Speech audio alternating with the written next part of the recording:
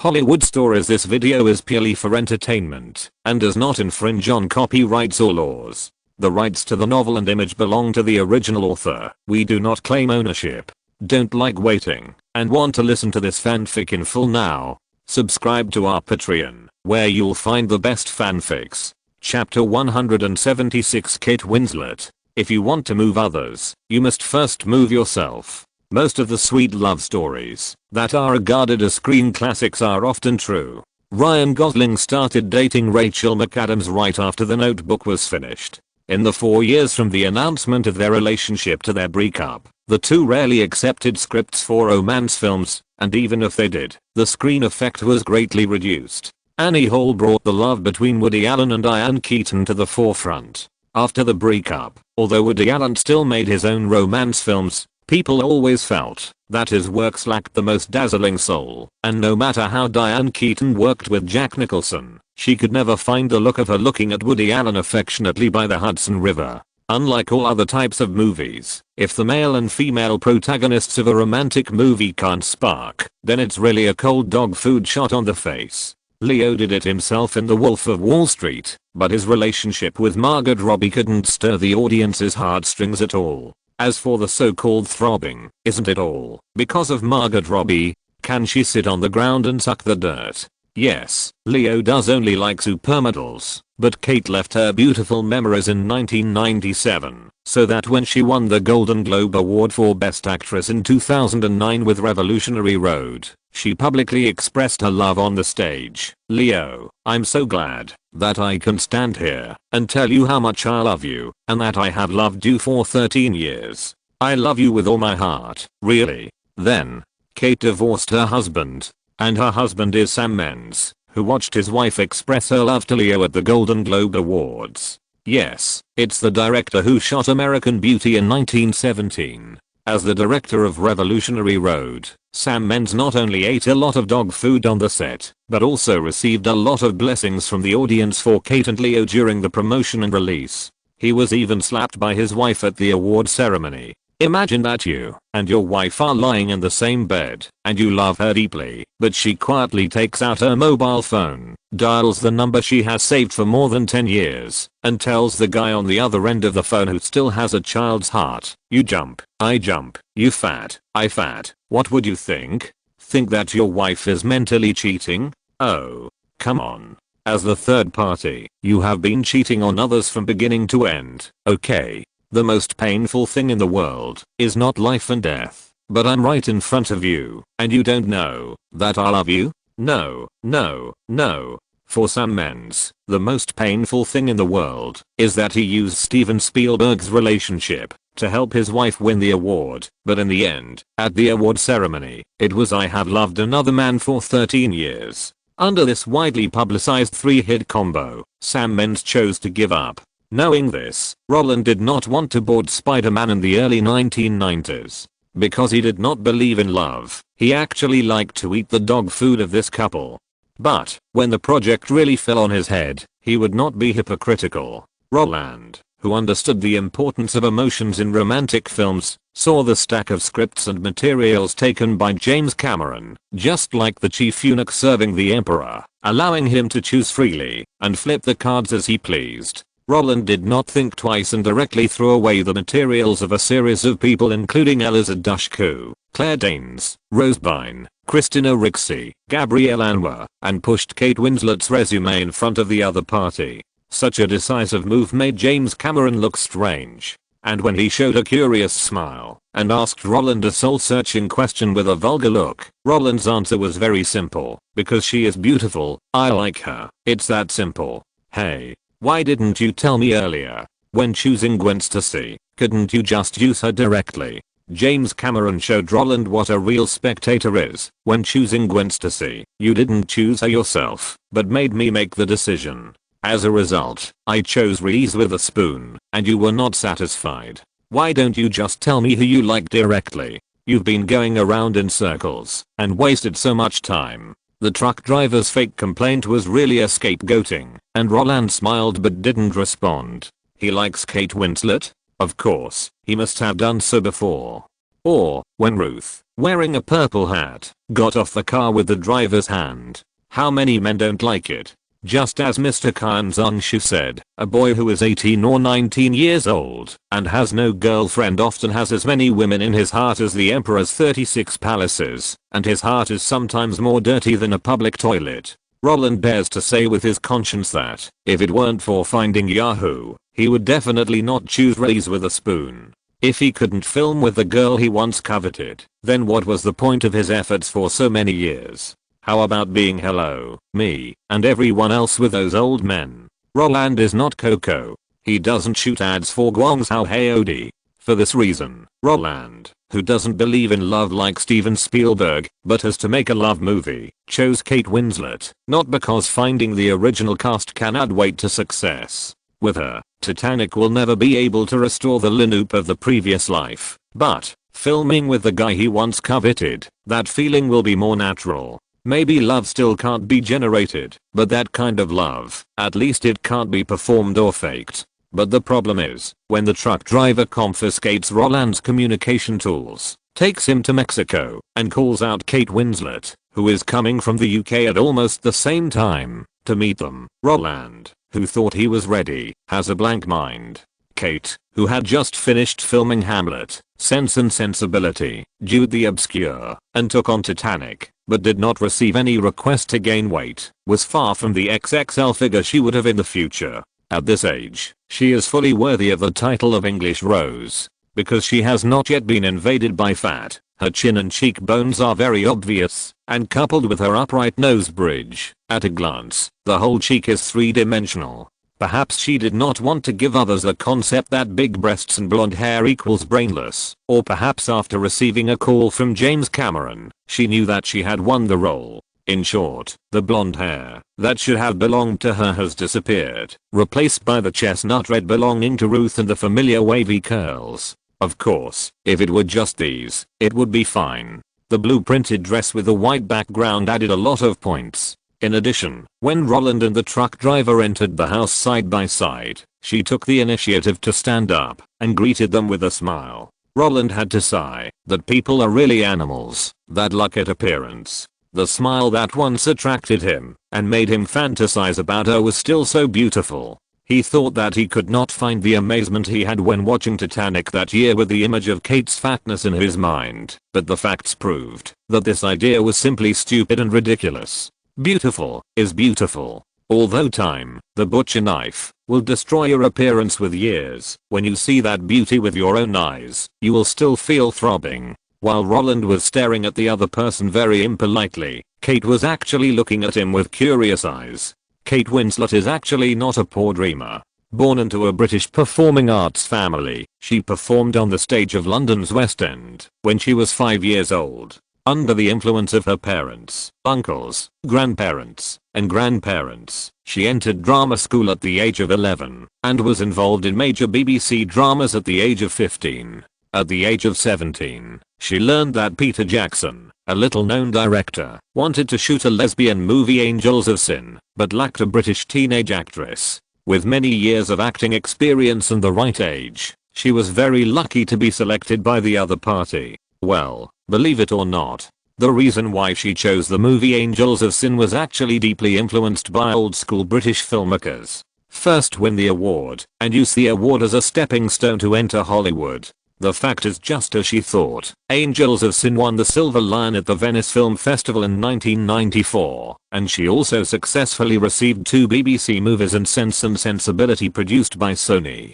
To be honest, with her good looks, acting skills, and connections, after filming 4 movies, she was just one step away from a commercial film that would make her famous. After learning that Fox's annual drama Titanic lacked an actress, she wanted to officially enter Hollywood, so she sent self-recommendation letters to the truck driver again and again, with roses in the letters and the words "I'm the rose you are looking for." That's right, those who believe in miracles should wake up. If Kate Winslet was penniless, then James Cameron, who dared to scold Arnold Schwarzenegger and quarrel with George Lucas, would read her letters over and over again while denying her. "I have already denied you, why should I give you a chance?" Isn't it because he wants to give face to the person who delivered the message? Of course, according to Roland's previous life, the truck driver was moved by Kate's sincerity. But Roland in this life, the truck driver replied directly that who the heroine will be in the end depends on Roland's mood. When Kate saw this reply, she called Anthony Hopkins, her grandfather, and after learning about Roland's status in Hollywood, she did not insist. Because Reese Witherspoon's previous choice made her feel that Roland might not choose her. Of course, it was all a lie to say that she was willing. It was a big project with an expected investment of $200 million. Even if this kind of movie failed, it would make her famous. Okay. As for the blame for the failure, oh my god. With Roland and Cameron, no film company would put the blame for the failure of the movie on the actress who had just debuted. For those actresses who wanted to become famous, participating in Titanic was simply a sure win business. But unfortunately, Roland was now a player. And just when she chose to give up, the sudden call surprised her. She didn't expect that God would suddenly favor her. While the two were looking at each other, the truck driver sitting next to them was confused. Let's be reasonable. I was the one who knew you first, so how come you two turned me into a light bulb after meeting? Glancing at the smiling guys, the truck driver shrugged his shoulders, put on the grease, and ran away. Since the person has been chosen, he doesn't care. You two can do whatever you want. He just waits for the final result. As the truck driver left, there were only two of them left in the room. Knowing Roland's background, Kate didn't act pretentiously, but thanked him generously. Thank you for choosing me. I thought I wouldn't get this opportunity. Why do you think so? Roland tilted his head slightly to the left and said with a smile, I've seen Sense and Sensibility. Your acting is very good. Really? Kate was a little surprised, but soon showed regret. I thought you chose me because you thought I was pretty, but I didn't expect. Are you trying to trick me? Roland didn't fall for it, but frowned and said bitterly, I usually don't say an actress is pretty in front of her, even if she is really pretty in my heart. In our line of work, the prettier the actress is, the more she cares about her acting skills. If I say she is pretty, isn't that just a way of saying her acting skills are not as good as her looks? So when I see a very pretty actress, I always say she has good acting skills, because I'm afraid that if I praise her for being pretty, they will think I'm superficial and won't give me a chance to get close to her. Like Marilyn Monroe said, people are willing to pay for my kisses, but they don't want to understand my soul. Kate, who had just met Roland and hadn't said a word to him, was stunned for a moment. It wasn't until Roland smiled and winked at her, shaking his eyebrows with a playful look, that Kate realized that Roland was saying she was pretty and wanted to get close to her. Oh, God, have you really never been in love? When Roland started to joke, Kate, who was already happy about being chosen, gave up hiding her feelings and laughed with her hands covering her mouth. I've read your information. Since your debut, it seems that the daughter of that New York real estate tycoon has been pursuing you. Besides that, there was Spider-Man filmed last year with Reese. But, if the news is correct, you have never dated either of them at all? Yeah? Is there any problem with that? Roland didn't think his information was confidential. Of course there is a problem. Although I really want to get the role of Ruth, when I learned that I need to play a lover with you in the play, I came with a guilty feeling. Okay. Kate opened her eyes wide, trying to show her previous inner uneasiness, because. When Kate hesitated, Roland smiled and added, do you think that playing a lover with a guy like me who has no love history will deceive my feelings? Do you also think that the emotions you show with your acting skills will be mistaken by me as love, and thus mislead me to a certain extent? You are too blunt. Kate nodded with a smile. Although she felt that Roland revealed everything so frankly, which was a bit different from his usual dating habits, she didn't find anything specifically wrong. Straightforward? I don't think so. Roland shook her head and denied with a smile. If you really think you will mislead me, you shouldn't have submitted your resume to James from the beginning, because when I saw your photo, I was already misled by you. You are very beautiful, much more beautiful than Reese. When Roland slowed down his speech, looked at the other person, and said his thoughts affectionately, Kate, who had thought that Roland might be a straightforward person, suddenly smiled with enlightenment on her face. She sat upright and leaned forward, raised her right hand, gave her forehead a fulcrum, shook her head and sighed. "Oh, are you acting against me? God, I didn't even see it." Note: Sam Mendes found the play Revolutionary Road specifically for Kate, but when choosing the male actor, no one was right, so Kate pulled Leo to do this play. After the Golden Globe Awards, TMZ kept posting news that Kate would divorce Mendes. Sure enough, not long after the Oscars, they began to agree to divorce. Sam Mendes is Jewish. Half of the credit for Kate winning the Best Actress award goes to him. He shot Revolutionary Road and asked Spielberg to promote her. After the divorce, when the Daily Mail dug up their background, Mendes angrily criticized the Daily Mail in a public interview and said that Kate looked down on him. No one started from scratch. Kate's uncle Kenneth Branagh, the director, starring actor and screenwriter of Henry V, did not even audition when he was shooting Hamlet. He directly let her play the leading role. This was public news from the crew. Emma Thompson, the screenwriter of Sense and Sensibility, Mrs. Dashwood in the movie, is Kate's aunt. That's why Ang Lee in real life complained that shooting Sense and Sensibility was too tiring, and he was always fighting for authority in the crew. There is no such thing as good luck. It's just that my connections are stronger than yours. Chapter 177. I know your most beautiful look. What is the core of the content of Titanic? The love between Jack and Rose. To expand a little, it is that Jack, a young painter who won a ticket in gambling, fell in love at first sight with Rose, a rich girl who was unwilling to accept the arrangement of her family. When he found that Rose was about to commit suicide by jumping into the sea, Jack took the initiative to save her. Then, through a series of experiences in the fog, Rose, who was in her rebellious period, fell in love with Jack, who fell in love with her at first sight. Then, the Titanic hit the iceberg, and the fire of their love was extinguished forever before it was ignited. The whole story is simpler than the Korean drama built with a framework.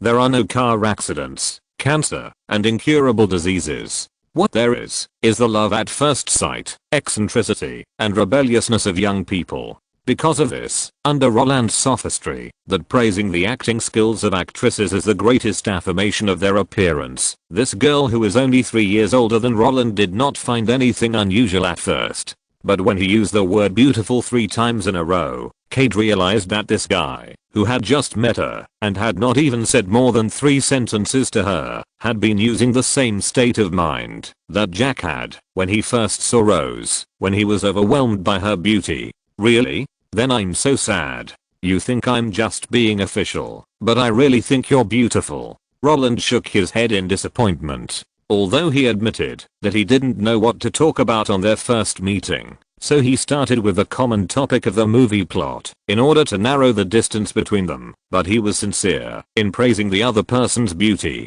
After seeing Roland's expression of "baby is sad, but baby doesn't cry," the girl, who was only 20 years old, put her hands on the table, rested her chin on the back of her hands, and smiled. "It seems that I have wronged you? Well, since you have seen Sense and Sensibility and said that I acted well, then what do you think is good about my acting?" Kate raised her eyebrows, showing a little mischief, and added, "Or, what do you think is beautiful about me? As long as you can say it, I will apologize to you." If it was someone else, Kate would never ask like this, because after she first confirmed that there was an element of acting in Roland's words just now, asking questions about the question just now would inevitably give people a feeling of pestering and ruthlessness. Roland said that her acting skills are good. Maybe he was just being polite. After all, she has only made 4 movies since her debut, 2 of which have not been released yet. And the Sense and Sensibility mentioned by Roland was only quietly released in theaters in December.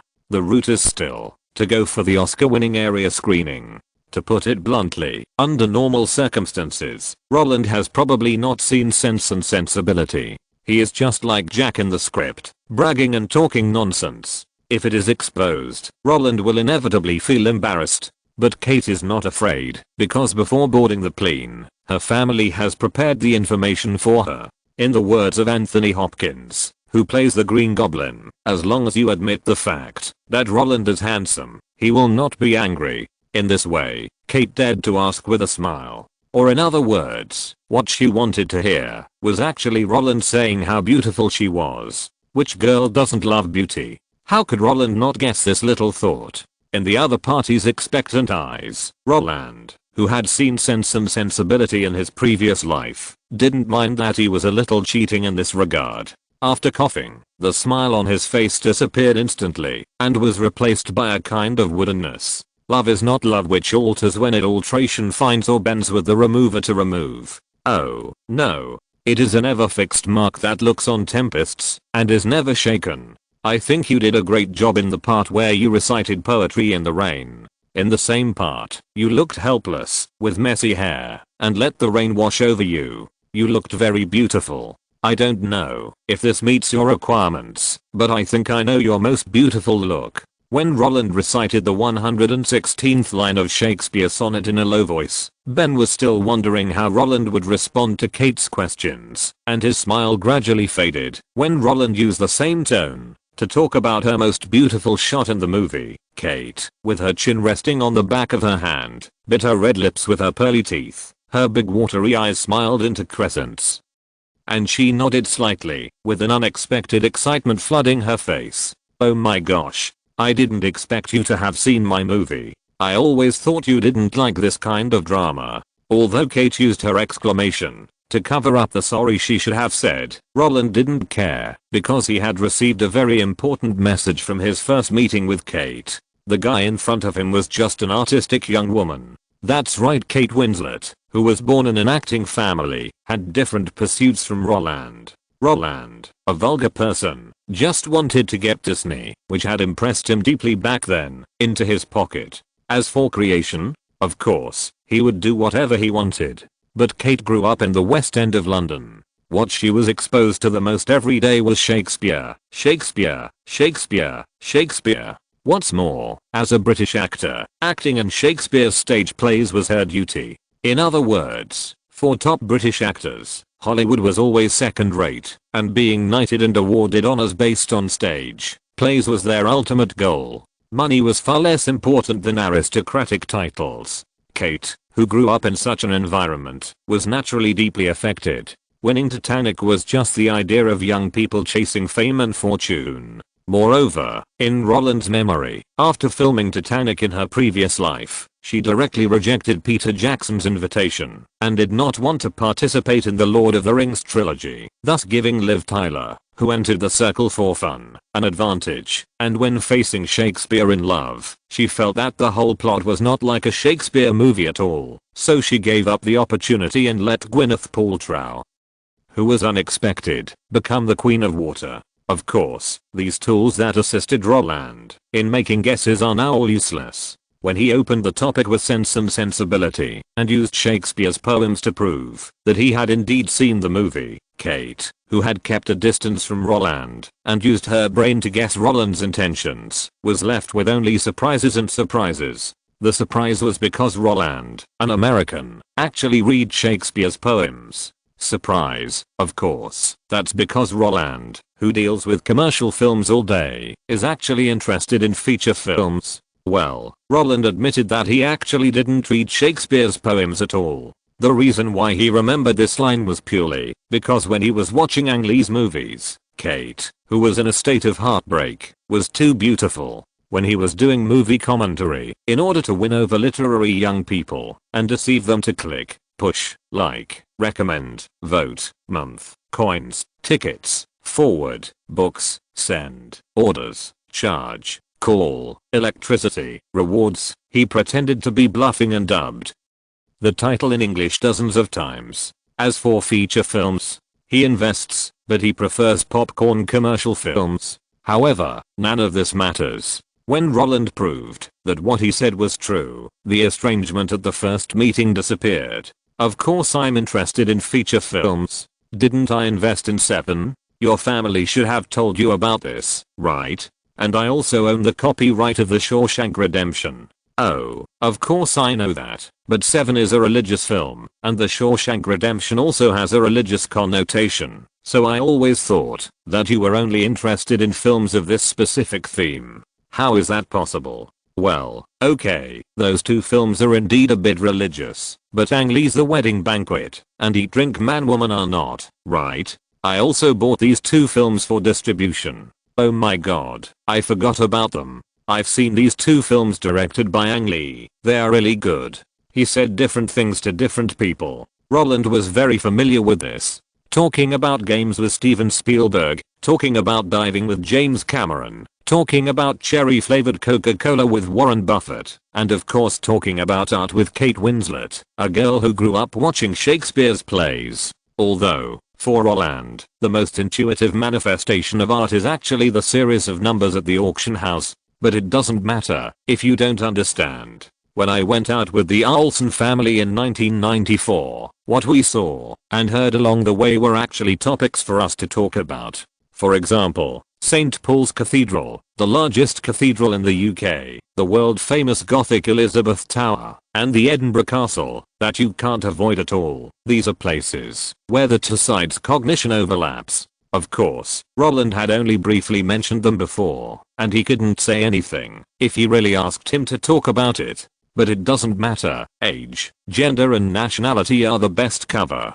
When talking about tap dancing in Devonshire, Roland turned the topic to Agatha Christie, one of the three great masters of detective literature, who wrote Murder on the Orient Express and Murder on the Nile. When talking about the Kelvin Grove Art and Museum in Glasgow, the largest city in Scotland, Rembrandt's Knight in Armour, Renoir's Madame Charles-Free, Van Gogh's The Moulin de Montmartre. How could Roland, who had never learned art appreciation, analyze these things? But it doesn't matter, he snapped his head and the topic became James Watt. And when talking about Yorkshire, the largest county in the UK, known as God's County, Roland's mind popped up. That is Wuthering Heights. I love the land under his feet, the air above his head, everything he touches, every word he says. I love all his expressions, every movement, and his whole person, everything about him. When Roland dug out the classic sentences from Wuthering Heights from his memory, Kate, who was already leaning on the table, had only a smile on her face. Oh my god,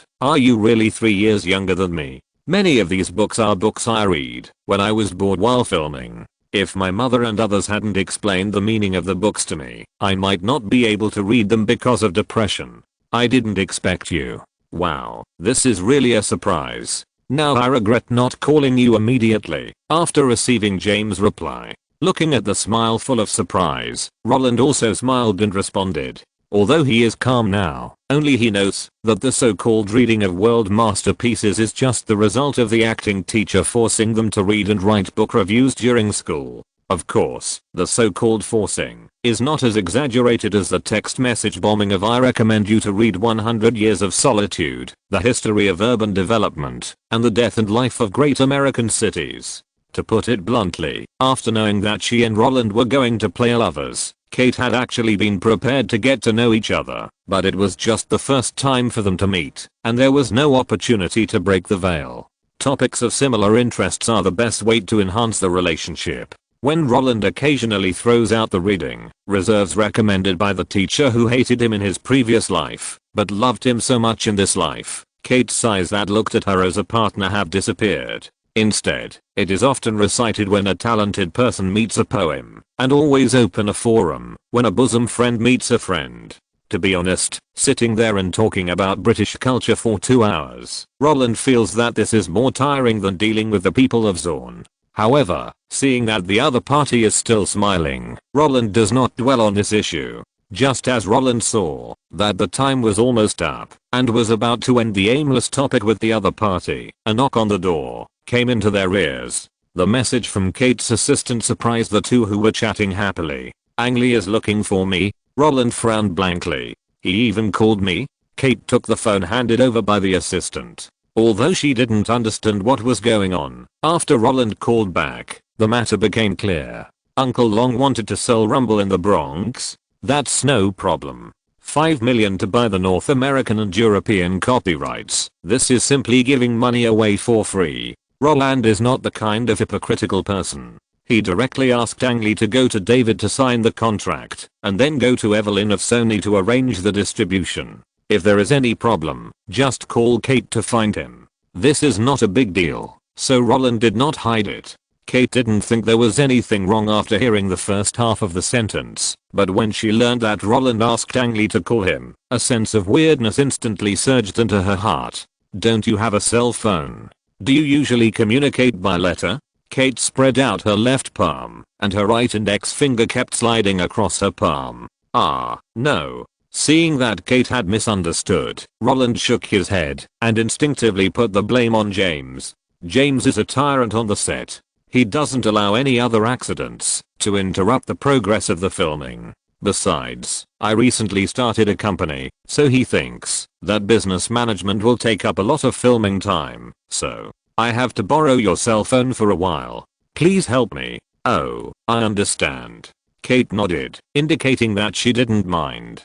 But I don't usually carry a cell phone myself. My assistant always carries it. I also think that too much involvement in external things will affect the creation itself. After hearing what Kate said, Roland just expressed his gratitude and did not refute the other party's point of view. In his opinion, this kind of girl who wants to act and act well is really cute. After experiencing so much, Roland has long understood that the so-called social mouthpiece, the cutting edge of the trend, and the film and television that lead the cultural trend are nothing but vanity and bubbles, and the so-called spiritual food is nothing but eating too much. Many pretentious directors say that my film reflects such and such spirit, and regard themselves as the savior of the impetuous society. Isn't this bullshit? You know, the foundation of peace and prosperity is the prosperity of the country. It has never been what we shoot and what the society sees, but what the society sees and what we shoot.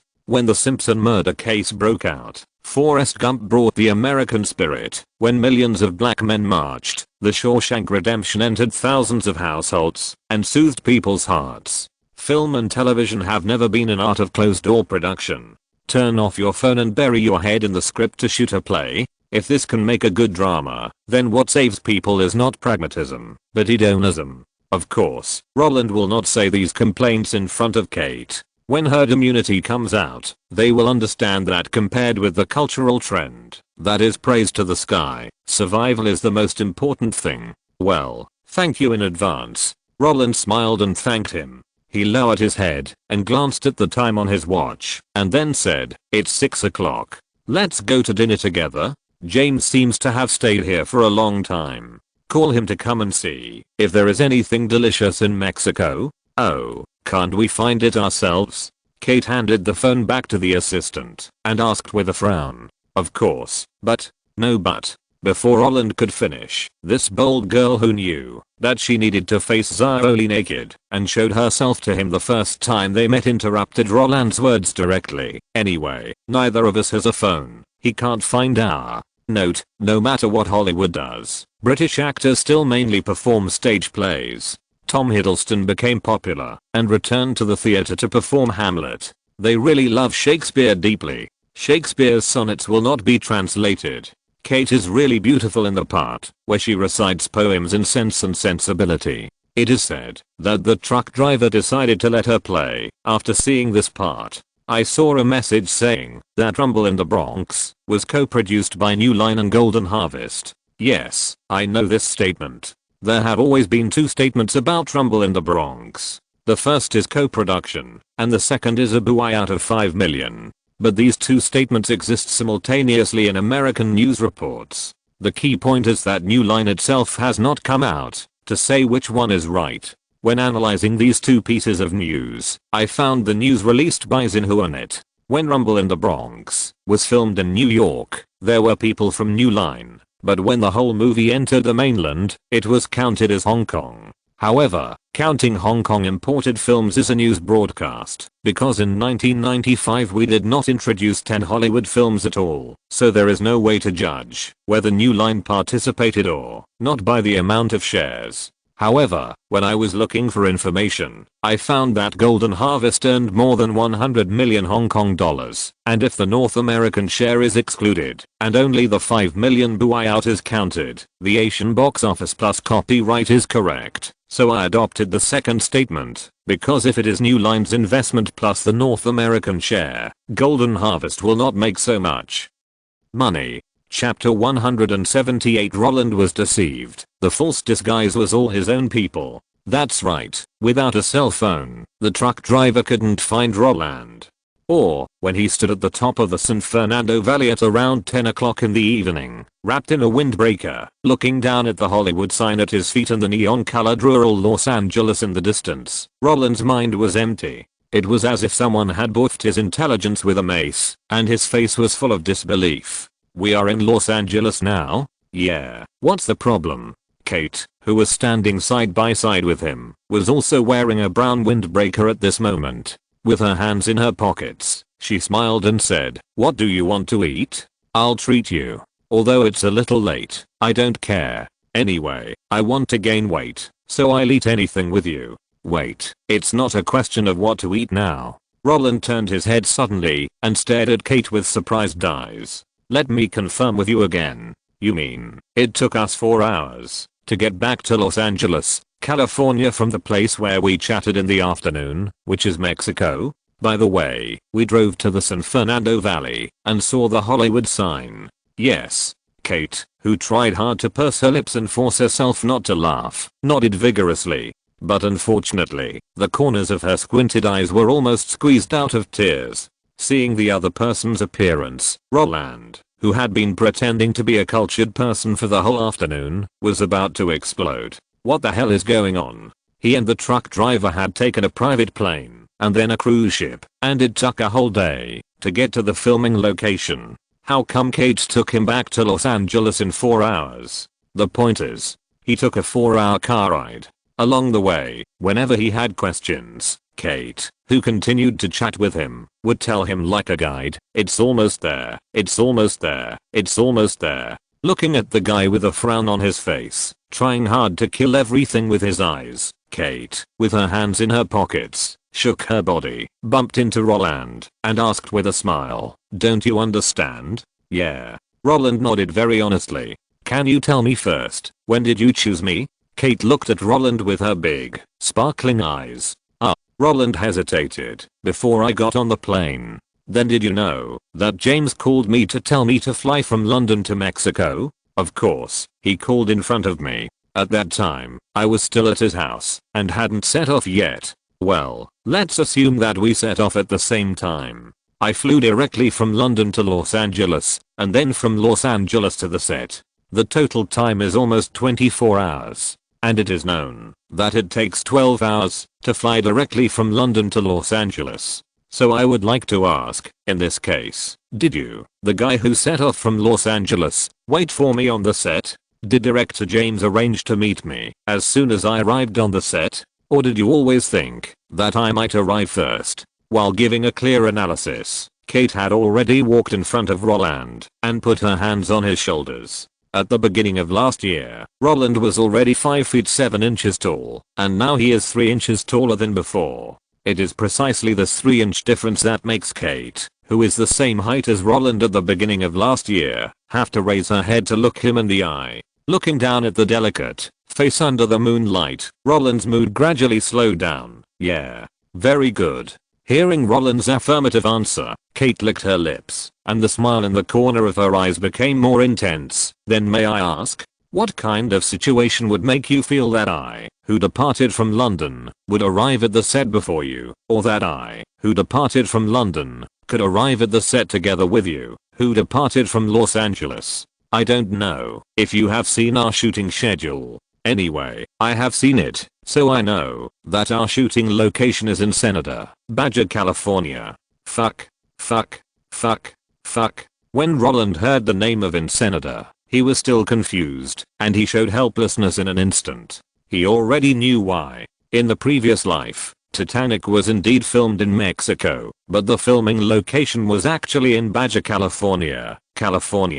Hollywood and the filming location were separated by a US-Mexico border that did not need to be intercepted, and the drive took about 3 hours. It is precisely because of the convenient transportation, the reduction of cross-border labor costs, and the beautiful coastline that the truck driver bought land, started bombing, and built ships in this place. Although he was filming in Mexico, as long as he was diligent, he could still go home and sleep every night. But it was precisely because of the convenient transportation that he had to hide it from Roland. There was no way, who made Roland not only a popular actor, but also a well-known boss. Today this guy came to attract investment, and tomorrow that guy came to discuss the project. Okay, don't shoot this play. From the moment his mobile phone was confiscated, before he set off, Roland was the only one in the entire group who didn't know that the crew was right next to Hollywood. Or maybe Murdoch's generosity made him, who enjoyed power, subconsciously ignore this not so important issue. Not only that, the truck driver took great pains to take him to Mexico City first, and then went around from south to north. Roland didn't care about the impact of his side job when filming, but he did. For this reason, he didn't hesitate to lie to Roland. Of course, he had no psychological burden at all for deceiving Roland, because he knew that Roland, who was good-tempered, would not care.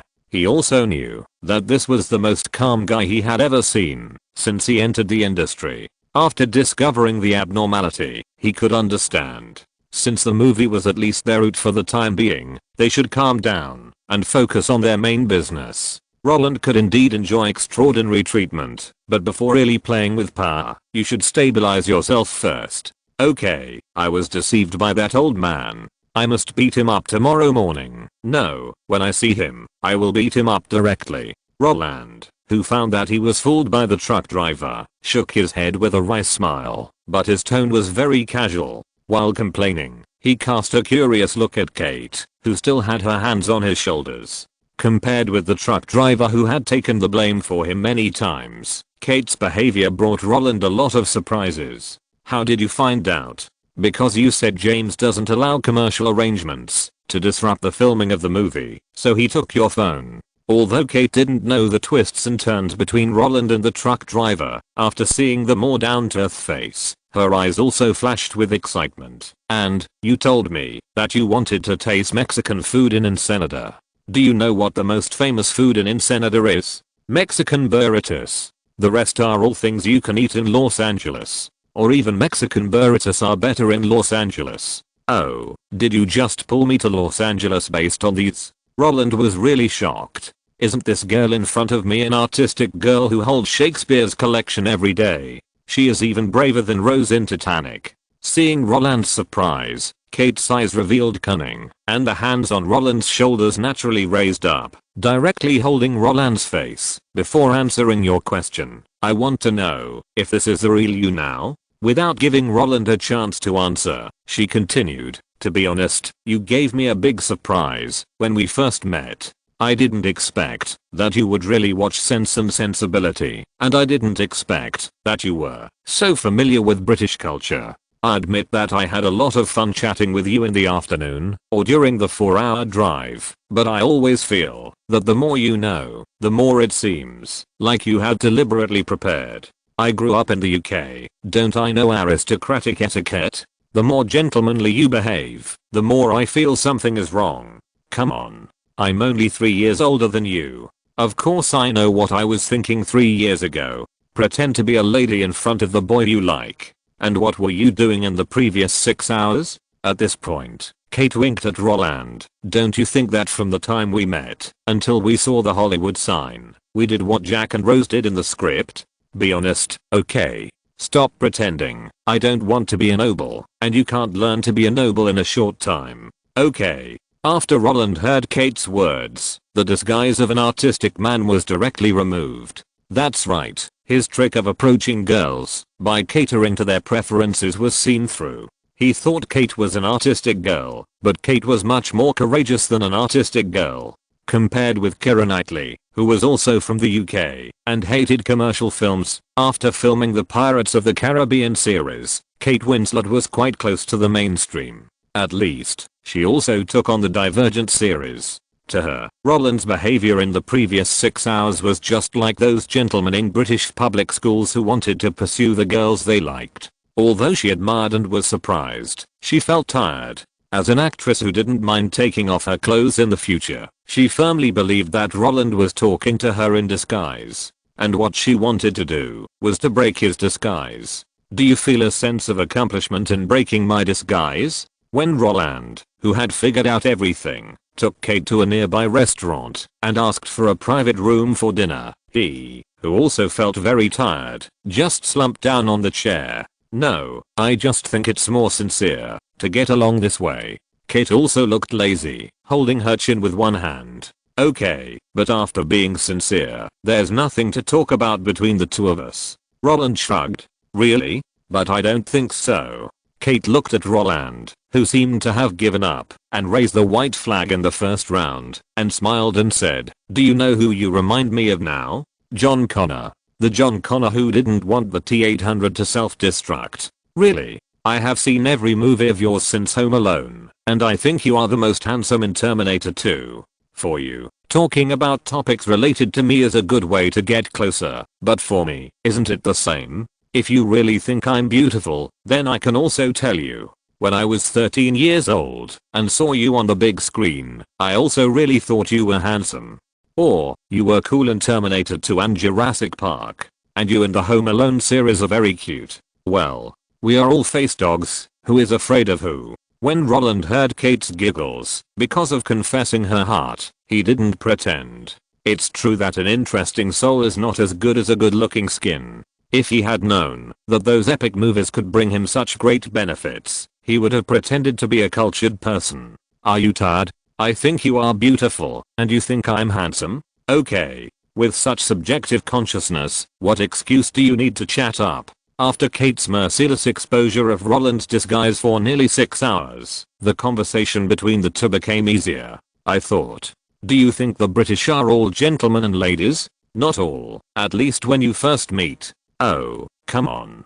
Do you know that the British Parliament has always had a tradition of fighting? Until the 18th century, parliamentary duels were glorious. In order to restrain parliamentary violence, red lines would appear in front of the seats of members, but violence still exists now. In the 1970s, someone used the speaker's hammer to hit his opponent's head. There was also a female member of parliament and the Home Secretary fighting on the spot. In the end, she was banned from entering the House of Commons for 6 months. Well, it seems that I used the wrong method. After hearing what Kate said, Roland also spread his hands. Wrong way. No, no, no. Kate shook her head, denying Roland's statement, although I asked you to take off your disguise. But, well, I admit that the idea I thought of on the plane to get close to you is the same as the pattern you showed before, but I didn't expect you to use it first. Since we have such a tacit understanding, that boring process can be saved. While speaking, she also took the initiative to extend her hand. Let me introduce myself again. My name is Kate Winslet. I have been chasing your movie 6 years ago. My first impression of you is very good. Thank you very much for catering to my taste and chatting for 6 hours before. Looking at the guy with a smile, Roland also raised his hand to shake it. My name is Roland Allen. However, before he finished speaking, Kate interrupted with a smile. Oh, you don't need to introduce yourself. I know you think I'm beautiful. Thank you. As the saying goes, a man chasing a woman is like a mountain, and a woman chasing a man is like a layer of gauze. But this set of rules does not apply to Roland at all. There is no way. Who made him look like Pannon, a big man like a donkey, and as rich as Deng Tong. The previous chat also proved that he has a soft and patient patience, and he has a lot of free time. If such a guy is not attractive, then who else is attractive? Hiss. No. With this analogy, doesn't he become the Zeman King in Juan Pio's mouth? Forget it. Let Zuzafoi be the Zeman official. He won't take advantage of this excitement. After the two put their attitudes of I want to know you, and you want to know me on the table, Shakespeare, Wuthering Heights, and art were all thrown aside. The content of the two people's chat was more down to earth. Just like two strange Jews meet, they only need to talk about which country their ancestors lent money to, and which country owes money to my ancestors, and has not repaid it yet, so that they can distinguish each other's identity, and determine whether they can be friends. Roland and Kate also talked about common topics in the entertainment industry. The celebrities in the circle and the eyes of outsiders are just uncles and aunts in their mouths. Kate just said, my uncle Kenneth Branagh and my aunt Emma Thompson divorced because he fell in love with Helena Carter, and Roland immediately responded, Helena Carter and Woody Allen work together in non-powerful aphrodisiacs. Not only that, she will give birth to a son for Tim Burton in the future. Kate said again, my uncle actually likes Alicia Silverstone very much, and Roland could immediately follow up and say, Alicia Silverstone seems to be in a relationship with Jeff Goldblum, the mathematician in Jurassic Park.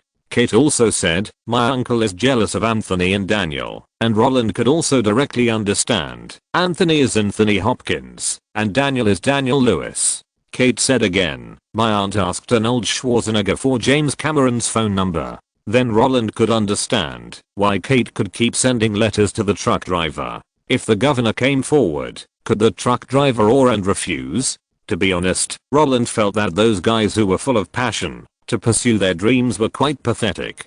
They might work hard all their lives, but still not see the starting point of others. Sometimes it's not that you can't get a good project, but that you can't even hear the news of the establishment of a good project. And when you know it, not to mention the preliminary selection, even the final selection has been finalized. I don't support my own people for a big project of 200 million. Am I crazy, or am I just too rich? In a situation where uncles, aunts, grandparents, and grandparents all know each other, the two of them have even less pressure. Once the information about the elders was revealed, the two of them just stayed there and laughed. They started eating at 11 o'clock and didn't remember to go back until 2 o'clock in the morning when they were so sleepy. At first, the two were still thinking, it's so late, should you go to my house or I go to yours? Anyway, in Los Angeles, no one would mess with Roland. But then they thought, no, we all have people at home.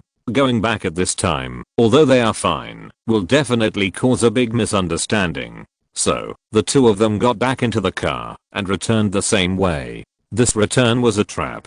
They left Los Angeles at about 3 in the morning. In order not to disturb their rest, the driver drove slowly for 5 hours. When the sun shone on the world at 8 in the morning, the two people who had been shaking for half the night and had not rested well at all got out of the car with tired faces, and the truck driver with his hands in his pockets stood at the door to greet them. Looking at the two people with dark circles under their eyes, the truck driver said nothing. However, when he saw Kate wearing a windbreaker and putting another windbreaker on her body, an unexpected emotion flashed across his cheeks. He greeted the two young people cheerfully and asked them to go upstairs to have a rest. When Roland passed by him, before Roland could settle the score with him, the old man hooked his shoulder and said, not bad, that's good.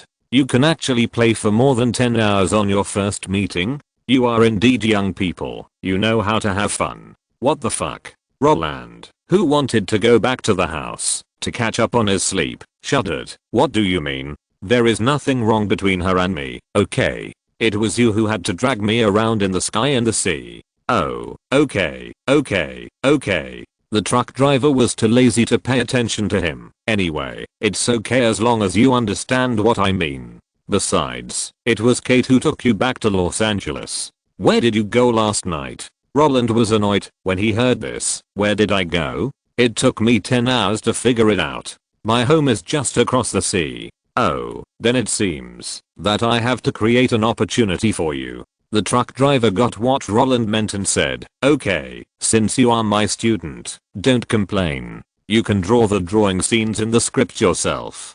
Don't you only know how to draw portraits? Have you drawn for George Lucas before? It saves me the trouble. All the props will be completed by the end of May at the latest. Fox has also sent people to build a studio for the land scenes nearby. Anyway, according to your progress yesterday, there must be enough time. I give you the opportunity. I hope the effect will satisfy me. You go back and rest. I'm going to have breakfast. Looking at the guy who turned around quickly, Roland, who wanted to make an appointment with a truck driver, was a little confused. Wait, what did he just say? Drawing? Wow. Note, the filming location of The Big Ship is very close to Hollywood. Although it is filmed abroad, it is mainly to save money. Compared with the flying crew of Pirates of the Caribbean, The Big Ship has always been filmed in places with people. Keira Knightley is really an artistic actress. She doesn't like commercialization or award ceremonies. She has publicly criticized the Oscars as a dog show. The marriage problem of Kenneth Branagh and Emma Thompson is actually very simple. The two fell in love and got married during filming. If you shoot a love movie without feelings, you are deceiving yourself. Then, both of them are actors. It is normal to fall in love with someone else after not cooperating. You know, when Emma Thompson was writing Sense and Sensibility, there was a kissing scene between her and Hugh Grant. Ang Lee filmed it, but deleted it, and the reason for the note was very simple. That scene was purely Emma Thompson wanting to kiss Hugh Grant. With such an elder in front of her, it is not surprising that Kate showed it as soon as they met. Chapter 179, Roland playing David Busy. There is actually a magical thing about the movie Titanic. When it was first introduced in 1998, it was actually planned to be released secretly because it was worried that the content was too large and would not pass the censorship. However, on March 10, 1998, an article titled My View of Titanic was published in the Yangcheng Evening News. With this affirmation, it was very simple to release it. Just cut out the content that was not suitable for children and everyone could watch it. It's just that theoretically only 300 copies were made that year, but theaters across the country had to release it. So many copies actually appeared out of thin air inexplicably using various methods, and these copies were all uncut. So theoretically, there is no difference between the original version and the 3D version. The so-called uncut is just that some copies were added with special effects. Roland's last name is not Zhao, and he is certainly not one of the 300 warriors. So when the young man with the hot blood saw the painting, that kind of scene was more exciting than the soldiers looking for their own limbs in Saving Private Ryan, or peeling people's skin in Red Sorghum. As for what the painting is, of course it is the heart of the ocean. Well, Roland himself didn't believe it when he said this. However, the close-up of Kate wearing the heart of the ocean was painted by the truck driver himself in his previous life. Leo's painting skills are terrible, so the truck driver did it himself. According to them, there were bikinis at that time. But what does this have to do with Roland? As a contestant with 0 points for split shots and full marks for character portraits, the truck driver actually gave him this job. Wow. The skills that were idle and boring back then actually came in handy. Roland, who was still in a state of distress, became excited. But before he could start to think, Kate, who had already gone in, turned back and looked at him curiously. What did James say to you? Ah, nothing. He just rejected my fight as a producer, Roland said without wanting to tell the truth. Seeing Roland's helpless look, Kate laughed and didn't take Roland's words seriously at all. She pushed him back into the hotel. Arnold told me that you and James have a very good relationship. Now it turns out to be true. Go back and catch up on your sleep. I'll call you for lunch at 11:30. The beach in Ensenada is quite beautiful. You can go for a walk. Okay, no problem. Roland agreed, and while smiling, he threw away all the messy thoughts in his head. You treated me last night, and it's mine from now on. Wow, you still expect me to split the dinner with you, Bill? Kate agreed readily. According to your consumption standards, can my salary last a week? Although I understand your idea, because I didn't have much money when I started filming. But, walking into the elevator and standing still as the door closed, Roland turned his head to look at the girl behind him. I still want to tell you that compared with life, money is really not important. Warren Buffett has lived long enough, right? But he hasn't even seen a stock market meltdown. But I'm different. But I will definitely witness more history than Warren Buffett. Puff. The mature preaching made Kate laugh, lying on Roland's shoulder, saying, "You're so cute." Since the truck driver dared to make a fuss with Roland on the filming site, there were actually not many true words in what he said to Roland. The so-called 6-month preparation period was bullshit. It was mainly to leave time for building the studio, give Kate Winslet a certain amount of weight gain, and also leave her time to attend the award ceremony.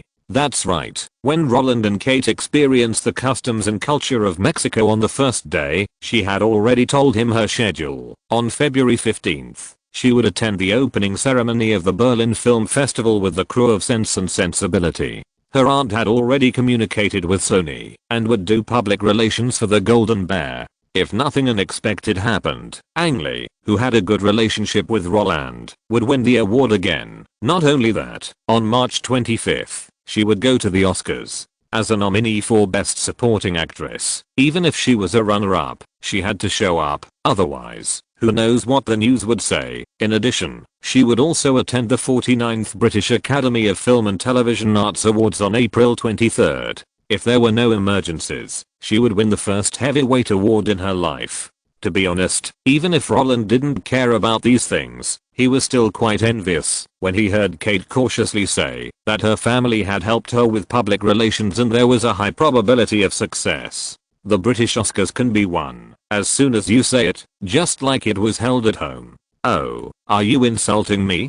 Kate stood on the top of the Castello Pyramid, a Mayan architectural site, and looked at the jaguar crown of the Quetzalcoatl King carved in red with jade dots. She smiled and kicked Roland. If you want to compete for an Oscar, will they help you with public relations? Of course they will help me with public relations, but my acting skills are just average, so I won't join in the fun. Roland didn't dodge, but just hooked his legs and patted his trouser legs. Why do you like to kick people?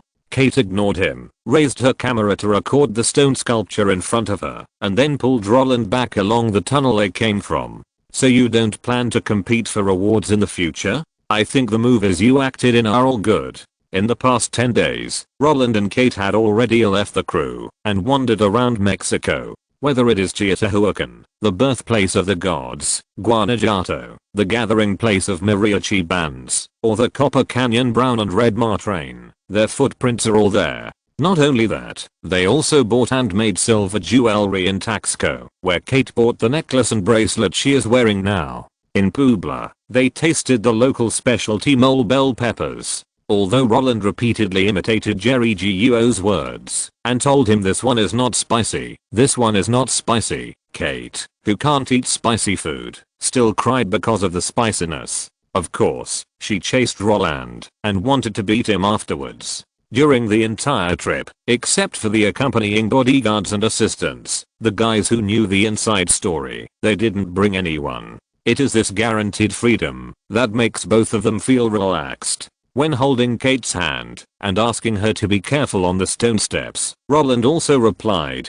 "Don't tease me, the characters in my movies are dominant. The protagonist is likable, and the selling point is the exciting process, so the requirements for acting are still very low, and it is even more incomparable with a guy like you who grew up on the stage. If I had superb acting skills, I wouldn't have begged James to let you take half a year off to cooperate with me to find the feeling. Really? Are you sure you are not pursuing me for personal gain?" Kate lowered her head and jumped down the stone steps one by one in the way of a rabbit. "So what, will you refuse?" Roland, who was holding her hand, was also infected by the happy way. "Of course not. Not only that, I will give you a chance." Kate raised her head and looked at Roland with a smile. "If I remember correctly, before the filming of the movie, you have nothing else to do except the premiere of Spider-Man. If that's the case, will you go with me?" "Sure." Roland didn't care. "I'll go wherever you go, but I won't participate in the event." "No problem. It can't affect Spider-Man, I understand." Seeing Roland readily agreed, Kate happily played the bunny hop again. Before she jumped twice, she seemed to have thought of something and stopped, tiptoed up, and touched the water like a dragonfly. The flames touched and separated, her hair brushed across her cheeks, and seeing the unexpected look, Kate, who had succeeded in cheating, showed a cunning smile, broke free from Roland's hand, and ran down. "The thank you gift has been given." Roland came to his senses and touched his lips with his index finger, looking at the back that was quickly escaping. "Are you just perfunctory like this?" "Perfunctory?" The figure in the distance made a teasing sound. "You will know if I'm perfunctory when you catch up with me. It is normal for A+list to have inventory. Even a Buddhist player like Roland can shoot one movie after another, not to mention other filming machines. They may not be in the play, but their schedules are full. In this case, it is normal for the previous movie to have a conflict of personnel with the current project. At this time, Hollywood producers will make adjustments very tacitly, allowing the current project to give way to the promotion of the released movie. Before the advent of the mobile internet era, the cast of a new movie would generally be announced after the release of the inventory. This was done to maximize the interests of all parties. the public's vision is limited, and they will also make comparisons. If the release news of Spider-Man and the start of filming of Titanic are put together, people will naturally make analogies. After Roland's fans discovered the difference in the lineup, it is inevitable that the fan base will automatically be divided. Female fans are looking forward to his romantic film, and the heroine of Spider-Man is not as beautiful as the heroine of Titanic, so they may sit still and wait patiently, while male fans are not naturally interested in romantic films, but they still have an eye for beautiful women. If the two lineups are put out at the same time, they may not be so concerned about Spider-Man. After all, with such a luxurious lineup of Spider-Man, the heroine is actually shabby than Titanic. Isn't this a clear blow to the enthusiasm of fans? Therefore, non-interference is necessary. Of course, Gwen's appearance is not as good as Ruth's, which is actually within the consideration of the truck driver. From a commercial perspective, the selling point of Spider-Man is Peter Parker himself, so it doesn't matter if the female lead is a little ordinary. When Roland is the male lead of Spider-Man and Titanic, the progressive appearance of the female lead is more likely to stimulate fans to go to the theater. Because after watching Spider-Man, they will feel brightened when watching Titanic. Sure enough, the casting director of Spider-Man is a moron, and the female lead of Titanic is worthy of my Roland. When this mentality appears, the fans have actually taken the bait. It's just like some businessmen will not launch the best products to the market as soon as possible. Yes, I'm talking about you. Toothpaste Factory. And when Roland was following the order to find the filling, David Olsen was about to make his head bald. Roland doesn't care about things, but he has to, right? In mid-December 1995, after Warcraft 2, Tides of Darkness was released through EA channels, it sold 300,000 copies in North America in just 2 months. Such gratifying sales forced the general manager of Toolman to find David and tell him about the hot record. David didn't understand games, and Roland completely delegated power, so he had to find Spielberg and ask this hardcore player if he had any good publishing experience. After learning that PC sales were so explosive, the old man also curiously asked for a disc to learn how to play it himself. Although the operation was not flexible, decades of experience in electronic games told him that this would definitely become a hit. So the old man personally called Trip Hawkins, the founder and chairman of EA, and asked them to speed up the sales of Warcraft 2, Tides of Darkness in Europe. To be honest, before receiving this call, EA was unwilling. As a major game company, they naturally saw the value of Warcraft. Compared with continuing to publish, they would rather buy Blizzard from Roland. But, with the old man's call, EA gave up. Trip Hawkins knew very well how much Spielberg loved games. Since the game company was opened by his students and the old man liked it, it would be a dream to buy the company. In this case, it is better to be a publisher to make money. After all, the old man has many game channels. If EA does not cooperate, there are other companies. In addition to games, Blizzard's acquisition of Condor was also carried out under David's surveillance. After the acquisition, Condor was renamed Blizzard North and became a subsidiary of Blizzard Entertainment. Although it was a wholly owned acquisition, the incentive clause that Roland had asked him to prepare before still existed. As long as the company can make a hit, the founder has the right to buy the company's shares at a very low price. The reason why Condor sold so quickly was purely because the three giants of Blizzard repeatedly stated that the big boss Roland didn't care what they developed at all. As long as the idea was interesting, their game project could be established. Not interfering with the founder's creation was also written into the acquisition terms. Of course, if it was just Blizzard, that would be fine. Blizzard's business had just been dealt with, and David had to sign Roland's contract to acquire Rumble in the Bronx. If this kind of project only required a lawyer to review the contract and have him sign it, then the phone call from the UK that followed made his scalp tingle. After more than 5 years of free operation, the founders of AMD finally couldn't hold on. With the popularization of the internet facing the snowball-like growth in visits, they were embarrassed to ask Roland to sponsor them to buy service for nothing, because according to their calculations, this wave of updates would cost $2 million just for the servers. So, after the 21st Golden Vita Group discussed, they finally made a commercial decision. They were willing to register a company and transfer 67% of the shares. The only requirement was that they hoped Roland would allow them to continue their beloved business. When businessman David heard this outrageous request, his head was empty. Damn. What kind of people did Roland find? Isn't the purpose of starting a company to make money? Why are these guys still talking about dreams when they are commercializing? Shouldn't you ask for money, money, money, and then sell it and leave? Why is the first requirement in the acquisition negotiation to make the company develop better? Even if you retain shares, you are still a small shareholder. How come it's like the company is my home and development depends on everyone?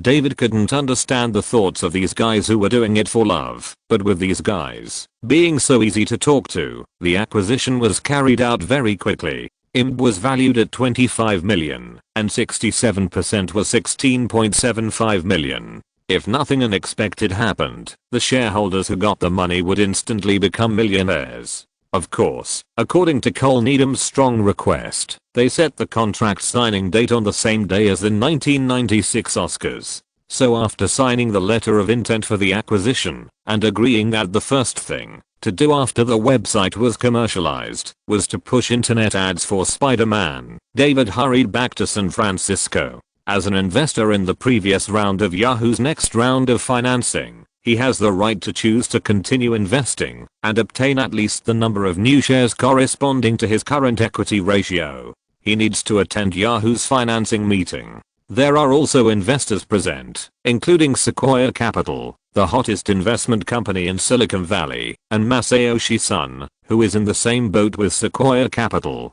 There is no way who let Yahoo, which has burned money, have such a huge number of users. Of course, for David, keeping 20%, that is a victory. As for how much the founder's shares will be diluted, what does it have to do with him? Anyway, for David, since Roland left, he has been thinking about how to help Roland make money every day. When he thought of the content reported by the bodyguard assistants, Roland and Kate had a great time in Mexico. His heart was sour, and he finally understood how his son felt. James was jealous of Roland before, because he was in class, while Roland was playing. David is jealous of Roland now, because he was making money for Roland, while she was dating a girl. Why? Can you be reasonable? I don't want to fly around anymore. I also need time alone with my wife. But even though he was complaining, after he and Sequoia Capital spent money on Yahoo, he still took on the responsibility of being the head of the family. He did not return to Los Angeles immediately, but flew to Seattle, Washington according to the cooperation email received by Watch Venture Capital, because he was very interested in a bold project. That's right, without contacting Roland, he found that he was very interested in an internet project. Note, in 1996, the Oscars and the British Academy Awards were really different.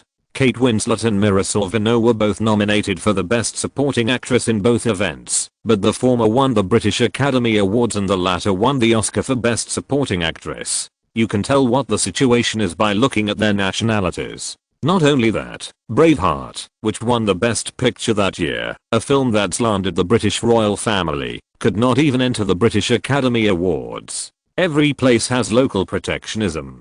As long as it is something that is selected by people, there is no absolute fairness. According to Cole Needham himself, IMB was deliberately established on the day of the Oscars. They made an award prediction to attract traffic so that they, who created the company by swiping credit cards, could make profits earlier. It was this move that made Fox see the promotional value of IMB. Within 2 weeks after the Oscars, they contacted IMB and released an advertisement for Independence Day, which was very effective. Needham himself boasted that IMB was the world's first profitable internet site. Chapter 180. There is no difficult business in the world. Hello, Mr. Olsen. I was so excited when I received your email. I didn't expect you to come in person. The bald man with a hooked nose, who was about 30 years old, extended his right hand eagerly. While shaking hands with David Olsen, he also introduced the brown-haired young woman next to him to David. This is my wife, and she is also the financial officer of the company. Welcome to you. The young lady also extended her hand. Hello, I just came to take a look and want to know more about how your company operates. Facing the friendly and welcoming couple, David did not act politely. After shaking hands and greeting, he followed the other party's arrangement and went into the house. The housing prices in Seattle are only slightly lower than those in Los Angeles. The house where the couple lives is already in the suburbs. As soon as he entered the house, David, who started his career in real estate, saw the classic decoration style of the 1950s and 1960s. As for the specific expression, it was naturally the simplicity of the older generation. The walls were painted white with lime, and due to the increase of age, they have turned slightly yellow. The ceiling with a white background and blue edges looks like an old photo, covered with a layer of time. As he went deeper, the floor under his feet creaked. When David followed him into the study, he saw the neatly arranged bookshelves and the books on the bookshelves. The cracks on the bookshelves proved that the owner of this house had been reading or working in the study for a long time. Of course, the most conspicuous thing was not the big butt desktop computer on the desk, but the blue spray painted words on the wall on the right hand side of the door. Amazon.com. That's right, it has only been 2 years since its opening. So far, it has only invested in Yahoo and bought him. The cooperation offer received by Watchman Ventures was sent by Amazon founder Jeff Bezos, and David was interested in Amazon. Following Bezos' invitation, David sat down and took the coffee handed to him by his wife Mackenzie with a smile and thanks. David cleared his throat and went straight to the point. I have read the company introduction you sent me. I'm very interested in your operating model. Putting the business cooperation process online is indeed a good way to save labor costs, but I want to know why you start with products such as books. Will you add other categories in the future? Wasn't Amazon originally an e-commerce company? And what David is interested in is actually e-commerce itself. As a real estate businessman, he has been doing offline business for a long time, so he is naturally very clear about those things of increasing revenue and reducing expenditure. What is the highest cost of doing entity in America? Isn't it the labor cost? The clothing products under the name of the Olsen sisters are all outsourced. David, who is in real estate, has no plan to buy land and build a factory by himself, because the workers union thing is really annoying. And selling goods in Walmart is also due to personnel, costs and venue factors. Capitalists are all profit seeking. They only want machines to make money for them. Who is willing to give out money? Oh no. Chuan Jiango, that guy who was born a capitalist, is going to give out money. 1,000 yuan per person. That's a lot. It was because of this idea that David became interested when he saw Amazon's e-commerce model. If his products can be sold online, wouldn't he just need to recruit a few customer service staff to handle a large number of orders? Roland can turn Warcraft films into a shell company in Hollywood, which can only be driven by manpower. So why can't he try to move offline stores online? As long as it can save money, this model must be very promising. You are right. The e-commerce model can indeed save labor costs on the stage. Bezos agreed with David's opinion and said with a smile, although we are a startup company, we are full of confidence in the future. As for why you ask me to start with books, it is actually related to the market. The annual sales of the book industry is 19 billion, but our largest book chain can only occupy 12% of the market. In addition, books are a necessity in many people's lives. They need to read books in school and after work. The books in physical stores are expensive. We directly get the goods from the store warehouse, and the cost and selling price can be reduced accordingly, so those students will favor us more. Our main target at the beginning is actually college students who need to buy professional books in various universities. Just ask any American student and you will know how expensive the books here are. In this school, the average full-time undergraduate student spends more than $1,200 on textbooks and school supplies every academic year, and it is normal to spend $600 to $700 on buying books. It is precisely because books are a rigid demand that Bezos will start from here. Since he was seeking financing, the future world's richest man, now a poor boy, would not hide anything and directly shared the company's operating ideas. He not only told David about his customer base, but also made public the reason why the company was located in Seattle, because the sparsely populated Washington state could be taxed less, and not only that, it was very close to the Oregon warehouse of the Ingram Book Department, a large channel distributor. David was very interested in e-commerce, so before coming, he had done enough homework, and after discovering that the ideas expounded by Bezos were exactly the same as the blueprint he had in mind, he was very happy in his heart. However, before investing with Roland's funds, he still had two questions that he wanted to understand. First, of course, it is, I want to know, after the book category is stabilized, what is your next category? Our next category is entertainment audiovisual products. Reason? It's not a rigid demand. Yes, it's not a rigid demand, but like books, entertainment audiovisual products are very easy to display on the web. Just looking at the pictures and text introductions, customers can have an intuitive feeling in their minds. Unlike other products, entertainment audiovisual products and books do not need us to promote them. Merchants who want to sell them will actively transmit the concepts in them. So even if this product is not a rigid demand in people's lives, it is easier to sell than other consumer goods. Hearing this, David also nodded in agreement. Although he pinned his hopes on e-commerce and hoped that this emerging thing could help the company reduce personnel expenses, he would not rashly test the waters before the entire business was established. Otherwise, if it fails, it will ruin his cooperation with Walmart, which is really not worth the loss. In addition, second, I also want to know why you chose us. When asking this question, David suddenly changed his sitting posture. He was sitting upright when he suddenly leaned back, fell on the chair, and crossed his legs. If he lit a big cigar, he would really look like a big boss.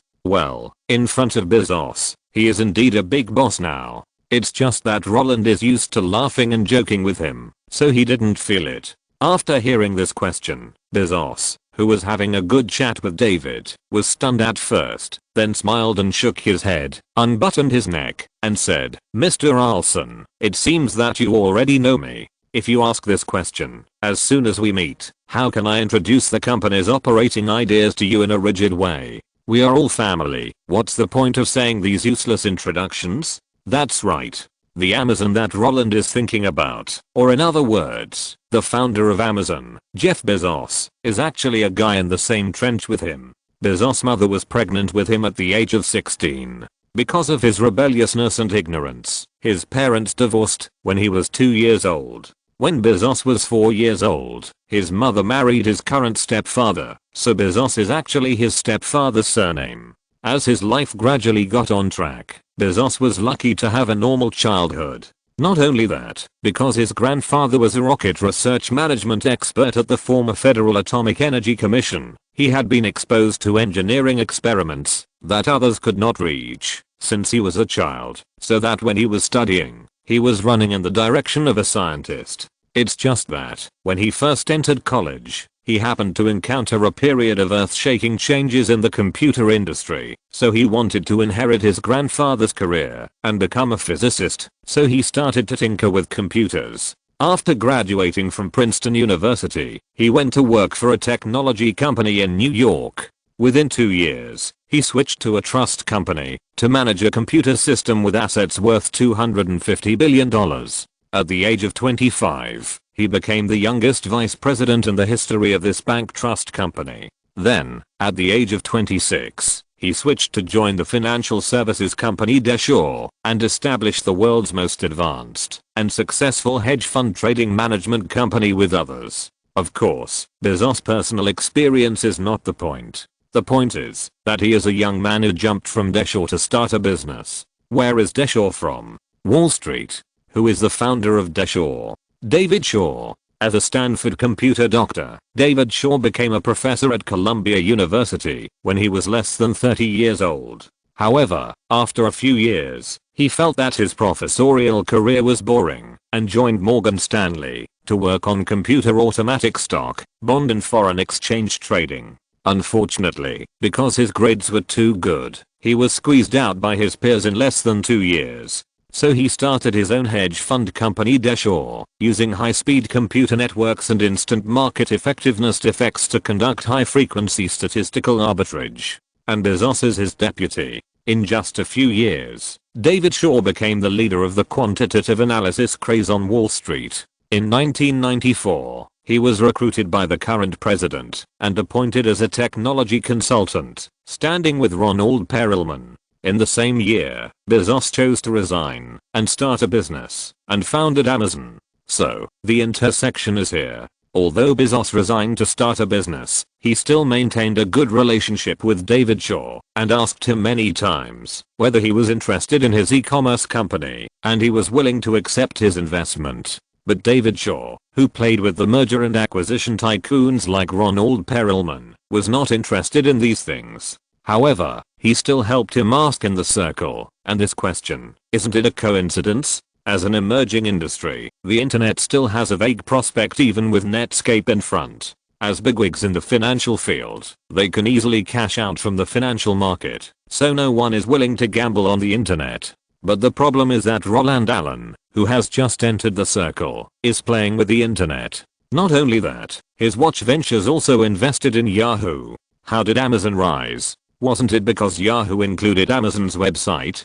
So, those bigwigs who had just received Roland's help unceremoniously acted as matchmakers, asking Bezos to contact David Olsen directly. In their opinion, since Roland was interested in Yahoo, he would probably be willing to take a look at e-commerce like Amazon. This was not a reward to Roland at all, but they had too many resources to share, so they just made a phone call to help with matchmaking. If it worked, it would be better to make money, but if it didn't matter. Anyway, it was only a business worth tens of millions. If Roland lost money, wouldn't it be enough to bring him back when he had next time? Because of this, Bezos, who was far away in Seattle, Washington, sent a cooperation email to Watch Ventures in San Francisco, California, because for both parties, it was just an exchange of information between the bigwigs behind the scenes. If you had explained your information clearly in the cooperation intention from the beginning, I would not have come here.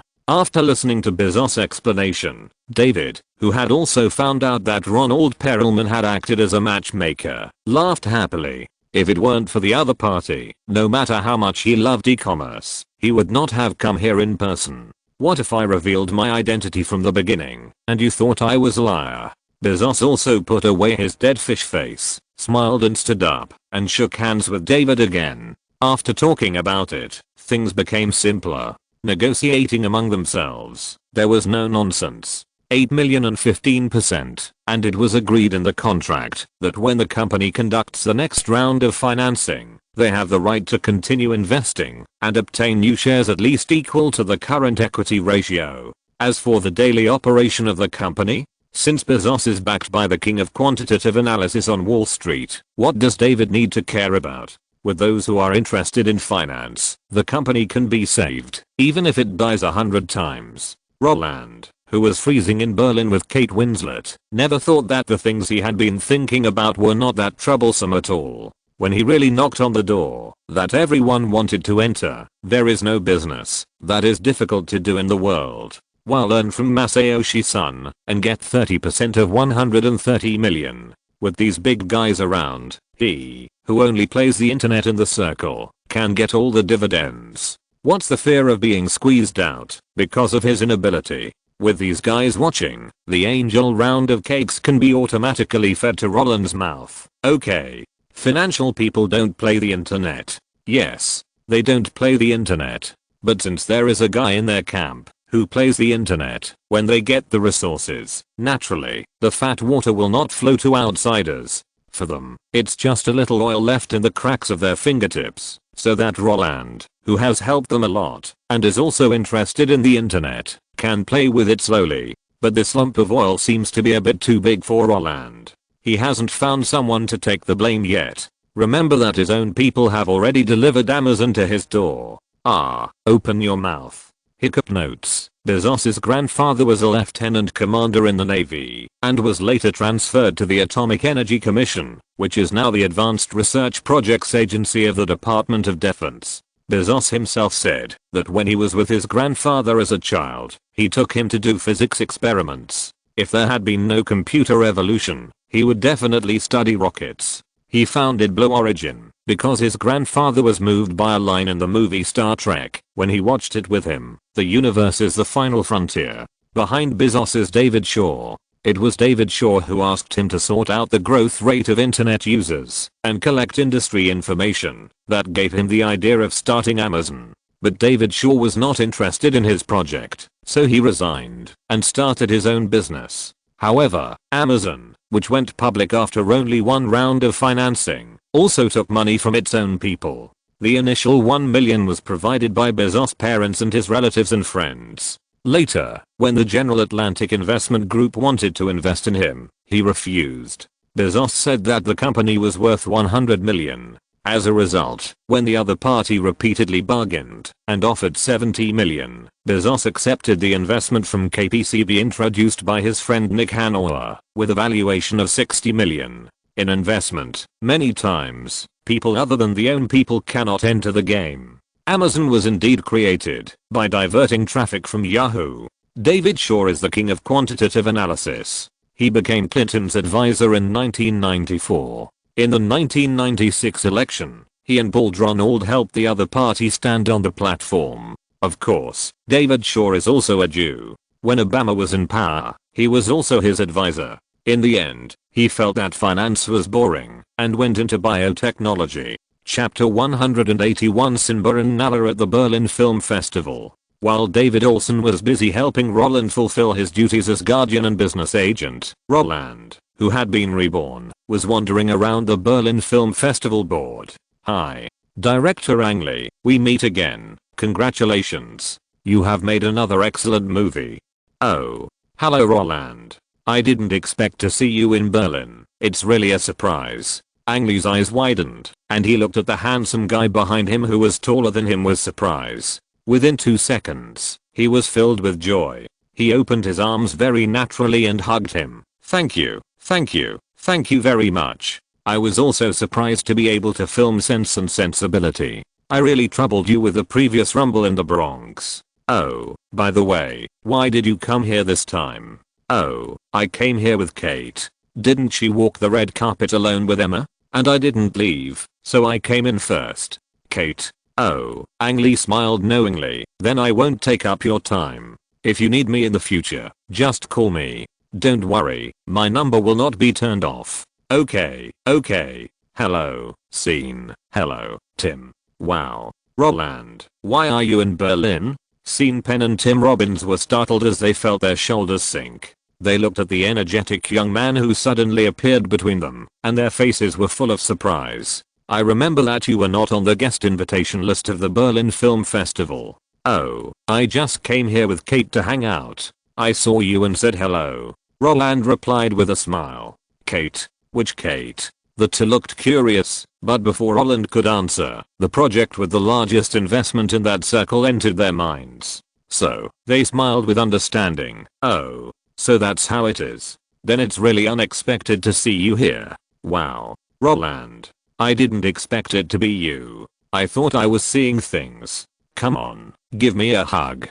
Just as Roland was strolling around with his hands in his pockets, a loud shout caught his attention. He turned his head and saw, oh, isn't that the actress next to Robert Downey Jr., Jodie Foster? Facing the open arms, Roland did not refuse. After a simple hug, Jodie Foster introduced Robert Downey Jr., who was also present with her, to Roland. After a simple greeting, she smiled and said, "Did you come with Kate?" Of course. Roland had already talked a lot, so it was not difficult for the other party to know. TSK TSK TSK TSK. Kate is very beautiful. Jodie Foster gave Roland a thumbs up, almost saying that she had a great taste. However, when faced with her compliments, Roland was embarrassed, because he knew that Jodie Foster was a lesbian. In 1993, she had already fallen in love with her photographer Alexandra Hardison, and it was not until she won the Golden Globe Lifetime Achievement Award that she officially announced it to the public and announced her marriage. Although for outsiders, this is a big secret, but for the insiders, she praised women for being beautiful. That was really. However, just as Roland was awkwardly avoiding, his female companion had already arrived. When that beautiful figure appeared at the entrance of the hall, Roland, who had been paying attention to the movements at the end of the red carpet, gave up socializing. Looking towards the door, Kate in a red evening dress really looked like a passionate rose, and Emma Thompson next to her was wearing a plain white dress, which made her look even more dazzling. As they arrived, the sharp-eyed guests also came forward to say hello. At first, it was fine. They were all old acquaintances in the circle, but as they chatted, the two girls felt that something was wrong. Kate Winslet was just a newcomer, and although Emma Thompson was famous in the European film industry, it was impossible for most people at the film festival to come and say hello, right? And many of them were big names in Hollywood. After looking at the increasingly strange face from a distance, Roland, who was holding back his smile, went up to help.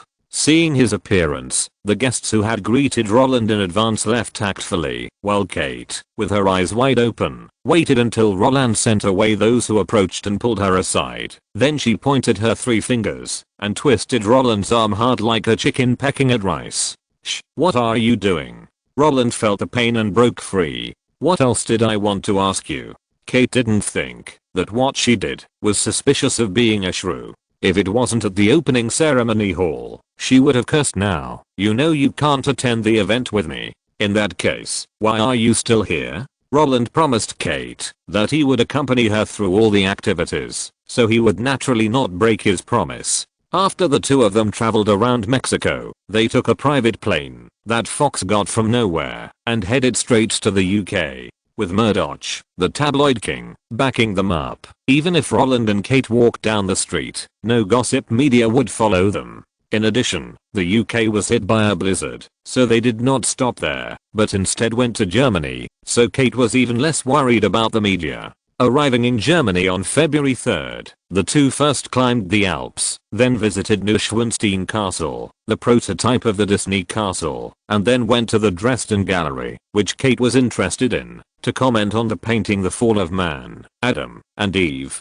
After a round, they returned to Berlin to attend the film festival. According to their agreement, Kate would attend the opening ceremony of the film festival alone, and Roland could do whatever he wanted. He only needed to wait for her to finish the opening ceremony, and they could leave Germany the next day. It didn't matter where they went next, as long as they returned to Los Angeles on March 25th to attend the Oscars. But what about Roland? He agreed to it, but after Kate finished her makeup and left the hotel, he quickly fixed it, and then went to the venue, and entered the venue directly from the work area. Seriously, what kind of tickets do you need to go to such a place?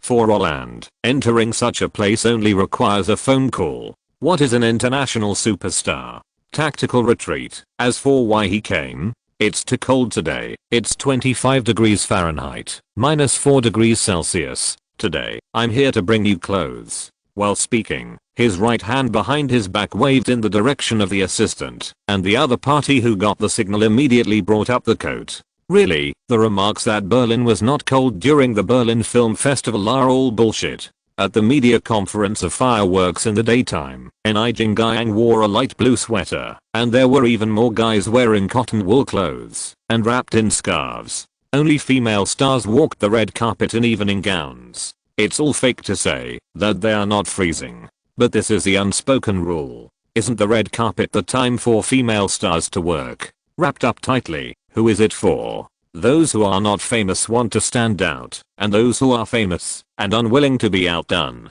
don't want to be outshined. And Roland didn't want to break the cruel rules of this food chain, but after walking the red carpet, it wouldn't be excessive to put it on, right? After all, this stay will last for several hours. What? You came all the way here just to give me a coat? Kate felt that Roland's brain circuit was wrong. If the media took pictures of this and dug deeper, wouldn't it disrupt the promotion plan of Spider-Man? Kate frowned. After half a month of friendly interactions, it was the first time she felt that Roland, who was originally steady in his work, was so whimsical. "Oh, are you concerned about me?" Roland, holding the coat, looked at the other party with a smile. But it was that indifferent smile that angered Kate. Now is not the time to laugh. Get back. Get back before they take pictures of us. If sight could kill, Roland would have fallen to the ground now. Seeing the protective look of the woman, Roland stopped teasing her. He turned around and looked around, and found the media people hiding in the corner and looking at him. He raised his hand and greeted them. Before Kate could yell, "Are you crazy?" Roland continued, "The red carpet broadcast of this year's Berlin Film Festival was acquired by News Corporation, and the parent companies behind these visiting media from all over the world are either Time Warner, Disney, Vivendi, News Corporation, Bertelsmann, Comcast. As long as I don't appear with you on the red carpet broadcast, it doesn't matter how I wander in front of them. Look, I waved to them. Did they take pictures of us? I came nearly half an hour earlier than you, and they had already noticed me. But from the time I approached you until now, has any media taken pictures of us? No. Because these guys already knew that, even if they took pictures of me, they wouldn't get any money, let alone publish them in the newspapers." Seeing Roland skillfully greeting the surrounding media reporters, and all the responses he received were smiling nods, Kate's angry face gradually eased.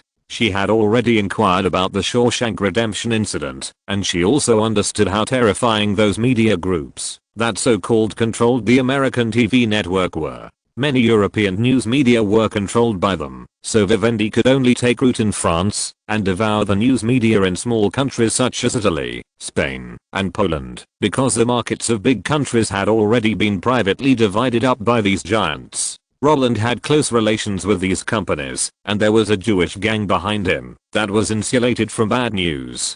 Before the fight, no one would report boring news about him, even if the gossip in it was really valuable. Then why didn't you tell me earlier? Kate was not the kind of unreasonable person. The reason she rushed to Roland was just because she was concerned and worried about Roland's business. After she understood the situation, she didn't act pretentiously. Roland held open her coat, and she put it on. Then she turned around naturally, and let Roland button her coat. The surrounding media workers were so excited when they saw this. What a good material. Hollywood star Roland Allen helped British newcomer Kate Winslet dress backstage at the Berlin Film Festival. Once this headline came out, newspaper sales would definitely go off the charts. Unfortunately, the higher-ups didn't want it. "I think you will think it is normal for me to come here." Normal?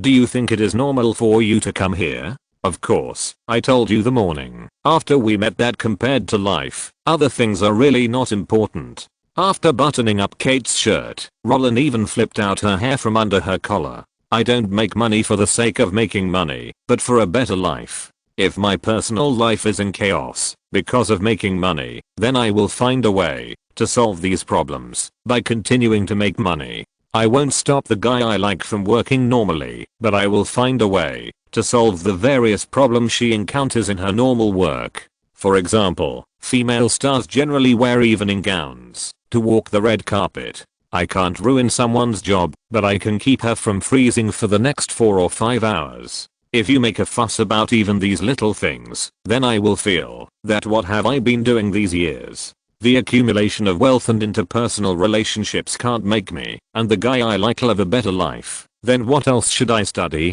Roland brushed Kate's hair behind her ears and could clearly see that the girl who was pretending to be angry pursed her lips in joy. Although she lowered her head to check her clothes, her upward glance betrayed her true thoughts. When she found that Roland was staring at her, Kate snorted, turned around, took Roland's arm, and pulled him towards the main venue. "Just give me clothes. Why do you mention me when you greet others? Do you know what you are acting like? Like a male lion who has just acquired a new territory. Showing off." Hearing this metaphor, Roland, who knew that the other party had recovered, smiled and said, "If I'm a male lion who has circled the land and is the king, aren't you a female lion who just came back from hunting and wants to take credit? By the way, I dubbed the Lion King. When Simba was discouraged, it was his girlfriend Nala who persuaded him to go back and fight Scar. You just looked like Nala, so I'll call you Nala from now on." Kate rolled her eyes. "What about you?" "Of course I'm Simba," Roland answered as a matter of course. Heh. She pinched Roland's arm quietly. Hiss. Roland gasped in pain. If it continued like this, he could even draw a thread out of thin air. Hearing the sound, Kate turned her head and glanced at Roland. After discovering that Roland kept pouting, the raised corner of her eyebrow proved everything. Although she was indignant at Roland's reckless behavior before, to be honest, after seeing the coat, she was actually quite happy in her heart. She was not a fool who would want to freeze for half a day in a venue with a temperature below zero. There was nothing she could do about it, right? As for what Roland said just now, oh my god. No matter how much of a show it was. But at least it warmed my heart to hear it. Even if it was an ordinary little thing, it could become extremely romantic with the superposition of various halos. Was it really because she was wearing a coat that she was not cold? What a joke. It was the guy she was holding that made her not cold. In the entrance passage, there were still many people coming to greet them. Facing their inquiries and compliments, Kate kept smiling. When Roland asked her if she wanted to sit in the back with him, Kate had no objection. After saying hello to the crew, she and Roland sat in the back row in front of the 6 overseas staff. Although the view was not very good, but isn't the opening ceremony of the film festival just a formality? For them, the opening speech, introduction, speech, and opening film screening were meaningless. The so-called film festival that brings traffic to independent films is not as big as the traffic brought by Roland itself. And Roland, isn't he right beside her? Kate has been leaning back on her chair since she sat down, looking at him. After a while, she seemed to have thought of something. With her hands in her pockets, she suddenly said, "Roland?" She called out once, but Roland ignored her. She continued, "Roland?" She called out the second time, but he still ignored her. She immediately laughed and nudged Roland with her elbow, saying, "Simba? HMM." Roland smiled and turned his head. "Something? Nana?" Hearing this, Kate's smile became even bigger. "HMM. What?" Roland asked. "Where are we going next?"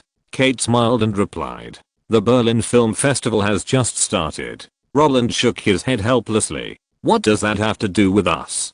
Kate pouted. "Of course it has nothing to do with you. You can go anywhere you want." Roland was very single and immediately distanced himself from the film festival. Kate was very satisfied with Roland's answer. "Then how about we go to Santorini in Greece?" "Greece? Santorini? Oh." Roland did not hesitate, smiled and nodded. "Okay." Notes: when Jodie Foster first debuted, some people said she was a lesbian, but she did not admit or deny it. Even so, she was still excluded in the 1980s. It was not until she won the Best Actress award twice that she was sought after. I wrote before that the price of her house skyrocketed, and a lot of it was actually due to discrimination. After she won the Golden Globe Lifetime Achievement Award, she also publicly married. The Berlin Film Festival was really cold. The one I remember most clearly was the one when Aunt May was the chairman of the jury. She wore a skirt and the judges beside her were wrapped in scarves. The actress really didn't care about her life. Chapter 182 EGNC, 3 flowers bloom, teasing together. In his previous life, Roland often saw such a joke on the internet. Mark Zuckerberg, who is worth tens of billions of dollars, personally took his children to the supermarket to buy things, and then below the picture was a bunch of comments about "Where are we going, Dad?" saying that modern society is basically a widow-style marriage, work, family, children, and the elderly are all borne by women alone. And the existence of husbands has become dispensable. This topic made Roland deeply touched, because from childhood to adulthood, he had the most contact with his mother. Dad went out early and came back late. Sometimes he would get drunk late at night before going home, and when he and his father had a conflict, the other party kept saying that he was busy with work, and this complaint was not pleasing to hear, and the relationship between the two sides became much colder. It was precisely because he saw his parents' experience with his own eyes, as well as similar situations in other relatives and friends' families. So, Roland no longer believed in love. Even after entering society, he understood that what his father said was true, and many social events were forced to make money, but he still couldn't accept it all. But who could he blame? It is true that many fathers just want to avoid responsibility, don't want to go home, and want to enjoy their free time outside, but there are also a large number of them who really have to work overtime. But no matter which one it is, in Roland's eyes, it is unfair to the majority of mothers. But life is never fair. So Roland likes a saying very much: women are weak, but they are strong as mothers. Because of this, in his previous life, when he was watching Strange Talk and heard Zio comment on the song Take You on a Trip, saying "I want to take you to romantic Turkey and then go to Tokyo and Paris together," He was a little disgusted when he said, "I want to take you to romantic Turkey and then go to Tokyo and Paris together," which was not on the way at all. And when he heard the other party say, "Many boys don't understand, is romance really that important? But have you discovered that women's romance comes from their acting? And as a boy, the best promise to a woman is to accompany her acting." Roland can understand what the other party means, but he can't agree with it completely. From a straight man's perspective, many girls' romantic ideas are indeed pretentious, but the so-called pretentiousness can actually be summarized as no time, no energy, no money to do these seemingly pretentious things without scruples. The reality in front of men is the root cause of the romance that women want. Therefore, Roland will send clothes to Kate. He doesn't know what Kate wants, but he knows that he can never do the same as the scumbag Chen Hansheng to seduce girls. He likes to listen to mom, and likes the lyrics of Milk Tea Lun's grandma. The adults never understand that what she wants is company, not 600 yuan, which is simpler than what you give. With this idea, when he was dating Kate, the common methods used by tall, rich and handsome men were naturally abandoned by her. In addition, Kate grew up in the big divat of the entertainment industry and has seen many conventional methods in the world of fame and fortune. When Roland talked about art with her when they first met, she was regarded as insincere, so it was more natural to enjoy the plainness. What's more, Roland is actually a combination of Jack, Rose's lover in Titanic, and Carl, her fiancé. He has Jack's handsomeness, time, and thoughtfulness, as well as Carl's money and status. In addition, he has accumulated amazing popularity from the previous movies and has impacted his peers. Hiss. How come I'm so perfect? It seems that being handsome is my biggest shortcoming. As for introducing Kate to others, it is actually because he needs a girlfriend now. This is for life and career. In terms of life, it is natural that with Kate, he can block many insignificant relatives, and in terms of career, it is natural that he can't go alone when the upper class gathers. Those rich people have wives. If he goes alone, it is inevitable that he will be paired with aunts and uncles. Although Kate is an actor, her family has always acted for the Queen, who has been in office for a long time. Her uncle Kenneth Branagh is a good friend of Prince Philip. Under the recommendation of the other party, he was knighted by the Queen in the future. Compared with many wives of wealthy men, Kate's status is not bad, and even better than many people. To be snobbish, if you can get in touch with the British royal family, even if the other party is just a symbol, it will be much smoother to do business there in the future. After all, Roland has always adhered to only one principle: make friends first, then talk about business, rather than talk about business first, then make friends. Isn't the so-called upper class a resource sharing meeting? Of course, the most important thing is that the two of them are now in love with each other. When all the material foundations are available, liking each other is the most important.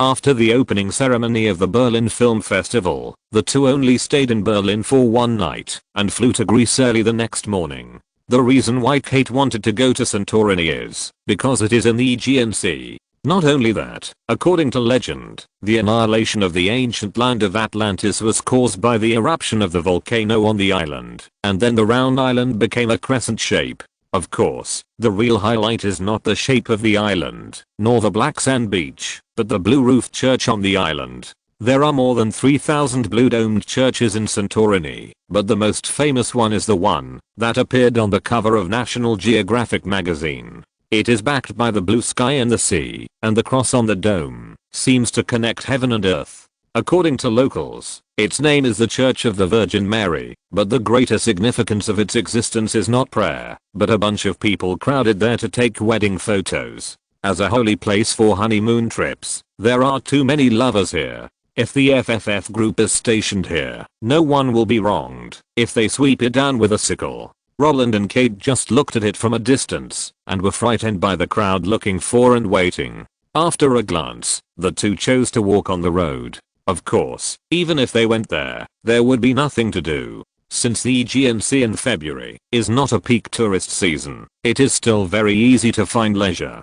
learning to tread wine on Santorini, waiting for a day at the Sunset restaurant on Mykonos, just to witness the moment when the dazzling sun gradually turns into an orange fireball and falls from the sea level, listening to the love story of Zeus and his most touching mistress on Aegina, looking at Thermopylae from a distance on Porus, looking for Leonidas and his 300 warriors, riding a donkey to buy handicrafts on Hydra. Even if a hand-painted glass bottle starts at £10, Roland doesn't care. Just buy what you like when you see it. If money can buy happiness, that will be the greatest meaning since its birth. Since Kate is not planning to leave Greece before returning to Los Angeles, the two have a very loose schedule. Of course, in addition to wandering around according to their hobbies, painting is also a way for them to kill time. When Kate learned that Roland was a master in the circle of painting people, the eagerness that came towards him threw him to the ground. "I want you to paint me by hand." The whispering voice sounded in Roland's ears.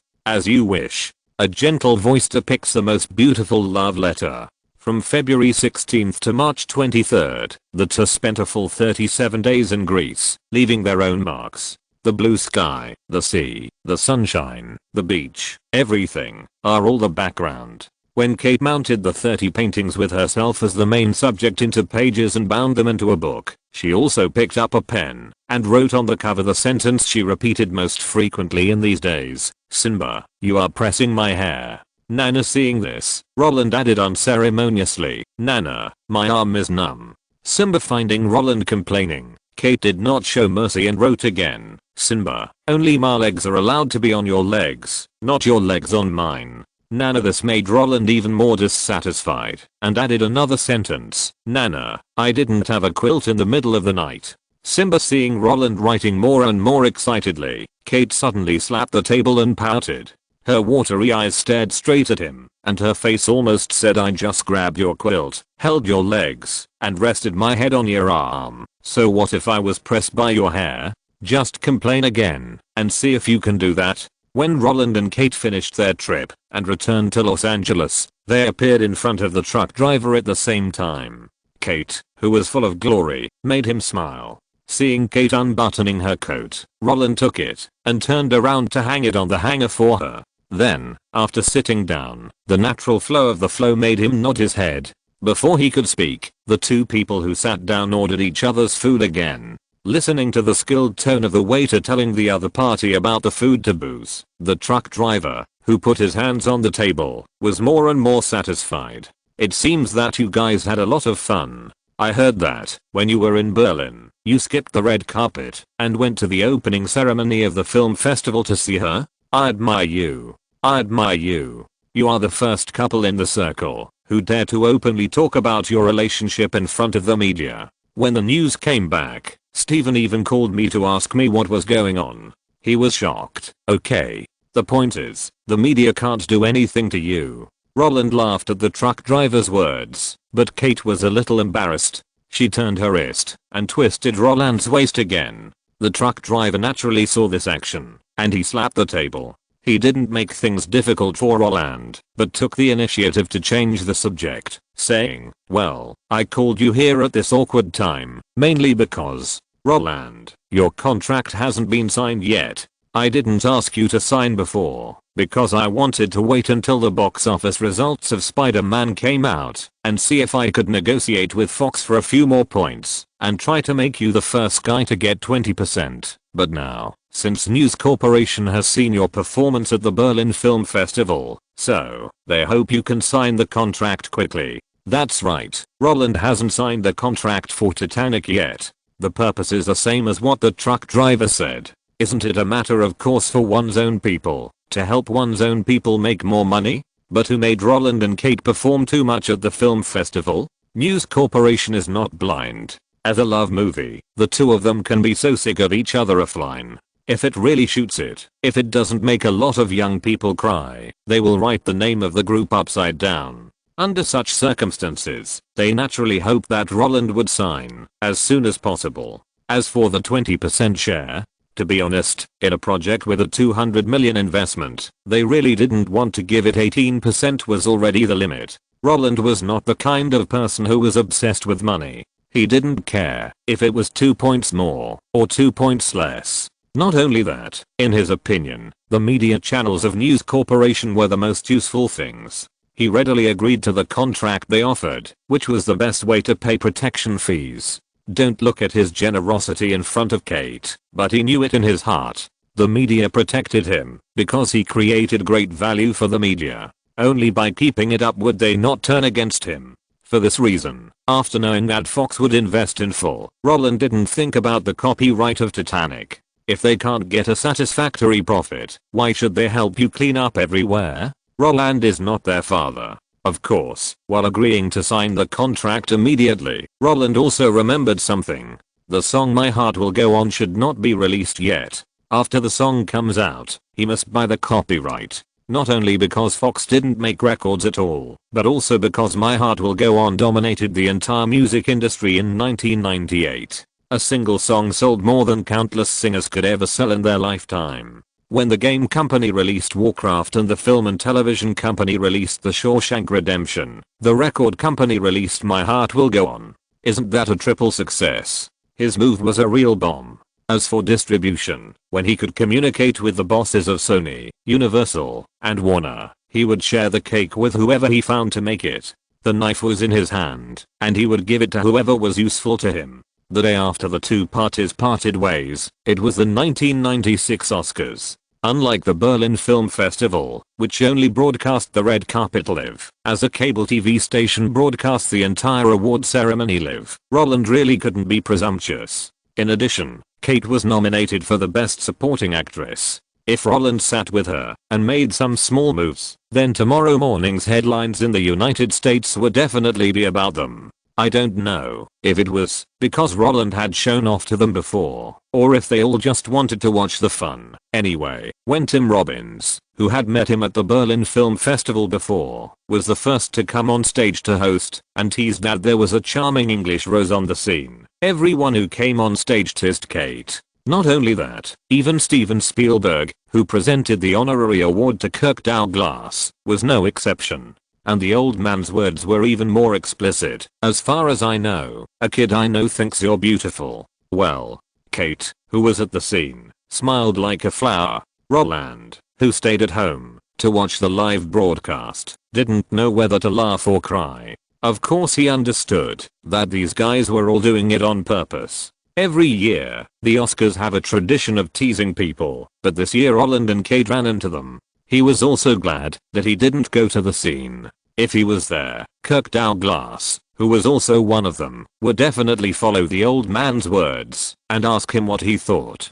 Damn, this is really bullying the good guys. Didn't I just stuff you with dog food, and you took revenge on me at the Oscars? You are so fucking cheap. Although Roland greeted them all with a smile and scolding in the tone of a big monkey, in dangling across the TV, he could see that Kate, who was frequently taken care of by the live camera tonight, was happy all night after watching the award ceremony. However, people in the circle teased them, which was actually a good thing for Roland.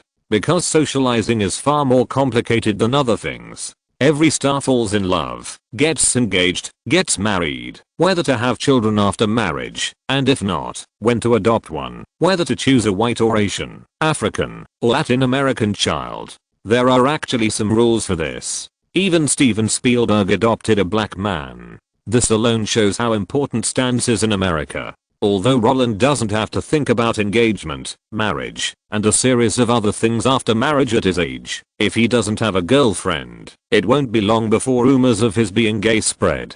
If he is a simple businessman, that's fine. But he is not. Since he is in Hollywood, he must abide by the rules here and maintain his image. After all, people's words are scary. Of course, while Kate is happy, Roland is actually quite happy too. Not only because IMDb was officially acquired and the Spider-Man advertisement was hung on the homepage, but also because David told him Yahoo is going public. Note, unlike here, it is a taboo for celebrities to fall in love and get married. In Europe and the United States, it is a taboo for celebrities not to fall in love, get married, and have children.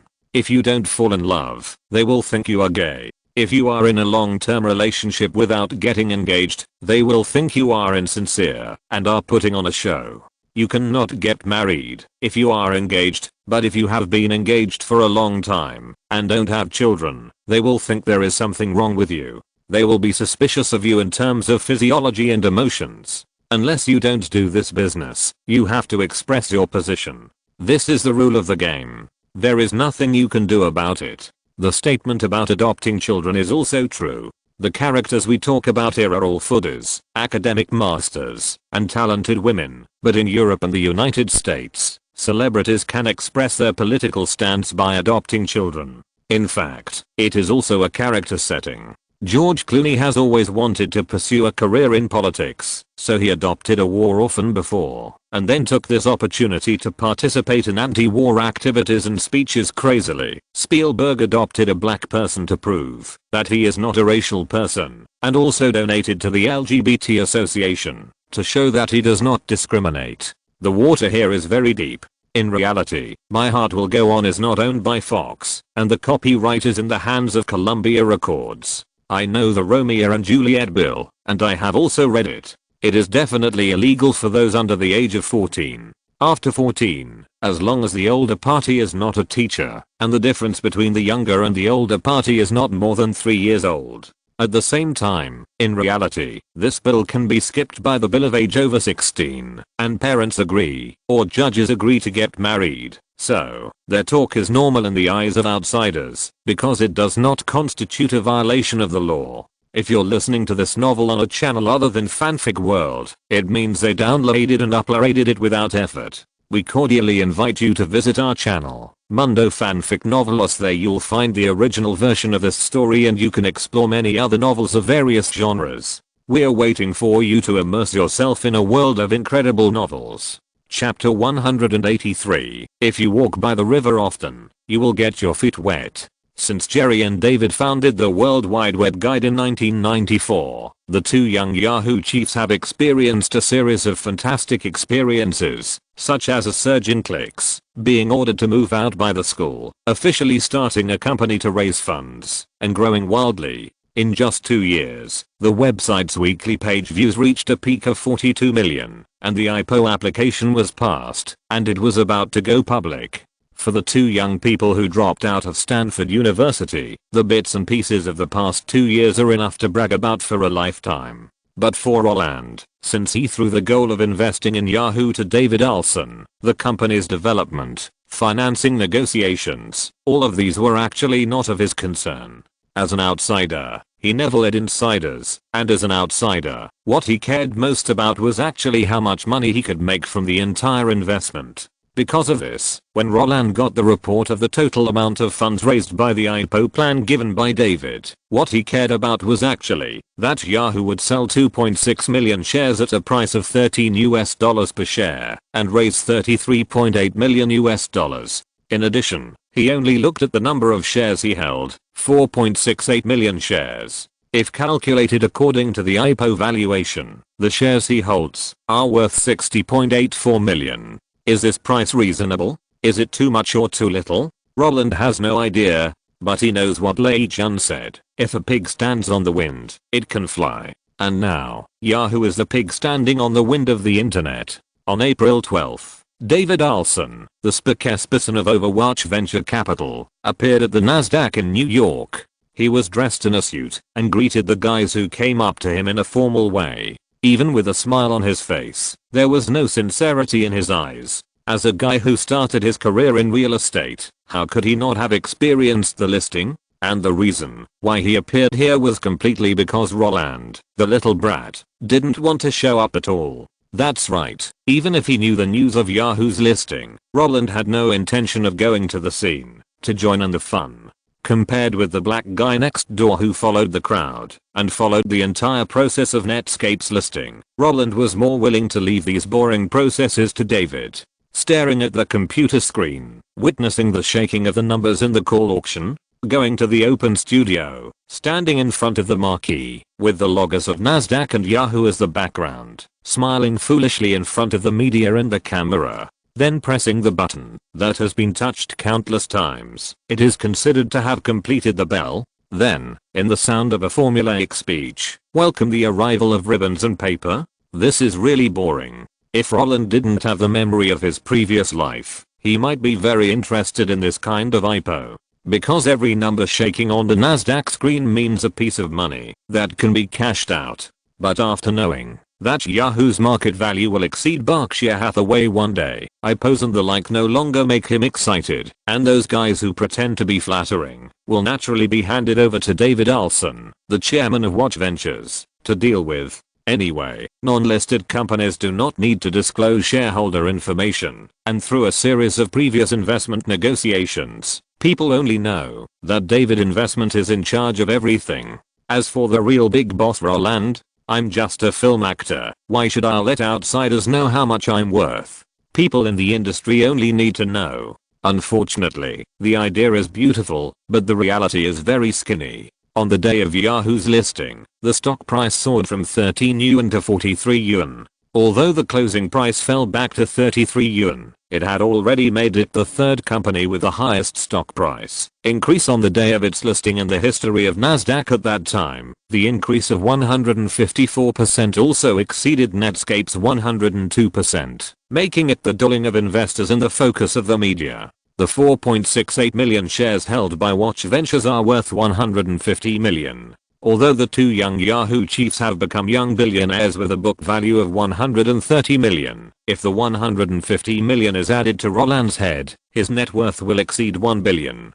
But, after all, the person who showed up was David Olsen. Roland felt that, if he didn't show up, the media would ignore him, but he forgot that, if the halo of a successful investor was hung on the Olsen couple, the influence it caused would be no less than Roland himself. Why? Because they are successful real estate developers. Because the most popular sisters in America are the daughters of this couple. Because the youngest A+list in America is the guy they adopted. Because the double star group they operate has the most popular young men and women brands in America. Because they succeeded again in the internet. It is not news that successful people have achieved success again, but the problem is, David's success is across industries. If you say that being the top in an industry is strength plus luck, then success in real estate, film, and television entertainment, clothing manufacturing, and the internet. What is this special? If Roland went to Nasdaq, it means that Yahoo was a product of his own interest, a random investment, and luck. Then the media would at most give him the title of Hollywood A+list, a treasure boy kissed by God. But after David went there, it exploded directly. That naked record is too terrifying. Because of this, the leisure time that Roland imagined did not appear at all. The overwhelming reports swept in 3 minutes, let you know about the cross-industry tycoon David Olsen. At the age of 40, his net worth exceeds 3 billion. David Olsen is the most successful cross-industry person. How can David Olsen be the top of the cross-industry? Parenting experts reveal how you can send your children to the other side of success like the Olsens. Forbes' rich list is freshly released. The Olsen family is on the list for the first time. If it were in the past, for Roland's sake, these news would not appear in a big way. But the problem is that this time you took the initiative to stand in front of the stage. If this is not reported, it would be a shame for the industry in their hands. In addition to publishing a large number of headlines, the family was also blocked by various media. Roland Allen, may I ask what do you think of your uncle David Olsen's entry into the Forbes list? My name is also on the Forbes list. Roland smiled awkwardly, motioned the other party to turn the magazine in his hand to the Hollywood page, and pointed to the third place on the power list. Roland Allen, can you tell us how the Olsens usually educate you? Hire a tutor, do math problems, love physics, chemistry, biology. James is now a top student. Roland Allen, may I ask how much of your personal assets account for the total assets of the family? I don't know. Roland replied, and at the same time, added in his heart, I don't know. Roland Allen, you said you don't know. Do you want to avoid girls chasing you for money? It's been several years since you were chased last time. Are you dating other girls now? Do you have a girl you like? Fuck. I may not be a human, but you reporters are really dogs. Is there anyone who extends the question in this way? Are you helping the guys who went to Europe last time to take revenge? Roland was speechless when he heard the question that was looking for trouble. After seeing the knowing smiles of the reporters, Roland instantly understood that these media were all looking for this opportunity to make more money. As long as he gave an answer, they would stop pestering him. So, Roland had no choice but to cough and said, "Oh, yes." Boom. With the reports of various media, Roland, who had been silent for almost a year, appeared in the public eye almost overnight. Not only that, with the popularity of cross-border rich people, the amazing popularity of the Olsen sisters, and the crazy surge of the internet wave, the news related to them even attracted more attention than the upcoming election in America. For most people, the Olsen family is simply lucky. Not only can they give birth to a pair of treasure girls, but they can also pick up a treasure boy. In addition, they have hit the great fortune of the internet. Their wealth has increased faster than a flood. And for those fans who have not seen Roland's private life news for a long time, what does the Olsen family have to do with them? What they care about is the word yes that Roland said. Almost at the same time when the news broke, countless discussions suddenly emerged in major discussion rooms on the internet. Roland actually has a girl he likes. Does anyone know who it is? Is it Reese Witherspoon? They filmed Spider-Man together. I don't think so. If it was Reese, under normal circumstances, they would have been rumored to be in a relationship after Spider-Man was completed. But since the filming was completed in June last year, there has been no news about them. Who is that? Could it be that Roland was dating during the year he disappeared? This is too well protected, right? Wait. Has anyone watched the Oscars last month? Do you remember what Steven Spielberg said on the stage? He said that a kid he knew thought Kate Winslet was beautiful. And if I remember correctly, Steven Spielberg seems to have only worked with Roland for a long time in all these years. Now that you mention it, I also think there is a problem. When I was watching the Oscars last month, I felt very strange. Why was Kate Winslet, a newcomer, teased by so many big names? Now it seems that maybe Roland stepped over her in front of those people. Hiss. It seems that this is really possible. Oh. Quick. Go to him. Look up their information. Check their schedules. Strange knowledge, increased. That's right. The media did give face and helped Roland cover up, but it's okay for us to publish the news you gave us yourself, right? We can help you cover up the big things, but everyone has to eat, right? If we can't report Kate Winslet, we will report that you have a girl you like. Anyway, we won't dig deep, we just want to get some traffic from you. As for what your fans think, we can't control it. And the shameless behavior of those media who took advantage of every opportunity made Roland feel that he was really screwed. He asked David to go just to avoid being lazy. If he had known that the whole family would be involved, Roland would definitely choose to go to Nasdaq by himself. But it's too late. If he now publicly admits that Blizzard Capital and Blizzard Entertainment, Warcraft Film, Overwatch Ventures and StarCraft Records under Blizzard Capital are all his sole proprietorships, it means that he is creating another big news for the media on the issue of his girlfriend. After all, in the wealth currently estimated by Forbes, there is no Berkshire Hathaway, but only the internet company of Overwatch Ventures and Blizzard Entertainment with the same name as the parent company Blizzard Capital. As for Warcraft Film and StarCraft Records, these two things are not counted yet. However, Roland's behavior of stealing chickens and losing rice made the guys in the circle laugh. Hey, aren't you a big shot? Don't you like to hide from the media? Don't you like to show off everywhere? This time you got yourself into trouble, right? It should be your news. That is your news. Why do you have to cover it up and enjoy the leisure time?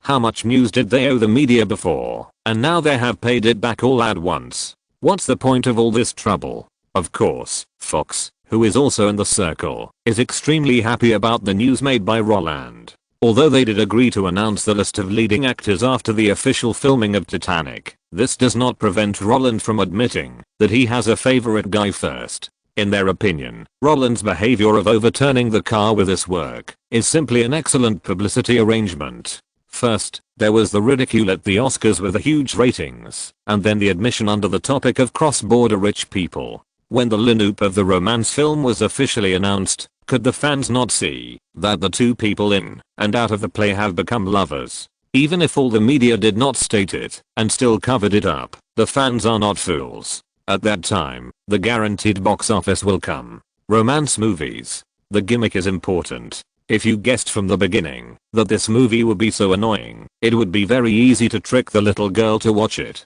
This is also the reason why the male and female protagonists of many romance films always disclose their relationship during the film promotion. For the money. Hey, Roland is really a good guy. If Roland knew what Fox was thinking, he would doubt whether that stupid reporter was from News Corporation. But besides Fox, Sony also thought Roland was a good guy. They were worried that the serious promotion of Spider-Man was meaningless before they started to think about how to hype up the upcoming Spider-Man. Hey, Roland made a big news himself. This behavior of doing the right thing at the right time and in the right place made them admire him very much. Although compared with those model workers in the industry, Roland, who has a very low output, is lazy, but all the people in the circle combined are not as good as him in consciously cooperating with the distributor to hype. There is no news, but we have to make news. While admiring, Sony did not forget its own job.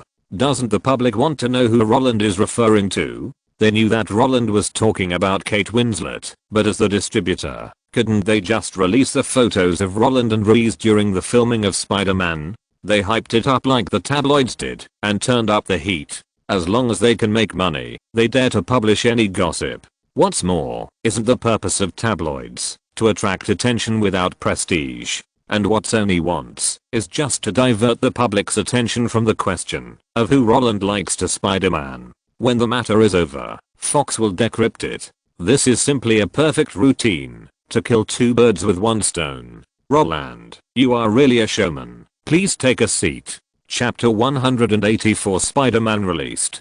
For the general public, the entertainment industry in the past 2 years has been extremely boring. Social hotspots that are closely related to everyone occupy their lives when their vital interests are seriously troubled. Entertainment, a tertiary industry that belongs to the construction of spiritual civilization, is shit. But the hurricane at the beginning of the year seemed to take away the bad luck clouds that had been hanging over America for nearly 2 years. As natural disasters dissipated, those disturbing problems gradually disappeared, and entertainment that was lingering outside of people's lives, like mushrooms after rain, reappeared in people's vision. The first to bear the brunt was Wu Beige's Broken Arrow. As a cliché story theme caused by the disappearance of a nuclear bomb, Broken Arrow takes the path of a gunfight film, which is exactly Wu Beige's strength. Not only that, when the male protagonist John Travolta appeared, the cynical smile and the extremely charming smoking posture all showed the word pretending to the fullest. People can't help but shout wow. Isn't this Zio Marjan? When Roland heard this kind of talk, he just laughed. Just wait. Once Face/Off is released, you will find that there are 2 marks on the screen. They are both pretending. Although Broken Arrow earned $70 million in North America with an investment of $50 million, it also made a lot of money in overseas markets. From the box office point of view, the film made no loss or profit, but in the disc market, it was a hot seller. It can be regarded as the first ray of life for the entertainment industry that has been cold for a long time.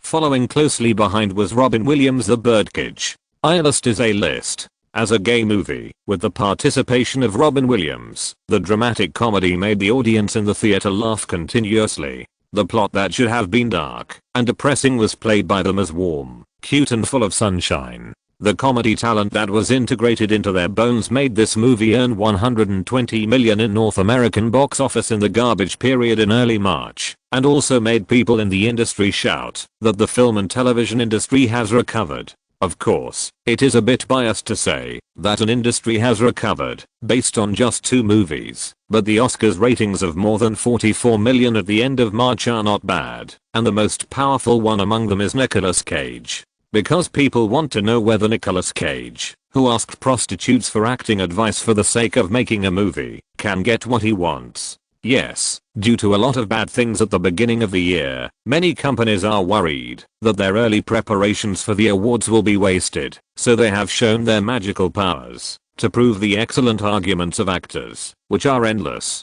The most typical one is Nicolas Cage. Some media broke the news that, before filming Leaving Las Vegas, in order to make herself more suitable for the role, the heroine Elizabeth Shue in the film drank crazily and visited alcoholics on purpose, while the hero Nicolas Cage chatted with dancers in a strip club in Las Vegas, looking for that decadent feeling. When such a dedicated argument came out, it really shocked people's eyes. When the heat was hyped up, Fox publicly accused the media that spread the news, saying that the news was untrue. It was obviously the heroine Elizabeth Shue who learned from the dancers and sought a sense of debauchery, while Nicolas Cage adhered to himself, drowned his sorrows in alcohol, and sought the pain, decadence, and negativity of the characters in the play. No matter what the truth is, the entertainment gossip was sold anyway, and the reputation of devoting himself to the film was also spread. Under such circumstances, the sales of various explosive newspapers and periodicals skyrocketed, which really made those production companies breathe a sigh of relief.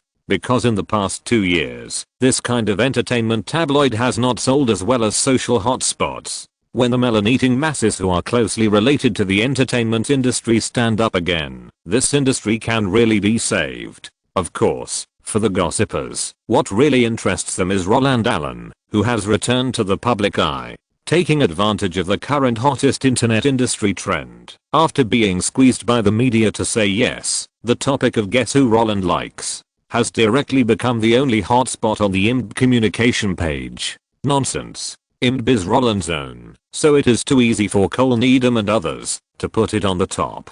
In addition, Sony has invested some money in it very wisely. Those page administrators who are paid by Roland naturally understand how to maliciously control at the promotion and release stage of Spider-Man. The update of the entries for Titanic and Kate Winslet was suspended, and the gossip photos submitted by Sony were pulled out of the pending review area.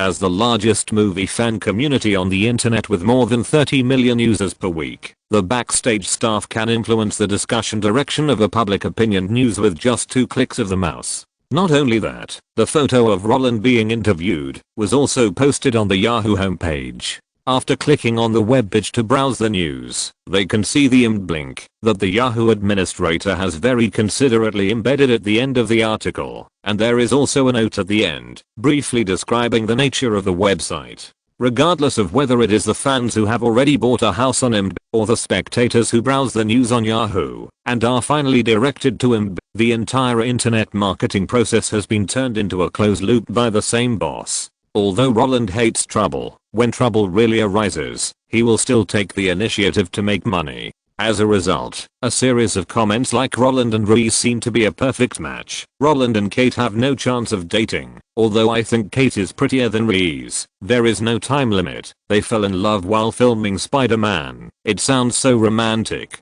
became the mainstream opinions of most fans after the confirmation. And comments like Kate and Roland are more suitable. I really want to see Roland and Kate work together. The kid Steven mentioned is definitely Roland. Were placed in the lower half of the same page under the manipulation of the mastermind behind the scenes. Because these things will still be very useful after Fox announces the cast list of Titanic. With the official confirmation, they can justifiably mark the current top discussion area as a rumor, and then promote these guys who insist on it.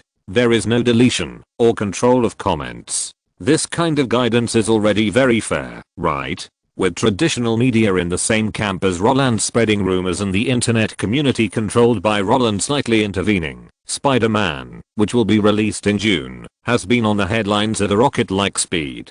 Sony's offline channels are also busy, with bus spray painting, huge advertisements on landmark buildings, pre-launch interviews, creative statues. These promotional methods that require money have instantly spread to the streets and alleys of major cities, and the two-pronged promotional methods online and offline have also made people surprised to find that the blockbuster they have been waiting for several years has finally appeared. This kind of annual masterpiece treatment that only the sun can enjoy makes Mission Impossible and Twister, which are standing in front of Spider-Man, speechless. They did a good job in publicity and promotion, but were squeezed aside by the strong debut of Spider-Man. But there is no way who can blame Spider-Man for having so many gimmicks. Spider-Man, as an IP, has its own traffic, and Roland, the leading actor, has a terrifying fan base. In front of these Krypton Gold players who bring their own plugins, Sony is still very showy and uses the popularity of Yahoo's listing and Roland's love suspicion for publicity. In addition, except for the heroine Gwen and the second generation Green Goblin, any other guy in the lineup can crush the popularity of other movie stars. It's just that Twister invested and produced by Amblin and Mission Impossible with Tom Cruise as the sole star are really no match. Fortunately, they did not collide with Spider-Man. Although the momentum is not as good as Spider-Man, Twister still strongly contributed to the amazing box office of over 41 million in the first weekend. And Mission Impossible released 12 days later, it even blew 45 million in 3 days. Such results made people shout, "Wolf is coming." You know, the box office of over 40 million in the first weekend has happened 3 times so far. After Batman Forever cut 52 million in 3 days, the entire movie market has been pulling down. And it's been less than a year since that terrifying box office boom, as if it was just yesterday. However, the money-making behavior of Twister and Mission Impossible also increased Sony and the market's expectations for Spider-Man. If it weren't for the fact that it was really impossible to release the film simultaneously around the world these days, the premieres around the world might have been pulled up by Sony. But no matter what, 53% of the screening rate is already the greatest support given by the North American Theatre Alliance. In order to build momentum for the film, Sony also invited celebrities from all walks of life to attend the premiere held in New York on June 3rd. In addition to the leading actors, there are many other stars, such as, well, the super luxurious lineup of Spider-Man can move the whole Hollywood. Take Tom Cruise for example. He was still there to do the roadshow for his Mission Impossible, and then he and Mission Impossible director Brian Palmer came to support Spider-Man. This behavior of enemy supporting enemy made those media who have written press releases for many years speechless. What bothered them the most was that Sean Connery and Nicolas Cage, the stars of The Rock, which was to be released on the same day as Spider-Man, were also brought in by Francis Coppola and Steven Spielberg. The reporters shook their heads at the way they were treated as one of their own wherever they went. Why did you ask them to report like this? The opponent cheered for the opponent? Isn't this just like a rabbit clenching its fist, cheering hard, and saying to the Eagle Source, you have to cheer up? It's the same spoof. In addition to the people in the entertainment industry, Ronald Perelman, who had greeted Roland before, also appeared on the red carpet with Marvel shareholder Carl Icahn, and laughed and hugged Roland and the truck driver in a friendly manner. Rupert Murdoch, who had greeted Sony before and expressed his interest in superhero movies, also came over with a thick face. With their appearance, the atmosphere on the scene became more harmonious. After all, the relationship between these people is that one wants to be needed, and the other is needed. As for the film critics and entertainment editors of major newspapers and magazines who entered the venue with them, they may not like Roland, who is a guy who insists on shooting commercial films, but they dare not show their face. The penholder dares to confront the big boss, but dare not confront the sponsor who gives them the platform to post articles. Of course, Kate, wearing a black dress, also appeared at the premiere. But everyone knew it well, so they smiled and said hello and let it go. Compared with the main creative team who are as calm as old dogs, the guests who are purely watching the fun, and the film critics and entertainment editors who write reviews truthfully, the ones who are really happy are actually the children who are selected. Oh no, the lucky ones who are selected. Almost every premiere of a commercial blockbuster has a certain number of empty seats reserved for fans. This is a common practice in business operations and a way to give back to fans. Soon, when all the procedures were completed, the lights in the theater dimmed and the screen lit up. As the opening of the page-turning animation appeared, Roland also sat up straight. Although he knew that Spider-Man would never be a hit, he was curious about the effect of the film when he saw it for the first time. The film began with Peter Parker's self-narration in the dark, and the plot that followed was exactly the same as the final draft of the truck driver's script. Peter Parker was bullied at school, and the righteous Gwen Stacy stood up for him. In this situation, Harry Osborn, who was Spider-Man's classmate, also extended a helping hand to him. After explaining the identities and living environments of several characters with a simple series of shots, Roland, who was sharp-eared, heard some discussions about Leo. Leo's image is actually quite good. Yeah, not worse than Roland. He acted quite well. If nothing goes wrong, he will be able to enter the A-list. Yes, this is the advantage of being handsome. Although Leo has always said that Roland is more handsome, no one can ignore him when the two stand together, and this is actually the main reason why Roland found him. He is already A+ list and has reached the ceiling in the field of actors. Unless his acting skills are improved, if he wants to give people the same eye-catching feeling as when they first saw Home Alone, the only opportunity left is Titanic. When he knew that his acting skills could not reach the level of making people tremble, he used external forces to make the mediocre narrative plot more attractive, which was a trick he figured out. After all, compared with other movies, comic adapted movies are inherently flawed in terms of narrative. Adaptation is not making up, and creation is not creation. Any movie that is separated from the comic book foundation and writes its own plot will die miserably. In this way, when the movie project is established, the fans actually already know what the movie is about. There is no way to let the comic book have spoiled the main plot in advance. In this situation, it is necessary to use other means to win people's hearts. Of course, no matter how handsome Leo is, he is just a supporting role in this movie to promote the plot. When he wanted to help Spider-Man regain his confidence on the screen and invited the whole class to visit his own Osborn Industries, Spider-Man's cowardice and the confidence of the second-generation Green Goblin, these two characters with sharp contrasts, stood up directly. Unfortunately, Spider-Man was not the cute protagonist like Shedak at the beginning. He has no venomous tongue and is dull. From a sensory point of view, he is actually quite boring. But it doesn't matter. When Peter Parker was bitten by a spider, the situation was different. Because compared to boring narratives, isn't a superhero movie just about boom, boom, boom? And when Spider-Man gains the ability to participate in underground boxing matches, the first place to show the selling point has already arrived. The fighting scenes designed by Ewan Bayes are really imaginative. He doesn't have the cuckold punches in the street fights of Nolan's Batman or the Snowman in Inception. Even if Spider-Man shouldn't know Kung Fu, the bullet time brought by Spider-Sense can always be used, right? The scene where the boxer punches and the fist brushes against the tip of his nose and hits the air is exactly the same as the scene in Stephen Chow's Kung Fu where he fights the entire axe gang alone and calmly watches the axe pass by him. When he clings to the iron railings and uses his agile body to dodge the boxer's attack, no matter whether the opponent throws a chair or swings a baseball bat, the agile figure can always dodge it just right. When he fell from the sky and posed for the landing, the close-up of his back was similar to the landing at the beginning of The Matrix 2. The point is that, unlike the common shot editing in Hollywood, each attack and defense is a long shot close-up.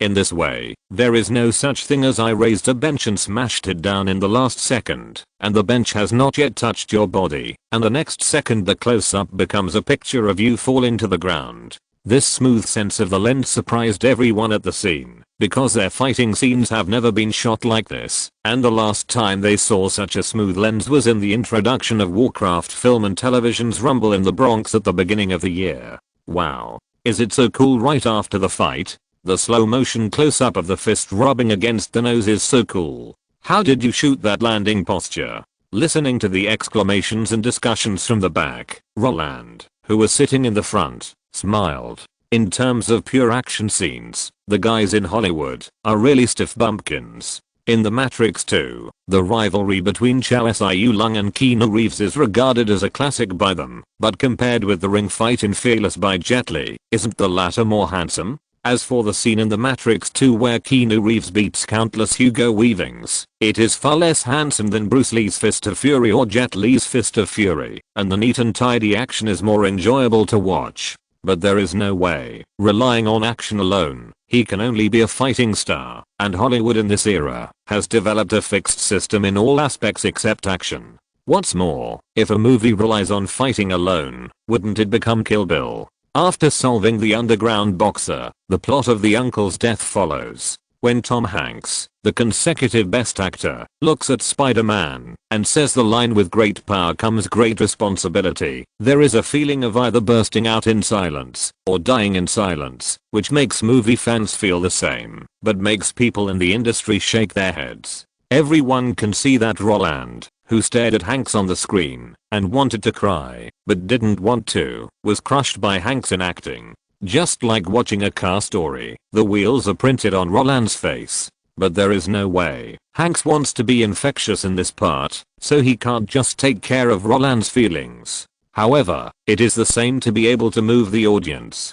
Commercial films, any way to let the audience in is fine. The death of the uncle is also the first step for DOC to transform into a neighbor superhero. After catching the murderer, a group of narrative montages vividly portrayed Spider-Man's behavior of punishing evil and promoting good. At the same time, as the Daily Bugle reported that Spider-Man was rated as a villain outside the law, Dr. Lizard, who was forced out by Norman Osborn, finally appeared. Industrial Light and Magic also showed its industry-leading background.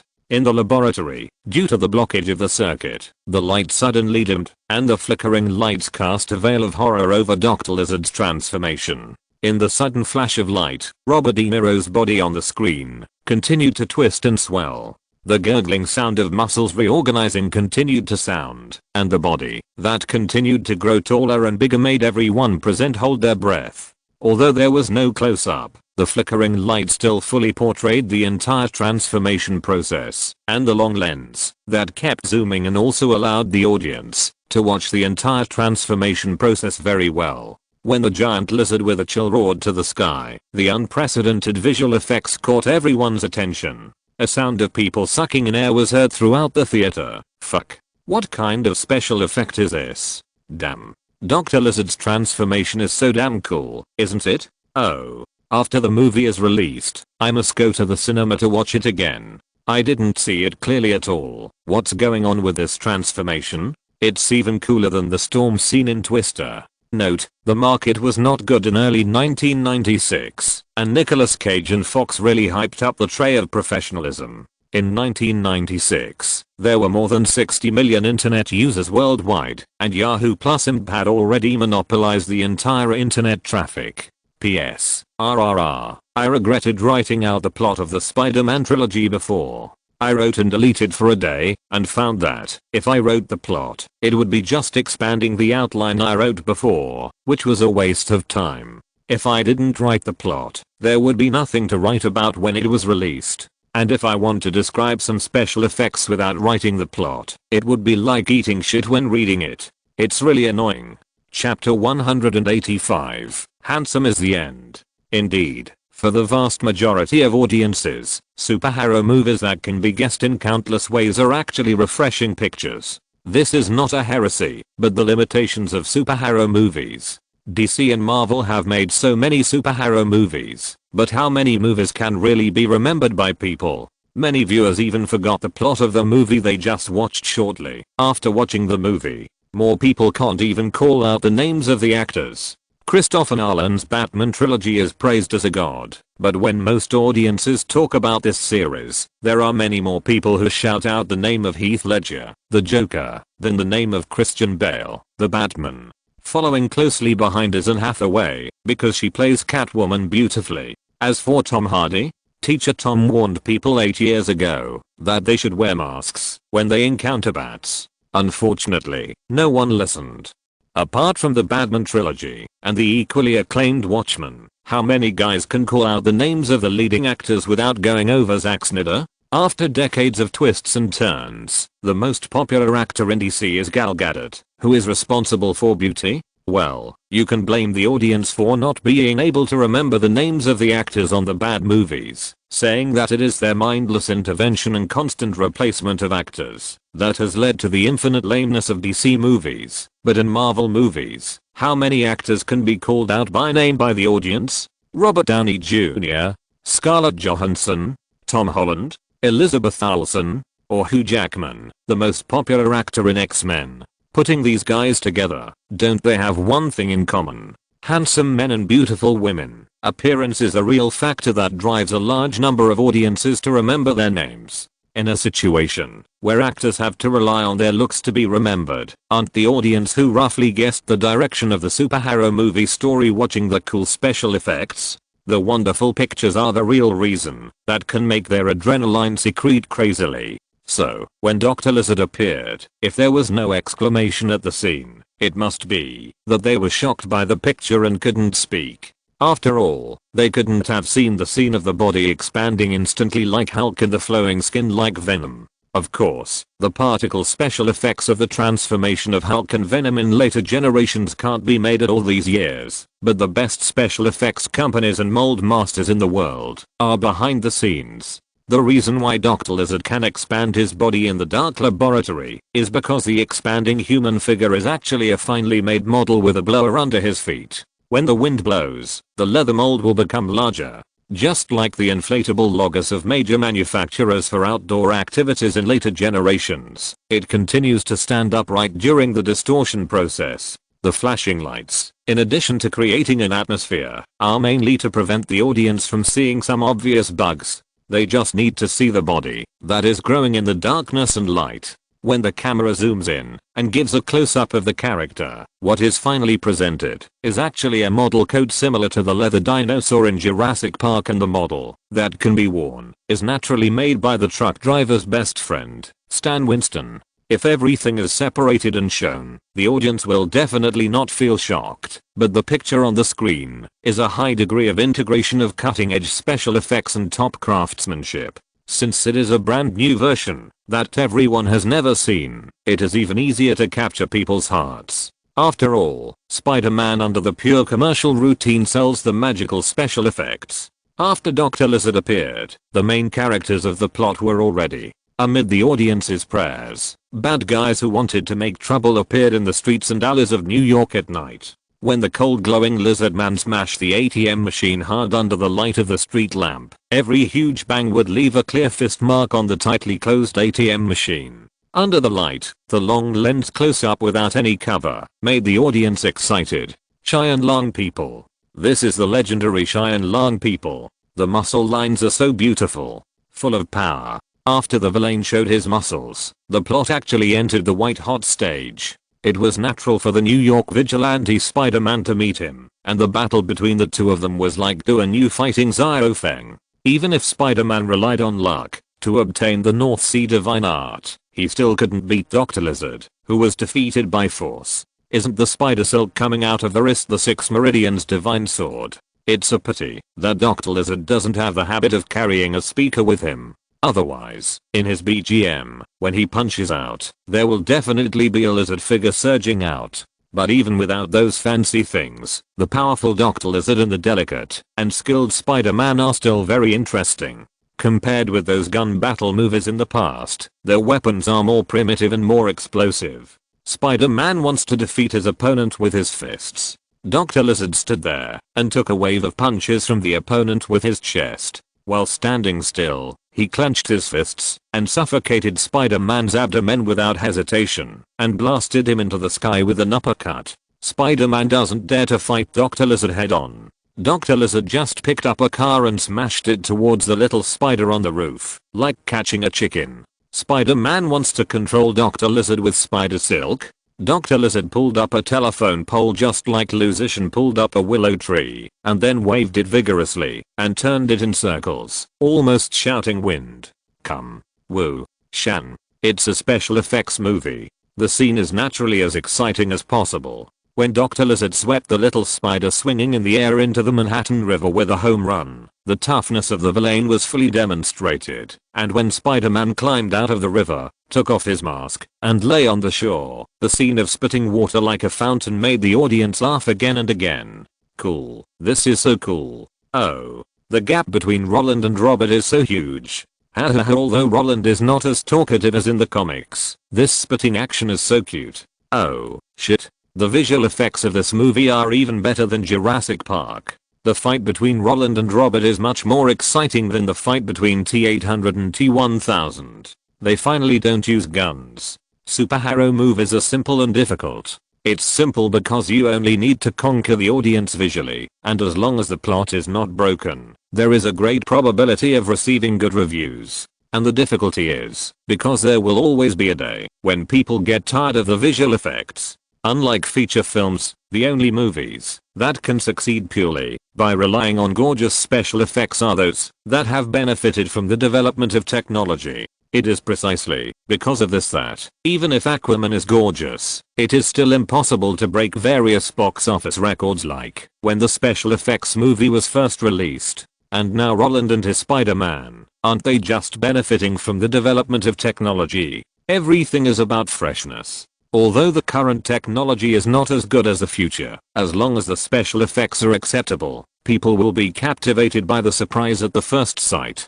Just like falling in love. Many years later, you may not know how many people you have dated, but you will always remember the beauty of the first heartbeat. This is actually the unforgettable greatness in your heart. And when Dr. Lizard defeated Spider-Man with an overwhelming advantage, another law of superhero movies was actually completed. If you want to make the protagonist powerful, the best way is to make the villain powerful first. Although it is different from the pretending to be a pig and eating a tiger in the novel of Dan Nyang, the essence is actually the same. When Spider-Man is defeated, people hope to see him win back. As long as this routine is followed, the audience will have a sense of satisfaction. This is also the reason why DC movies have always failed. Because Superman is there, the audience will not have expectations. Although everyone knows that the protagonist will definitely win, the overwhelming strength created by Superman directly completes the mowing game with the result of winning. In this way, the audience will not feel pleasure. As the plot progresses, Gwen's comfort and the emotional line with Spider-Man are officially launched. Unfortunately, perhaps because they know that Gwen will die after all, or perhaps superheroes really don't need love. In short, when people see Spider-Man pursuing Gwen, they don't react much. It's just okay. In other words, it's more like looking forward to Spider-Man's nerves relaxing before defeating Dr. Lizard. Special effects, fighting, and a little plot. In such a cycle, the whole story is also explained in full. When people see that Dr. Lizard wants to destroy the entire New York and give those guys who forced and laughed at him a little color, Gwen's father also goes to the front line to fight crime. At the same time, Norman Osborn, who was forced by the military to hand over the serum, also wears his own developed armor and becomes half of the Green Goblin. He also obeys his uncle's words and protects the entire city. Spider-Man did not fall behind. Although the storyline of the first part is relatively simple, the number of people in the final battle is large. The nearly 130-minute movie took half an hour from the beginning to the end. But no matter whether everyone joined forces to stop Dr. Lizard from destroying New York, or the Green Goblin was directly shot by Dr. Lizard because of insufficient energy in the aircraft, or Daddy Gwen was hammered to death, in the end Spider-Man found the right opportunity and injected the degenerate serum dropped by the Green Goblin on the ground into the back of Dr. Lizard's neck. All the battles were not perfunctory at all, no matter the special effects, visual wonders or the explanation of many clues in the fight. They were all neat and tidy. When Norman Osborn, who was sent back to the company by Spider-Man, took the initiative to inject other serum reagents left in the company in order to survive, the painful roar that resounded through the laboratory made the audience feel distressed, and when he completed his evolution and slowly got up from the ground, the action of putting the Green Goblin mask on his face was even more creepy. When James Cameron used Kubrick's gaze to shoot Anthony Hopkins, they used 30 seconds to tell the audience that genius and madness are often just a matter of one thought. Spider-Man ended with the sound of brisk music. While laughing, there was also applause from the audience. For film critics and the media, this was really a film that was shot neatly according to the outline of a commercial film. Just like Raiders of the Lost Ark, when the background music dedicated to Indiana Jones sounded, people knew what Jones needed to do next. But for those lucky male audiences, it's so exciting. I have to watch it twice or even 3 times. The fight scene at the end dazzled me. Dr. Lizard is really awesome. If it weren't for the degeneration serum, he would never have been caught. Wow. The picture is so cool.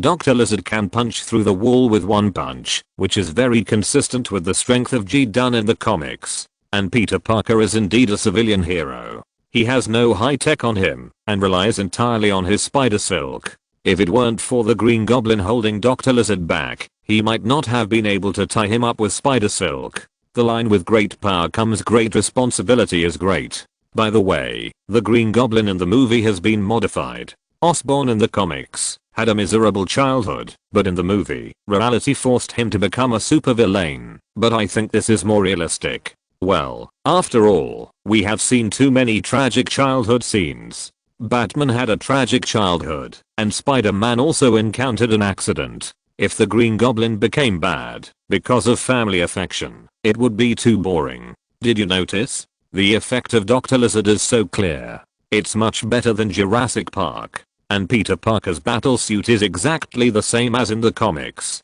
And the picture of him swinging on the swing in Manhattan during the day is really cool. Yes, people these days don't know that putting literary scenes in the daytime and fighting scenes at night is not only intended to cover up bugs, but also to save money. For them, this behavior of daring to directly use special effects characters for smooth fighting is already a very amazing performance. Compared with Jumanji, the special effects of the former can be thrown into the garbage. As for Batman, the kind of movie that relies on editing to fly is not even worthy of carrying the shoes of Spider-Man who swings directly in Manhattan. Unlike male audiences, female audiences don't care about special effects. Roland is so handsome. The shot in the beginning, where he was holding back his tears next to Hanks, was so breathtaking. Yes, he's grown a lot taller in 2 years. His chubby face is gone, but this also makes his face more three-dimensional and cooler. And the shot where he climbed up from the river and lay on the shore spitting water. Do you know what I thought of at the time? Roland, who was playing the fountain there, was as cute as a goldfish blowing bubbles. Oh, yes, yes, yes. And when he was hesitant to speak, when he confessed to Gwen, the way he bit his lips subconsciously was so cute. Didn't many people on IMDb say that Reese must be his girlfriend? I don't think so at all. And in this movie, there is no love scene between the two of them. It's purely Roland chasing Reese. If this can spark sparks, then what about the love movie that Roland admitted before? Yes, Reese has no feelings for him at all. If it were any other movie, this would definitely be a failure, but Reese and Roland are not a good match. She will definitely not be Roland's girlfriend. And that Harry Osborn? He's handsome too. Yes, I like him too. What's his name? Him? Isn't he the successor of River Phoenix? I think his name is Leo? Forget River and Leo. Don't you think Roland is too miserable in this movie? His uncle died, his girlfriend's father died, and he was suppressed by Dr. Lizard the whole time. Not only that, his best friend's father also became a villain. Oh, okay, that's normal. James Carmelon's work. He didn't kill Roland. He's already done us justice. Well, that's right. It would be strange if the protagonist of James' movie didn't die.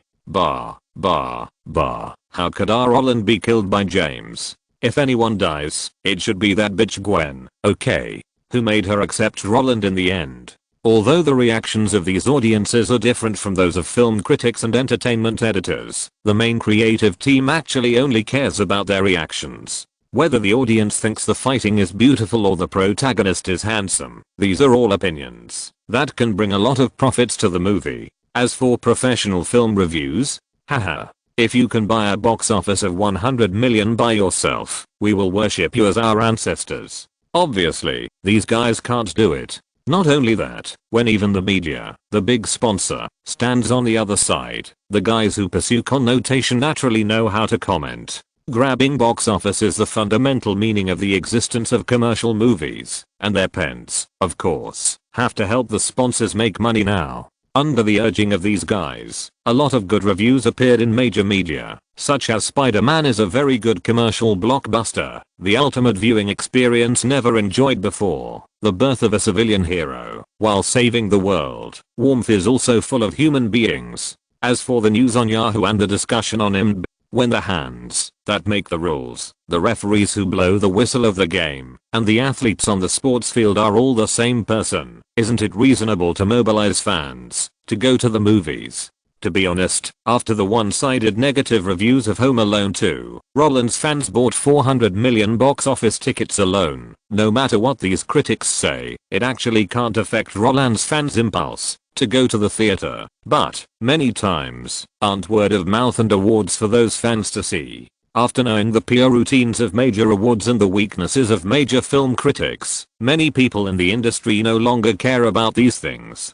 Or, to them, the biggest use of these word of mouth awards is the financial boost. The most important thing is to get more money by becoming famous. But for fans, professional affirmation from film critics and awards is actually the best compliment from people in the industry to their favorite movie stars. Who doesn't want their favorite guy to be appreciated by their peers? Although this kind of vanity appears inexplicably, but many times you can't find the root of the problem, then don't be stubborn. Just do what the fans want, that's all. Anyway, you are the one who gets the advantage in the end. You just need to know this. That's enough. Therefore, Roland never refuses the good reviews from film critics, regardless of whether these guys are sincere or not, regardless of how many conflicts of interest there are. As long as his fans feel that they are sincere, that's fine. And with a lot of good reviews, the audiences who are encouraged by this are even more. These film critics have criticized Roland before, but now they are praising him, which shows that they are still very fair, and since they are fair and strongly recommend this movie, then go and watch it. Not only that, the lineup list announced by the media is also the key to most people entering the midnight show. How many fans does director James Cameron have? How many fans does producer Steven Spielberg have? How many fans does Roland Allen have? How many fans does Tom Hanks have? How many fans does Robert De Niro have? How many fans does Anthony Hopkins have? The fan bases of a group of people may overlap, but even if they overlap, the base is terrifyingly amazing. Because of this, on the night of June 6th, long queues formed at the entrances of theaters everywhere. From the chaotic scene, you can't tell who they are fans of. Of course, the beautiful young lady is naturally a fan of Roland. Which of those old men above is more handsome than Roland? The ticket sellers of major theaters were too lazy to ask these guys what movie they came to see. Handing over money with one hand and tearing up the tickets for Spider-Man with the other hand became their easiest job. What? Someone wants to watch The Rock? What a joke. Your idol Nicolas Cage has gone to support Spider-Man. Don't you know how to choose? What's the difference between the people who want to watch The Rock at this time and the guys who yelled Demacia at the midnight show of World of Warcraft? This is simply there is a traitor among us. In this way, after everyone entered and the door of the midnight show slowly closed, the snowflakes of data were summarized and reported. They didn't even need to classify, because tonight was the special show of Spider-Man. And when Ronald Perelman walked into the office on time the next morning, the report handed over by the assistant made him raise his eyebrows while sipping coffee. While his fat cheeks flashed with an unbelievable look, his eyes also burst into extreme excitement. The next second, exclamations rang out. What? Midnight show 10.4 million. Oh my god. What kind of result is this? Note, the special effects of Dr. Lizard described in the article were available at that time. In the later highlights of Jumanji, there was the production of the crocodile expansion model. In the post-production footage of Men in Black, the aliens with flexible joints are all computer special effects. As for why other companies are still using models, but these movies have already used all special effects, that's because Industrial Light and Magic prioritized its own projects. At that time, they had a monopoly, and naturally, the monopoly dividends belonged to its own people first. Kubrick stare is a technique for shooting close-ups of people's faces. To put it simply, it is staring at the camera and rolling your eyes. Hannibal's shots of examining people are all shot in this way, and the little girl's scrutiny at the end of Chinatown Detective was also shot in this way. To put it bluntly, that kind of creepy shot is not actually related to acting skills, but the shooting technique of the uncanny valley theory is applied to make you creepy, which is the actual application of psychology in movies. Chapter 186 I play myself, I beat myself. The Midnight Show in 1996 grossed 10.4 million. What does that mean? It was a big hit. In an era when most movies would be considered a big hit if they earned 30 million in the first weekend, and 50 million was considered a record-breaking hit, Spider-Man had already achieved 1/3 of the expected goals of all producers with just one midnight show. This start was a great success. But there was no other way, because Spider-Man had grasped the fact that children were the core of the entertainment industry's greatest purchasing power. You know, Tobey Maguire's Spider-Man grossed 114 million in the first weekend. Tobey Maguire was not well known at the time. Compared with his brother Leonardo DiCaprio who made Titanic, he was even more of a younger brother. Although the heroine Kirsten Dunst was a child star, her movies that had been box office bearing, except for Charmed, which cost 11 million and earned more than 90 million in the box office, all other works were flops. But in this case, Spider-Man still became the fastest movie to break the 100 million box office at the time, directly crushing Harry Potter. 8 years later, in 2010, Iron Man 2, which was connected to the Avengers, only had a box office of 14 million more than Tobey Maguire's Spider-Man in its first weekend, despite the surge in the number of theaters. This shows how attractive this hype, which has always been called enough to replace the entire Marvel Cinematic Universe, is to the American people. Of course, Roland actually knew why Tobey Maguire's Spider-Man was a big hit. As the first superhero movie released after the September 11th attacks, Spider-Man was actually a hero made by the times, because the slogan that Sony used at the time was "We need a hero." If it weren't for the right time, place, and people, Roland believed that Tobey Maguire's Spider-Man might still be a big hit, but the box office in the first 3 days of the weekend would definitely not be so terrifying. Now, although there is no September 11th attacks, and no "We need a hero," is the current environment stable? Since the summer of 1994, America has encountered a lot of troubles, whether it is internal conflicts, external economic impacts, or frequent natural disasters. This series of problems has made people exhausted physically and mentally, and they are almost like Comrade ****, shouting "God bless the USA." Under this factor, the commercial films released in 1996 achieved box office results that exceeded the expectations of major producers. To put it nicely, this is called revenge consumption after the market recovery. To put it bluntly, this is actually the psychological venting of people who have been suppressed for 2 years. When daily life is interfered with, spiritual civilization is not important. After daily life returns to normal, the depression that has been suppressed for 2 years will also be released. Although pragmatism is the root of development, hedonism will always coexist with it. Because of this, when Spider-Man appeared, those who wanted to watch the movie and had the desire to watch the movie naturally knew how to choose. Buying a ticket can see a bunch of big stars. This cost effectiveness alone can make a lot of people extremely excited. In addition, this is not a sequel to a series, and there is no influence from the previous work. In the absence of comparison, there is no harm. The biggest driving force for the audience to go to the theater is actually the reputation of the major creators and the type of movie, and Spider-Man meets all the requirements of selling goods in revenge consumption. If it still fails, then it must be that the North American Theater Alliance concealed the box office. In this way, although the midnight box office of 10.4 million is terrifying, it is simply not enough compared with the subsequent explosive growth rate. Since June 6th is Thursday, the midnight show is located in the early morning of Friday, so except for adults, young people like Roland basically choose to watch the movie during the day. When the high school students rushed into the theater after class, Roland's growth that year had already gone through more than half. As the curtain fell on June 7th, the first day box office of Spider-Man was also settled. The first day in North America 23.72 million, completely crushing Jurassic Park.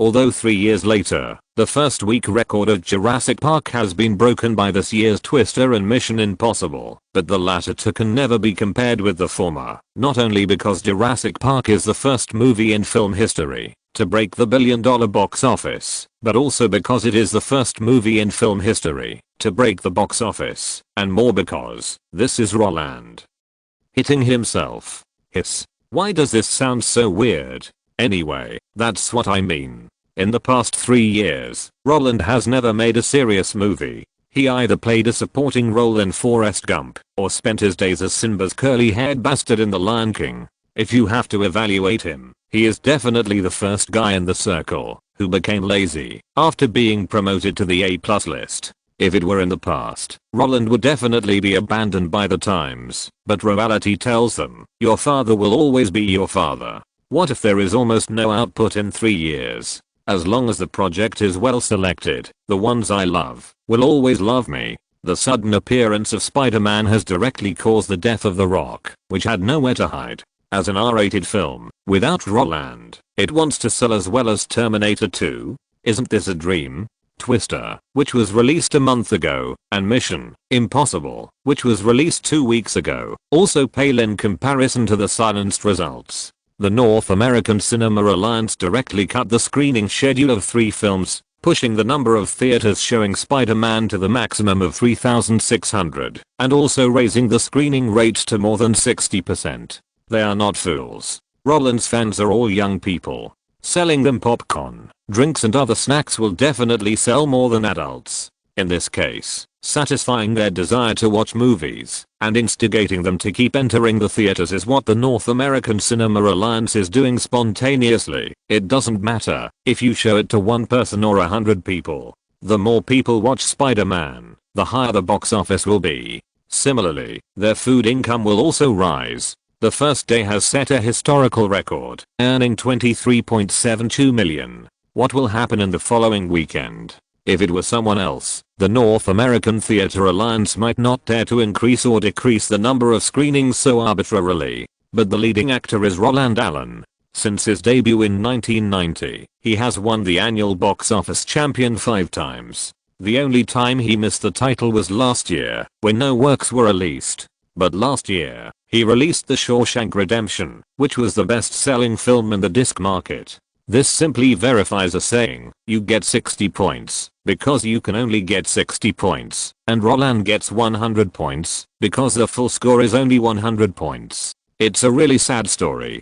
And with the North American Theatre Alliance taking the opportunity to make a fortune, the box office trend in the future is even clearer. North America made $55 million in 2 days over the weekend, and the North American box office has reached $79 million in the first 3 days of the weekend. Not only that, the audience's feedback is also very interesting. This is the most handsome superhero I have ever seen. Really, ever since I received a comic book from my father, when I was 6 years old, I have fantasized about swinging on the street one day, and I have waited for 20 years and finally saw this scene. Roland Allen, I have liked you for 6 years. I have watched all your movies in the theater. If you are a good person, please come to the hospital in DC to see me, because after watching Spider-Man, I went home, and my dog bit me. Now I'm still lying in the hospital and there is no change in my body. Does anyone know where I can buy that Spider-Man suit? I really want to know. Roland said in the movie that the crotch is a bit tight.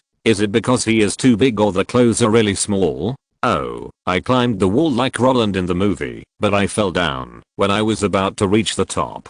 Hey, can I say that I watched Spider-Man 9 times in 3 days? I can even recite the plot. What makes me most uncomfortable is that no matter which time, my girlfriends will stare at Roland Allen on the screen and then keep telling me, Roland is so handsome. Leo is so handsome. Roland is so miserable. Leo is so warm. Really? I regret having so many girlfriends. What's the point of me accompanying them to the movies? As soon as I left the theater, I bought Spider-Man sweatshirts. $19.99 each. I bought 4. I also bought the Spider-Man game for PS. The point is that after buying it, she told me that she didn't have a PS at home, and then took my machine away. Now I have finished watching the movie with my girlfriends, and my girlfriends have gone home, and I'm holding a game box, and I don't even have a game console. That's right, when the movie was released, the peripherals were also launched.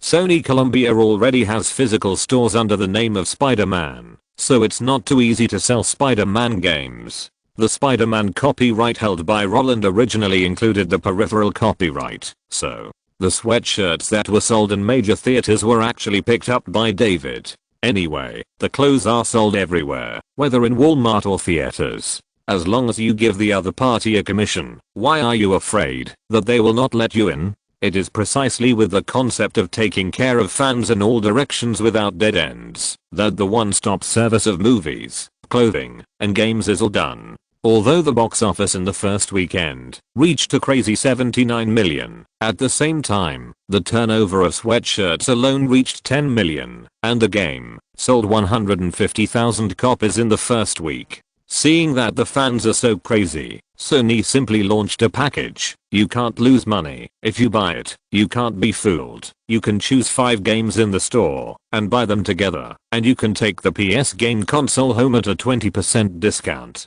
Yes, that's right. You make money, and I lose so much that I want to cry. Who at 10 laughs point JPG and IP can swindle 100 million in cash in the first weekend? What does this mean? No one knows.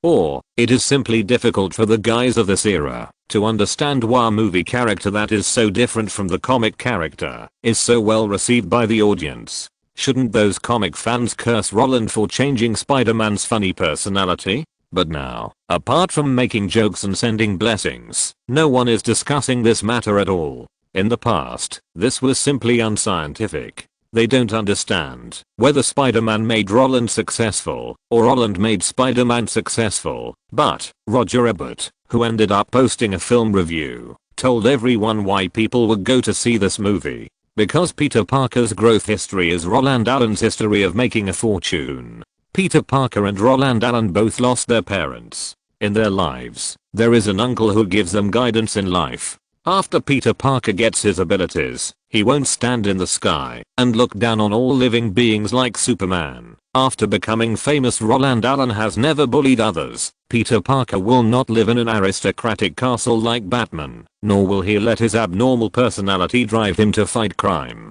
Similarly, he does not like media reports and is afraid that the media will expose his identity. Roland Allen has never moved since he became famous. Not only that, his volunteer career with Tom Hanks, his fitness exercises every morning, and his friendly responses to passers-by fans all give him an neighborly feeling. The point is that since his debut, he has only accepted 2 media interviews, one before the release of Jurassic Park and the other after the billion-dollar box office. In addition, he also appeared on a talk show when Home Alone was a success. Peter Parker and Roland Allen's lives are highly overlapping. In this case, when the audience who likes Roland Allen goes to watch Spider-Man again, he will not feel bored, because Peter Parker is not talkative, because everyone either grew up watching Roland Allen, or grew up with him. Everyone knows what kind of person he is. And the greater the ability, the greater the responsibility, which is actually a true portrayal of the two people.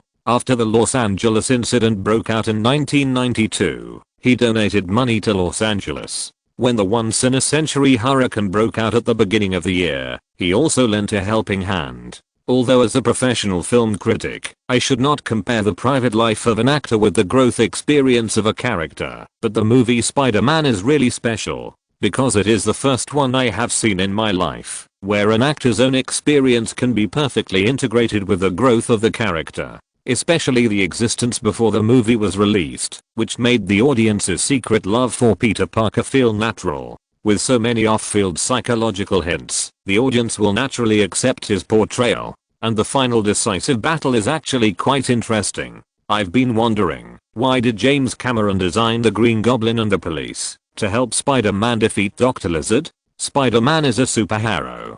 Don't superheroes save the world by themselves? But now, I think I understand. Does anyone still remember Home Alone 2? That was the most difficult period Roland had encountered since his debut. A number of film critics, including me, gave the movie a bad review, but countless audiences have vindicated Roland, and it is an excellent movie. Peter Parker in Spider-Man is not a hero yet, or rather, he is studying hard and wants to make himself a hero. And Roland Allen in reality is not a superstar after becoming famous. He is also studying hard and hopes that he can be a superstar. The power that helps Peter Parker in the movie is actually equivalent to the public who helped Roland Allen in reality. You grow up with Roland Allen, and similarly, Peter Parker has someone to accompany him. If you just watch the movie, I would give Spider-Man's script 2 stars at most, out of 4 stars. But when the two figures of Peter Parker and Roland Allen overlap, I will give it 4 stars. This is really the best movie I have ever seen in my life. Tailor-made for an actor, because the audience will not feel any alienation, because the guy you like is not only on the screen, but also around all of you. On the surface, it seems that you are attracted by the gorgeous special effects, but in fact, what attracts you is everything that is so familiar that it can't be more familiar. Peter Parker is Roland Allen, and Roland Allen is even more Peter Parker. When the Chicago Sun-Times published Roger Rabbit's counterintuitive film review, the audience who were attracted by the special effects and those who found it difficult to understand why the movie was so good, all figured it out.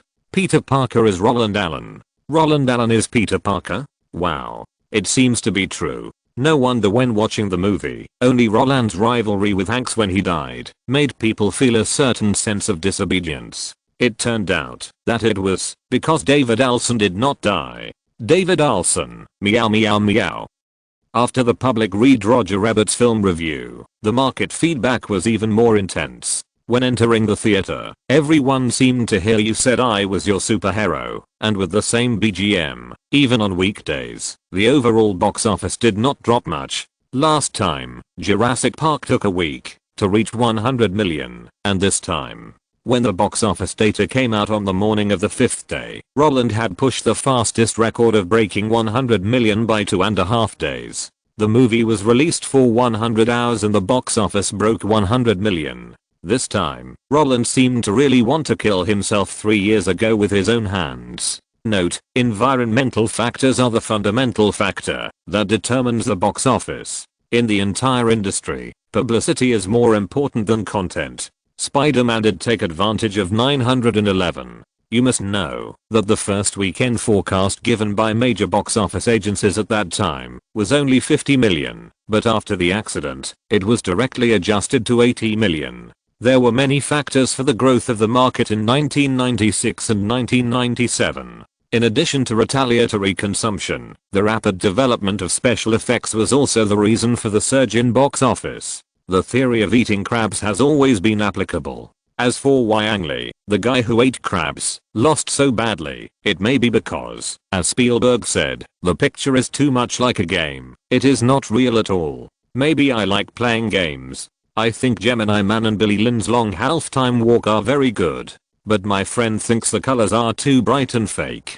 The growth rate of screens in the United States is very slow. We can add more than 20 screens a day, while they can only add about 100 screens a year. In fact, the majority of the box office is contributed by those mainstream theaters. For example, the number of screens of the Auto Theater Alliance established in 1999 is also counted in the total number, but the box office accounts for a very small proportion. As for the box office, I wrote, it is not exaggerated, because a year later, Men in Black had a box office of 84.13 million in the first weekend, and Independence Day in the same year had a box office of 17.65 million on the first day of its release. In reality, the copyright of Spider-Man's peripherals is also in Sony's hands. In the contract they co-produced with Disney, there is a clear clause that Disney does not enjoy the profit sharing of peripherals. It really bought a mountain of gold and went home. Chapter 187. Some are happy, some are sad. Ha ha ha ha ha. We made money. We found a treasure. Spider-Man has set a new record for the fastest movie to break 100 million. 100 hours. It only took 100 hours. Sure enough, only Roland can beat Roland. When Spider-Man broke Jurassic Park's record for the fastest 100 million, Sony Pictures was filled with a wave of celebration. The reason was simple. After so many years of losses, they were finally going to make a profit. Since the acquisition of Columbia Pictures, they have been repeating the same pattern of losses, investments, losses, and investments. For so many years, they have not made a single cent of profit. Although Sony Corporation, the parent company located in the island country, has been subsidizing them, the terrible results have actually pushed the entire company to the brink of bankruptcy. When Panasonic sold American Music and abandoned Universal Pictures due to a broken capital chain, Sony could no longer hold on. If they continued to lose money for another 2 years, they would have no choice but to sell off their entertainment assets and completely declare their transformation a failure. But they now have Spider-Man. Oh no, they now have Roland Allen. Since the establishment of the joint distribution company of Sony, Amblin and Warcraft, Sony has found that it has finally embarked on the right path to profitability. Seven Deadly Sins and The Shawshank Redemption have made their overseas distribution company profitable for the first time, and the current Spider-Man has made them see the possibility of topping the box office rankings this year. You know, in the past 4 years, if you want to be in the top 10 of the box office rankings, it depends on God's will. Now, before the movie has even started to be distributed overseas, all statistical companies and industry peers have already pushed Spider-Man to the top of the prediction list. This kind of behavior that everyone in the industry is unanimously optimistic about has not appeared for 4 years. The last time was in the summer of 1991, when they released Terminator 2, Judgment Day. The last time he was favored by his peers was because of Roland Allen. This boy is so terrifying. Fortunately, Roland is one of us. Of course, in addition to the huge sales of Spider-Man, Sony is even more excited about the sales of the PS game console, which has also skyrocketed. After launching the I'm About to Cry at a Loss event, more than 20,000 PS game consoles were sold in America within 3 days. The most important thing is that every single one was sold with a Spider-Man game. What does this mean? It means that among Roland's fans, there are many people who are willing to play games, but don't have a PS game console. And there are also some people who have the financial strength to buy a game console. As long as these people are tapped out, they will have the confidence to get a share of the home console industry. Maybe Roland is really the chosen one. If he can keep up this performance, the headquarters will give him half of the shares of the overseas distribution company. Even if they give him half of the shares of the American distribution company, it will be worth it. Since the results are like this now, we will just release the film overseas. Of course, while we continue to work, we will also contact Roland to see when he will return to Los Angeles, so that we can hold a celebration party for him. Oh, by the way, we have to call James too. Ask him to submit the scripts for the next 2 movies. As long as they are willing, we can invest anytime. It doesn't matter if they don't shoot for the time being, we can start the project and prepare first. In addition to Sony, Fox was also excited after seeing the report card of Spider-Man. Everyone, am I right? Roland has to sign the contract first. At first, James wanted to wait until Spider-Man was released before negotiating a contract with us. How is that possible? According to the current results, if Roland wants 20 plus 20, we have to give it to him. It's not a question of A plus list now. It's that Roland has really become the kind of person like Steven Spielberg and George Lucas, just as we expected back then. Only they can play the box office game with themselves. Everyone else is just a younger brother. I never understood why these people were always loved by the audience. Now I understand that audience appeal depends on how much you have paid. Steven never thinks about how to shoot what I like, and George doesn't think about how to convey my own ideas to the audience. Roland doesn't even think about how to make the public accept his transformed self. People are full of fantasies about the universe, so George made Star Wars. People need personal heroes, so Steven made Raiders of the Lost Ark. People like Roland Allen, so James directly embedded Roland's personal growth into Spider-Man. They have been selling what the audience wants most. How can the audience not like it? And what do the audience want to see most now? What do they want to see most is who Roland means by something. In that case, then it's our turn to perform.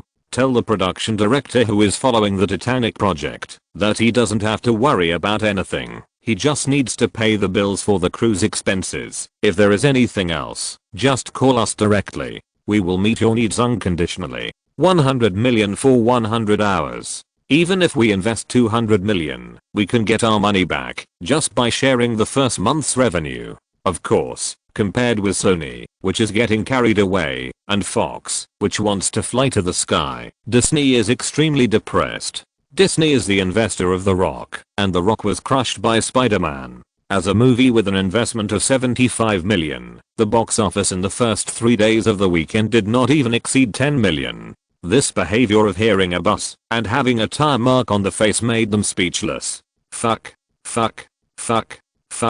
I said at the beginning that I would reschedule The Rock. Reschedule. But you didn't listen. Whether it's Mission Impossible or Kingsman, it's better than Spider-Man. And now, 75 million investment. Just gone. Since 1990, the management team headed by Disney chairman Michael Eisner has wanted to get a share of the live-action film industry.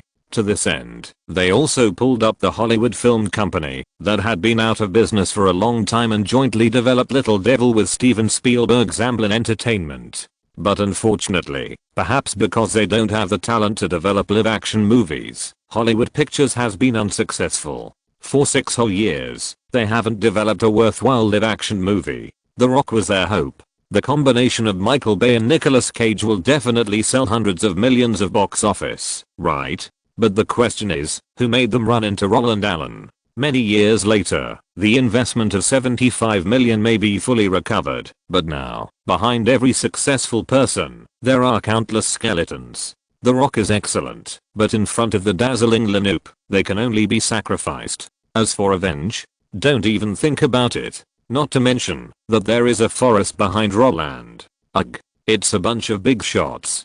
Just within Disney, they are not of one mind. Of course, Warner is even more unhappy than Disney. Because Batman 4, Batman and Robin has been approved as another sequel to the Batman series, they want to save this hype with a Starlin loop. George Clooney, Arnold Schwarzenegger, Uma Thurman, Chris O'Donnell, Alicia Silverstone. 3 B-lists and 2 C-lists. This kind of creative team is not bad, but compared with Spider-Man, Spider-Man's Lanoop is simply not something that can be put together. Okay, Roland Allen is Steven Spielberg's student, and those others owe the Jewish gang a favor. They are just playing games in groups. Even if you ask James Cameron or Sony to invite these people, they can't.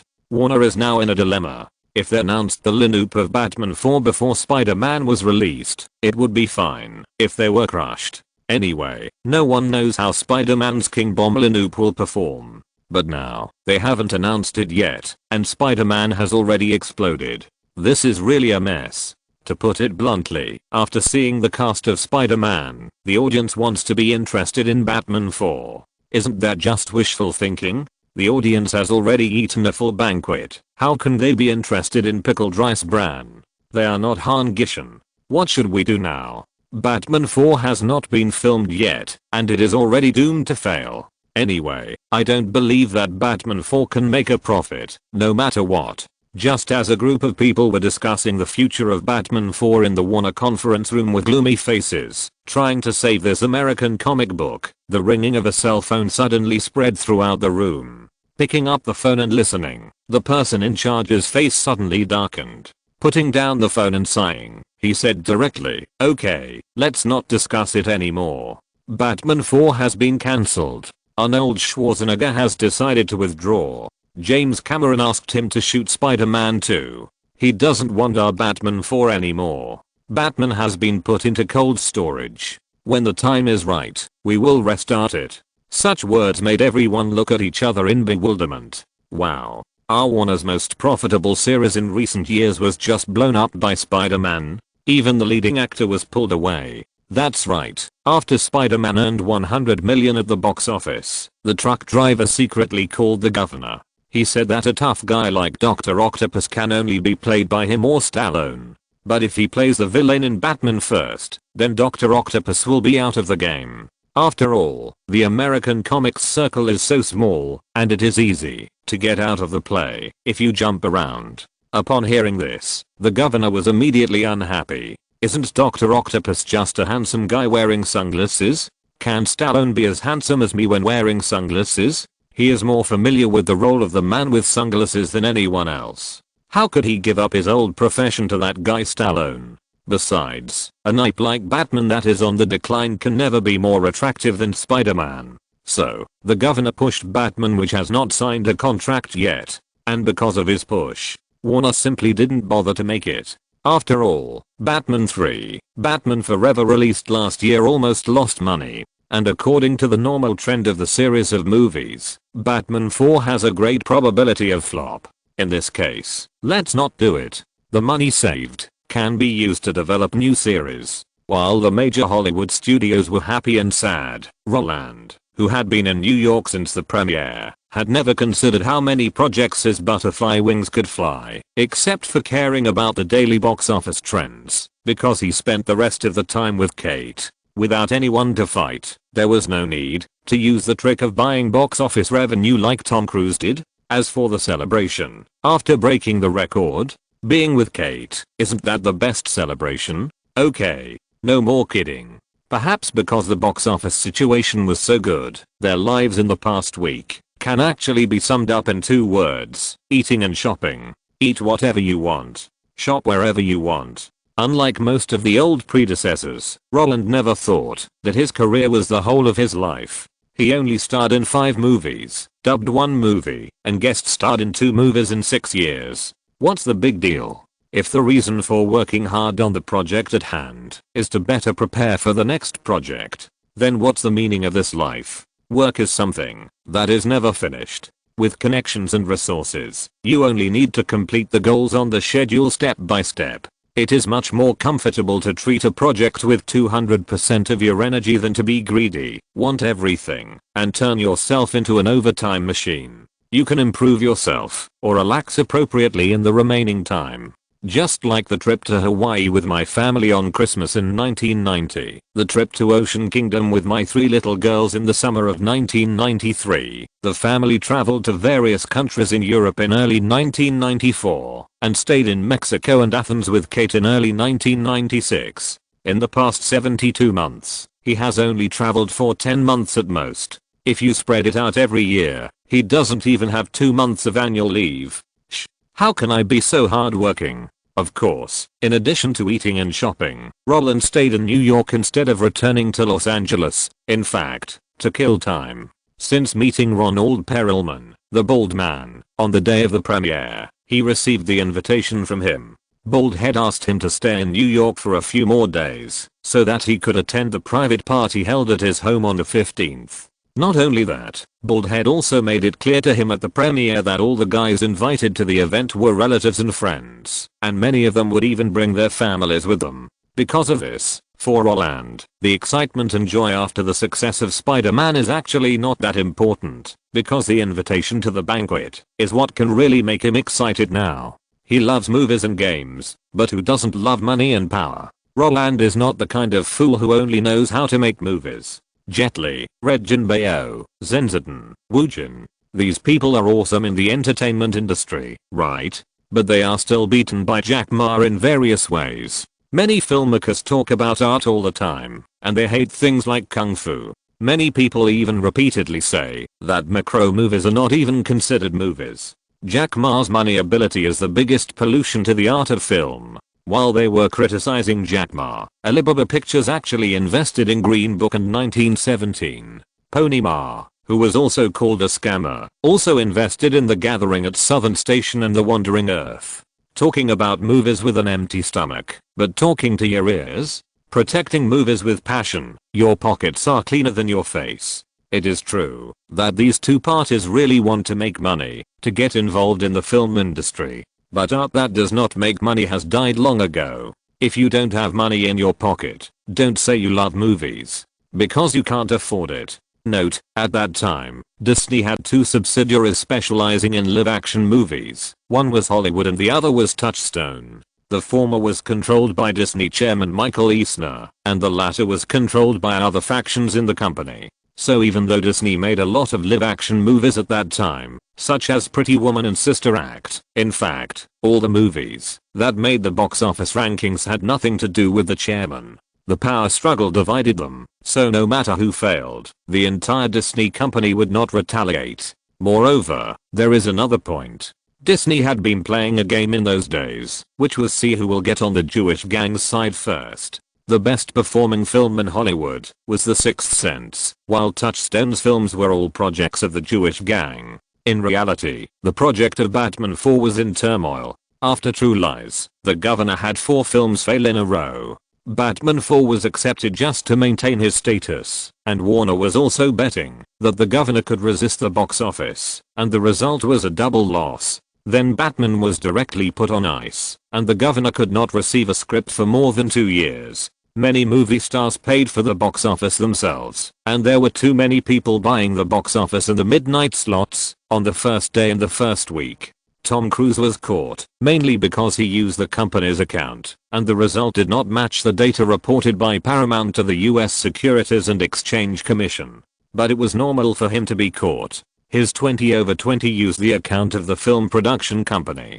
Others specially created an empty shell, and he was trying to save trouble. If he couldn't be caught, then hell. Chapter 188, Kate and her gifts. Ever since Roland met the bald guy in the summer of 1991, he had already discovered that this guy was actually a cunning person. You know, except for the conversation after the premiere of Terminator 2, the two of them had no obvious intersection at other times. Whether it was through the truck driver, robbing the bank opened by the bald guy's family, to pull out a bare hair, or making Home Alone 2 into an advertising film, or the project of Spider-Man, all of these made the bald guy benefit a lot. But the real reason why Roland had the other party's private number was actually the public listing of the Shawshank Redemption. From the moment Roland met the bald guy, he took the initiative to swallow Marvel's junk copyright and wanted to board the other party's pirate ship. But the problem was that no matter how much money he made for these guys, the other party would not care.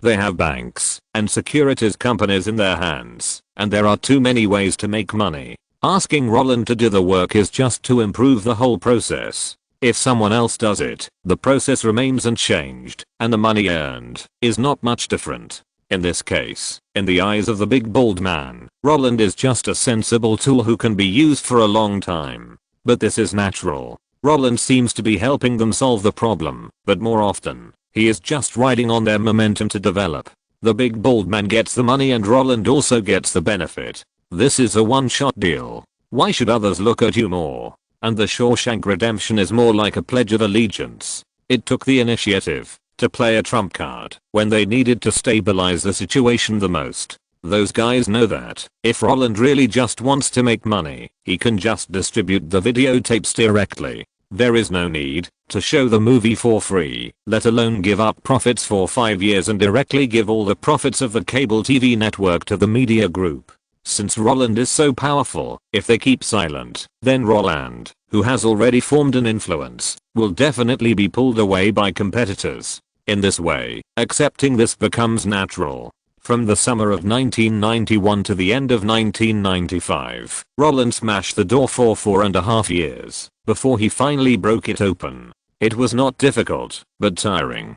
Hiss. It didn't seem that tiring. After all, he bought the Shawshank Redemption out of necessity. Sony distributed it out of necessity. In his previous life, he didn't understand why this movie was so popular, and in this life, he was lucky. However, no matter whether it was luck or shit, he was the one who benefited. This also made him smile happily when he stood in front of the mirror. What are you thinking about? So happy. While smoothing Roland's collar with her hand and picking up different colored ties to draw one by one, Kate also glanced up. I think black is more suitable for you, so let's choose this black one.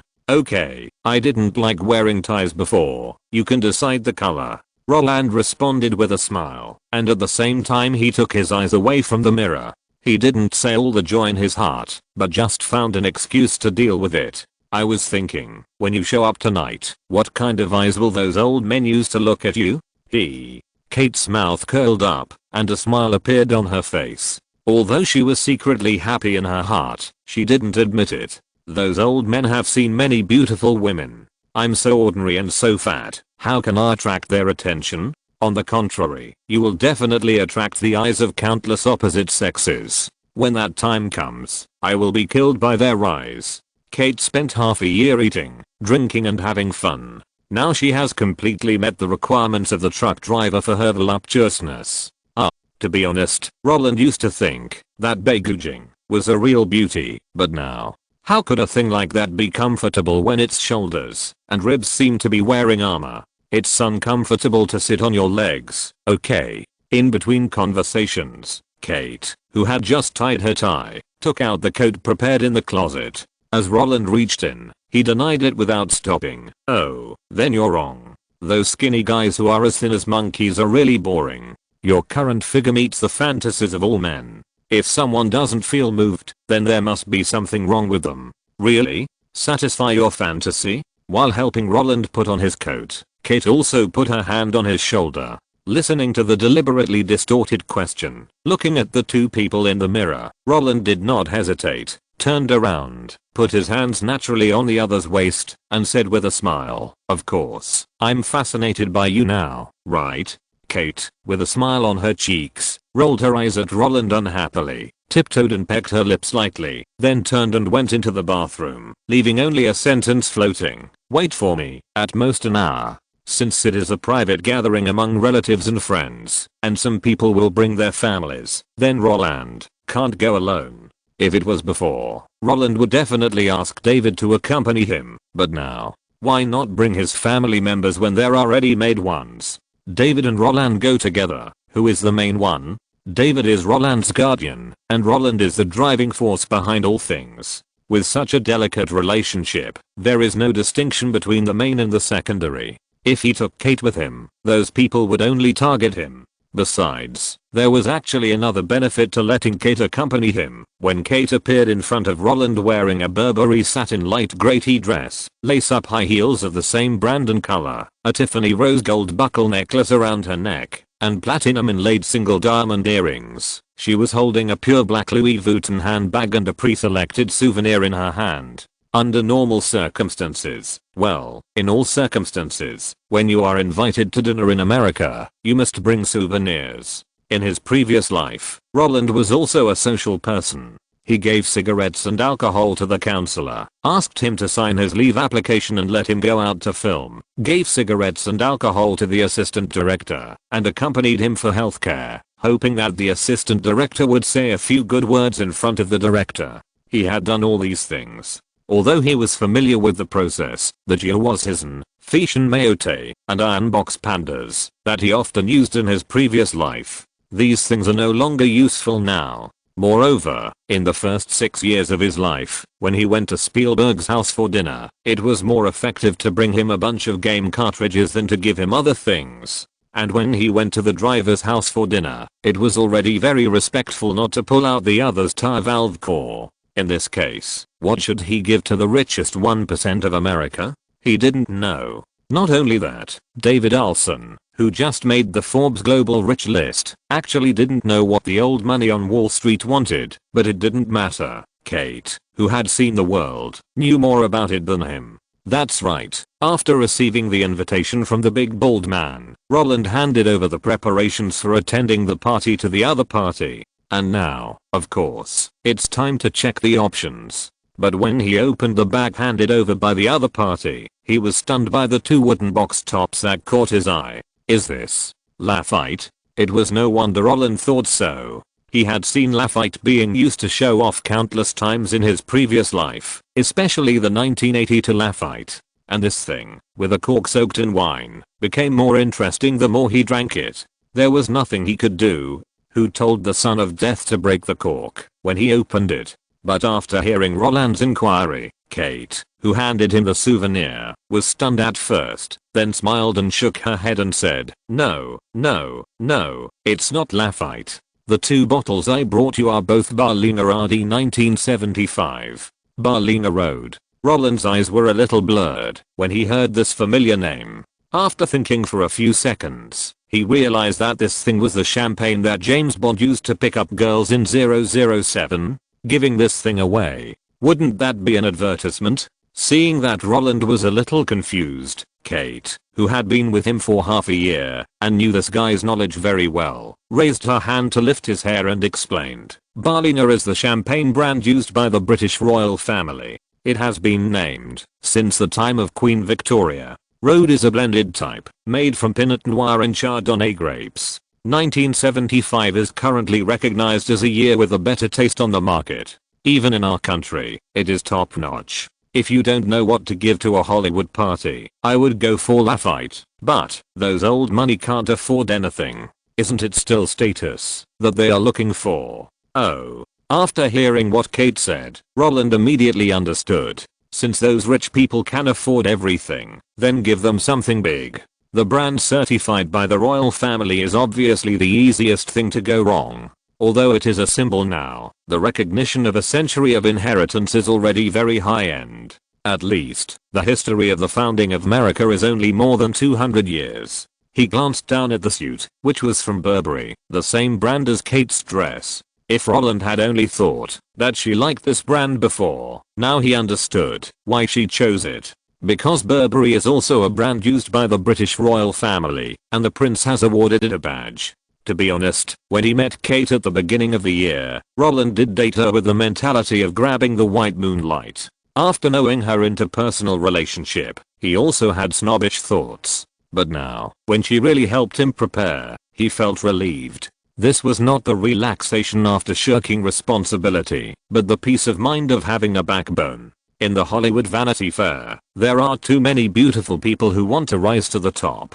And wanting a beautiful woman is extremely simple. If you just hang out at the door of any bar, you will find a lot of girls who want to pursue their dreams. Among them, there are many who are good looking. Even celebrities are easy for Roland now, because those guys know what they can get by climbing into his bed. But no matter whether it is the former or the latter, they have no other use except to vent. Let those guys help Roland solve the current problem. No matter whether it is B-list, A-list or A+.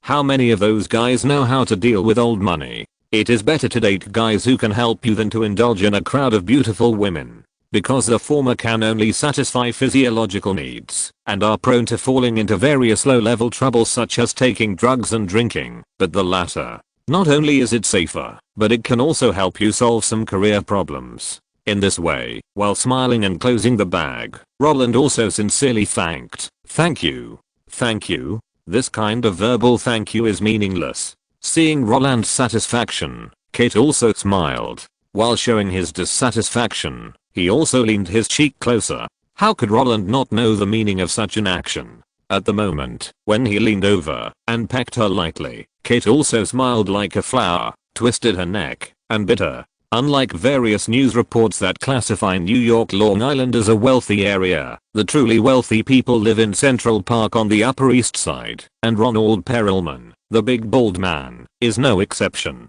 After all, this guy who only regarded Roland as an employee before, really has aristocratic blood. This guy's not self-made.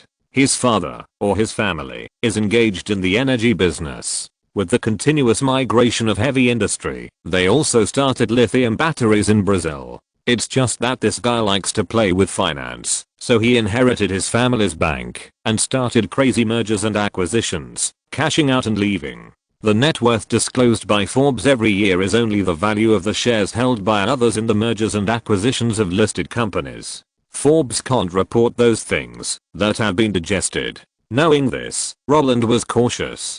After all, a billionaire was not enough for a guy who could open a bank. But what he didn't expect was that when he and Kate arrived at the old apartment building in the Upper East Side on time, the bald man who got the news actually came to the door to greet them in person. Oh, Roland. You are finally here. The bald man took the initiative to open his arms and gave Roland a warm hug. Hey, if you hadn't been in New York these days, I would have thought you went back to Los Angeles. The sudden enthusiasm surprised Roland, but when facing the hug, Roland did not feel restrained. Instead, he smiled and said, "How is that possible? Ronald, even if I'm busy, I will not refuse your invitation." "Really? But what if it is a beautiful woman who invites you?" "I think my charm cannot compare to those beautiful figures." The bald man laughed and joked with Roland. Before Roland could respond, he put his arm around Roland's shoulders, looked at Kate beside him, and said, "Is this the girl that the media is looking for?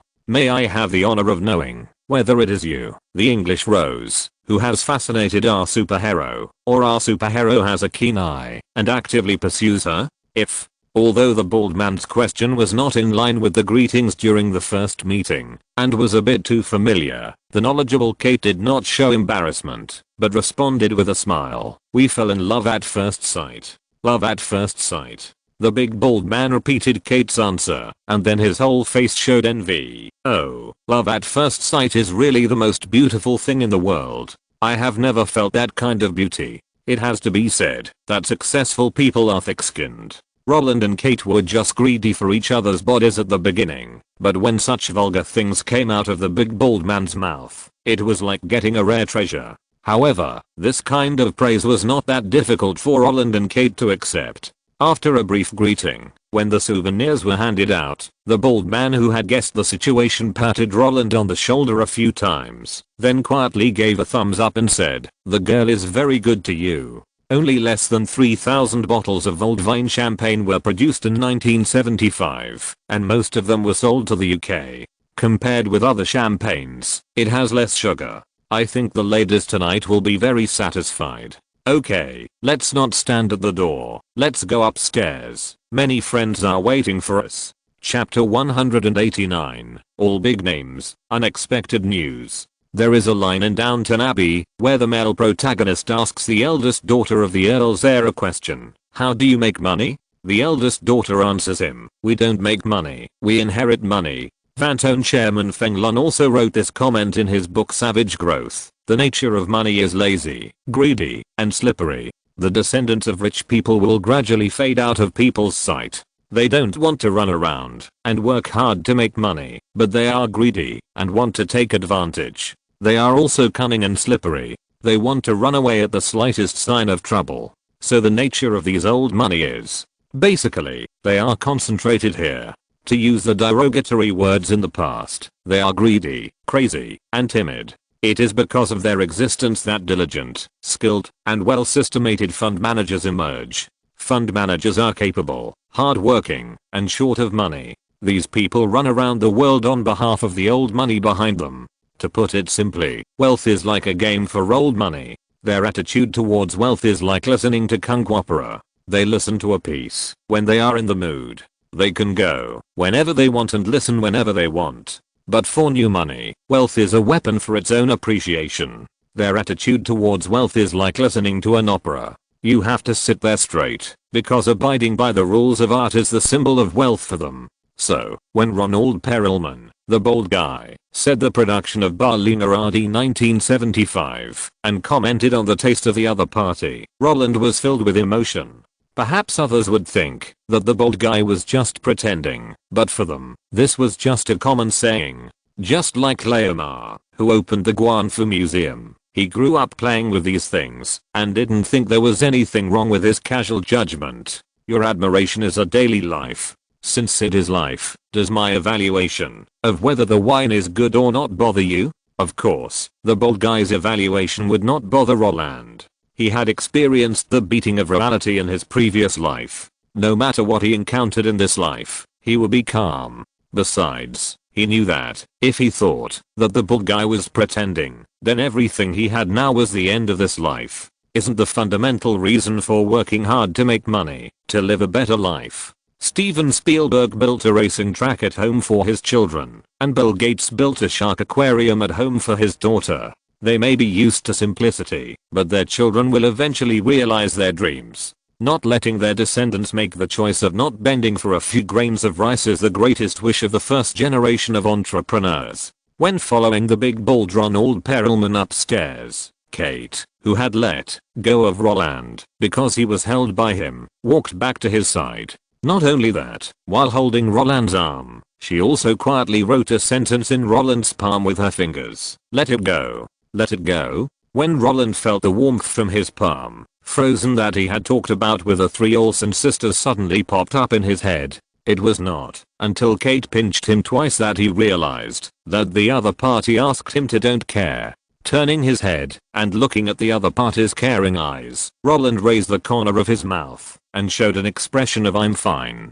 The little movements of the two people were also seen by the big bald man who turned around. In the eyes of the big bald man, the communication and response between them was simply the mutual flirting between young people. Maybe it was because he had eaten a mouthful of dog food, or maybe the behavior between Roland and Kate reminded the big bald man of his younger self. So when he entered the room, he also clapped his hands to attract the attention of the guests in the hall. Come on. Look who's here. Our New York superhero and his girlfriend. Although the big bald man is a businessman and has always said that he has never experienced love at first sight. In fact, this guy's emotional intelligence is as smooth as his tongue. You know, he met his first wife when he was 22 years old and went on a pilgrimage to Jerusalem. As he shouted, the guests who arrived first all cast various glances at the door. Although the guests tonight were either rich or noble, they were all old acquaintances.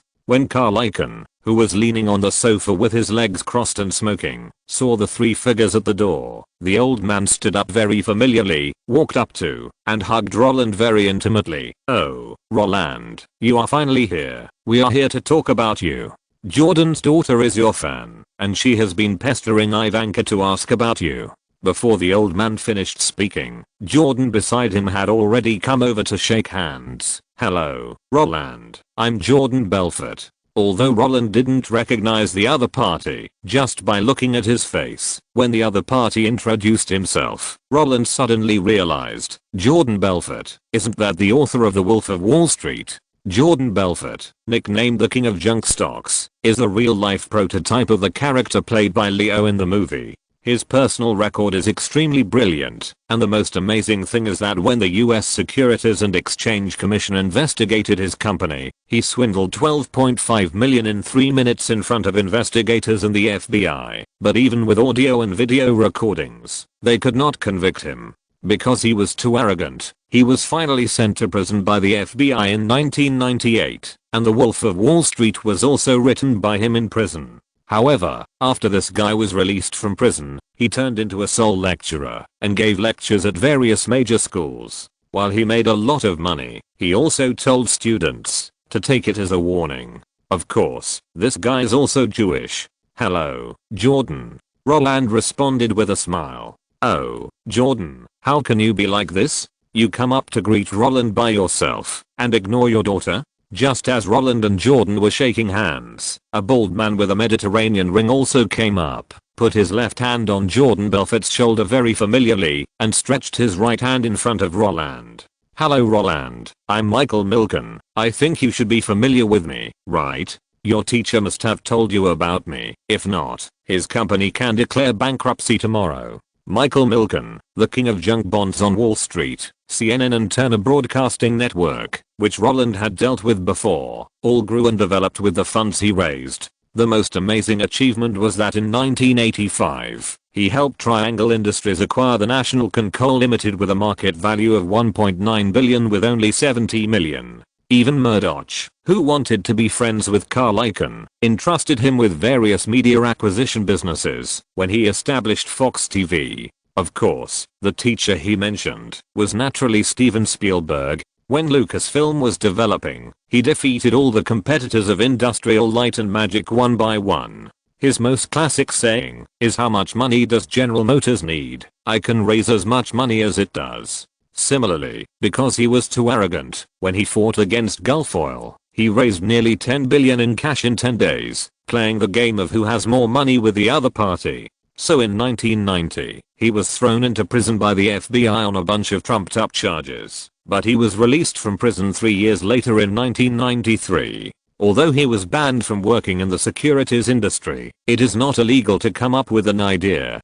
He is also Jewish. Although old man Steven had never mentioned him to Roland, if Roland really said he didn't know, it would be a disrespect to him. After hugging him with laughter, a middle-aged man wearing black glasses came over and said in a familiar manner, "Roland, my name is David Shaw. I'm sorry to bother you with Amazon. Jeff called me many times, and I really couldn't find an investor to invest in him. Later, Ronald said you were in the internet business, so I asked him to find you.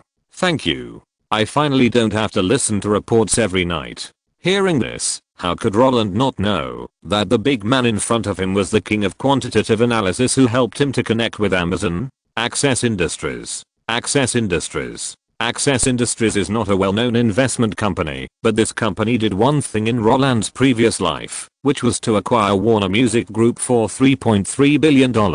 That's right. Since 2011, Warner Music Group is no longer a subsidiary of Time Warner. And it is precisely because of this that Roland in his previous life also checked this guy's record. You don't know until you check, and you will be shocked when you check. Access Industries, owned by Ryan Blavatnik, holds shares in many companies, including Alibaba, Amazon, Facebook, Pinduoduo. Yes, it is the Pinduoduo that is competing for a better deal. Although none of them entered the market in the angel round, the other party did not sell the shares of these companies at all. Not only that, he is also a Jewish who likes movies. At the same time, He is also a friend of Francis Coppola, who cosplays the Italian Mayfair every day. Although Ronald Perelman, the bald man, ignored Roland before The Shawshank Redemption was released, he was very thoughtful for today's family gathering.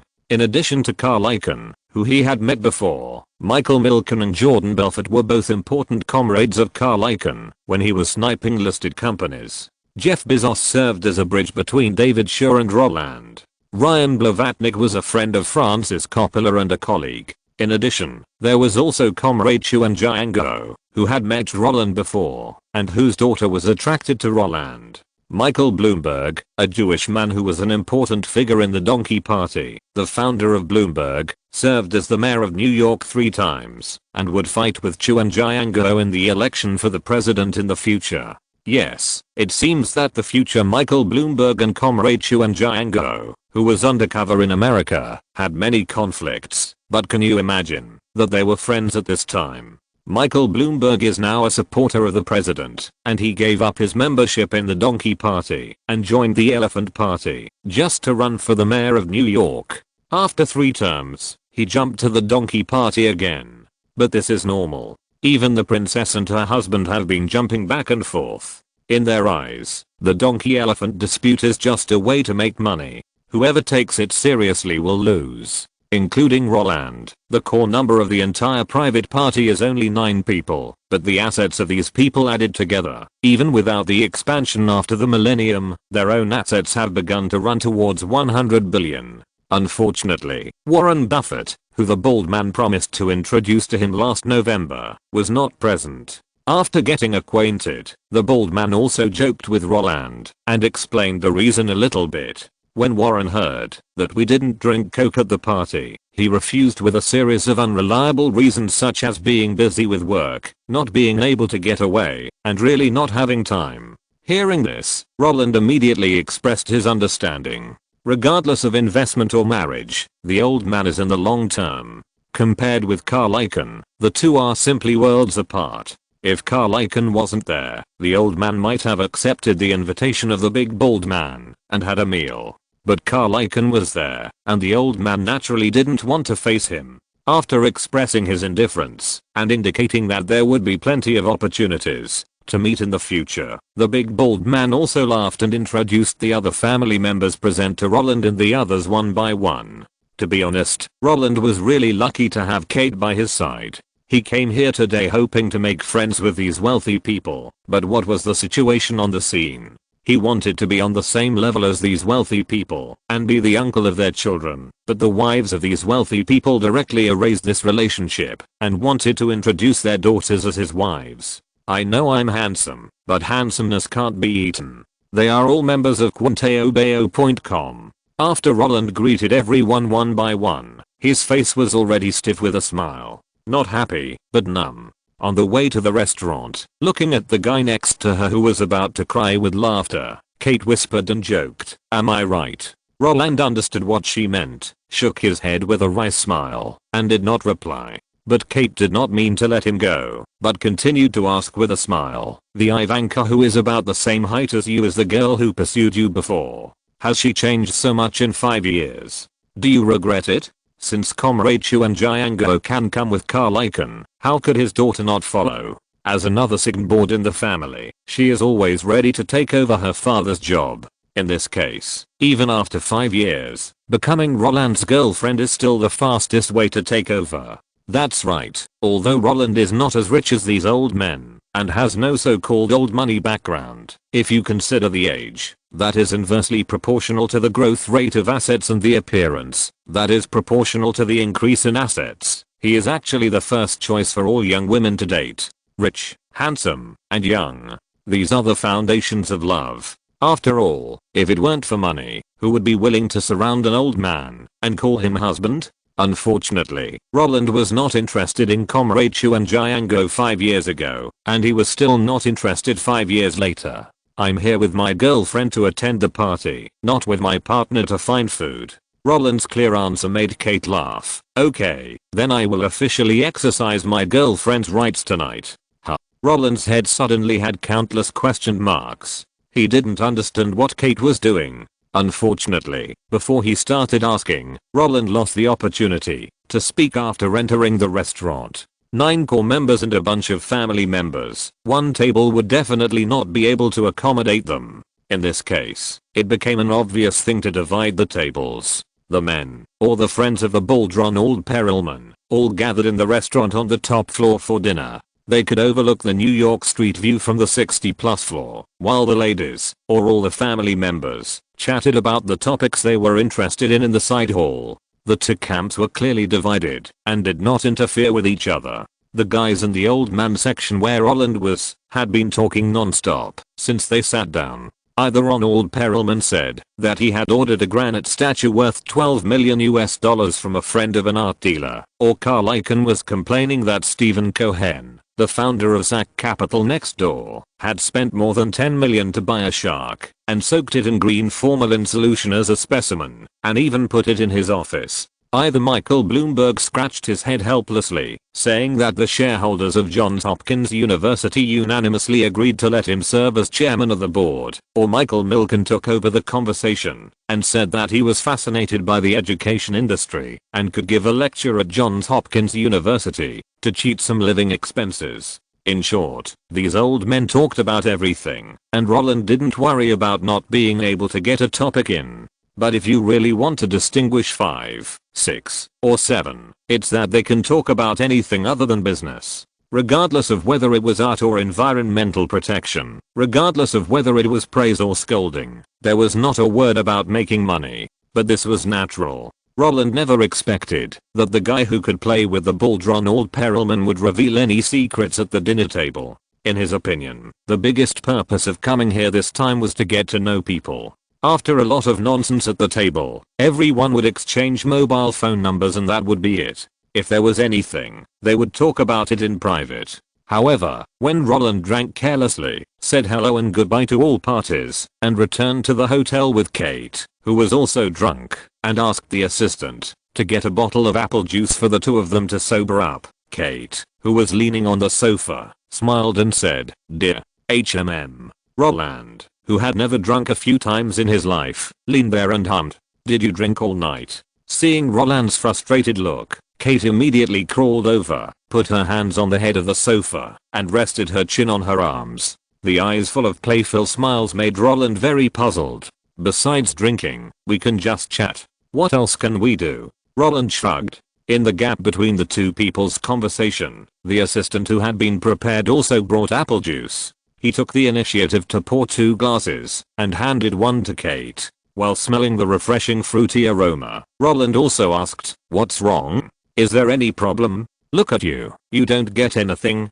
Kate took a sip of juice, and the smile in the corner of her eyes was full of understanding. "Isn't it just a meal tonight? What can I get?" Roland raised the cup and gulped down the juice. After seeing Roland's matter-of-fact attitude, Kate stuck out her tongue, bit her teeth lightly, and showed an expression of "I have already guessed the ending" on her face. "What if I say, I have?" Huh. Roland didn't understand. As he was drinking the juice, his Adam's apple moved up and down slowly. Such an action made Kate raise her eyebrows, and she lightly revealed a bombshell. For example, Carl Icahn wants to attack internet companies. He has his eyes on those high market value internet companies, like Netscape, Yahoo. Cough cough cough. Roland, who was drinking juice, almost choked to death by what Kate said. While coughing, he put down the cup, first wiped his mouth with the palm of his left hand, and then felt that it was not enough, so he rubbed it again with the back of his hand.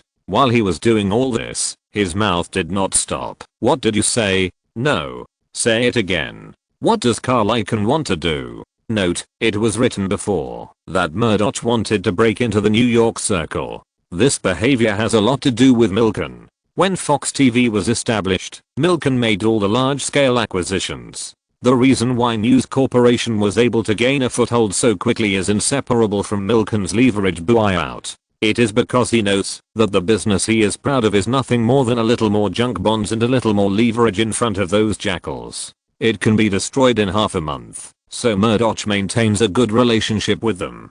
Don't think it's an exaggeration. When Google acquired Motorola, It was Carl Icahn who first split Motorola into two companies, one for radio and one for mobile business, and then Google bought the mobile business. They split up a company worth tens of billions of dollars at will. Without them, Google would not have been able to get more than 10,000 patents. They also did Time Warner, and its stock price was like a roller coaster. We could only watch them make money. Carl Icahn and Buffett have conflicts. The Wolf King likes to criticize the stock god the most. When the Wolf King took a fancy to Coca-Cola, he was blocked by the stock god.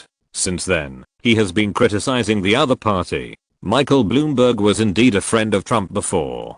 He criticized this undercover after Trump became the president. When Clinton was in office, these people were his advisors. It's very simple. The most classic sentence Clinton used to defeat Bush Sr. is, "You don't understand economics, but I do." He has a lot of advisors who understand. P.S. I saw someone tagged me in the background, but when I clicked on it, it showed that the post had been blocked. It was the reader who wrote entertainment to death. I didn't read the entire content. If you're listening to this novel on a channel other than Fanfic World, it means they downloaded and uploaded it without effort. We cordially invite you to visit our channel, Mundo Fanfic Novelos. There you'll find the original version of this story and you can explore many other novels of various genres. We're waiting for you to immerse yourself in a world of incredible novels. Chapter 190, Social Games. All background. Roland has always believed in the saying there is no free lunch in the world. After experiencing the whole process of Ronald Perelman's ignoring and accepting him, Roland didn't expect to get any valuable information at a boring party like tonight. Everyone met for the first time. As the weaker party, he didn't bring amazing results to those guys. Why would these big guys take him to play games? There may be win-win in the business world, but there is no fairness. Being a supporting role, saying hello, and getting to know each other, this is the biggest gain in Roland's eyes. And now Kate told him that Carl Icahn was going to start a business with internet companies? Where did you hear this news? When asking, Roland, who was still immersed in the alcohol, perked up. When Kate caught those clear eyes, she smiled and picked up her handbag and took out a stack of business cards from it. Yes, a stack. With her eyes downcast, she searched carefully and said slowly, "Icahn brought his wife here today. During the meal, I had a brief chat with her. She said that when her husband Carl heard Ronald introduce internet companies to my boyfriend, he immediately showed great interest in internet companies and listed Netscape and Yahoo, whose stock prices have exploded." She took out Mrs. Icahn's business card, held it between her fingers, and handed it to Roland. Then, she gave me a business card and said that, if I have time, I can go to her house to sit down. Although Kate's description was very concise and omitted all the conversation processes, even the argument that Carl Icahn targeted internet companies was guessed by her. But when Roland saw the business card in his hand with only a name and number, he actually adopted this guess, or he understood this hint. Of course, the memory of his previous life also told him that Carl Icahn did attack Yahoo. Jerry Yang was forced to resign twice because he was kicked out by Carl Icahn. But before he could speak, Kate pulled out another business card and said, "This business card was given to me by Michael Bloomberg's female companion, Ms. Patricia Harris. During our chat, we talked about your uncle David Olsen. Ms. Patricia said that her boss Michael was shocked by the power of Yahoo. If there is a chance, she hopes that we can go to their Bloomberg to have a look." Roland's eyes were already straight after taking another business card. Patricia Harris was Michael Bloomberg's confidant. After Bloomberg became the mayor of New York, he appointed Patricia Harris as the first female deputy mayor in New York's history. Not only that, Bloomberg's public relations team and charity were all in charge of her. If she said she was shocked, then she was really shocked. Oh, by the way, there is also David Shaw's girlfriend. When Kate found the third business card, Roland had nothing to say. After seeing Roland's confused look, Kate did not stop, but continued with a smile. She agreed to my invitation and was willing to go shopping with me. Shopping? What do you mean? You're not asking me to go with you, are you? But the first two problems seem to need to be solved first. Seeing that Roland didn't react for a while, his thoughts still stayed on the two business cards. So Kate directly reached out and covered the business card she had given before, reminding him, if she and I go shopping in the afternoon and then call you at 5 or 6 o'clock to have dinner in the evening and you meet unexpectedly, is there a problem with this behavior? Damn. It seems that there is really no problem. Roland, who came to his senses, took a deep breath, refilled his glass, and drank it in one gulp.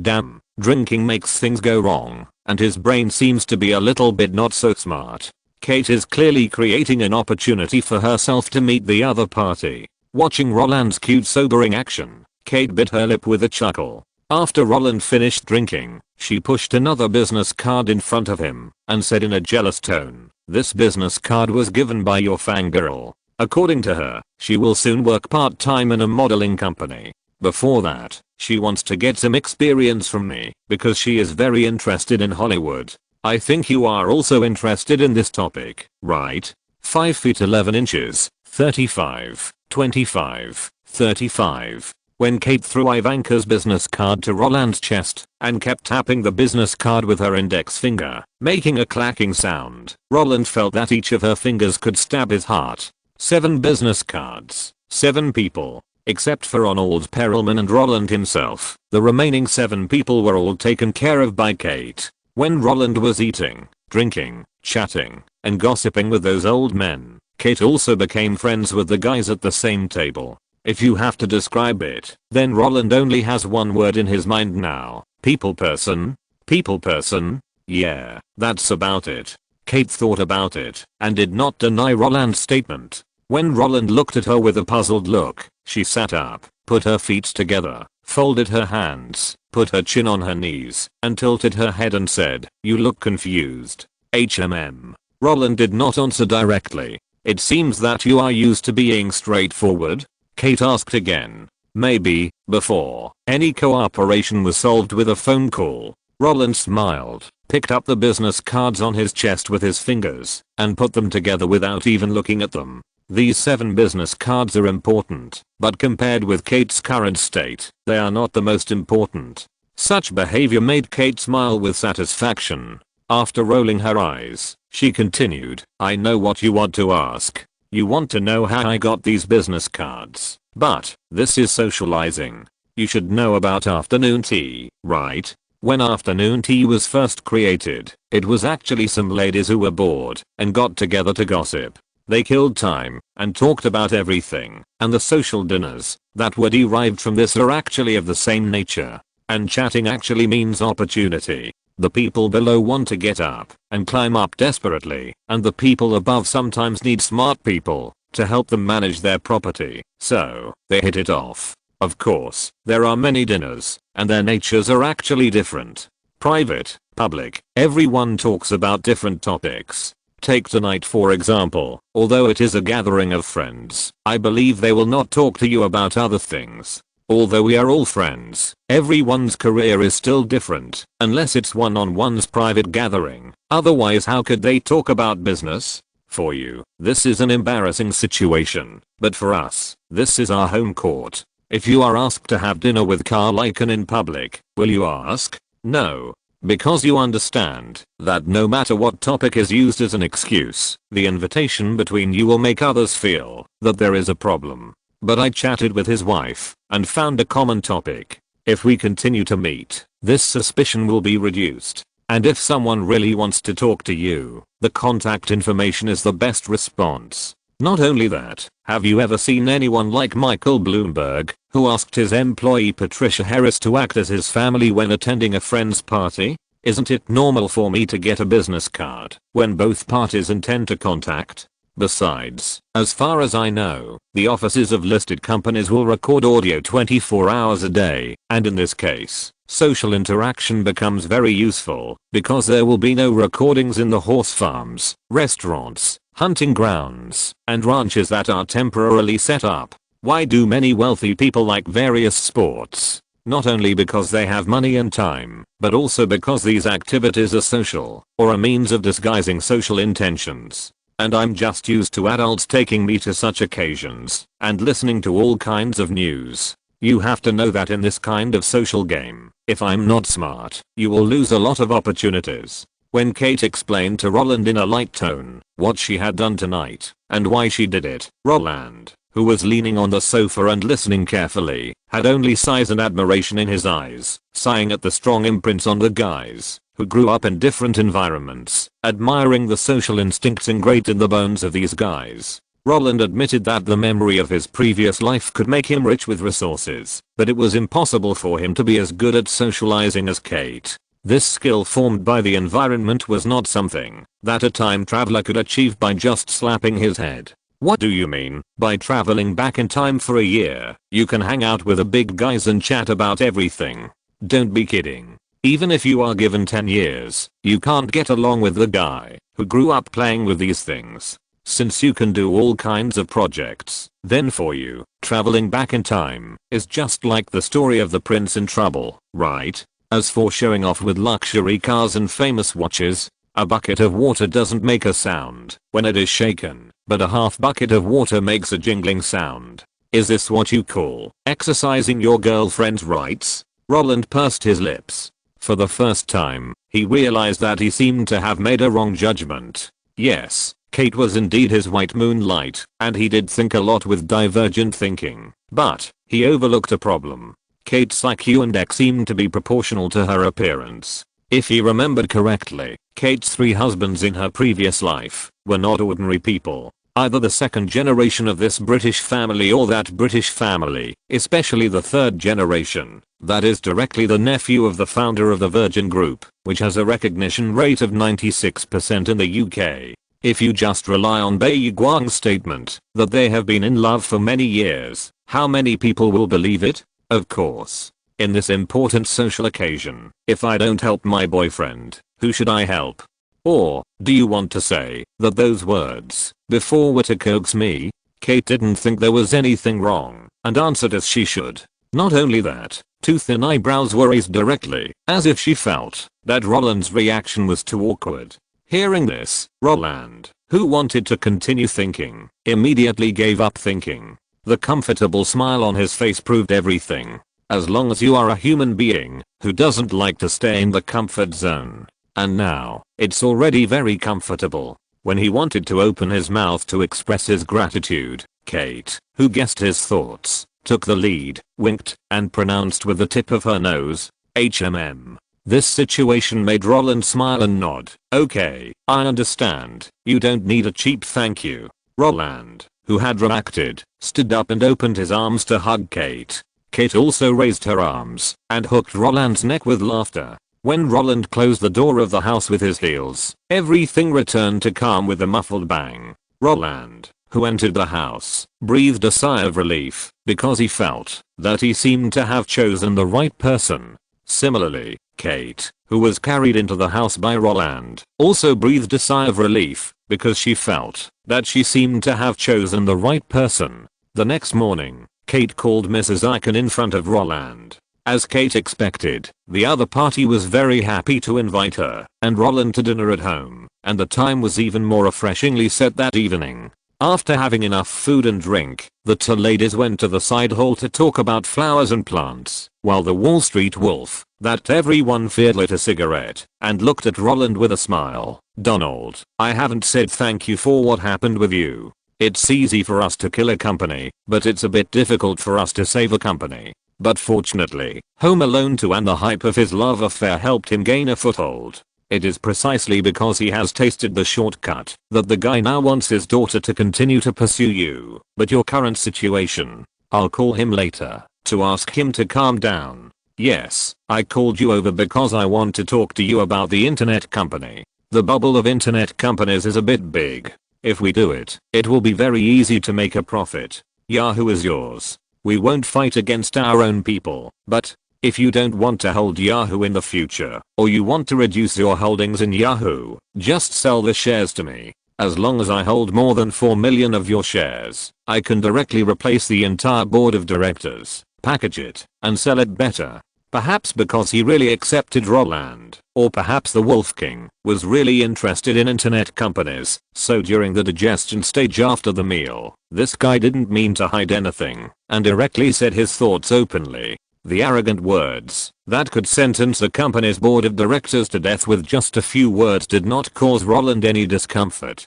He did too many things like this.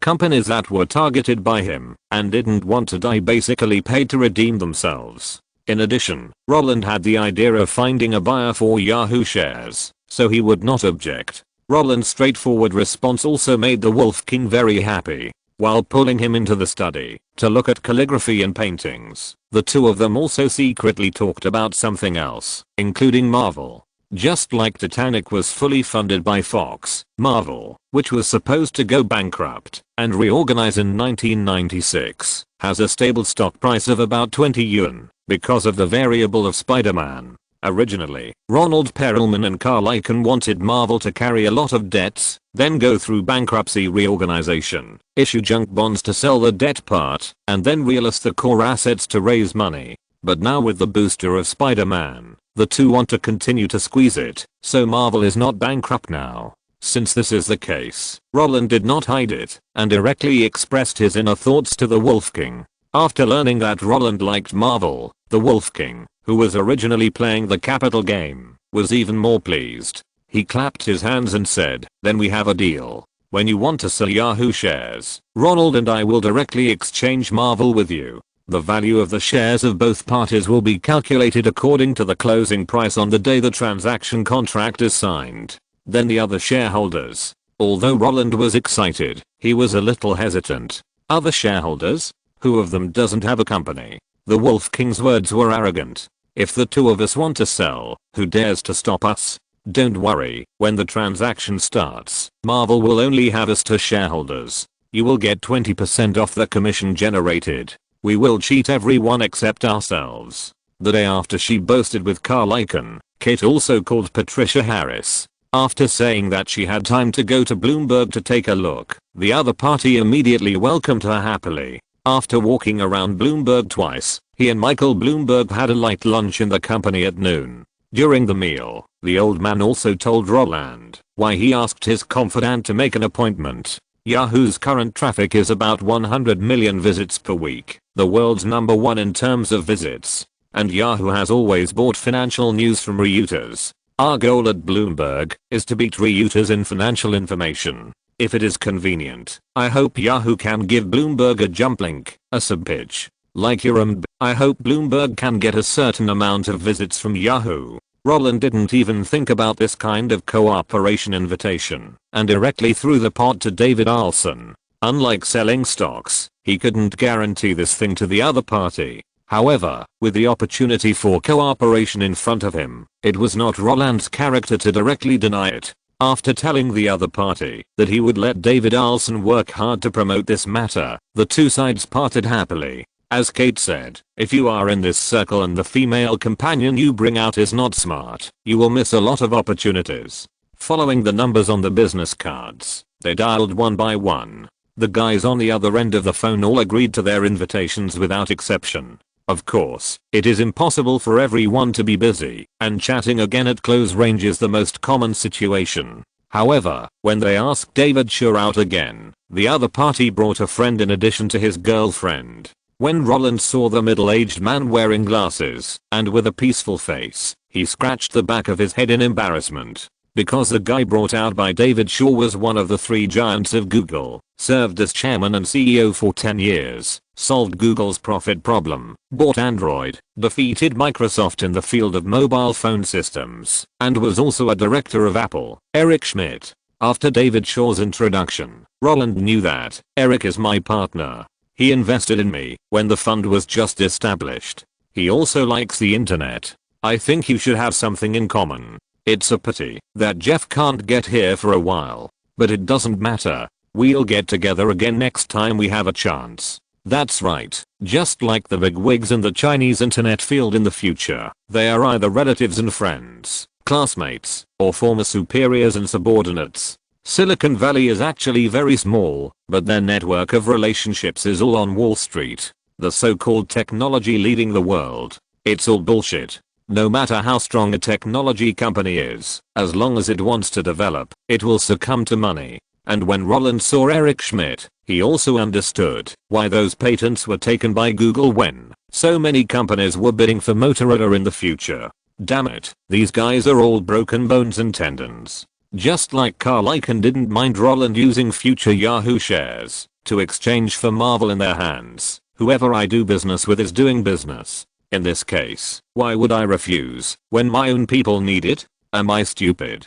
The better their own people live, the better they can live. Roland understands that, just as one person cannot play Hollywood, Silicon Valley and Wall Street are not something that one person can do alone. A sentence I'm Zhao Zilang of Changshan, who went in and out 7 times alone.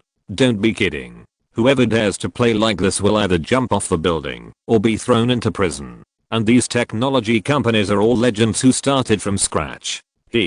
After seeing the big guys behind the legend, Roland understood that all the glory on the stage was just because those behind were not interested. With Kate's help, Roland, who would have left New York after the party, stayed here for another 10 days. During these 10 days, he didn't know how much he drank, how much he said, how much he walked, and how many people he met, but he knew that every night he fell asleep with a smile, and every morning he was woken up by itching. To be honest, this kind of life is really comfortable.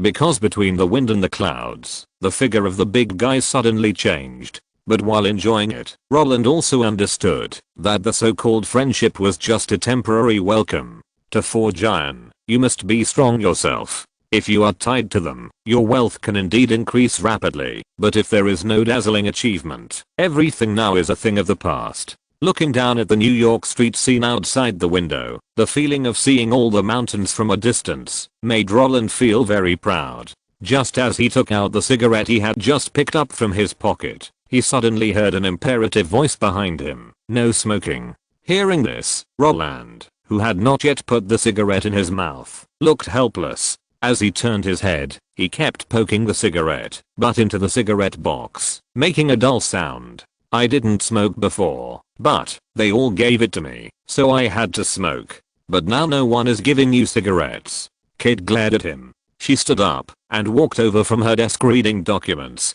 She took the cigarette from Roland's hand without any hesitation and even confiscated the lighter. "I feel uncomfortable if I don't smoke now," Roland cried. Roland, who smoked in his previous life, knew that this stuff was not a good thing. Not only did it smell bad, but it was also very expensive and hurt the lungs. So for 6 years, he had never touched this stuff. But this time, the boss gave it to him. If you refuse all of it, it would be really disrespectful. After seeing Roland's state of being possessed by a drama spirit, Kate, who confiscated all the cigarettes and lighters, immediately sneered, "If you feel uncomfortable, sleep outside tonight. I don't believe that you are looking for death after only 10 days of infection." Well, ever since I helped Roland get 7 business cards that day, the relationship between the two seems to have changed. If it was said that they were greedy for each other's bodies before, then now it really means living together. When going out to a party, it really makes Roland look good, but after coming back, no matter what bad habits he has, he doesn't cover them up.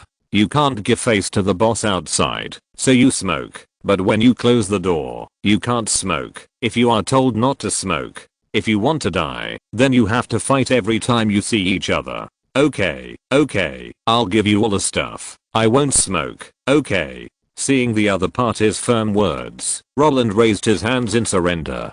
Besides, he didn't want to smoke either, but the habit of 2 lifetimes made him unable to help it. "Okay, then can you accompany me to East Rutherford, New Jersey? We are leaving New York and returning to Los Angeles tomorrow." Sure enough, as Roland admitted defeat, Kate no longer maintained a cold tone, but asked curiously, "East Rutherford, New Jersey? What are you going there for? What are you going there for?" Hearing Kate's question, Roland, who was leaning against the window, suddenly had a blurry look in his eyes. "I asked someone to get 2 tickets for the draft, because today, a guy with an afro will be selected at the 13th pick." Notes: Icahn had set his sights on Yahoo shortly after it went public. In reality, Yahoo's stock price fell by 40% 6 months after it went public. They were the ones who took the money. Later, Microsoft wanted to acquire Yahoo, but Icahn also got Jerry Yang out of office.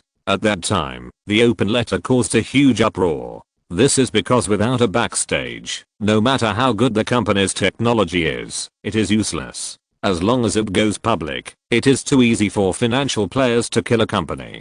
Bloomberg took 22 years to defeat Reuters in the financial field. Yahoo did buy a lot of news from Reuters, and Yahoo Finance did use Bloomberg data afterwards. Eric Schmidt was indeed David Shaw's companion, and his name did not disappear from the public list of the other party's fund company until 2015. When Google was working on Android, it was Icahn who protected Google. He directly acquired Apple maliciously, forcing Cook to directly give money to buy back shares. At that time, they reported that insider trading was under investigation, but who among these guys didn't have insider trading? It's not nonsense that there are 24-hour wiretaps in the offices of listed companies. Netscape founder Mark Andreessen was caught by this. When eBay sold Skype, it was investigated because of insider trading on recordings. It was Icahn who got him. It's also true that the big guys have a special social woman around them. They are either wives or confidants. Take Bloomberg for example. The woman next to him is called Diana Taylor.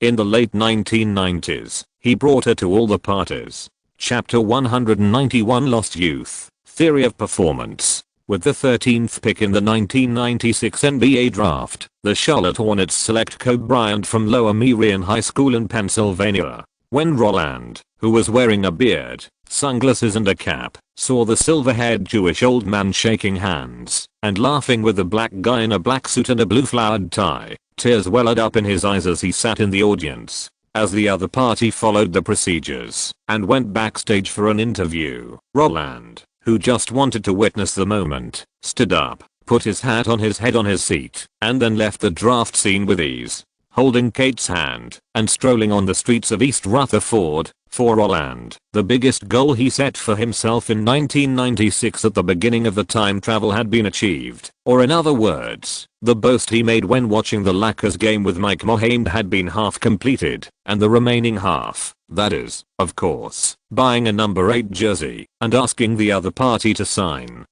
it for him. Of course, Kate didn't really understand what Roland was like now. She thought Roland was just joking. What young guy, what 13th pick, these were just his excuses for wanting to come to the draft. But when she accompanied Roland to walk 8 miles, got into the venue, and sat down to watch the ceremony, she realized that Roland was right, because among the 12 people before, only the 6-foot number 1 pick made him look at him differently.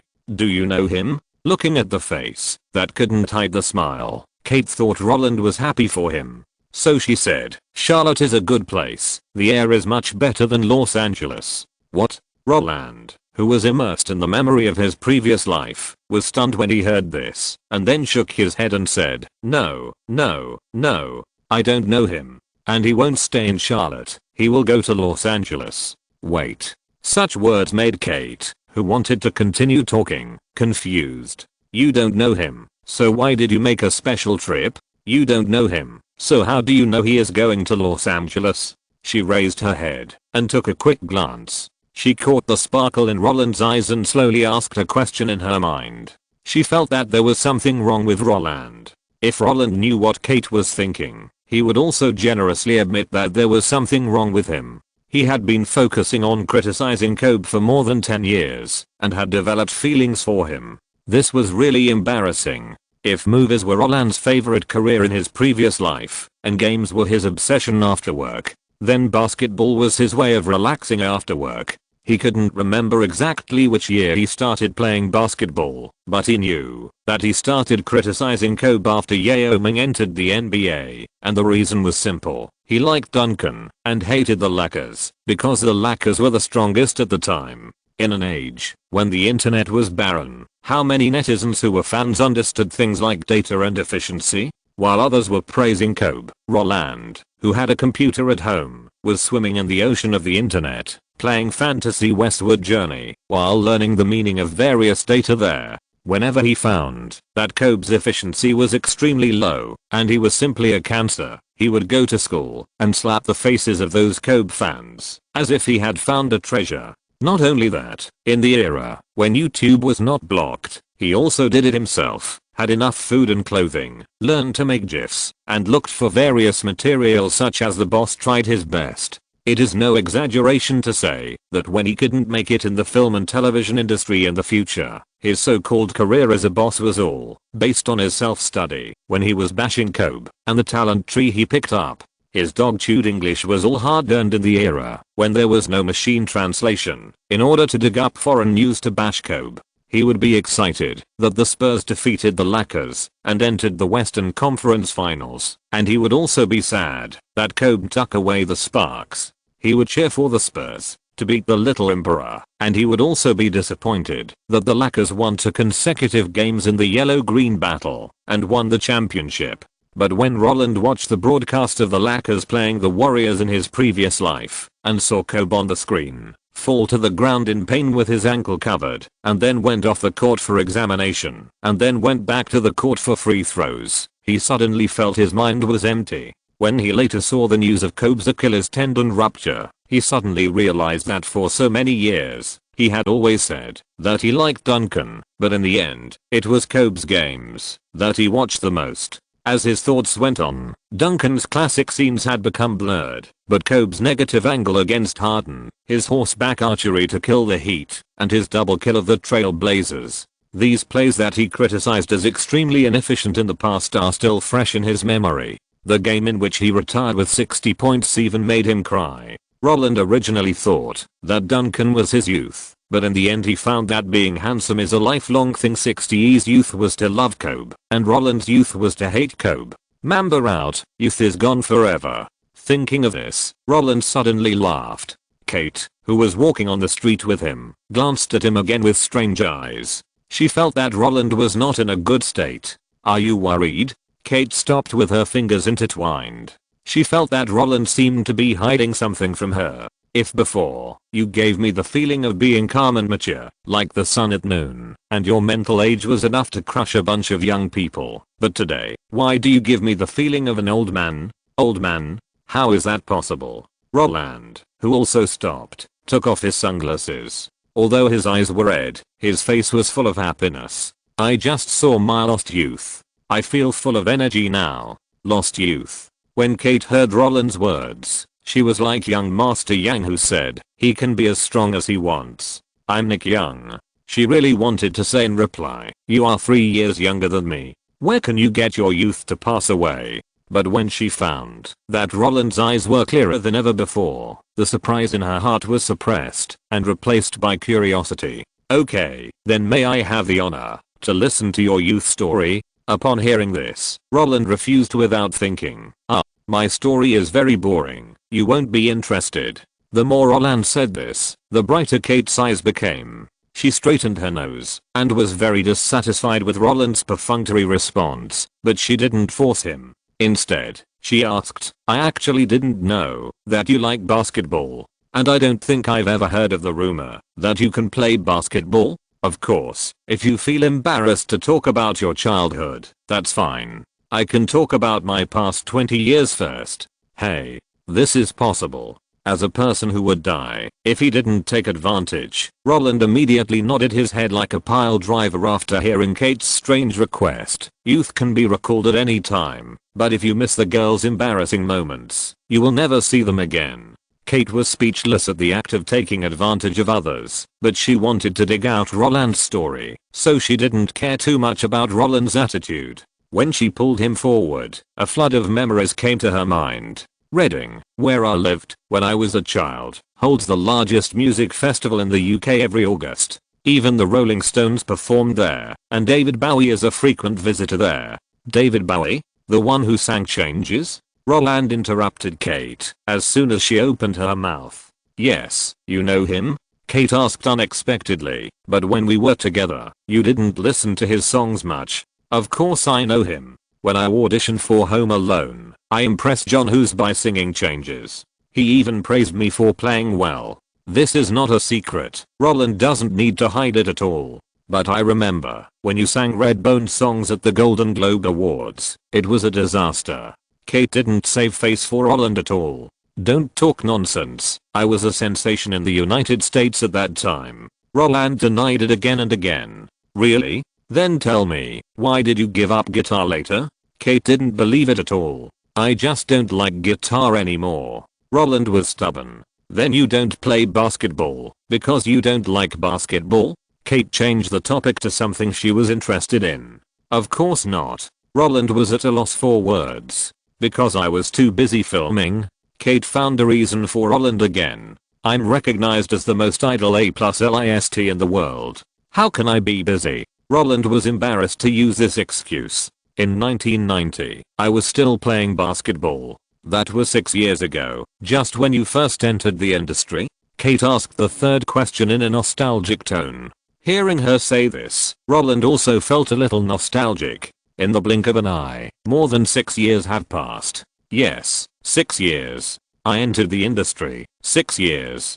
And the last opponent should be a spirited young man now. In fact, whether a person is willing to share the past with another person depends entirely on whether there is resistance in the heart. If it were before Arnold Perelman's private dinner, Roland and Kate would never talk about these things. Now, they would not talk about things like time travel and rebirth, but they did exchange a lot of other harmless content. Of course, no matter how Kate asked, Roland did not explain why he went to the draft to see Kobe, but even so, when the questioning was fruitless, Kate just asked him to sleep on the sofa. Well, in the early hours of the morning, she dragged Roland, who was sleeping uncomfortably, back to bed. In the 20 days when Roland disappeared, the North American box office of Spider-Man also showed a very strange trend. It broke through 100 million in 100 hours, but in the following 15 days, the entire movie only took in 147 million. If it were other movies, an average of 68.6 million a week would have been a huge hit, but for a record-breaking movie like Spider-Man, this result is obviously insufficient stamina. However, even with the real phenomenon of lack of stamina, no media would underestimate its performance. In addition to the fact that summer vacation has just begun, the amazing purchasing power of Roland's fans is also the reason why the media is unwilling to stimulate the market. That's right. Who makes the topic of growth so special to children's taste? In the past 20 days, in addition to the steady increase in total box office, Spider-Man, a video game released on PS, has also sold nearly 350,000 copies. This speed is comparable to Spielberg sweeping the entire arcade market more than a decade ago. Not only that, the sales of the pullover sweatshirts with the half-head portrait of Spider-Man and Roland also reached 100 million. Adding other miscellaneous peripherals, the money spent by the audience and fans on Roland in 20 days exceeded 400 million. When the insiders got this estimated report, everyone was silent. Because Roland, who grew up with all the children in America, has a terrifying ability to attract money. Everyone in the industry knows that entertainment is originally a field where whoever gets the children wins the world, but over the years, the only one who can really tie the children to the chariot is Walt Disney and his fairy tale kingdom. With the passing of Walt Disney, the one who can control the tastes of children the most is Steven Spielberg. But that old man is just a movie maker, but Roland sells himself as a commodity. If before, people still thought that the explosion of Jurassic Park was inseparable from the development of CGI, and Roland was just a kid who picked up the bargain, then now, no one questions this issue anymore. For laymen, audience appeal is a hard thing to explain, but for industry insiders, audience appeal is actually the accumulation of character settings over and over again. If the character you create is likable, then the audience will like you. One likable character will make you popular. 2 likable characters will make you completely famous. And if you have 3, 4, 5, or 6 likable characters in a row, then your character setting is how the audience sees you. If in this case, add the national IP of America, and let the screenwriter and director write the movie script according to the audience's real you, then you on and off the screen will overlap in the eyes of the audience. As for aesthetic fatigue, oh, the breakthrough CGI technology is the best remedy for aesthetic fatigue. Of course, even if we analyze why Roland succeeded, his success cannot be replicated. Because to reach Roland's state, you must first shoot Home Alone and Terminator 2 with a box office of 500 million, and then shoot Home Alone 2 with a box office of 400 million and Jurassic Park with a box office of 1 billion. Audience appeal is built up by box office. But apart from Roland, no one can stack up like him. Because Roland has all the resources and connections. Because of this, the guys in Hollywood don't want to offend him now. They don't even want to criticize Roland's movies, because as long as Roland doesn't do anything stupid, the audience's good impression of him can backfire on all those who criticize him. What? Don't believe it? When Home Alone 2 was released, Roland was far from being as popular as he is now. But what about at that time? His fans had already slapped all the film critics hard. Of course, in addition to the fact that the fans are too strong, the itinerary of the past 20 days is also the reason why they kept silent. Before, Roland only had Ronald Perelman and Carl Icahn as his backers, so those media groups were too lazy to touch him. But now, when the intelligence officers told them again and again that Roland went to Michael Bloomberg's company today and met David Schur and his girlfriend to hang out on the street tomorrow, and went in and out of Michael Milken's house the day after tomorrow, and went in and out of the restaurant with Jordan Belfort the day after tomorrow. No, since you have made it clear, then everyone should just be good friends. Although everyone believes that there are only interests in this world, but Roland is now on good terms with them and does not provoke them, so why should they offend people? In this way, no matter how the box office of Spider-Man goes, those media will keep praising and raising expectations. Saying a few open words will not hurt a piece of meat, but if you scold them harshly, who knows what those Wall Street tycoons will think. In this case, with Roland's return, Sony actually doesn't know how to organize a celebration banquet. Because there are too many people helping out recently, it is difficult to draw up a guest list for the celebration banquet. When Kate, who stays with Roland all day, learned about this, she suggested that Roland hosted himself. You didn't like all kinds of social banquets before, but you have to have them now. Although we have been around New York, your roots are still in Hollywood. Your teachers Stephen and James don't like these things either, but they still choose to participate. Movies are never about one person. If they don't want to attack you, you can build good relationships with all parties. My suggestion is to invite all the people who have helped and contacted you since you entered the industry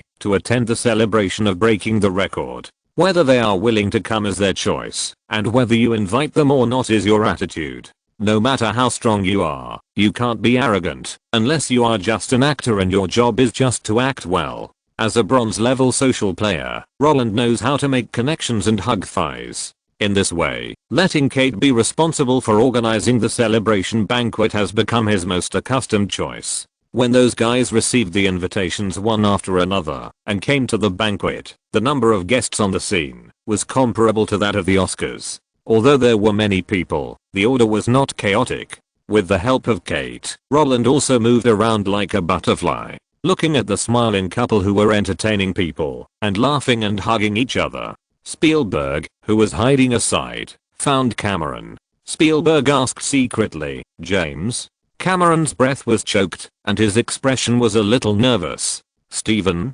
Spielberg folded his arms and whispered, "Didn't you notice that Roland seemed to have changed?"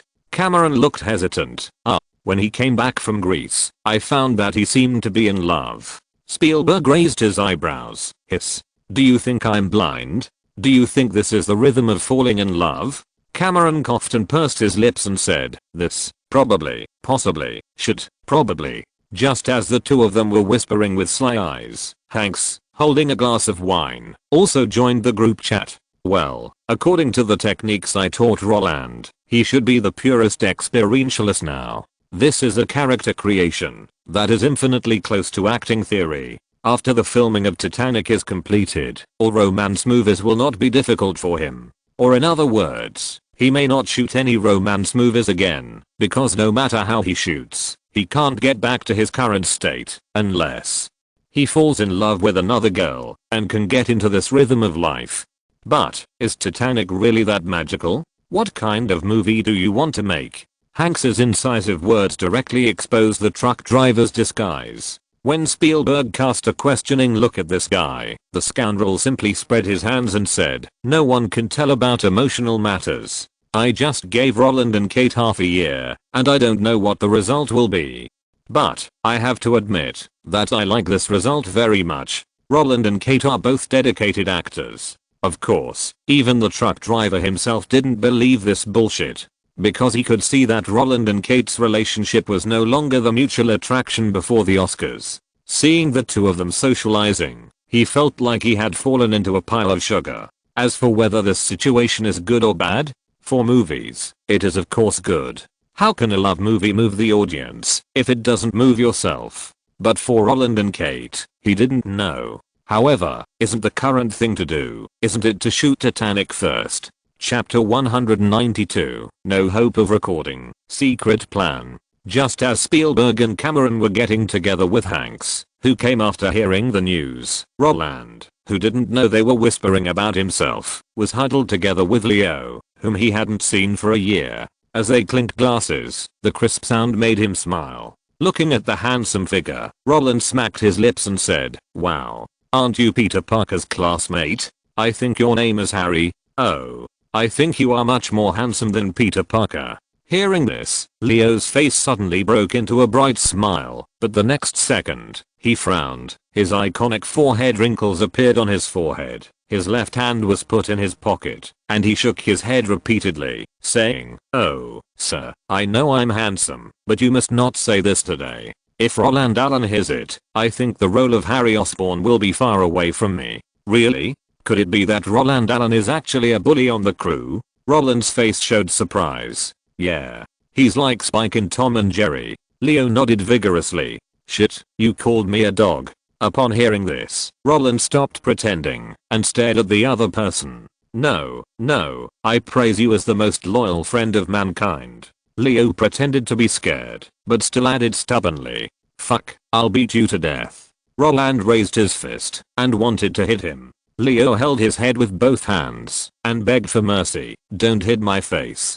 Puff. Seeing the two people's pretentious and exaggerated performances, Kate laughed immediately. The two people who heard the noise did not hold back, and the smiles that were already difficult to hide appeared in an instant. At the same time, the two people opened their arms and hugged each other, and they didn't stop talking and greeted each other. "Hi, Roland, congratulations on your movie." "Thank you, but congratulations to you too. You are more handsome than Roland Allen." Since the release of Spider-Man, Leo, who has always been a supporting actor in feature films, has become popular instantly. With his dazzling appearance, he has become the favorite of many young ladies. If the communication section of MB is a celebration paradise for many movie fans, then now, the free talking discussion area is basically dominated by two people. One is Roland, who became popular as soon as he debuted and seems to have not reached the peak so far, and the other is Leo, who has just been discovered by the public and is so handsome that it shakes the world.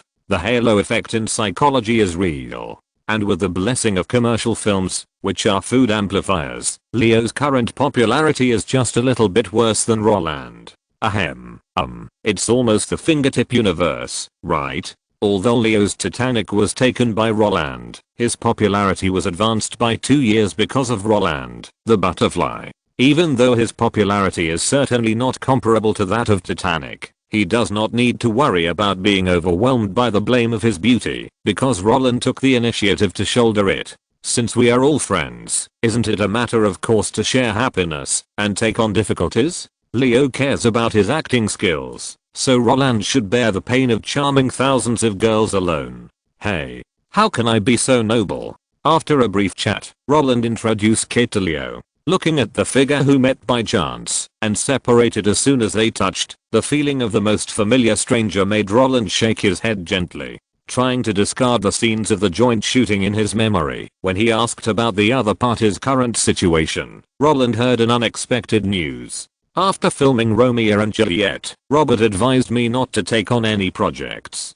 He believed Spider-Man would be a big hit, and I would also be able to reap the benefits of high exposure." Sure enough, after Spider-Man broke the record of Jurassic Park, many film producers came to me. Since I already had a commercial series, I picked and chose a project that could win an Oscar. Do you know Paul Anderson? His movie is called Boogie Nights, and it tells the story of a 17-year-old boy. Oh my god. When Roland heard the names Paul Anderson and Boogie Nights, surprise flashed in his eyes. How could he not know Paul Anderson?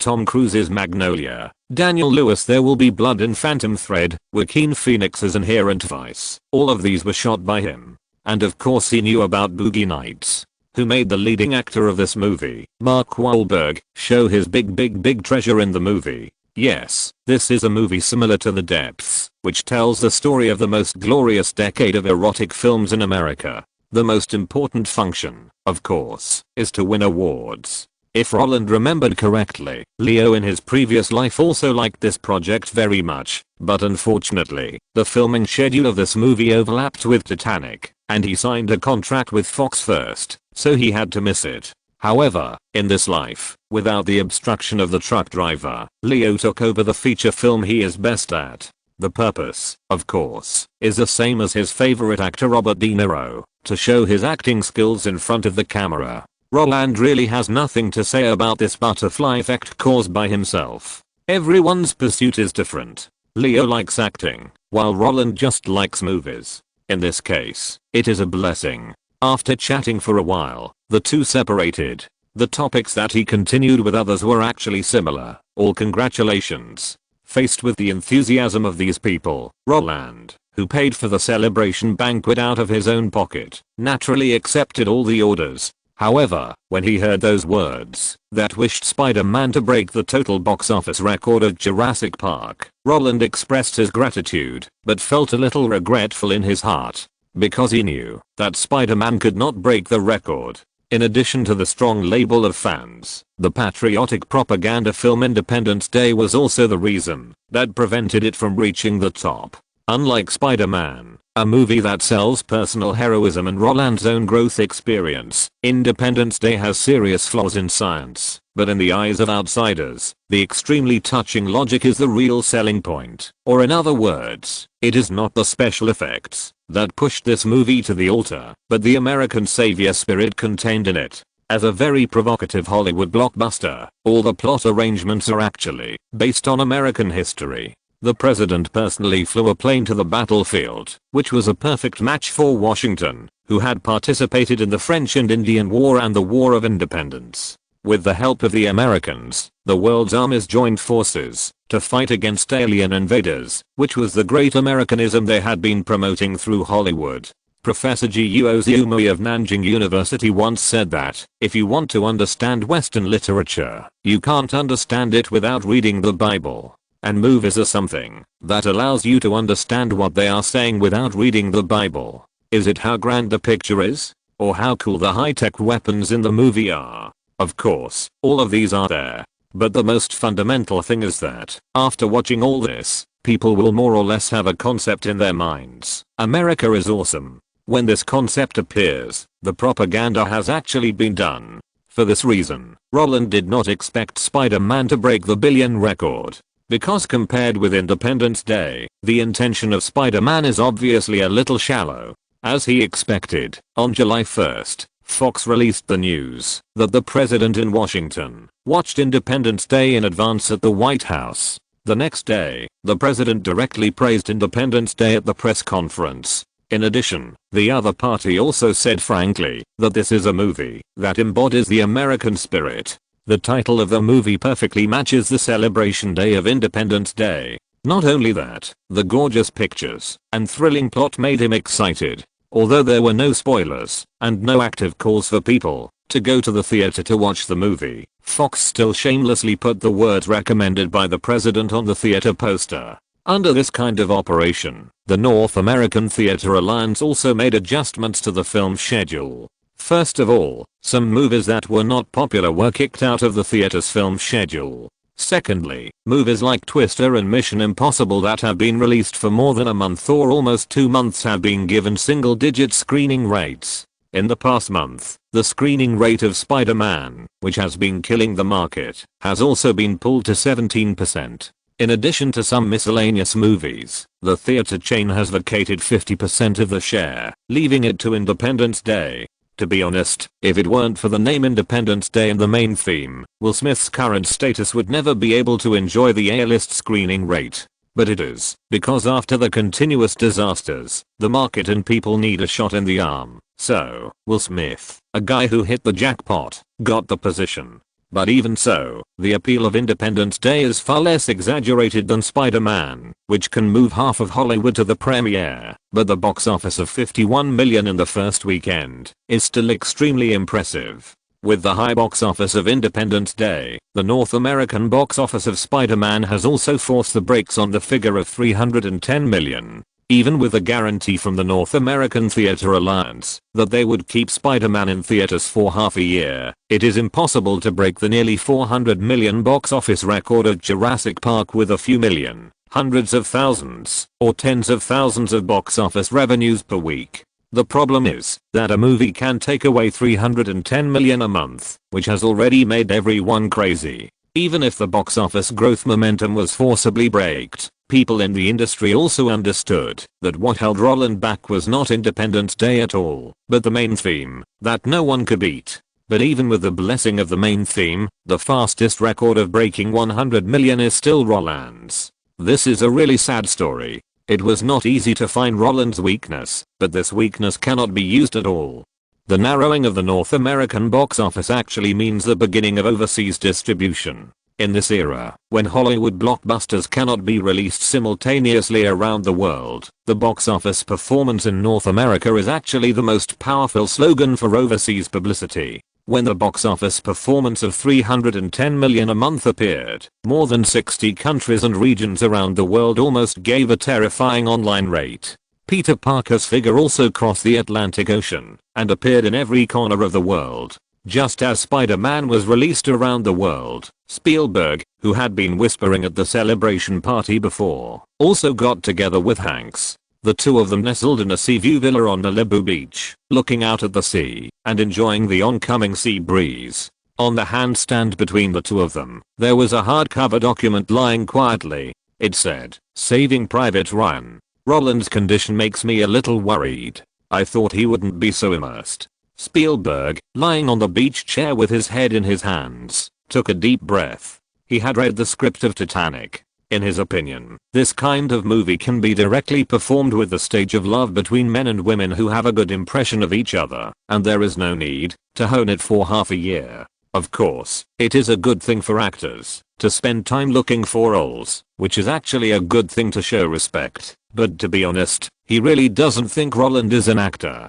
Since you are worth 10 billion, you should have the awareness of being a capital. He actually saw it a long time ago. Roland's talent in acting is normal. It is no problem to push commercial films. But if you want him to portray a dying person with a terminal illness, or a homosexual character who needs to dig into the inner heart, that's a joke. Fortunately, Roland has never meant to challenge himself, which makes him, as a teacher, feel very relieved. He is self-aware. But now, does a commercial love film need to be so exaggerated?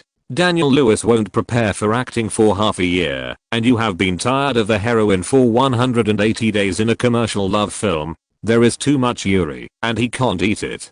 Maybe young people are old enough to have a relationship? This is normal. I also liked to date beautiful girls when I was young. Hanks didn't dare to tell Spielberg that he was the first to start a relationship. Now that the matter is done, let's just let the blame go. Besides, when Dustin and Lawrence were filming Drill, didn't Dustin go without sleep for several days for a scene? It's normal to mix factions. It's not a problem of mixing factions now, okay? I'm just worried that he won't be able to get over it after the filming is done. Spielberg turned his head to look at Hanks, and his worried eyes behind the round lenses were fully revealed. When the movie was released, he was just 18 years old. If they break up, I'm worried that he will collapse. You know, Roland didn't like to attend any social parties before. What about now? Although he is gentle to everyone, and very generous in all aspects, he is very selfish in his feelings. Since I knew him in 1990, he has only appeared with a few little kids from the Olsen family. Then, he showed his love for Scarlett in front of us. As a guy who is so stingy with his feelings, he is so close to Kate now. I'm afraid something will happen to him, okay? After Spielberg said this, Hanks didn't know how to respond. The old man doesn't believe in love, but he likes children. To put it bluntly, when he accepted Roland, it was also because Kevin in Home Alone was too cute. After meeting Roland in Hawaii, the steady guy has always been in his sight. If the game brought by Mike Mohammed was the stepping stone to his heart, then selling the game rights of Jurassic Park to Sony on the grounds that Nintendo can't get it cheap was the final step to his true acceptance. Because since the failure of the game met the alien and the emergence of Atari Shock, Roland was the first person besides George Lucas who dared to tell him that he would do it if he caught Nintendo. Although his words were very willful, he had the capital to be willful. In addition, Roland is now spending money on developing games. Even if he doesn't understand real-time strategy, he still likes it. To be honest, he expects that one day, the game company under Roland's name can make a game that conquers the world, so as to fulfill the dream he had, but didn't realize back then. And now? Damn Cameron. He had to trick his students into making a love movie. Let's still discuss Saving Private Ryan. Seeing that Spielberg was in a bad mood, Hanks quickly changed the topic and grabbed the script on the stage. Did you call me here today to talk about the shooting schedule? I remember you're going to shoot Jurassic Park 2 soon, right? Then The Untamed? Isn't Saving Private Ryan going to start shooting next summer? Or do you want to talk to me about the cast? Didn't we agree before? The role of Ryan can be given to Roland. If you think he doesn't look like a soldier, it's absolutely no problem to throw him in the army for half a year. The project of Saving Private Ryan was actually prepared in 1994. If you have to give a specific time, it would be shortly after Forrest Gump was released. After seeing the script, Hanks remembered Roland, who had been fooled by him before. It's just that Roland was preparing for Spider-Man at the time, so he didn't tell him. Now, let's wait until Titanic is finished before talking to him. If the two really break up by then throw him in the barracks and use training to forget everything. Of course, this is the worst plan. But before Hanks could give a thumbs up to his clever idea, Spielberg took a breath after seeing the script. Then the next second, he sighed and said, "It's not about the shooting schedule, nor about the role of Ryan, but the British Ministry of Defence refused to provide thousands of soldiers as extras as I requested."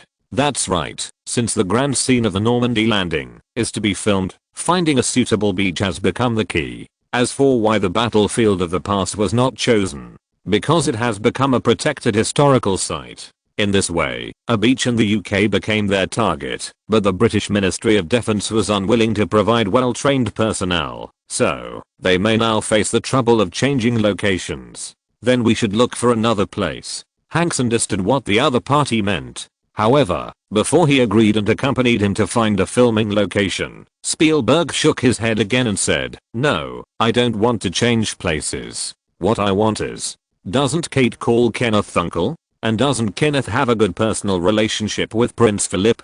So, if we can stay in the UK to film, that would be the best. Because that's our first choice." Damn. Looking at Spielberg's straight eyes, Hank's heart was like 10,000 horses galloping through. No. You were just worried that, if Kate and Roland broke up after the filming, Roland might collapse, but the next second you told me that you were thinking about whether you could use Uncle Kate's relationship to borrow thousands of soldiers from Prince Philip. What on earth are you thinking about? Jesus fucking Christ. Can you please stay in the lounge? James, can't I stand here and watch? Of course not. You're in the way. I don't even look at the monitor. How can I be in the way? Yes. You don't look at the monitor, but if you're here, she will probably laugh. Note, Leo likes Boogie Nights very much. After knowing that the shooting schedule could not be changed, he introduced Mark Wahlberg to participate in it. Yes, it was Wahlberg who was recommended by him. Independence Day was endorsed by Clinton. It is said that the prototype of the president in the movie was Nixon, who won 2 battle stars, although he did not go to the front battlefield. Fox made a big move when promoting this movie. They were the first to come up with the product placement in the Super Bowl. As for Will Smith, it is generally believed that he has benefited from the main theme bonus, but this is not a shameful thing. As long as it can be popular, any means can be used. When Laurence Olivier and Dustin Hoffman collaborated on Drill, Dustin didn't sleep for several days in order to shoot a scene and was ridiculed by Laurence.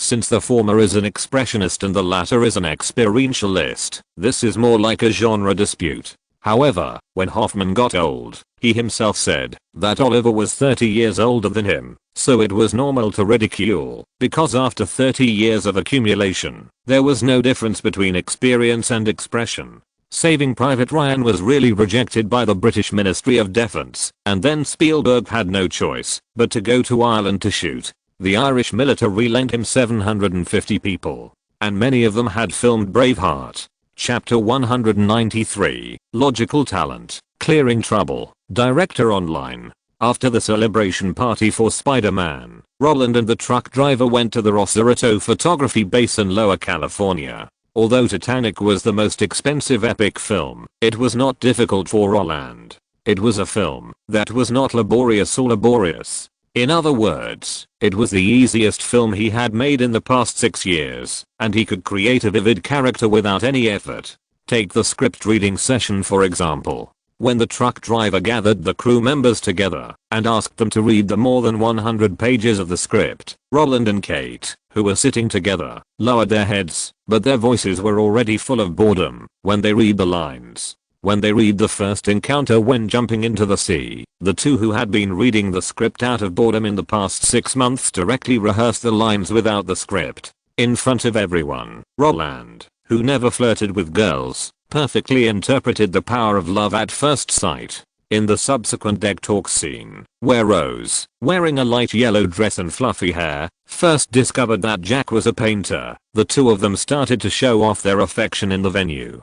Before the truck driver took out the storyboard manuscript, they instinctively responded to the shooting. While Jack was talking big, his eyes were always focused on Rose's face. When Rose looked up and asked back, Jack, who didn't want to be discovered that he was peeking, naturally lowered his head and glanced at the script that served as the painting. When he got the answer, he looked up again and continued to appreciate Rose's beauty. It is no exaggeration to say that the two who had been greedy for each other's bodies from the beginning vividly interpreted what a real beauty dog is in front of the truck driver, and since the script reading meeting, their lines have never been interrupted by the truck driver. The following dining scene is just a repetition of everything in reality. Rose introduced everyone at the dinner to Jack, and the naturalness of the smooth flow of water can be completely summed up in the phrase "I play myself." The old man put his hands in his pockets and smiled at them. If Arnold Schwarzenegger was there, he would definitely tell the truck driver's true thoughts. The picture was so natural that he couldn't find any fault.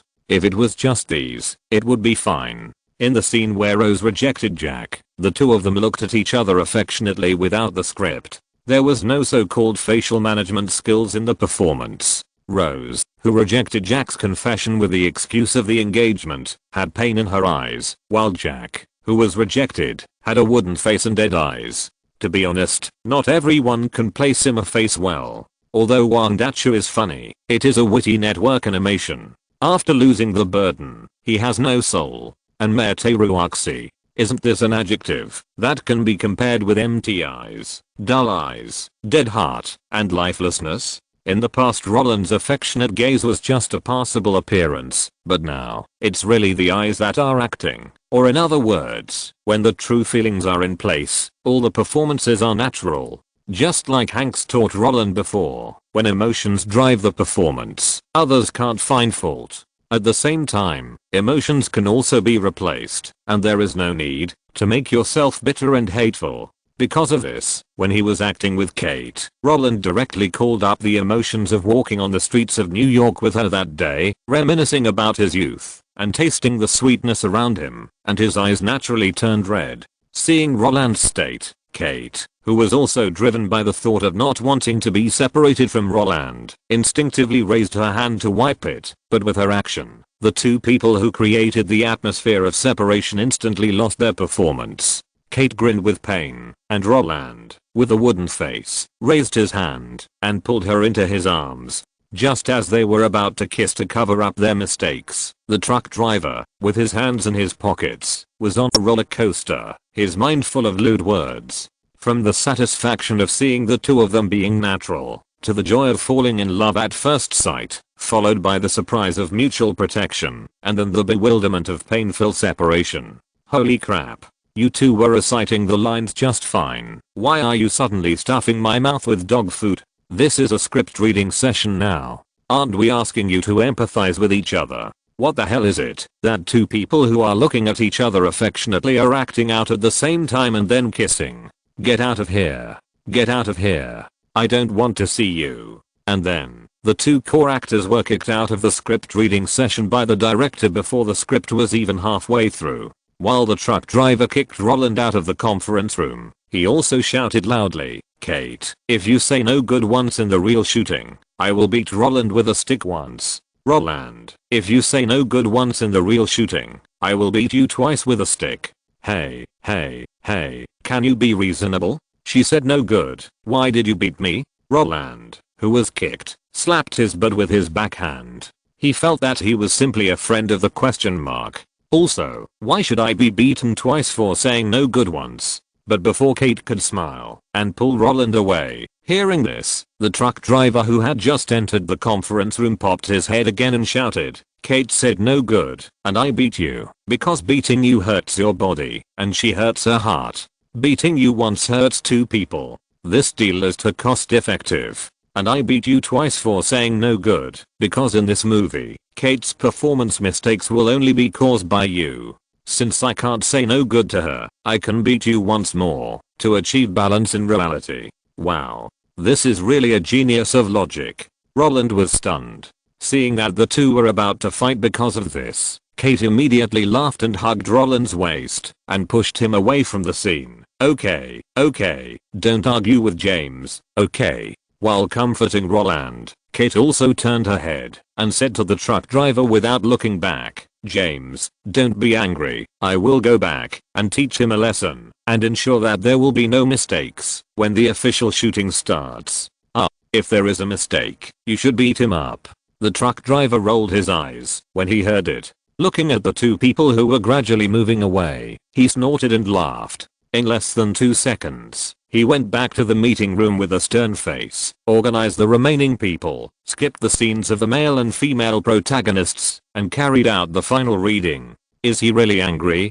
Don't be kidding. He just doesn't want to waste time here. Movies are different from TV series. The character personality in TV series can be shaped into a flesh and blood body through a large amount of appearance time, a large amount of events, and a large amount of verbal expression, so the performance requirements for actors are relatively low. But for movies, due to time and length constraints, the actor's interpretation of the character's personalities and the relationship between their own characters and other characters must be prepared before filming. Moreover, these film movies are extremely expensive, so the script reading is actually a general assessment before filming. The director needs to use the limited time to solve the problems that arise, instead of relying on countless trials and reshoots like The Sunglasses King, before making the final decision. This kind of preparation is actually responsible for the film itself. Titanic is indeed carried out by Roland and Kate, but their status has long surpassed the goal of the script reading.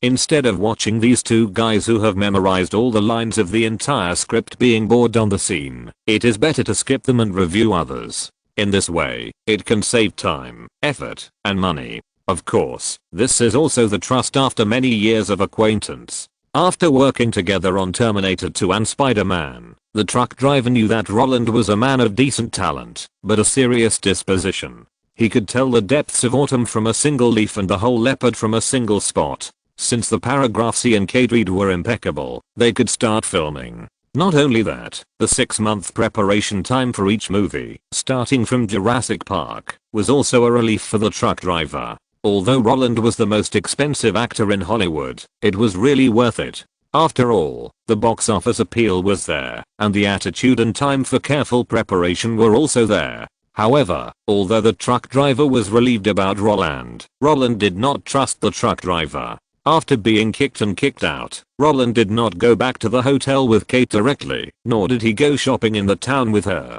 Instead, he held her and walked around the set with her. He ran left and right, looked up and down. Wearing sunglasses, he was like an overseer. Well, this is actually a lover's eye for beauty. If the truck driver were to make the comment, then Roland, who was wandering around, would be a troublemaker. Why? Because he was picking faults here.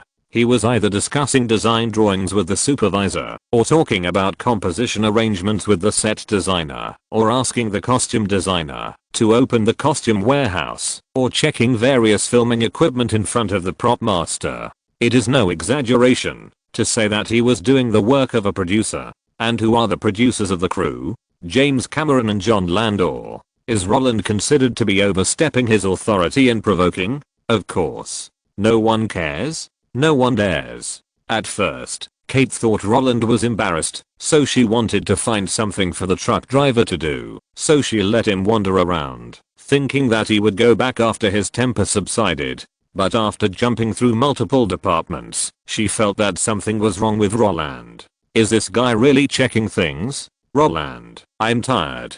Can we go back? Kate said to Roland, while casting an apologetic look at the staff. Will you accompany me back to change my shoes? At noon, we'll go to the city to eat tacos? Ah. Roland turned his head and looked at her. Seeing that she was still energetic, he said, can you stay a little longer? Wait until I finish reading these. While speaking, he pointed to the list of documents on the table. Looking at the pile of documents as high as a hill, Kate's face changed. She winked at the staff present and motioned them to go out. Then she came to Roland and said, James drove us away, but he was not angry with us. He just thought that we were qualified and didn't need to stay there and waste time. Now, can we go back? Hearing this, Roland realized that Kate had misunderstood him. He did not answer immediately, but took out the prop master's collection book, pointed to the backpack Jack carried when he boarded the ship and said, there was no such military backpack in 1912. This is a style after World War I. Before he finished speaking, he turned a few pages and pointed to a coin and said, this Roosevelt coin was produced after Theodore Roosevelt's death. Theodore Roosevelt died in 1919, and the Titanic sank in 1912, so this is also wrong, and there is. Seeing Roland constantly finding fault with the costumes and makeup, Kate's brows gradually furrowed. Seeing that Roland still had, after she felt the urge to continue, she directly put one hand on the document list, glanced at the door, and then looked back, whispering, Roland, if you feel that James kicked you and it's embarrassing, let's go back and talk about it, okay? If you are angry, let's call him out at night, and don't argue in the crew, okay? Since that day's walk, the two have talked a lot. The truck driver scared Roland during the filming of Terminator 2, and secretly used the tricks he used in the filming of The Abyss during the filming of Spider-Man. Kate heard all these things. At that time, Roland used a dissatisfied and complaining tone, so Kate always thought that, although the relationship between the two was good, they also held grudges. Now when Roland broke the record, the truck driver still used him to establish his authority in front of the crew members. Kate thought, this is absolutely unacceptable for A+LIST. So after Roland pointed out various problems with the costumes and makeup, Kate was a little worried. Roland was trying to get back at the scene. The movie hasn't even been shot yet, and the lead actor and director are already fighting? Then don't shoot the movie, just go your separate ways. That's why Kate wanted to pull Roland away and solve the problem privately. As for the bugs in the costumes and makeup, oh my god. What movie would be perfect without bugs? There's no such thing. But when Roland saw the other party's concerned eyes and heard the slightly comforting pleas, he knew that this girl had been thinking about the problem from her own perspective. Unfortunately, Roland, who wanted to scare her with a straight face, couldn't help laughing under Kate's gaze. This nonsensical behavior made Kate frown. She raised her hand and patted him. Can you be serious now? Okay, I don't mean to make trouble, okay? Roland pressed his hands in the air, made a calm gesture, and then called all the staff at the door back to inform the truck driver that he had something to talk to him about. When the truck driver came over from the study session with a confused look on his face and saw the problems pointed out by Roland, Kate, who thought that the other party would turn against him, saw the arrogant side of the old man directly. The truck driver first glared at Roland, who was causing trouble for him, then he kicked the door open in a hurry and shouted at the guys at the door to call the producer John Landor over. When the other party arrived, the truck driver cursed him and asked him to quickly replace the wrong props, including the tableau used for the dinner scene. That's right, Roland was not nitpicking at all, but wanted to clear all the troubles in his memory before filming began. You know, in Roland's previous life, the truck driver cut out the entire scene and reshot it because there was no White Star Company logo on the tableau in the dinner scene, and this item alone cost an extra $2 million. In fact, the extra $2 million had nothing to do with Roland, because Fox paid for it anyway, but the time wasted in the reshoot was a real waste for Roland. If he had forgotten it himself, it would be fine, but now he still remembered it. It's a pity that Roland's good people don't get good rewards. Because Roland had first fed him a mouthful of sweet and sour dog food, and then pointed out a lot of faults, the arrogant old truck driver did not express any excessive thanks. Not only that, before he left, he pouted and looked at the two of them deeply. Roland stood behind Kate, his arms resting on her shoulders, and then he lowered them. His fingers subconsciously played with the belt around his waist. His lips moved slightly, and he whispered in Kate's ear. He looks angry now, but he is very happy in his heart, because the bug was solved before the shooting. This is a good thing for an old man with obsessive compulsive disorder. This old man won't be angry with me, and I won't be angry with him, unless he says I'm ugly. Don't think he gets angry all the time. In fact, he is very arrogant. The more you spoil him, the more he will behave like this. If you don't spoil him and ignore him, he will come to you in a while. Kate held Roland's arm and looked at the truck driver with a smile on her cheek. Although there was an unknown embarrassment in her pupils, the action of biting her lips was a bit naughty. Of course, this is not the point. The point is that sour smell. It's amazing. Waving your sleeves without taking away a cloud? Bah. It was clearly a sweet smell. In the state of I'm about to be choked to death, the truck driver left the scene in anger. In the final sprint preparation time, he didn't even want to see the two guys. Because of this, on the first day of filming, facing Roland's behavior of wanting to observe and learn on the set, the truck driver directly shouted, "Jesus fucking Christ. You want me to eat candy when filming a single scene? Dream on." Of course, having said that, after the two quarreled for a few words, the matter was just passed by as Roland sat in front of the monitor without getting up.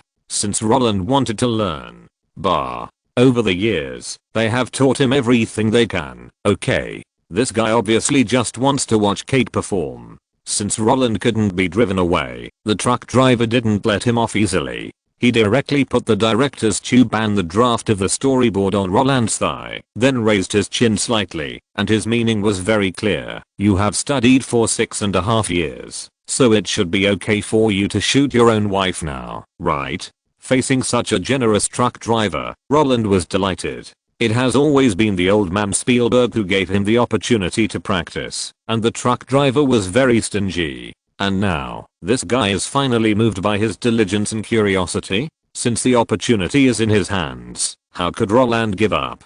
Grabbing the spare radio headphones, he sat there with a big horse and a golden knife, as if he felt something was wrong. After looking around, he found something unusual and decisively snatched the peaked cap on the truck driver's head and buckled it on his forehead. Hey, the equipment is complete. Director Allen is officially online. Note, the truck driver is arrogant because of what the governor said.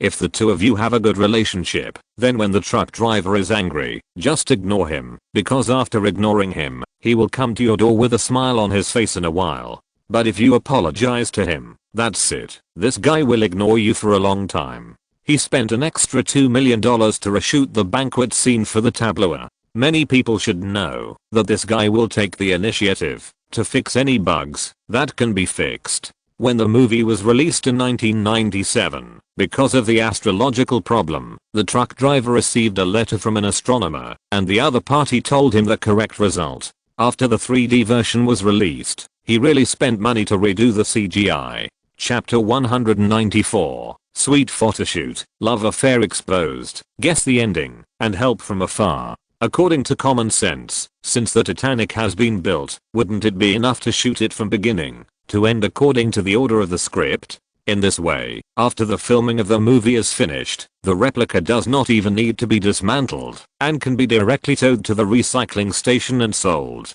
But unfortunately, the idea is beautiful and the reality is cruel. The so-called half of the Titanic is actually just an empty shell. For example, the first-class cabin of the Titanic is located on the artificial lake 30 feet deep in Studio Number 2. Whether it is the restaurant scene during the voyage or the sinking scene when the sea water floods, it is filmed here. The third and fourth studios built multiple scenes such as the lower class cabin and the boiler room. As for the real deck, hanging corridor, stern and half of the hull, they are in the first studio. The reason why half of the Titanic was built but all the interior scenes were stripped from the hull is actually for safety. After all, it is not impossible to build a Titanic and then sink it, but the sinking scene is really not a filming, but a life-threatening one. Although the suction, when the ship sank, has been disproven, the danger of sinking is still obvious. Because of this, the shooting arrangement of Titanic is exactly the same as other movies. Except for the sinking scene, the other shots are naturally made in a way that saves money.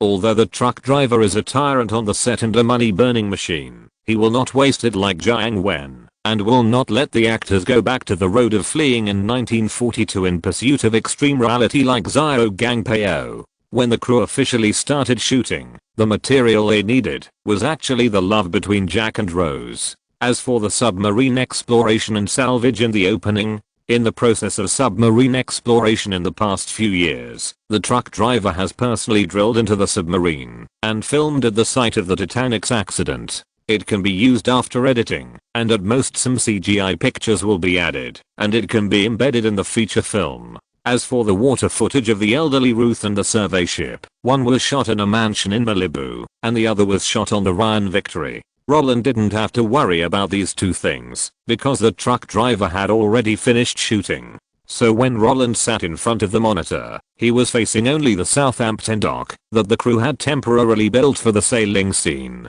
When all the shots of boarding the ship were shot, the model dock would disappear forever. The Titanic would also sail on the sea.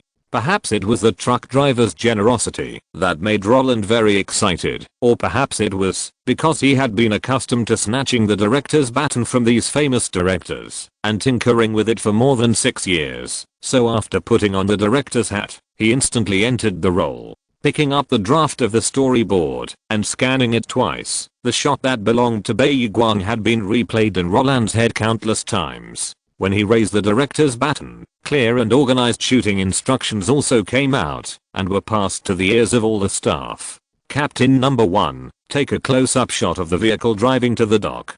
Camera number 2, take a close-up shot of Kate getting off the car. Note that when she looks up, the camera tilts up slightly. Her neck and jaw are also very beautiful. Kate, you should be elegant when you get off the car later. You should know this better than me. When he finished directing the traffic and all the personnel were in their positions, the characters in the set moved with a crisp sound from the script supervisor. August 1st, 1996. First scene. First shot. Action. This is a busy dock with a sea of people, almost everyone wearing a hat. At a glance, there are newsboy caps, wide-brimmed hats, bowler hats, hamburger hats, and all kinds of styles. Just by relying on the shape of the hat, you can roughly distinguish each person's identity. If you match their clothes, the gap between the rich and the poor is instantly revealed. Some people hold cigarettes in their mouths, and some drive horse-drawn carriages. When they meet each other, they naturally avoid each other, which depicts the sense of distance vividly. While people were busy, the sound of car horns came from far away. Hearing this sound, people who still believed that bicycles are for transportation and horse carriages are for the better turned their heads. As their sight expanded, a gold-plated classic car had come to their side. The driver and bodyguards in uniform looked at them with wooden eyes. Even without the intimidating eyes, the pedestrians blocking the way of the car still chose to dodge decisively. After all, no one wants to provoke the dignitaries who can ride in cars. But dodging does not mean that they will not look. Because in addition to the gold-plated classic car in the front, there are 2 cars following closely behind. Such a grand spectacle naturally aroused people's curiosity. When everyone cast gossipy eyes at the leading car, the car that found an empty seat had also stopped. The bodyguard sitting on the passenger seat got out of the car and opened the back door skillfully. At the same time, a hand wearing a white leather glove also quietly reached out. Supported by the bodyguard's hand, a graceful figure wearing a white dress with black stripes and holding a purple umbrella finally appeared. When she stepped on the side pedal and got out of the car gracefully, the purple hat with a bow, with its wide brim, covered everything people wanted to see. This situation made the onlookers very regretful. But just as they were disappointed, the woman seemed to have heard people's calls and naturally raised her head and looked around. Her light green pupils were like a calm lake, without any waves or emotions, and her jade-like oval face, with bright red lips dotted in it, was like a black hole under the afterglow of the sun, swallowing up all the men's eyes. Even if it was just a glimpse, it perfectly explained what it meant to win that boat ticket. It is the luckiest thing in my life. After seeing such a scene, Roland, who stood in front of the monitor with his hands on his hips, also clapped his hands happily. He said in a nostalgic, but secretly happy tone, "Cut, good." Although the truck driver had thrown the director's tube and the draft of the storyboard in front of Roland, he was the producer and director of the whole movie after all.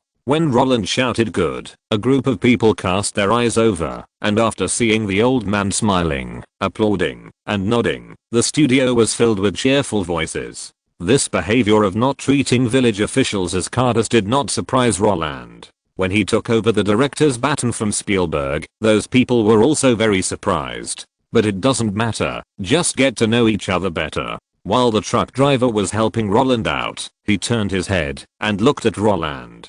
The face of this young man who had known Roland for more than 6 years was full of happy smiles. Although he had lost his temper in front of Roland before, both parties understood that it was just a joke. When working, they naturally wouldn't care about these things. It's a good shot. You really know how she looks the most beautiful. The truck driver smiled and bumped Roland with his elbow. Before Roland could reply, he continued, "Don't stand there stupidly.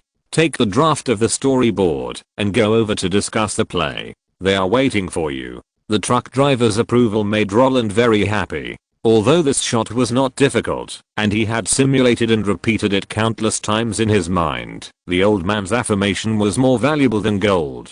He took the draft handed over by the other party, took off his hat, and put it back on his head. This action caused the old man to shake his head repeatedly, but Roland didn't care. When he walked to Kate with a smile, Kate, who was standing next to the car, stretched out her right hand. The calmness in the camera had disappeared, replaced by the playfulness of young people. "Oh, beautiful lady, it's nice to see you." Roland naturally bent one knee to half kneel, then shook hands and kissed her hands. Kate was very happy to see the smooth movement. After Roland stood up again, she asked directly, "How is it?" James said it's okay. Roland asked knowingly, "You know that's not what I'm asking." Kate raised her hand and hit Roland's chest without hearing a satisfactory answer. "Okay, okay, okay, you are very beautiful in the camera." Since it was working time, Roland didn't tease her anymore. "Really?" Hearing this, Kate's smile became even bigger. "Of course." Roland nodded heavily and asked, "Do you think I will make you look ugly?" "You dare not." Kate replied with a smile. If it were any other director, Kate would definitely not ask such a strange question. In this era, when film cameras cannot shoot and play back like digital cameras, directors who can watch the monitor have great power. It is up to them to judge whether the actors have performed well, and the working communication between the two parties depends entirely on the collision of ideas. But facing Roland, Kate is fearless. The two have communicated for more than 180 days in a row. If there are still problems, they have to communicate well at night to check for deficiencies and make up for them. What's more, her acting skills are not inferior. Even without half a year of emotional cultivation, she can still win this role steadily, and the tacit understanding between her and Roland makes her feel at ease in the performance, because now it is not about shaping Ruth or becoming Ruth, but I'm Ruth. As for adjusting the camera angle during the performance, to ensure emotional communication between herself and the camera, she doesn't have to worry about it. If there is a problem, Roland, who is sitting behind the monitor, will even find it before the truck driver.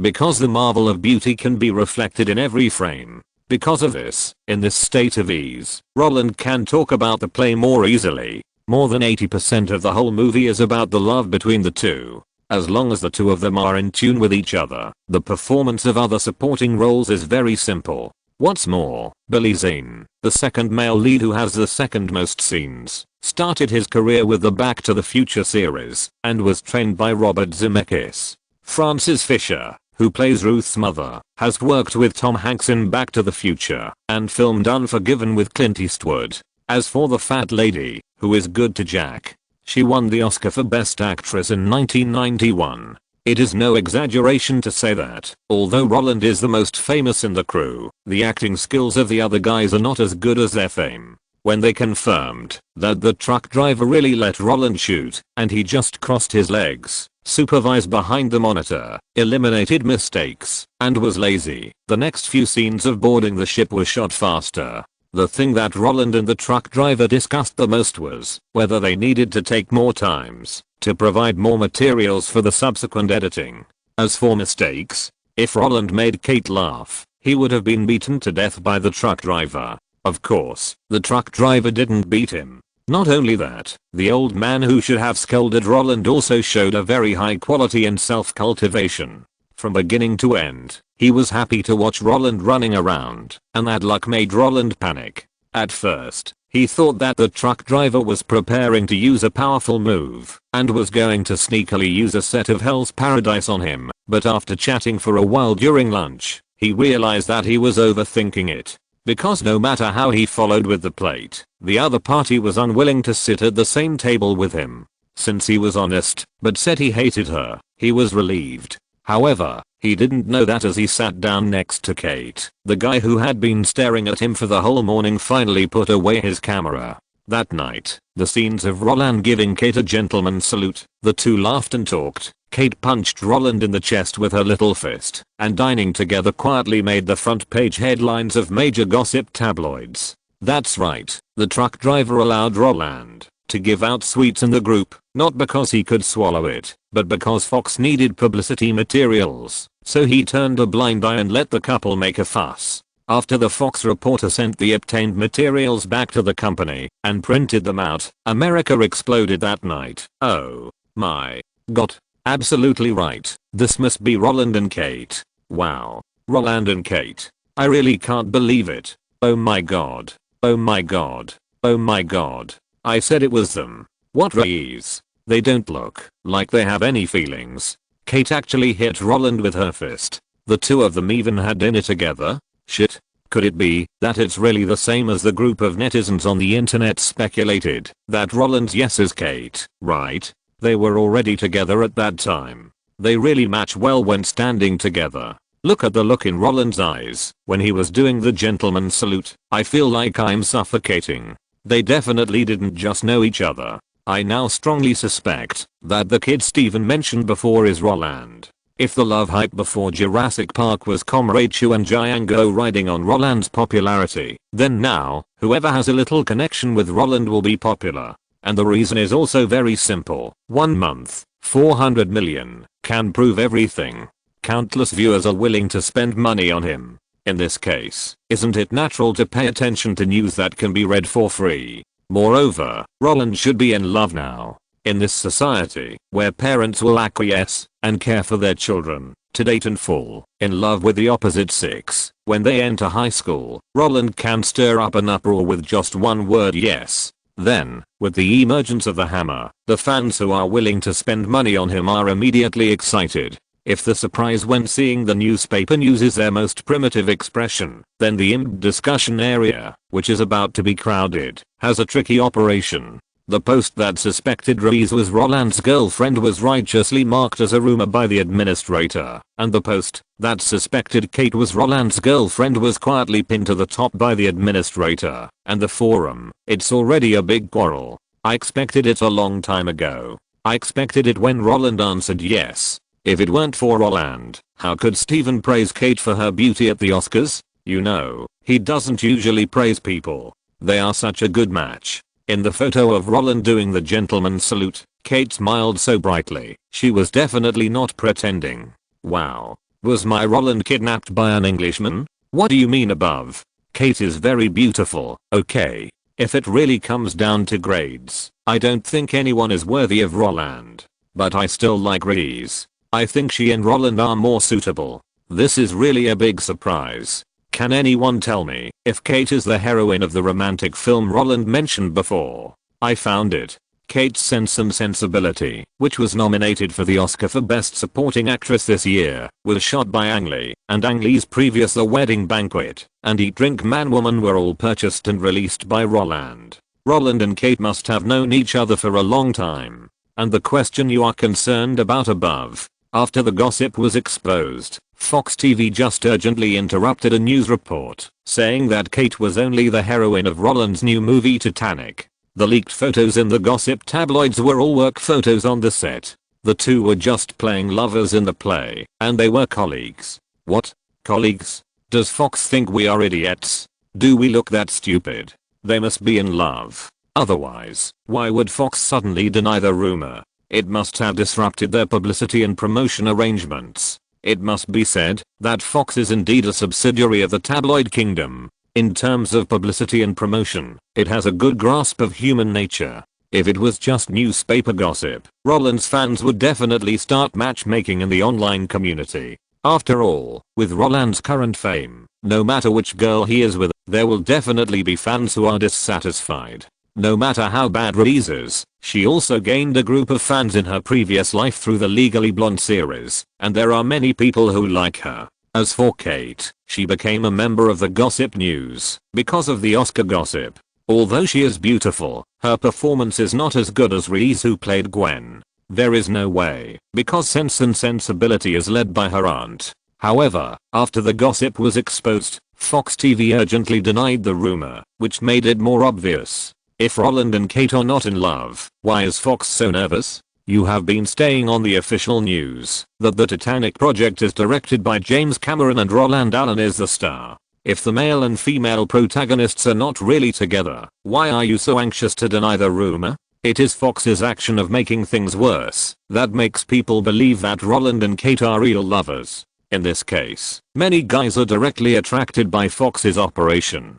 Their attention has also shifted from the question of who Roland is suitable for to what extent Roland and Kate have talked about it. Is it fooling around? Or is it a real date? Most people actually prefer to believe that it was a real date. After all, Roland's previous personality was not about playing around. Moreover, if they were not in a relationship, why did the guests at the Oscars tease Kate? Unfortunately, when the public was eagerly waiting for the answer, no media said they could interview Roland. However, the spokespersons of both parties gave the public a surprising answer. Kate's spokesperson said the two parties had already known each other when they signed the project at the beginning of the year. Roland's guardian, David Olsen, who was once exclaimed by many fans as it turns out that it's because he's not dead, confessed to the media Roland participated in the casting of the crew. In his own words, in a romance film, finding a heroine who has feelings is more important than anything else, because he wants to dedicate his sincerity to the public, to thank everyone for their support over the years. If he himself doesn't feel anything, then he thinks that participating in a romance film is a kind of deception, a deception of the public's feelings, a deception of the fans' trust, and a deception of your love and protection. Although David Olsen just came out to talk nonsense, people in America have already understood it. Isn't this admitting that Roland and Kate are in love? And Roland chose Kate as the heroine because he has feelings for her? Wow. Isn't this telling everyone that the romance film Titanic is just for giving out sugar? Wait. Titanic? The public, who are still immersed in the official announcement brought by David, were all confused. Is Titanic the Titanic that sank? Based on the most tragic maritime accident? A romance? Are you sure you are not kidding? Shit. Who does James Cameron want to kill again? Can he stop torturing my Roland? In Terminator 2, he finally found a father, but the T-800 destroyed itself. In Spider-Man, the relatives who died included his uncle and his girlfriend's father. According to the comics, in Spider-Man 2, his girlfriend was scheduled to die. So now, Titanic is not going to kill Roland directly? WTF. I don't accept this kind of romance ending. Human nature can be manipulated, but the audience is not stupid. The title of Titanic plus the love tag can already confuse everyone, and if you add a truck driver with a bad criminal record, isn't it natural to guess the ending? However, no matter what these people say, Fox and the truck driver don't care. If they guessed it right, then they guessed it right. With Roland around, he wasn't afraid that these people wouldn't go to see it. They're shouting loudly now, but when the time comes, everyone will shout it's so good. And after the movie is released, the first batch of film reviews will reflect that there might be a lot of people rushing into the theater to see how the truck driver beat their Roland to death. What's more, the selling point of a romance movie is not the plot, but the sparkling relationship between the hero and heroine. As long as the relationship is in place, the audience can accept it regardless of whether it's sweet or knives. To put it more bluntly, if someone really sent razor blades to the truck driver, then he might be able to become the richest man in the world with Roland's terrifying number of fans. Although making movies is his main job, it's not bad to say that he sells razor blades as a side job. After all, these are all the fans' love for him. Of course, Fox's official announcement of the relationship made the other companies extremely jealous. Damn, the start of a movie can make such a big fuss. What will happen when it is released? However, the other companies are actually specifically referring to Warner, Disney, and Paramount. Sony holds the investment rights of Spider-Man and is making a lot of money now, so it is not panicking at all. Universal has reaped a wave of dividends from Jurassic Park before. Although it is jealous, it is not desperate. Warner and Paramount have never encountered Roland so far. Seeing Sony, Universal, and Fox making money in turn, they are also envious, but compared with Disney, they are also very happy, because Disney is the only one who hired Roland. Not only has it not enjoyed the popularity of A+ list, but also has to pay money every year. What? Which movie are you asking about? Isn't it that damn The Lion King? The better The Lion King sells, the more heartbroken they are. That damn Simpson. How many dollars did he lose for them? Don't say that The Shawshank Redemption also made money. Wasn't it Roland himself who made a lot of money in the project of The Shawshank Redemption? After pulling in a bunch of backers, Disney dared not to default on its debts. Of course, no matter how painful Disney was, and how jealous Time Warner and Paramount were, they all understood that the project would be scheduled until Roland, who was 20 years old, had no time to accept their scripts. While they were secretly sad, Roland's love affair also spread overseas. When a bearded man in Wellington, the capital of New Zealand, heard the news that Roland Allen was Kate Winslet's girlfriend, he jumped up with his hands on his cheeks and frowned at the documents on his desk. Kate is Roland's girlfriend. He turned his head to look at his companion beside him and shouted, "Richard, our project is saved." Note, Mythbusters has a video showing whether there is a huge suction when a ship sinks. As long as it does not sink instantly, it will be like taking an elevator and will not suck people into the seabed. How the $190 million production cost of Titanic was spent is actually very interesting. Take the underwater exploration in the opening for example. Cameron told Fox at the beginning that he would go to shoot it himself, which would save money compared to making models and CGI. But what was the result? He had a lot of fun, but the cost of diving was more expensive than direct CGI production. That's why it was written before that he asked Roland to invest in building submarines. In reality, he has played with many submarines under the banner of filming. Fox is indeed shameless. I won't dig up history. What happened this year proves everything, because CNN blasted them for publishing false information, causing delays in epidemic prevention. According to the law, the federal government can now sue Fox. Chapter 195 Anxious Thin Man, 6 green lights, multiple suns, cross-server chat. New Zealand is located in the South Pacific, a member of the Commonwealth, and one of the most beautiful countries in the world. There is the famous Hell's Gate, which is where the cute kids washed their feet and ate hot pot in the second season of Where Are We Going, Dad? Of course, the 5 dads and 6 cute kids not only ate hot pot and soaked their feet here, but also went to Matamata, a small town in the Waikato region of New Zealand's North Island, to visit Hobbiton, the hometown of the Hobbits, the Shire. That's right, the only filmmaker in New Zealand who can be related to Kate Winslet is Peter Jackson, who is later known as Peter the Great. The Richard mentioned by this fat man is naturally Richard Taylor, the co-founder of Weta Digital and Peter Jackson's special effects master. When this white fat man with glasses heard his companion's roar, the guy with coffee in his hand, who had not yet taken his drink, looked confused. Blinking his eyes, he asked in confusion, "Kate? Which Kate?" "Kate Winslet." Seeing that his friend's nerves were a little slow, the minus version of Peter Jackson with a beard immediately slapped the table and said, "Remember Angels of Sin? Juliet Schwimmer. The blonde girl who fell in love with Melanie Lynskey in the movie, the British one." "Oh. Then what?" Richard Taylor still didn't understand what his companion meant. Then she is Roland's girlfriend now." Peter Jackson saw that Richard Taylor's brain circuit was not on the same channel as his, so he waved his hand and signaled him to come over quickly. Seeing this situation, Richard Taylor, who was curious in his heart, did not hesitate.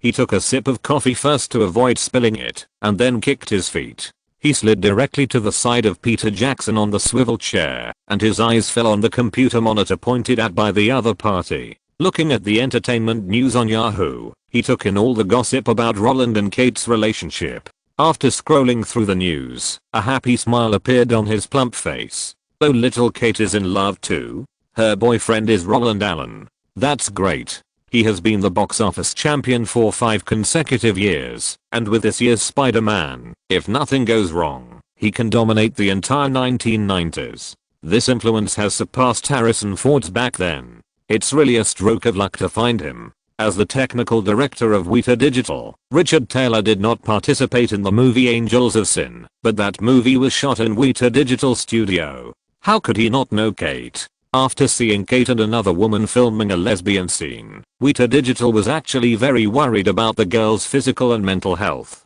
After all, Kate was only 17 years old at the time. If such a beautiful girl became gay, it would be a pity. And now, looking at the laughing pictures posted on Yahoo's official website, he could smell the sweetness even through the network cable. However, Richard Taylor's attitude of drinking coffee and reading gossip made Peter Jackson frown. He knocked the table hard again, and the banging sound even made the keyboard jump up. "Hey, what are you doing? Is there something wrong with you? It's just reading some love gossip. Is there a need to be so excited?" Richard Taylor frowned and looked at him. "Although she has acted in your movie, there is no need for you to be so excited, right? If you are really happy, then call and express your feelings. Why are you competing with me?" Peter Jackson's breath was choked by the 4 questions that were not to the point. Seeing that his companion really couldn't understand his train of thought, he didn't beat around the bush, but turned around and searched in the pile of documents. After a while, a document as thick as a finger was thrown in front of the other party. "Come on. I'm talking about the Lord of the Rings." When the document marked Lord of the Rings was thrown in front of Peter Jackson, he said, "I'm talking about the Lord of the Rings." When the file of Lord of the Rings appeared in Richard Taylor's sight, his eyes, which were originally showing doubts to the outside world, instantly calmed down. Not only that, his flat forehead was bulging with ravines, and he put down the coffee he was holding. Lord of the Rings? Wasn't the project of Lord of the Rings killed by Harvey Weinstein? Seeing that the other party was finally on the right track, Peter Jackson was relieved. But before he could be happy, his friend's words made him angry again. "And didn't you say that you found the Big Six, but none of them were interested in the project of Lord of the Rings? The Big Six are not interested. Harvey Weinstein doesn't want to do it, so all we can do is accept our fate." Hearing these words, Peter Jackson's cheeks swelled like the fire cloud evil god who performed the Toad Kung Fu. Take a deep breath, then exhale, trying not to get angry with yourself and your companions. After a few seconds of pause, he slowly said, "Yes, the Lord of the Rings project was indeed killed by Miramax, and the Big Six were not interested either. But Hollywood is not limited to the Big Six. In addition to the Big Six, there is New Line, and DreamWorks, and Warcraft. And now, can we not directly contact the latter two?" Peter Jackson stretched out his hand and tapped hard on the monitor. When Richard Taylor's eyes fell on the photo of Roland saluting Kate again, he finally understood what his friend meant. My goodness, this fat man has gone crazy for filming The Lord of the Rings? But how do you know that Roland and his team are interested in The Lord of the Rings? Richard Taylor clasped his hands together and rested his chin on the back of his hands. The topic finally got on track, and Peter Jackson's answer was also neat and tidy. "If you are interested, just give Kate a call and ask her, won't you know? Well, if Roland is interested, how can you get the project?" Richard Taylor was choked by the logical answer, but his mind was still sharp. You have to know that the filming rights of The Lord of the Rings and The Hobbit have always been in the hands of the Weinstein brothers. If they don't agree, no one can shoot. Upon hearing this, Peter Jackson, who was almost choked to death by his friend, finally smiled. Yes, the film rights of these two series are indeed in the hands of the Weinstein brothers, but even if they are tied together, do they dare to say no to Roland Allen and Steven Spielberg?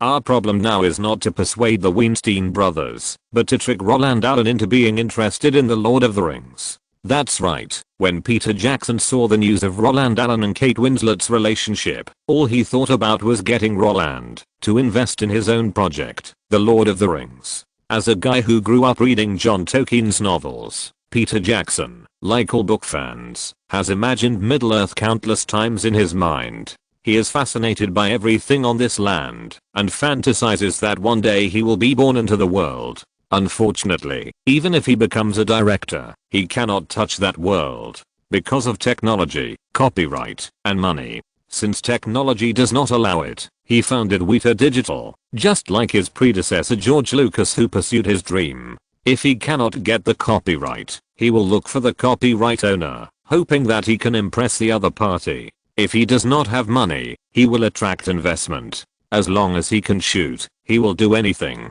Unfortunately, Weta Digital was founded, the rapidly developing technology matured, and CGI was mastered, but the copyright owner, the Hollywood independent film giant Weinstein Brothers, was not interested in his project. Yes, as early as 1990, the Weinstein brothers had bought the adaptation and filming rights of The Lord of the Rings and The Hobbit, which were held by Miramax, not in the hands of the Tolkien Heritage Foundation as people imagined. If you want to film Middle-earth, you must get the nod from these two. In fact, when buying the copyright, the two brothers guessed that this hype would be very promising.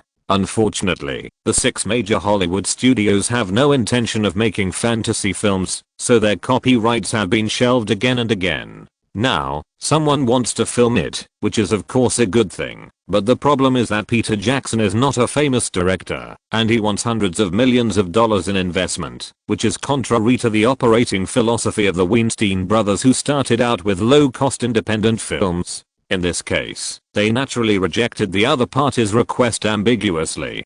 It can't be said to be a rejection. Anyway, they left some hope for Peter Jackson. The two brothers told the future Peter the Great that if there were first or second tier film companies willing to invest in this film, they would take out the copyright and set up a project for production. If not, then forget it. Hearing this, Peter the Great, who had not yet ascended the throne, was excited. Cricket, one investment, isn't this easy to get? The Lord of the Rings is a fantasy masterpiece. How could there be no investors interested in Hollywood? As a result, after going around Hollywood, he found out that Fox told him that Titanic would eat up all the company's cash flow and there was no money to make Middle-earth. Sony told him that the Spider-Man sequel and Spielberg's Men in Black had already been approved, and there was no money to make Middle-earth. Universal told him that Jurassic Park 2 was the top priority and there was no extra money.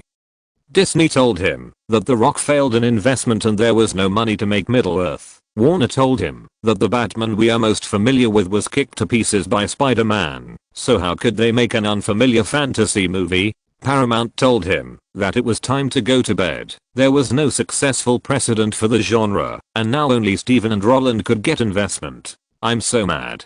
Peter Jackson understood. Although the answers given by the 6 companies were different, there was only one essence. You are not Roland Allen. Why should we write you a 9-digit check with our eyes closed? Audiences who like him can buy back his movies in 1 month. What about you? Seeing Peter Jackson being rejected 6 times in a row, the Weinstein brothers, who thought this guy could create miracles, were also a little unhappy. Although the Big 6 rejected Peter Jackson, wasn't this also denying the value of the copyright in their hands? So they rejected Peter Jackson's request for the green light and said that the company would not invest in the film for the time being. But how could Peter Jackson, who wanted to pursue his dream, tolerate it? While facing the reality, he was even more helpless and unable to extricate himself when he returned to New Zealand. Without fame, money, or connections, he could only look at other people's faces and chopsticks. Of course, he was even more unwilling to give up because he really loved this thing.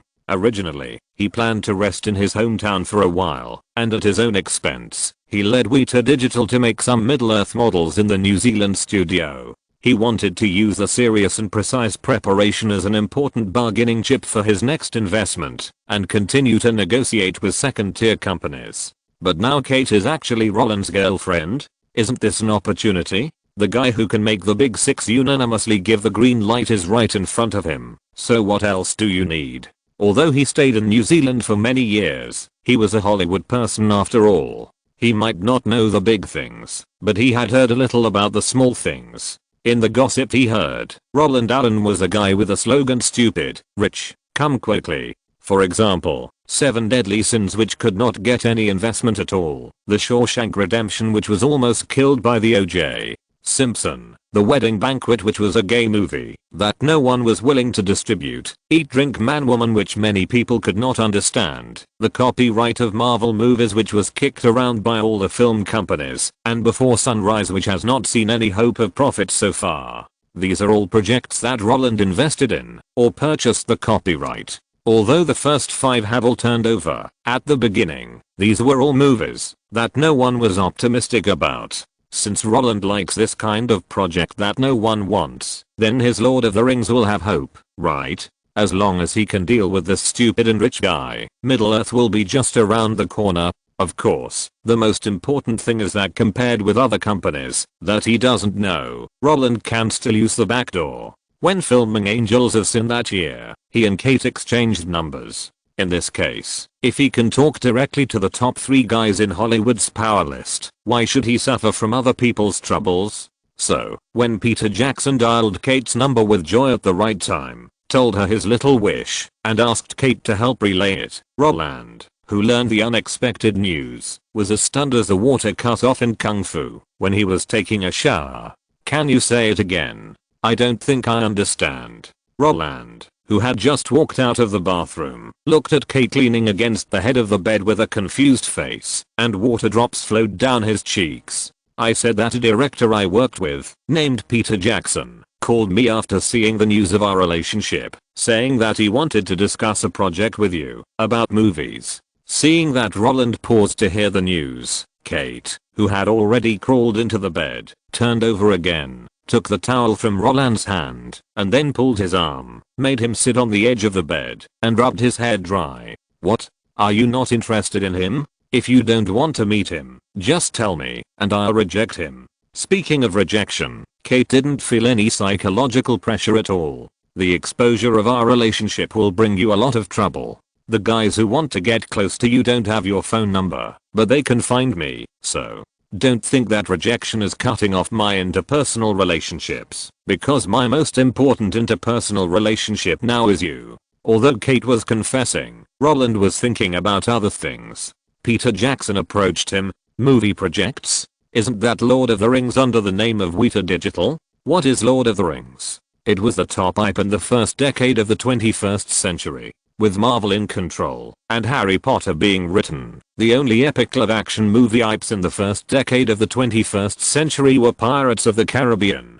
Batman and Lord of the Rings. Pirates of the Caribbean is a residual project of Walt Disney. Without the cooperation of the theme park, this series has no meaning at all. Batman belongs to Warner, and because of the relationship between Marvel and DC, it is impossible to touch it. In this way, the only treasure left just rolled into his bowl inexplicably.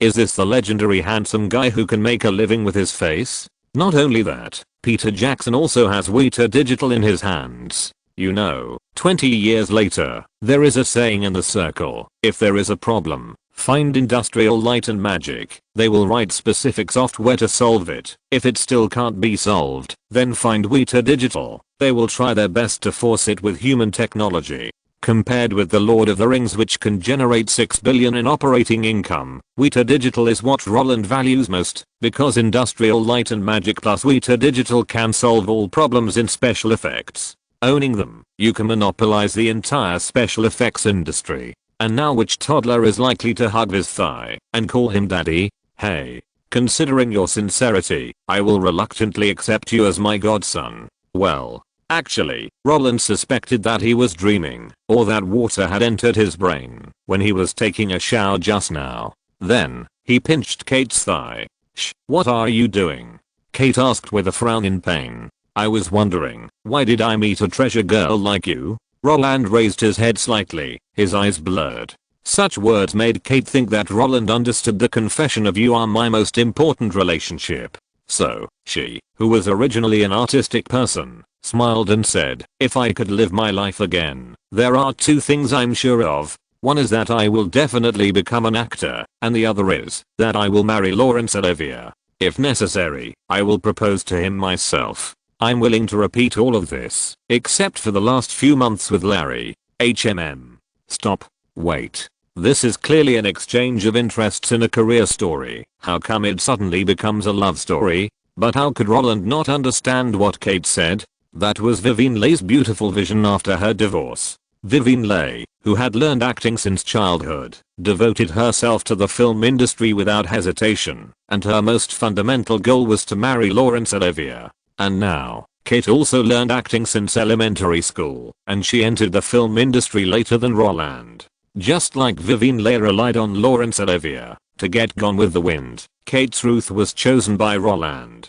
Damn. I can't deduce it anymore. If I continue to deduce, this cross-server chat will cause trouble. However, after smelling the perfume coming from Kate, Roland, well, he understood that, if he forced an explanation now, it might cost someone's life. What's more, love at first sight is just lust, love over time is just weighing the pros and cons, and growing old together is more of a habit. Since Kate's brainwaves are not on the same channel as his, he will pretend to be on the same channel. Anyway, the two of them are getting along quite comfortably now. So, Roland smiled and said, "I will meet Peter Jackson for you." Laurence Olivier's biggest mistake was that he did not see that Vivien Leigh lived only for herself. Hearing this, Kate raised the corners of her mouth, quickened her movements, and directly rubbed Roland's head into a hedgehog head.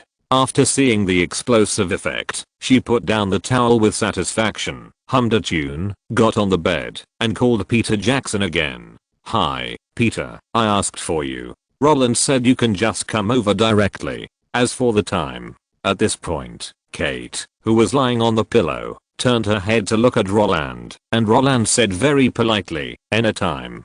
"Oh," he said, "you can come over anytime." Kate pursed her lips. The phone in her hand hadn't been hung up yet. She stared at Roland and smiled as she reached out and grabbed it. Note, the copyrights of The Lord of the Rings and The Hobbit were bought by Weinstein as early as before 1990. New Line bought the copyrights from them. Weinstein only retained 7.5% of the full profit dividends of the 4 films, 3 Lord of the Rings films, 1 The Hobbit, and a part of them belonged to the Tolkien Foundation, and the copyright has nothing to do with the foundation. This was recorded in the lawsuit when the foundation jointly with Miramax and Weinstein sued Warner.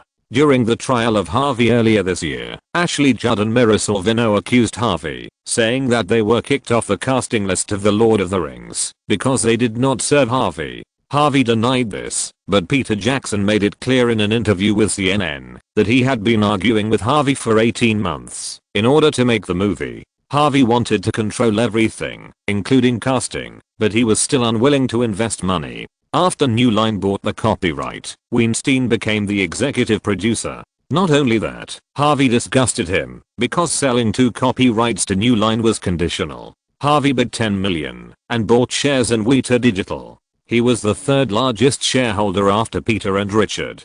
In the indictment, the total revenue of the Lord of the Rings trilogy, including peripherals, exceeded $6 billion. Now the saying in the circle is indeed that it is impossible for Weta Digital to solve industrial light and magic because the labor cost in California is too high, and industrial light and magic only selectively accepts orders, and more special effects software development. You can just search on Baidu for Vivien Leigh and Laurence Olivier's love story. I can't write about it anymore.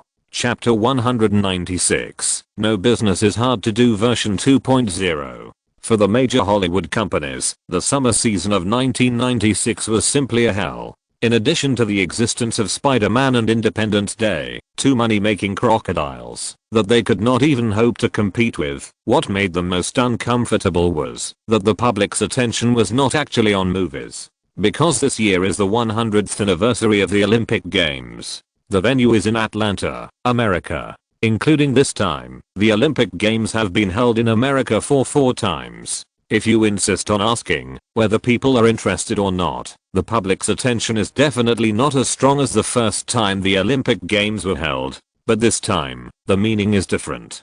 Being able to defeat Athens on the day of the 100th anniversary of the Olympic Games and prevent the Olympic flame from returning is a manifestation of the country's strength. This gimmick alone can make countless people excited. In addition, the country has been in bad luck in the past few years, and now the whole country is celebrating and having fun, which is actually a means to stretch the national pride. In this way, under the double team of the two money-making crocodiles and the Olympic Games, there are actually many movies that die tragically in the summer season. A Different Kind of Miracle was released on July 3rd, and its first weekend box office was 16 million. Live and Let Die was released on July 12th, even with Denzel Washington and Meg Ryan as the leading actors, and the future fresh meat Matt Damon's appearance. The first weekend box office was only 12.5 million. A Time to Kill, starring Matthew McConaughey and Sandra Bullock, and Kevin Spacey's full participation, also failed to escape the bad luck, with an opening weekend box office of 14.8 million. As for the others, sorry, under the crush of Independence Day and the Olympics, these 3 movies are the only ones that can be shown in the whole month of July. Yes, no one expects a big box office explosion anymore. As long as the death is not tragic enough, it is a victory. Of course, everyone can understand the decadent box office market, and the corresponding is the eye-catching ratings of the live broadcast of the Olympic Games. After all, people's entertainment methods in this era are so few. If the box office falls, the TV ratings will definitely rise, and if the TV ratings fall, the box office will definitely pick up.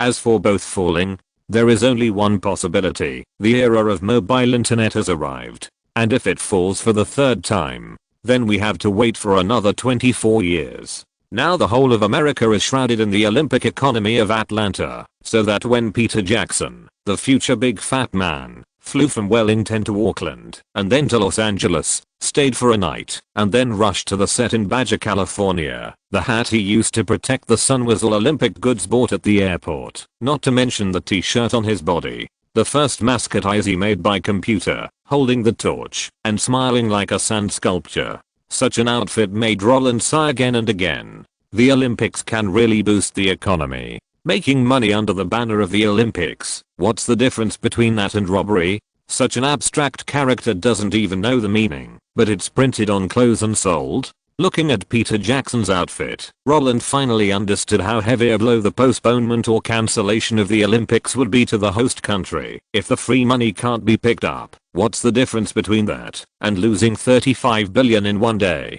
Of course, he would not say what he felt. After seeing Peter Jackson's slightly restrained face, Roland took the initiative to extend his right hand to him. "Hi, Peter, I'm glad to meet you in Mexico. Kate often mentioned you to me. She said you are a very imaginative director. She also recommended me to watch Over the Line of the Dead. It was really fun." "Really? That was my experimental work imitating trauma. I didn't expect you to like it too." Hearing this, Peter Jackson was full of surprise, and while talking, he did not forget to be polite when asking for help. "It's really my honor that you can take time out of your filming to see me." "Oh, Peter, you don't need to be so polite to him."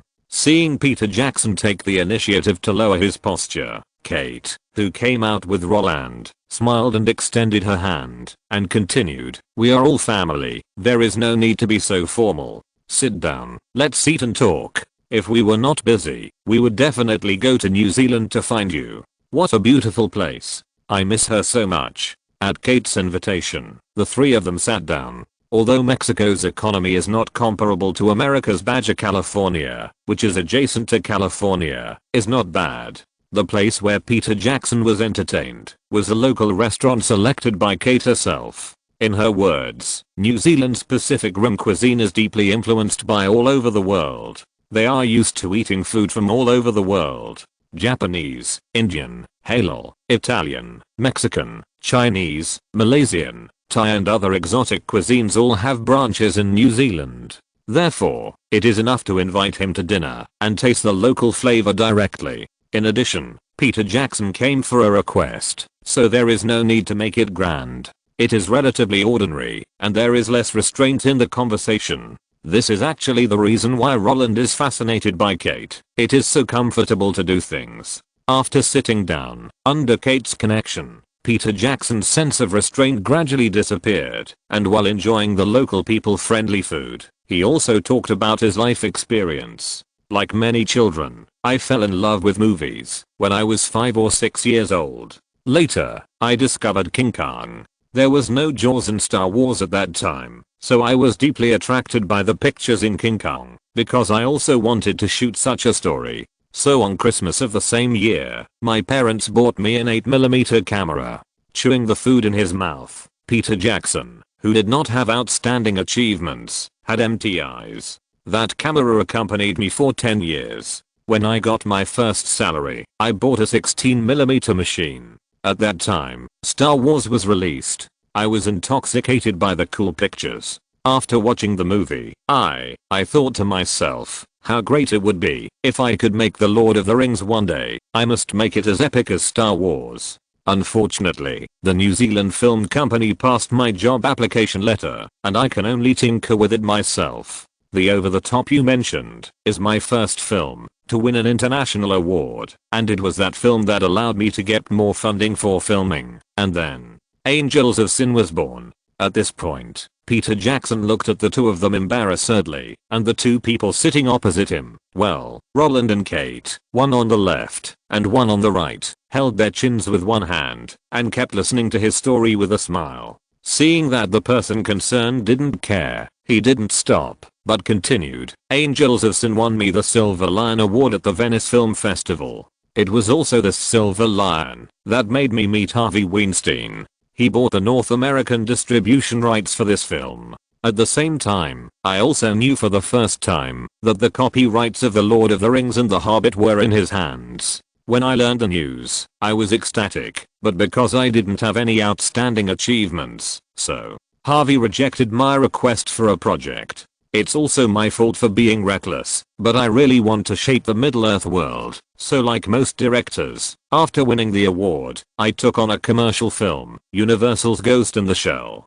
Hearing this, Roland interrupted. Just like Ang Lee, after winning the award, he also took on Sense and Sensibility. Receiving such a response, Peter Jackson nodded repeatedly. Yes, this is the traditional promotion route for directors, but my choice is different from Ang compared to Lee. It seems too risky. He continued to explore in his successful field, while I was buried in the field, where I was not successful. So, the ghost died suddenly. For this reason, Harvey suggested that I make more medium-cost movies instead of tinkering with The Lord of the Rings. But you should know better than me that directors like us have no chance to choose materials in Hollywood. In this case, I want to follow George Lucas because the technology has appeared and I can't wait. Of course, I'm also afraid of taking over other projects and continuing to fail, and from and the chance to shoot The Lord of the Rings was forever missed. But unfortunately, the Big Six is unwilling to invest in me, and Miramax is unwilling to set up a project for me. Some guys don't even want to read the scripts written by my wife and I. So after I heard about your relationship, I couldn't wait to call you, because I wanted to communicate with you. I think you who can invest in 7 Deadly Sins and by Shawshank Redemption are willing to spend some time to read my script. While speaking, he also wiped his hands, opened the file package, and handed the neat script to Roland. It's not that Peter Jackson wants to sell misery, nor is it that he is one thing in front of his friends and Roland, but that he doesn't have a dazzling work to discuss with Roland now. In this way, telling Roland about his love for The Lord of the Rings has become the biggest weight in his plan to deceive. There is no way to let the experts in the circle kill his projects one after another. In this case, talking about the content with Roland, who is also professional, isn't it boring? But for Roland, who had already seen the reference answer, the reason why he listened quietly was, first, he wanted to know the creative experience of Peter the Great in the future, and second, he wanted to know why this guy would look for him.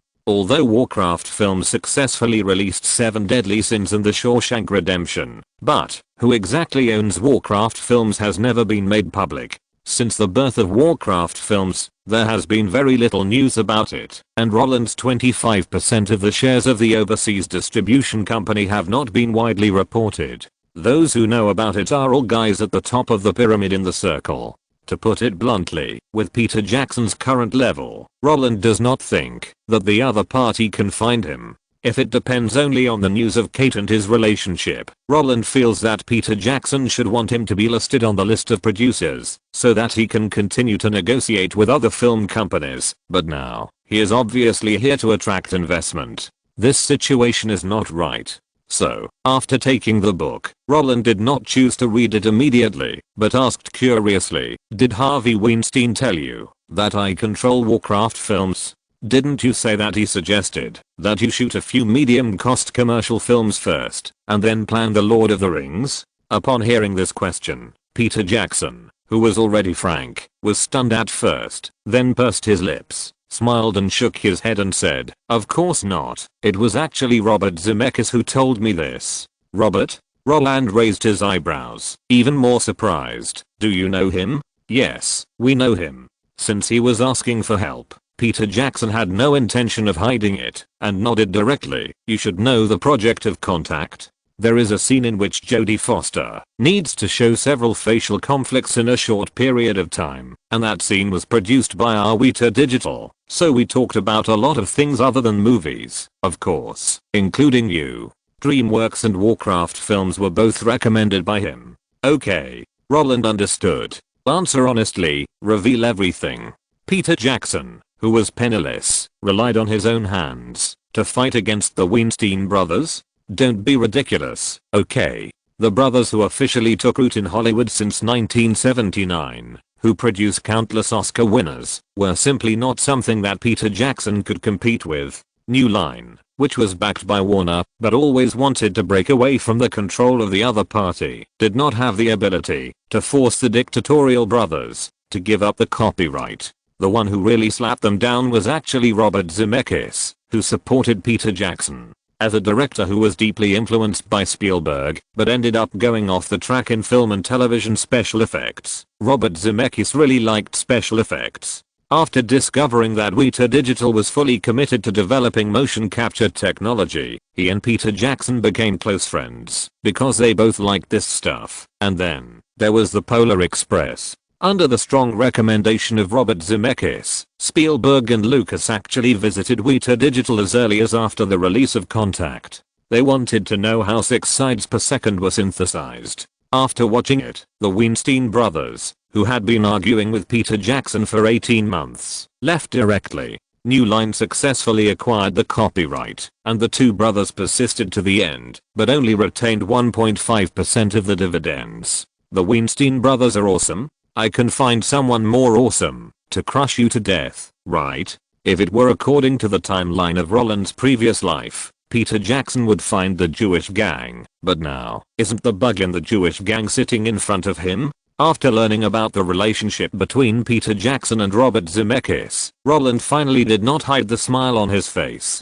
Because, there is no problem now. After tapping the script a few times, he said, "Leave the script here with me. I'll find time to read it. If you're not in a hurry, stay here for a few more days. You can walk around the area, or go to the studio. I'll ask the staff to get you a pass. You just need to sign a confidentiality document, and you can go in and out normally." Although Roland didn't give a clear answer, his attitude was the best Peter Jackson had ever seen. As for leaving, don't be kidding. This is James Cameron's crew. How many directors dream of going in and taking a look?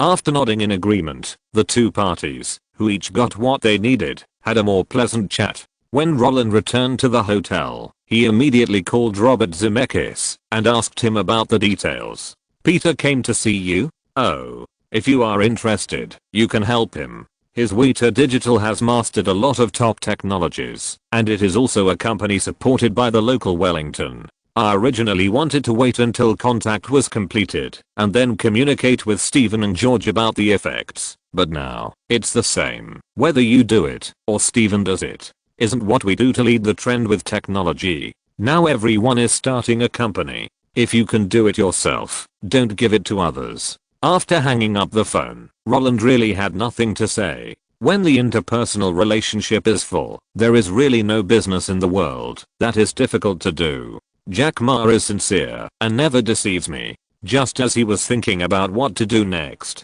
Kate, who was flipping through the script, asked without looking up, "You don't want to work with the Weinstein brothers, do you? They are so disgusting. They often play with hidden rules." Kenneth doesn't know how many times he has told me, I could have come to Hollywood after filming Angels of Sin, but the copyright of Angels of Sin was bought by them. I was too lazy to care about them and return home. Work with the Weinstein brothers? Are you kidding? Who is willing to work with these two bugs? He is so handsome and has not touched many actresses. How can Harvey, the fat guy, do it? Bah. This is not his real idea at all. No. Since they spit out the copyright in Roland's previous life, they have to spit it out in this life. As for whether the other party is willing, Roland believes that they dare not refuse. No, I'm not like Harvey. Roland didn't explain much on this issue. He took out his phone and directly called David. "Hi, David, how have you been recently? I have something else to trouble you with." "It's not difficult. I just want you to go to Miramax and buy the film adaptation rights of The Lord of the Rings and The Hobbit from Harvey Weinstein." I haven't talked to them. Please ask for a price for me first. If it's not expensive, you can just buy it. If it's too expensive, call me and tell me. I'll find someone to lower the price. Pay attention. We don't give you dividends. Not to mention a cent. We don't even give you 0.1. Note, the 1996 summer season was greatly impacted by the Olympics. Taking the banner of the Centennial Olympics from Athens, Atlanta received extraordinary attention. Coupled with the main theme of Independence Day, the summer box office market that year was dismal. In other words, the movies that were meant to be small but big were basically suppressed. Peter Jackson did meet Robert Zemeckis in 1996, at the time written in the article. Not only that, he was also a member of the visual effects team of Contact. Before The Lord of the Rings was filmed, Spielberg and Lucas had seen the Shire, the hometown of the Hobbits. Lucas also gave him a model of the Tyrannosaurus Rex in Jurassic Park. After watching the preparations, Weinstein, who had been arguing with Jackson for 18 months, took the initiative to sell the copyright. They had made their relationship public when preparing The Adventures of Tintin. DreamWorks missed out on many series, but they had no choice, because they had no money. Chase Bank did give them a loan of $1 billion, but in 1998, Saving Private Ryan, Collision Course, Ants, The Prince of Egypt, and Galaxy Quest consumed more than $300 million. If they had invested in Harry Potter and The Lord of the Rings, the remaining $700 million would have been gambled away. So they gave up, but they lost the two most amazing series. It seems that they are also human beings. If they were time travelers, they would have held on to the last two. If you're listening to this novel on a channel other than Fanfic World, it means they downloaded and uploaded it without effort. We cordially invite you to visit our channel, Mundo Fanfic Novelos. There you'll find the original version of this story and you can explore many other novels of various genres. We're waiting for you to immerse yourself in a world of incredible novels. Chapter 197. The head of the family surrendered without fighting. "Dad, who is it?" When David put down his phone in silence, a sweet questioning voice entered his ears. Turning around, he saw Elizabeth, wearing a lake blue dress, holding Izzy and standing at the door. She was wearing a beige wide-brimmed hat and carrying a small school bag, and her face was full of curiosity. "Oh, it's Roland." David threw his phone into his handbag indifferently. At the same time, he grabbed the baseball cap on the sofa and the sunglasses on the bedside table in his cool clothes, and muttered, "He has taken a fancy to a new project again, and asked me to ask the copyright owner for the price. It's all business matters." What did he take a fancy to again? While David was talking, Ganetti also drove the Olsen sisters into the house. Like the father and daughter, they were also dressed casually. Isn't he filming Titanic now? He's in Mexico. How can he find new projects? Now we can do business by email, right? Not to mention online shopping. Before Canetti finished speaking, the 6-foot-tall young man who came in with her immediately took over the conversation. Roland makes friends wherever he goes. He has so many friends, isn't it normal for him to suddenly have 1 or 2 new projects? Besides, he only stayed at home for 10 days this year. The rest of the time, wasn't he with the heroine of a romance movie for work? He's busy working every day, let alone a new project. It wouldn't be strange if someone died, right? The sarcastic voice spread throughout the room. James, you can't say that about Roland. Elizabeth was immediately unhappy when she heard this. The 7-year-old girl puffed up her chubby face, and her straight eyes seemed to be able to scrape a layer of flesh off James' body. Roland said that he made money to build a zoo for me. He said that he would raise a whale for me on my 10th birthday. Hey? Do you believe this? James was excited. Licky, you have to know that if Roland really wants to build a zoo for you, he has enough money now to build 10 zoos. I know. But Roland also said that it is easy to build a zoo, but it is expensive to keep a zoo. Elizabeth retorted unceremoniously, and there are people from the Animal Protection Association watching every day. Ouch. Here we go again. The inexplicable tit-for tat made the couple shake their heads helplessly. Even the 10-year-old Olsen sisters rolled their eyes. Because of this situation, the 4 of them are no longer surprised. Since the release of Jumanji, Roland's whereabouts have been erratic. Well, it's not erratic. Roland's bodyguards, assistants, and drivers were all hired by David, so it was easy to find out his schedule. In the past 6 months, Roland and Kate have been together and rarely go home. Except for the few days when Kate came to Los Angeles to attend the Oscars. Roland's residence was as quiet as a haunted house. Although Roland was basically not at home every time he joined the crew during filming, this time, everyone felt that Roland was different. It's not that he didn't call back every night to report his safety, but that when he reported his safety every night, the guys who chatted with him on the phone could more or less hear some noises on the other end of the phone. For the Olsens, this is actually normal. They also fell in love at first sight, so they can understand the behavior of young people. For the 3 Olsen sisters, this is also understandable. They have been to the crew and know that the crew is like that. But for James, the skinny bamboo pole who successfully lost weight, the situation is different. Why did he lose weight? Isn't it just to date girls?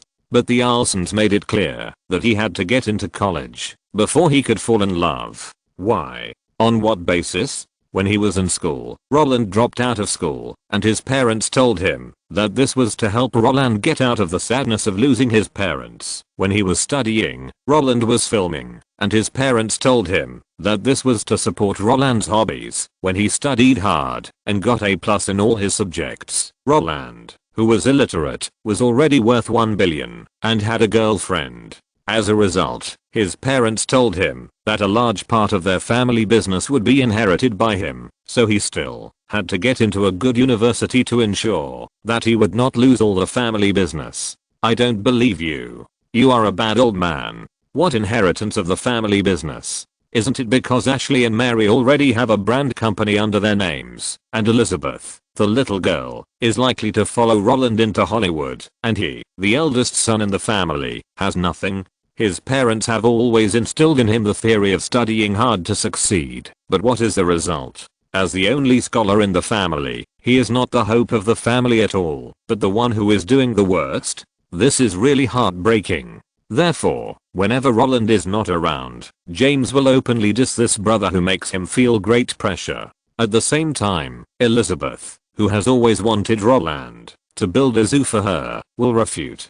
The siblings who should love each other are living like enemies. The point is, the husband has his own reasons, and the wife has her own reasons, and the Olsens can't find the right words to enlighten them. If it were in the past, they would let the two continue to quarrel. But now after all, they came out to watch the Olympic Games. After looking at each other, the couple reached an agreement instantly. Okay, if you two want to debate, then stay and debate. What's the point of you two going against each other? James, if you have the ability, just say these words in front of Roland. Licky, do you dare to sue James in front of Roland? Since neither of you dare, then don't argue here. Let's go watch the game." Hearing this, the brother and sister glared at each other, then snorted and walked out of the hotel room. They only quarreled verbally, and they didn't dare to go to Roland at all. The reason was very simple. Although Roland was away from home all year round, James was dominated by the fear of mathematics, physics and chemistry for nearly 7 years.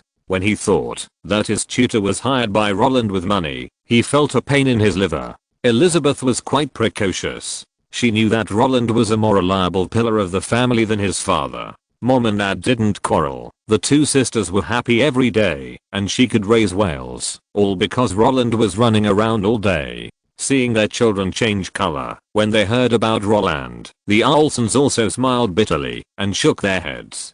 Parents who do this are rare. However, it is better to have someone to rely on than to have no one to rely on. If life can be easy, why bother yourself? When Roland was working hard for a better life in the crew of Titanic in Baja California, Mexico, the real Olsen family was feeling the atmosphere of the Centennial Olympics in Atlanta. However, it's just fun, but David will not forget the business. As a guy who has entered the top 400 of the Forbes rich list for the first time, he doesn't need to personally find a film company to buy the copyright. He can throw it to the toolman of Warcraft Pictures, and the other party will naturally go to discuss the transaction.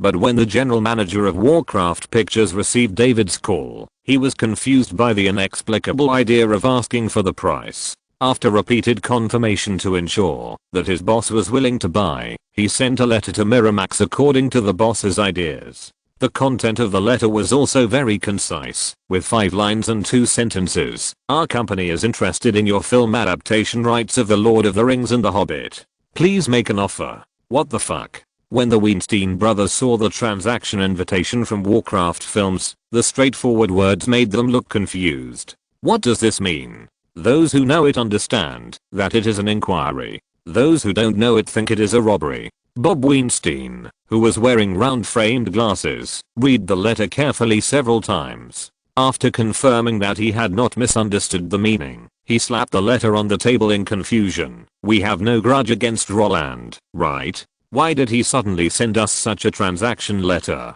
Yes, this was Bob Weinstein's first thought after receiving the letter. If Peter Jackson of this era was just a nobody and was not worthy of playing games with them at the same table, then they were not worthy of playing games with Roland now. You know, Roland's background is very complicated. Roland is a famous actor on the surface, but he is actually a big boss of a film company in the guise of an actor. Roland is a big boss of a film company in the guise of an actor on the surface, but he is actually one of the first internet players who plays a cameo role as a big boss of a film company in the guise of an actor. Roland is one of the first internet players who plays a cameo role as a big boss of a film company in the guise of an actor.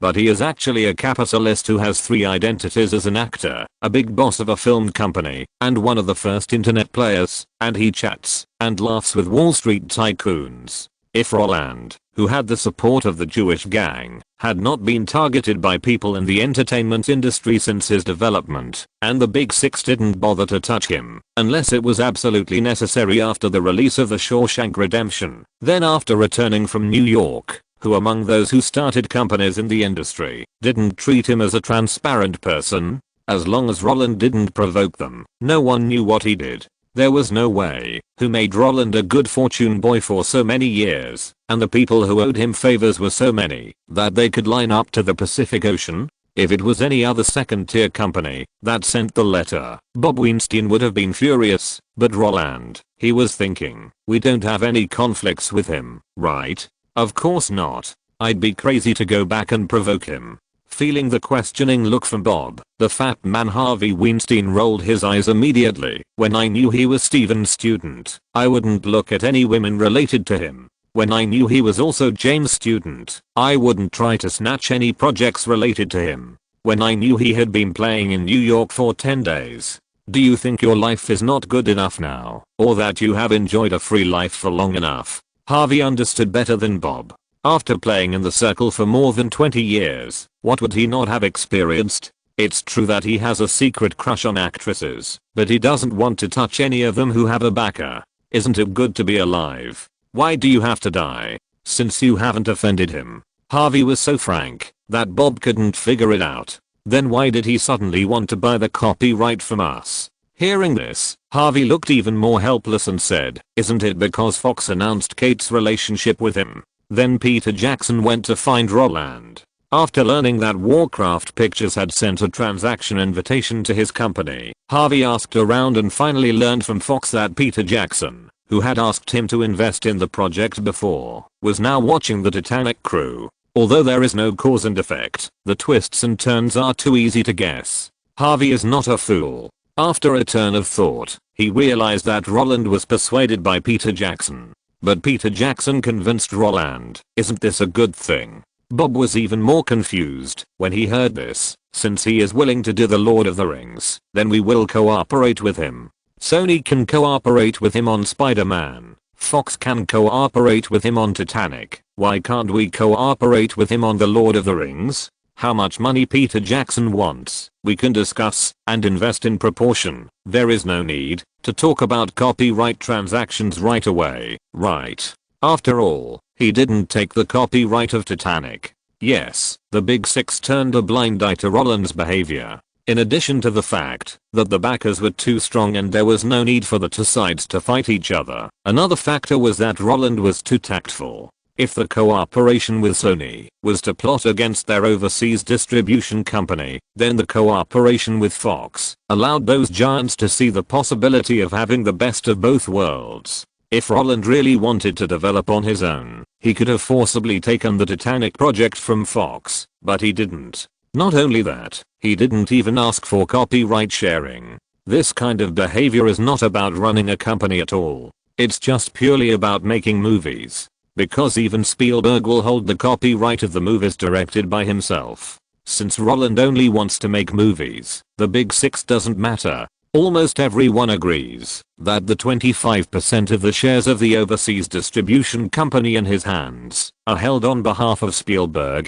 In this way, it's good for you, me and everyone. Since Roland, who has a powerful backer, is not trying to overthrow them, as long as he keeps the copyright of the project, Roland can do whatever he wants. At most, it won't conflict with your movie. And how many movies can Roland produce in a year? No problem. But now, Roland wants to buy the copyright controlled by the two brothers? If there is really no conflict between the two sides, then this behavior is obviously looking down on the two brothers. Wait, look down on the two brothers? Before Bob could sort out his thoughts and get angry, Harvey, who got his brother's idea, coughed awkwardly and said, "This matter may still have something to do with me." Huh?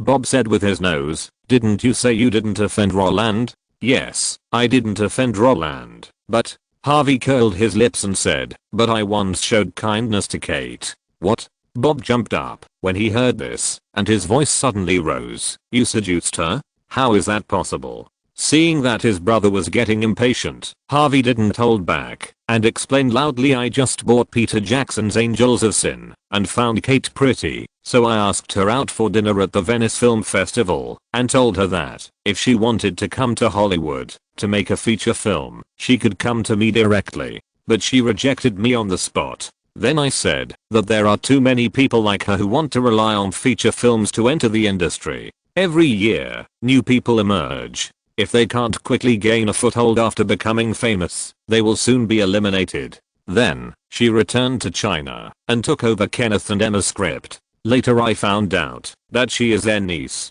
Well, Bob has nothing to say. Compared with the crimes committed by the outlaw Zhang San, Harvey's unsuccessful behavior of unspoken rules is nothing at all. Casting couches are too common in Hollywood, and there are only a handful of producers who have not done these things.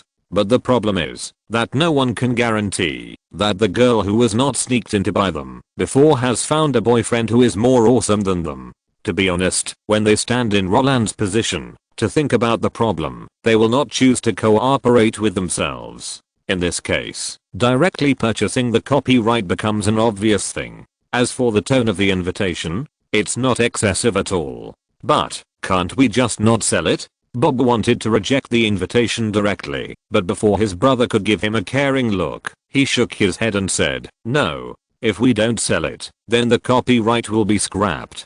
Because then no one will dare to shoot it. Roland not only has a backer, but he's also a good guy in the circle. Sony and Fox are counting on him to make money now. Who among Warner, Disney, Paramount, and Universal doesn't want to take his project? If they find out that Roland is interested in The Lord of the Rings and The Hobbit, but we just don't cooperate with them, then they will definitely not invest in our project. Giving up success and choosing the unknown. Isn't this mentally ill? Even if they want to do it, they will choose to kick me out and bring Roland back in. And other second tier companies that can support this project will not take a gamble. Because when the news gets out, our refusal will become against Roland.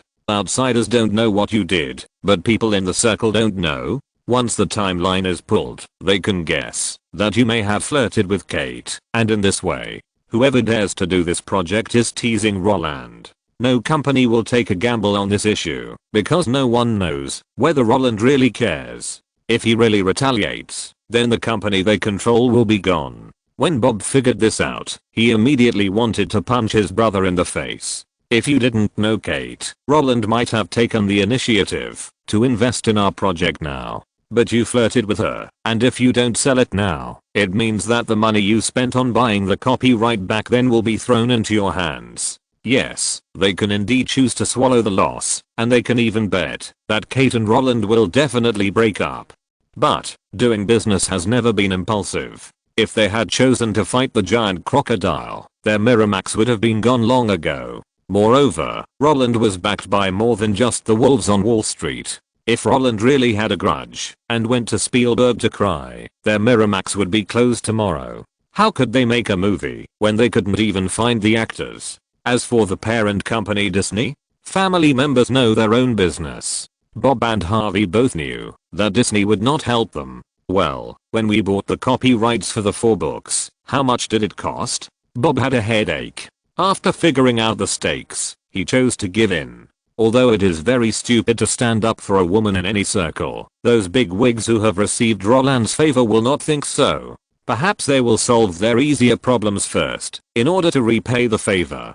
12 million, plus 6% of the box office dividend. Harvey, who also understood the reason, did not intend to resist. He shrugged and said, 6% of the box office dividend is the minimum limit required by the Tolkien Foundation. Then how much do you want to sell now? Bob looked at his brother with helpless eyes. 12 million plus 7.5%? Harvey thought for a while and said, 1.5% is not profitable anymore. Do you think he will be willing to give us dividends? Bob thought his brother was a little whimsical. Let's try it. How do you know if you don't try it? Harvey, who had never thought of going against Roland from the beginning, sighed. However, Roland said no dividends. No dividends. When Harvey asked the employees in the company to reply to the letter and express his willingness to sell, the general manager of Warcraft Films, who was a tool man, also followed David's previous instructions and directly crossed out the profit sharing plan and put a question mark at the fixed transaction amount.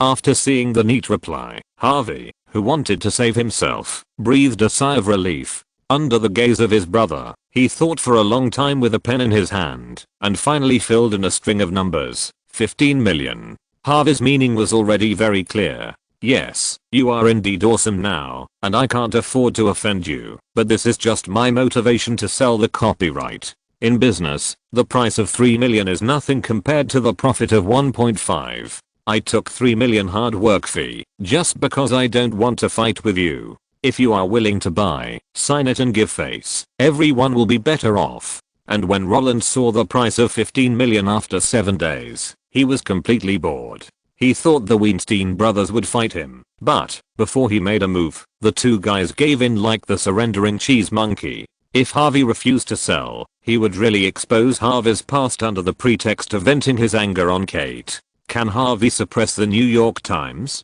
It doesn't matter. Roland knows people in News Corporation, which can spread Harvey's dirt all over the world. Yahoo will follow closely, taking both online and offline approaches. Naturally, there will be people who want to retaliate against Harvey. If Disney wants to intervene, or wants to be a peacemaker, Roland only needs to give up The Lion King, which has been reaping dividends for 2 years, and Disney, which has conflicts with the Weinstein brothers, will be more willing to help him crush Harvey. As long as he can get The Lord of the Rings and The Hobbit, the remaining dividends of The Lion King can be given up. As for the last step of prosecution, whether it's California or New York, aren't they all his people? California is the base of the Donkey Party, and in New York, Harvey will die faster. What a pity. This guy gave up too quickly. Roland looked at the document faxed by David with regret. Although he hated fighting, he had no psychological pressure to kick Harvey to death.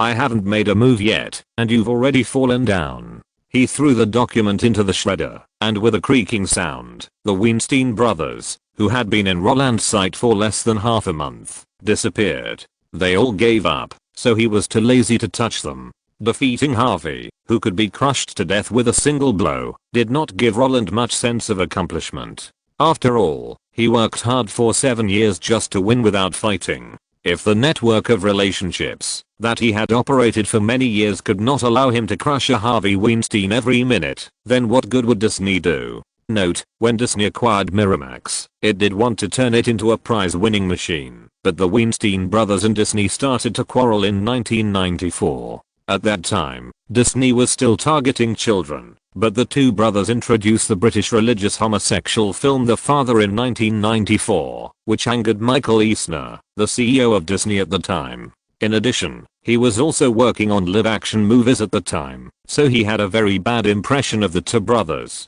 When Disney acquired ABC, the two brothers applied for funds from Disney to acquire shares in the cable channels Bravo and IFC. This move made Disney agree that they were committing a crime, which also caused ABC to be extremely dissatisfied. Since then, Disney's operating philosophy for the two brothers has been to invest in movies, but not to allow expansion. That's why it is written in the article that Harvey and Bob did not think that, if they fought with Roland, Disney would save them, because people including the head office, ABC, and Disney headquarters were all looking forward to their death. The same is true in reality. The Contradictory Law, Kill Bill, Cold Mountain, and Fahrenheit 9/11 were all made by the two brothers under Disney's explicit prohibition. The relationship between Miramax and Disney is similar to that between New Line and Warner.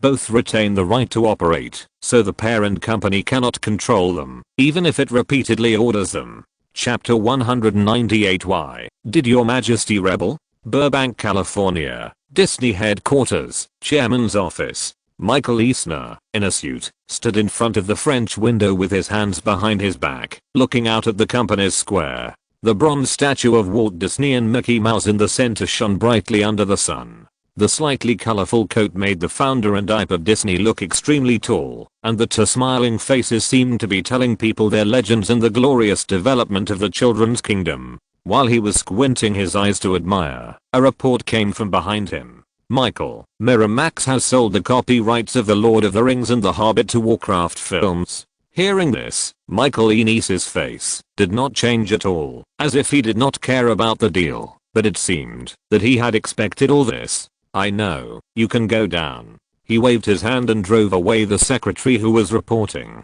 When the dull bang sounded, Enes turned around and walked back to the desk, picked up the documents left by the secretary, and when he saw the red 15 million, he finally smiled.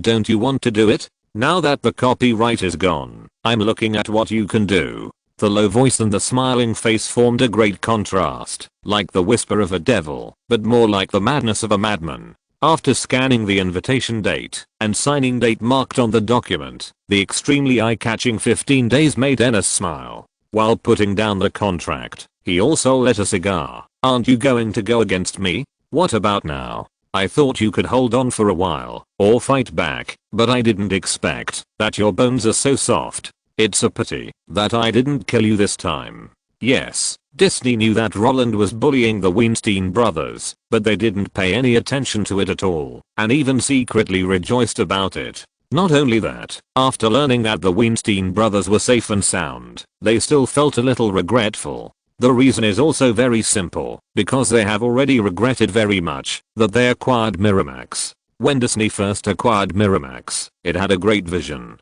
As a giant in the field of independent films, the brothers were the best at understanding people's hearts. Disney hoped that they could achieve something in the field of live-action films, which they were least good at, but the two brothers did make achievements. Unfortunately, their achievements were contrary to Disney's development concept. What is Disney's development concept? The eternal fairy tale kingdom. What about Miramax? The projects they run have always been cult movies, either R-rated or niche. If that were all, Disney would have tolerated it. What they find most difficult to accept is that the two brothers have been acting under the banner of Disney. As a fairy tale kingdom, Disney's image must be suitable for all ages, beneficial to physical and mental health, and represent family happiness. Before the general situation is clear, they will never invest in a movie like The Philadelphia Story. But the Weinstein brothers have been challenging their bottom line. To put it bluntly, if the Weinstein brothers were more obedient, they might have given the Lord of the Rings project a green light for the sake of its contribution to the Oscars. But the problem is that the two fat guys did not perform well. Not only that, as subordinates of a subsidiary, they often provoke the group's management. Disney acquired Miramax because they wanted to own an Oscar-winning machine, not to find an ancestor for themselves. In this way, when they learned that Roland had set his sights on the Weinstein brothers, they almost set off firecrackers to celebrate. When the group's CEO Ennis learned that the Weinstein brothers had left safely, he was really regretful. Of course, the regretful mood did not last long. Ennis, who was sitting there enjoying a cigar, was disturbed by his secretary again. Michael, the CEOs of the headquarters, Touchstone, and Hollywood are already waiting in the conference room. Okay, I'll be there right away. Ennis put down his cigar and walked out of the office with the documents. When he arrived at the pre-arranged conference room, MIU and the others were all smiling with excitement. Although they had conflicts with each other in their daily work, they were really happy today. After sitting down, Ennis' words were even more frank and terrifying. Harvey, who has been provoking us, has finally been punished today. Of course, compared with our expectations, this is not enough, but according to the current situation, it is already good. Hearing this, everyone at the scene burst into laughter. The wide and long conference room was filled with their laughter, and the hollow echo was extremely creepy. Who does Harvey think he is? Does he think he is Jeffrey Katzenberg? Even if he is Jeffrey, so what? Jeffrey, who disobeyed orders, was also kicked out in the end. The CEO of the headquarters, who was sitting on the right hand side of Ennis, waved his hand, and the light words seemed to be just narrating the death of a bed bug. After hearing his words, the CEO of Hollywood Pictures laughed and agreed. That's right. The reason why our Disney stock price has increased 30 times in the past 10 years is that the most important thing is to obey orders and act according to the rules. Anyone who conflicts with Michael's operating philosophy cannot stay in Disney, because these guys are unstable factors. Yes, we have clearly reached a consensus that no subsidiary can produce R-rated films in the name of Disney, but Harvey has to make mistakes again and again. If he hadn't achieved something, I would even suspect that he is an undercover sent by another company. The CEO of Touchstone, who usually doesn't get along with Hollywood Pictures, also voted in favor. The joyful voice reveals his heart. Okay. After listening to the flattery from the three parties, Ennis waved his hand, indicating that everything in front of him was not worth mentioning. After Harvey admitted his defeat, he will probably be honest for a while and let people continue to watch him. If he dares to contradict again, then, at this point, Ennis, who was looking at the documents in front of him, changed the subject and forcibly held back what he wanted to say, then find a way to deal with him. He turned to say, "What do you think about the two projects of The Lord of the Rings and The Hobbit?" What? The guys who were still denouncing Harvey were all stunned. About 2 seconds later, these guys with happy smiles lowered their heads and looked at the documents that had been placed in front of them. When the dazzling 15 million came into their eyes, the CEOs of the headquarters, Touchstone, and Hollywood instantly had their own thoughts. The CEO of this department smiled and said, "We don't know much about live-action movies. I only know that we have only 4 projects on hand: Hercules, Mulan, Tarzan, and Fantasia 2000. All personnel are already working at high capacity. The projects of Dinosaur and The Emperor's New Groove, which have already been approved, will not be available for production until Hercules is released next year. So, we don't have time to participate in the evaluation of whether The Lord of the Rings and The Hobbit are valuable. However, Tolkien's works have a huge number of fans, and now Roland has taken a fancy to these 2 projects. I personally guess that there should be room for operation. After all, so far, the only guys in Hollywood who can make live-action movie series and have a great influence are George, Stephen, James, and Roland. If Roland wants to do it, the first 3 will help evaluate it. Fuck you. What a lackey. For more production fees, you can lick projects that have nothing to do with you. The words of the CEO of this department made Touchstone and the CEO of Hollywood curse in their hearts. The headquarters is the prince of the Disney group. It is rich and powerful, and 4 projects can eat up 400 million. Compared with the headquarters, Hollywood Pictures and Touchstone Pictures are much worse. The total investment of the former's projects is only 300 million, while the latter has more co-productions. Although the performance is better than the former, none of the copyrights belong to Disney. For them, the words of the headquarters are more like showing off and provocation, and flattering Eisner. After all, if we only look at the tilt of the group's resources, Touchstone and Hollywood are worse than stepmothers. The problem is that, even if the cartoon characters loved by children are the foundation of Disney, if a company is self-contained and lacks innovation, they will eventually be washed away by the tide of the times. Just like Nintendo will not stick to Mario, but work hard to make Pokémon. While Disney has been successful in the field of animation, they also hope to get a share in the field of live action. After all, children will always grow up. When they grow up and no longer need Disney, the only ones who can keep them paying for Disney are their children.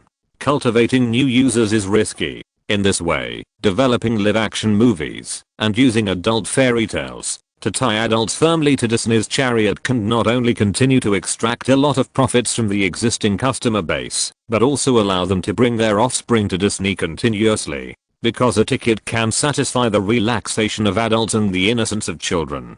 This is a huge profit for customers. But unfortunately, they started out as animation and entered the field of live action movies, which is equivalent to a stubborn person who smokes, drinks, and perms his hair to tell crosstalk. It is originally a cross-border business, and it is not easy to run. Want to be as easy as Sonic to Saw 300? That's dreaming. Therefore, letting the right people do what they can do has become Disney's operating creed. And they have been doing this now. Cooperate with Bruce Highmore Studios and learn from each other. Invest in the projects that the Jewish gang comes to them and earn the money from the tuition fees when they run the projects. In short, under the leadership of Michael Eisner, Disney has been marching towards the goal of a fairy tale kingdom for all ages, but the local tyrant's mind is a little too heavy. He hopes that everyone will listen to him. And now the headquarters not only praised Disney's Animation Film Foundation, but also praised Eisner's ideas for the development of live-action films.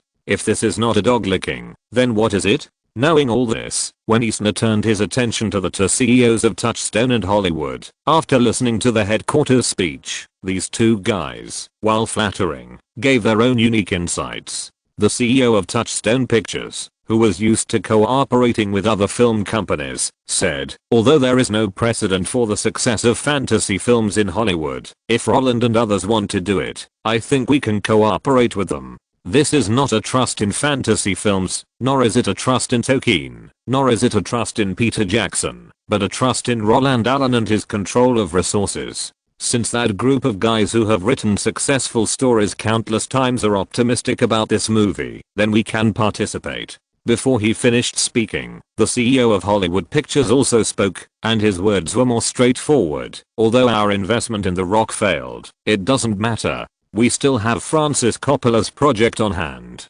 We at Hollywood Pictures have no grudges against Roland. We were defeated in a head-on battle. This can only be regarded as inferior in skills. And since we can't beat him, then we'll join them. Although I have no confidence in The Lord of the Rings, but as everyone has said, I have confidence in Roland Allen. If Warcraft Pictures needs a partner, we at Hollywood Pictures can cut some projects, squeeze out funds, and cooperate with them. The point is, there is another benefit for us to make The Lord of the Rings. That is to disgust the Weinstein brothers. When they hold the copyright, we don't invest. When they sell the copyright, we choose to cooperate instead. Harvey and Bob will definitely be angry and curse when they hear the news. If the project fails, we will only lose a little money. Compared with the brand public relations fees we paid after Miramax messed around, it is simply negligible. If it succeeds, the two brothers will have no face to stay in Disney. So, Michael, if you allow me, I can go to Lower California now and talk to Roland.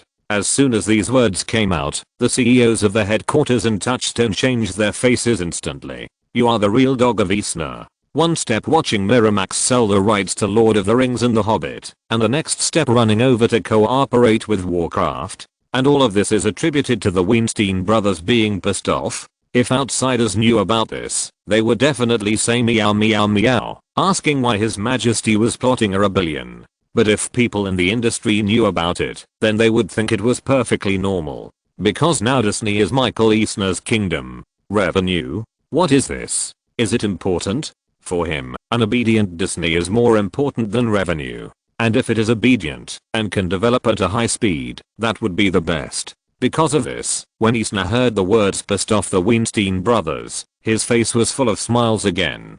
Compared with the smile he had when he saw the Weinstein brothers admit defeat before, his smile now was even brighter. Good. That's a good proposal. Eisner looked at the CEO of Hollywood Pictures with great appreciation and said slowly, if Roland is willing to cooperate, we can provide a venue and co-produce The Lord of the Rings with him. As for distribution, we can go to Arbuna Vista in the Americas and let him go to Sony for overseas distribution. After all, their contract with Sony clearly states that they are responsible for their own profits and losses. If it weren't for last year's 7 Deadly Sins and this year's Spider-Man, Sony's distribution company would have lost money there again. As for the Weinstein brothers, since they have given up this project, we don't need to mention him in the future. After all, we appreciate Roland Allen, who can sit down and talk about everything, not Harvey Weinstein and Bob Weinstein, who are always at odds with the parent company. Don't you think so? Yes. The CEO of this department nodded first. That's right. The CEO of Touchstone followed closely. We absolutely cannot condone Miramax's behavior. The Hollywood CEO said righteously. Well, you will follow up on this matter. Hearing the full voice of approval, Enes glanced at the CEO of Hollywood Pictures. But don't be too impatient. According to Roland's usual habit, he will officially invest in the project of Lord of the Rings after the dividends from Spider-Man come in. Before that, we just need to keep a close eye on him and don't let other companies who know the news snatch this project away. And there's no need to worry about DreamWorks, they have no money anymore. As he gave the order, the CEO of Hollywood Pictures, who had picked up a big bargain, left the venue excitedly, while the CEO of Disney, who had nothing to do with the meeting instructions, walked away with his hands in his pockets. Only the CEO of Touchstone Pictures looked depressed, because they no longer had the opportunity to get the corresponding dividends. And if Roland knew that Disney had such a discussion about Miramax selling the copyrights of Lord of the Rings and The Hobbit to Warcraft Pictures, he would definitely be very happy. It was not because the stupid behavior of Disney controlled by Michael Eisner, because of the power struggle was too ridiculous, but because he understood that his efforts over the years were not in vain. When he first met Francis Coppola, he was very excited to say that he liked his The Godfather. How much did he like it? Even if he lived again and did not watch the movie again, he still remembered 2 lines clearly. The best threat is not to take action. Once the action is taken, but it does not work, people are no longer afraid of the threat. I have spent my whole life learning to be careful. Women and children can be careless, but men cannot. The first line has already shown its effect when buying The Lord of the Rings and The Hobbit. As for the second line, the effect is showing. After leaving the time loop, Roland has been careful and careful. He would rather make a profit than offend people, because he understands that compared with the green and greasy US dollars, the network of relationships is the most important thing. As long as you get into the circle, are you afraid of not making money? Ronald Perelman needs a gimmick to cooperate with the hypees. Carl Icahn wants product placement. We will do whatever you want. Fox, Universal, Sony, and Paramount want to use Marvel's garbage copyright to exchange for his long-term image authorization in the Home Alone series, Terminator 2, Jurassic Park, and Forrest Gump. No problem, I'll give it to you. Roland certainly knows that these guys are greedy. If the benefits are not distributed evenly in the future, they will not care about the old friendship at all, and will turn against each other when they should. But what Roland wants to show is that he is harmless during his growth period. When he implanted the idea of everything that happened to Roland has room for negotiation into the minds of these guys, and let it grow through one thing after another. Even if Roland had a conflict with them, the first thing that would happen would definitely not be a fight, but sitting down and talking slowly, just like Disney now. It is precisely because everyone thinks that Roland Allen can be controlled that Disney thinks it would be better to use Roland to attack the Weinstein brothers, and if he lacks startup capital, he will cooperate with people in the circle again. Just like Spider-Man and Titanic. Roland's background but not greed is the basis for the comfort of the giants. In this case, if there is something, sit down and talk first, which is more time saving and labor saving for them. And for Roland, isn't this behavior of the opponent just showing his cards and doubling them? Pour a cup of cappuccino for auntie. 17 cards can already kill people in seconds. Note, in reality, Eisner is definitely crazier than what is written in the article. Generally speaking, the board of directors of a company will establish a nomination, compensation, and audit committee, which is mainly composed of independent directors, to effectively constrain the CEO's decision-making behavior. But Disney does not have these. During Eisner's tenure, the Disney family was kicked out of the company. Katzenberg also founded DreamWorks with Spielberg because of disagreements with Eisner. The most amazing thing is that when they intervened in ABC, they acquired it in 1995, and the management wanted to split out and work alone in 1996. In addition, the era of high-salary CEOs in the United States was opened by Eisner. He paid himself a salary. Now the CEOs who earn tens of millions a year are just younger brothers compared to him. At the craziest time, in 15 months, he let his childhood playmate take away $140 million. This matter was brought to the state court in 2004. The Disney operating philosophy written in the article is indeed the 3 points proposed by Eisner when he was in office. When Eisner was in office, copyright was indeed not as important as power. The most obvious point was that Miramax was allowed to sell The Lord of the Rings and The Hobbit. The second was that the copyright of Pirates of the Caribbean was shared with Bruckner. This was a project left by Walt Disney before his death. The copyright had always been in Disney's hands, but half of it was given away for free. Disney headquarters is the Princeling of Disney Animation Company founded by Walt Disney. Touchstone and Hollywood are both raised by stepmothers. Their biggest dispute is the production fee, commonly known as money. For this reason, Pixar and Marvel both criticized the headquarters when they joined. P.S. Don't think Disney is stupid, it is Eisner who is stupid, and the root cause is the power struggle. Chapter 199. The price of the crowd invitation is different. There is no impenetrable wall in the world. When Michael Eisner received the copyright transaction information, the other 5 companies also received the transaction report. They were too lazy to provoke the harmless Roland, but at the same time they would keep a close eye on Roland's every move. After all, Roland is just a guy who can be controlled on the surface, not a guy who is actually controlled. The latter has no value to the non-controlling party. The former can benefit all parties. If you have to make an analogy, Roland Allen is now like Steven Spielberg 10 years ago. People in the industry cannot understand how they succeeded, but it doesn't matter. As long as you know that investing in them will have a high probability of reaching the other side of success, that's enough. So, while Michael Eisner asked his subordinates to keep a close eye on Roland, Sony also took the initiative to call under the banner of settling the share of the North American first phase of Spider-Man. When they learned that Peter Jackson needed to build a studio in New Zealand first and make the shooting model by hand, and it would take about 1 to 2 years of preparation time before the project was approved, they wrote down the information they got in the company's memo, prepared to inquire regularly, and wait for an opportunity to act. Even if it was a fantasy theme, they were willing to give it a try. There was no way a person's reputation was like a tree's shadow, and the money Roland earned for them could support them to lose several projects. Since they would lose money if they invested in others, they might as well continue to gamble with Roland, so that even if they failed, they would not be too distressed. Fox, which had the same idea as Sony, had a simpler method.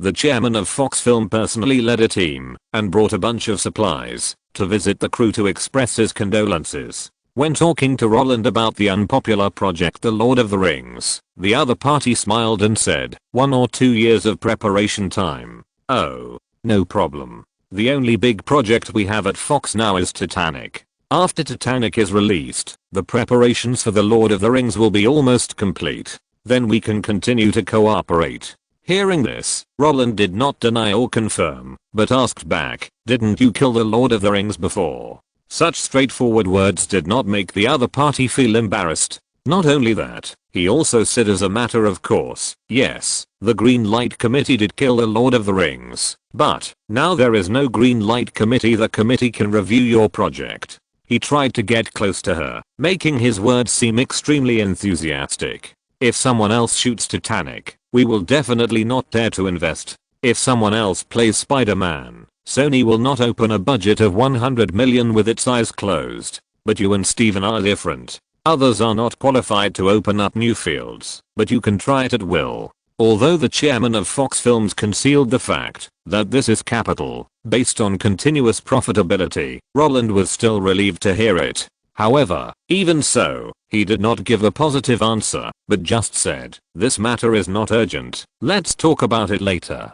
The chairman of Fox Films did not force it. Before leaving, he took the initiative to hug Roland. Okay, if you need it, just call me directly, anytime. If Fox and Sony both have projects to communicate with Roland, then Universal, after losing Spielberg, has made a show of operation. They called Roland under the banner of inviting Roland to make a cameo appearance in Jurassic Park 2. Both parties knew that this was a lame excuse. After a few polite words, they officially got to the point. Roland was deeply grateful for their investment intention, but he didn't need it for the time being. A few straightforward words wouldn't cost him a cent, so just say it. After learning that the 3 shameless competitors had expressed their intention to cooperate, Disney, which had been ordered by the chairman to keep a close eye on the project, Paramount, which had a good cooperative relationship with Roland in Forrest Gump, and Warner, which had never cooperated with Roland, could no longer hold back, and called one after another to express their cooperation ideas. Roland, who had long had the idea of working alone, but didn't want to be exposed first, showed a serious and responsible attitude towards investors in the face of inquiries from the 3 parties. He would not invest at all if he didn't see that the newcomer Peter Jackson had a convincing studio and technology. If it were other producers, each company would definitely think that this was a sale. But Roland's own projects have been prepared for more than several years. In addition, since there had never been a history of quarreling over something, and fantasy films were indeed not easy to sell, the companies did not force it. They just wrote down the years revealed by Roland, and prepared to have a detailed discussion with this serious and responsible young man, after seeing the actual product. Wow, this is the first time I've seen the Big Six actually begging one person for cooperation. When Roland put down his phone, after coaxing those giants with a smile, Kate, who was in the same lounge with him, joked, besides, what you are talking about is a new field that has never had a successful record. Looking at the guy with his hands on his head, an exaggerated expression, and a high-pitched voice, Roland rolled his eyes and said, hey, can you stop being pretentious? I'm not the only one in the circle who enjoys this privilege. Tom, Steven, their schedules are all scheduled for 5 years, okay? The Big Six also gave the green light to their projects, and I'm just a guy who just entered the privileged club. Privileged club? What a high-end term.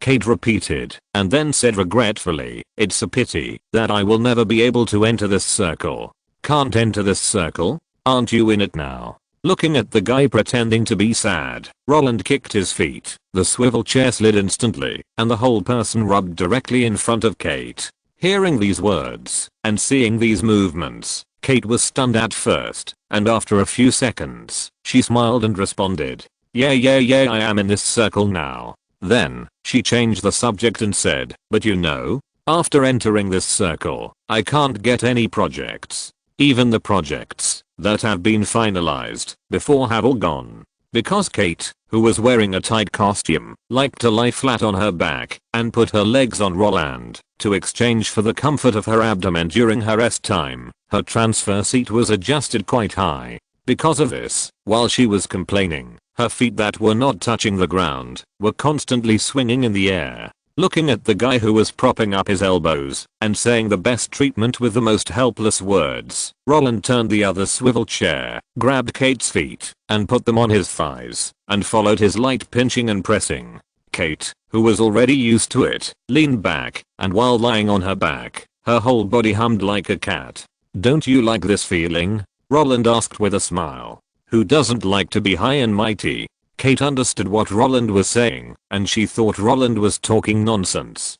"But, when I was high and mighty, performance was far away from me. Do you know what my agent said to me when I received a call from her while you were taking a shower that day? She told me that the BBC had unilaterally terminated my contract. The project team of North African lovers is willing to pay the liquidated damages in accordance with the contract. Not only that, she will most likely not renew my contract after my contract expires." It seemed that Roland's movements were a little forceful, but more like she was helpless. When she said this, her brows also frowned. "Do you know how I felt at that time? At that time, I was surprised. And when you came out with a bath towel, I realized that being your girlfriend would cost a price." When Kate finished her rambling, Roland, who had been smiling and massaging her feet, did not say a word. It was not that she didn't want to answer, but she didn't know how to answer. Of course he knew what the price Kate was talking about was. Or, in other words, bullying the Weinstein brothers and snatching the linkage effect of The Lord of the Rings and The Hobbit from their hands was not because of the 6 instant changes of face who looked down on fantasy movies, but because Kate Winslet was unemployed. That's right, Roland's identity as a girlfriend did not allow her to enjoy the privilege of choosing movies. On the contrary, it was like a plague, making people avoid it. Why did the Weinstein brothers get stepped on by Roland? The guys in the circle knew it in their hearts, brains, supplements, successes. No one believed that Roland was really going for the filming rights of The Lord of the Rings and The Hobbit, and no one would believe that Roland would attack the Weinstein brothers who had no grudges in the past and no grievances in the present under the banner of justice. You are not Principal Wang, the disciplinary inspection committee of the entertainment industry, so why did you quarrel with those 2 fat guys? So, the timeline was pulled, and the situation became clear. When those guys found out that Miramax was responsible for the North American distribution of Sinful Angels played by Kate, and then Kate chose to return to China to develop after winning the award for the film, this experience made everyone suddenly realize that the fat man was disgusting again. If you don't serve, you will be banned. In this way, they not only understood why Roland would fight with Miramax, but also made a lot of emergency responses because of this little thing. Since they knew Roland's taboo, wouldn't it be over if they didn't touch it? And what is Roland's taboo? He can't stand his girlfriend being alone with other opposite sex. Well, this taboo is too common in Hollywood. The combination of director and actor, and the combination of actor and actor, looks very beautiful, but there are a lot of messes. Take Angelina Jolie for example. She married Johnny Miller when filming Hackers, married Billy Thornton when filming Skytraps, and married Brad Pitt when filming Mr. and Mrs. Smith. The same is true for Gwyneth Paltrow. She fell in love with Brad Pitt while filming 7 Deadly Sins, dated Ben Affleck while filming Shakespeare in Love and other romances, which made Spielberg sigh at her wedding that he was finally married. In this circle, it is too common for colleagues to break up and get back together. And those who can stick to it for more than 10 years are actually unable to accept their girlfriends or wives being alone with other opposite sexes. The most typical example is Harrison Ford, who married his first wife when he was a junior. They were not in the same industry at all, and their marriage lasted for 15 years. His second wife was a screenwriter. After marriage, she followed her husband wherever he went to film, and the relationship lasted for 21 years. Although his third wife was in the same industry, after marriage, his wife Callista Flockhart instantly fell from the leading role of American TV series to a supporting role in American TV series, and the number of jobs also plummeted. The reason is simple. It is purely that the producers dare not use her. The same is true for Steven Spielberg. He doesn't believe in love, but he won't watch his wife being intimate with other men, even in front of the camera. So after getting married, his wife instantly went from the heroine of Indiana Jones 2 to a supporting role in major movies. Within 2 years, she became a guest star, and finally, she had no more movies to shoot. It is very common in the entertainment industry for a couple to play with each other. But playing with each other while marrying a big boss is a fool's dream. The producers are not stupid, they know how awesome your husband is. And those producers, directors, and actors also understand that working with you means taking the risk of being loved by you, then having an accident, and finally facing the risk of being banned by your husband. Therefore, when an actress climbs up to a big boss, even if no one speaks up, the producers who are used to it will take the initiative to remove her from the major optional lists because they don't want to cause trouble. In this way, Meghan Markle still wants to return to Hollywood in the name of her husband? Don't be ridiculous. You want to make a movie, but no one will arrange it for you. Before, when the news about Roland and Kate came out, all parties simply thought that the two were just playing around. Now, when Miramax was slaughtered by Roland like a chicken, those monkeys took action instantly. Since you, Roland, can't accept it, then we won't ask Kate to film. Unless Kate and Roland break up, those studios will never pass projects related to Kate without Roland's name. This is the price. The so-called good things that come with film contracts after marrying a big boss are just the guy you love, not a big boss at all. Because of this, when Kate complained, Roland smiled and didn't say anything, but took the initiative to massage her feet. Because he understood that Kate, who found that the acting career she had loved for more than 10 years might end here, was angry. Unfortunately, his silent show of goodwill could not wipe away the depression in Kate's heart. After waiting for a long time, seeing that Roland was still playing coward, Kate stomped on Roland's thigh with her heels a few times and narrowed her eyes, saying, "Don't you have anything to say?" Of course. They dared not to give me face. It's really abominable. After the filming of Titanic is finished, I will accompany you to their company and settle accounts one by one. Roland pretended to be stupid. The indignant words and the extremely exaggerated expression made Kate laugh. Don't play dumb, you know what I mean. Kate pulled out her feet, stepped on Roland's hand with one foot, and spread the big toe and second toe of the other foot, grabbing Roland's arm and twisting it. "I need compensation." Hiss. Roland grinned and made a sound. At the same time, he also laughed helplessly. Okay. What kind of movie do you want to make? Tell me. Okay. I'll be your producer. Kate's hasty attitude of admitting defeat made her loosen her toes, but she was not interested in this. Is this called compensation? If this incident had not happened, would you refuse if I asked you to help with the project? No sincerity at all. Kate gave Roland a sanitary eye. Then what compensation do you want? In order to avoid Kate pinching him, Roland quietly withdrew his hands. The smile on his face did not fade, but became stronger. Shouldn't you take the initiative to give compensation? If I say it, won't it become a deal? Kate pouted, looking at Roland with a playful smile in her eyes. Okay, let me think about it. Roland scratched his head pretentiously, but his eyes were looking around. When he saw the shooting schedule on the table, the clear September made bold ideas appear instantly.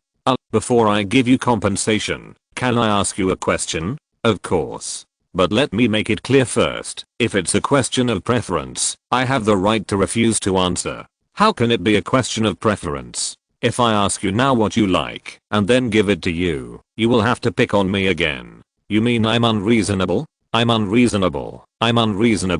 Roland smiled bitterly. Ask. Kate was very satisfied with Roland's performance. Well, I just want to know, is everything you told me before true? What do you mean by everything? After watching the draft, we were chatting on the way back to New York from New Jersey. You told me that your parents were very busy and had no time to accompany you since you were a child. You wanted to act just to be with them, because in this way, no one would stop you from going to the theater. Also, in your memory, you have never had a good holiday, because every holiday, your parents would go to perform, even if you got a holiday later. for you, this holiday is no longer meaningful. As Roland babbled about the words in his memory, the smile on his face gradually faded. Kate, who had her feet on Roland's legs and was looking at Roland with a smile, also calmed down as Roland's voice lowered, and the teasing joy on her body returned to calm like the ebb tide. Yes. Kate took a deep breath, exhaled, and nodded. Any questions? No problem. Roland smiled and shook his head, and his hands that had been avoiding him also grabbed Kate's feet again. I just want to say, come to my house for Christmas this year. When Roland lowered his eyes, looked at Kate's toes nervously, and made the most cautious invitation in an extremely calm voice, Kate, who was still lost because of the childhood memories, suddenly stared. The unbelievable surprise, like a wave sweeping over, made her heart surge. She sat up directly from where she was leaning. What did you say? Kate raised her voice unconsciously. I said. Roland pursed his lips, raised his head, and looked at him. You can come to my house for Christmas this year. When Roland repeated the same invitation again, Kate, who was bent over, suddenly laughed.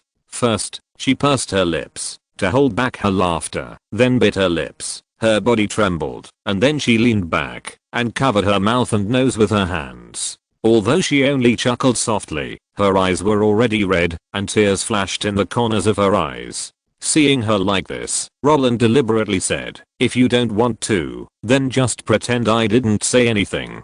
Who said I don't want to? Did I say that? Hearing this, Kate, who was crying with joy, glared at Roland fiercely. Does this count as compensation? Roland laughed again. However, what he didn't expect was that Kate shook her head firmly. No, aren't all compensations proposed by the victim? It's not me who wants to go to your house, but you invited me to your house. Your current behavior is to apologize after admitting your mistakes. Compensation is negotiable. What? Countless question marks popped up in Roland's head. He knew that he couldn't reason with a woman, but he didn't expect that a woman would be so unreasonable. So the judicial power, legislative power, and trial power are all in your hands.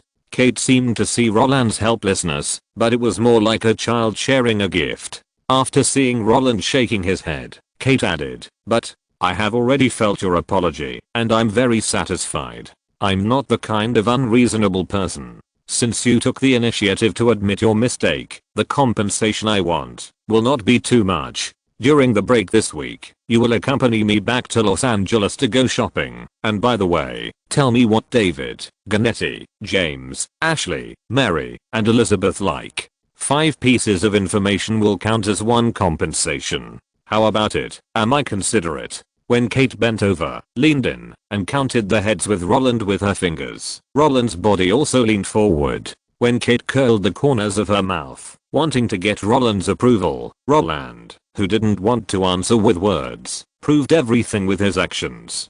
Touched from bottom to top, Kate hugged Roland's head. When the two separated, Roland also reached out and twisted Kate's curly hair. When their eyes met, they also knew each other's thoughts, and the soul-to-soul question began. Roland asked, do you like acting? Kate replied, I started acting just to be with my parents. Roland asked again, what about now?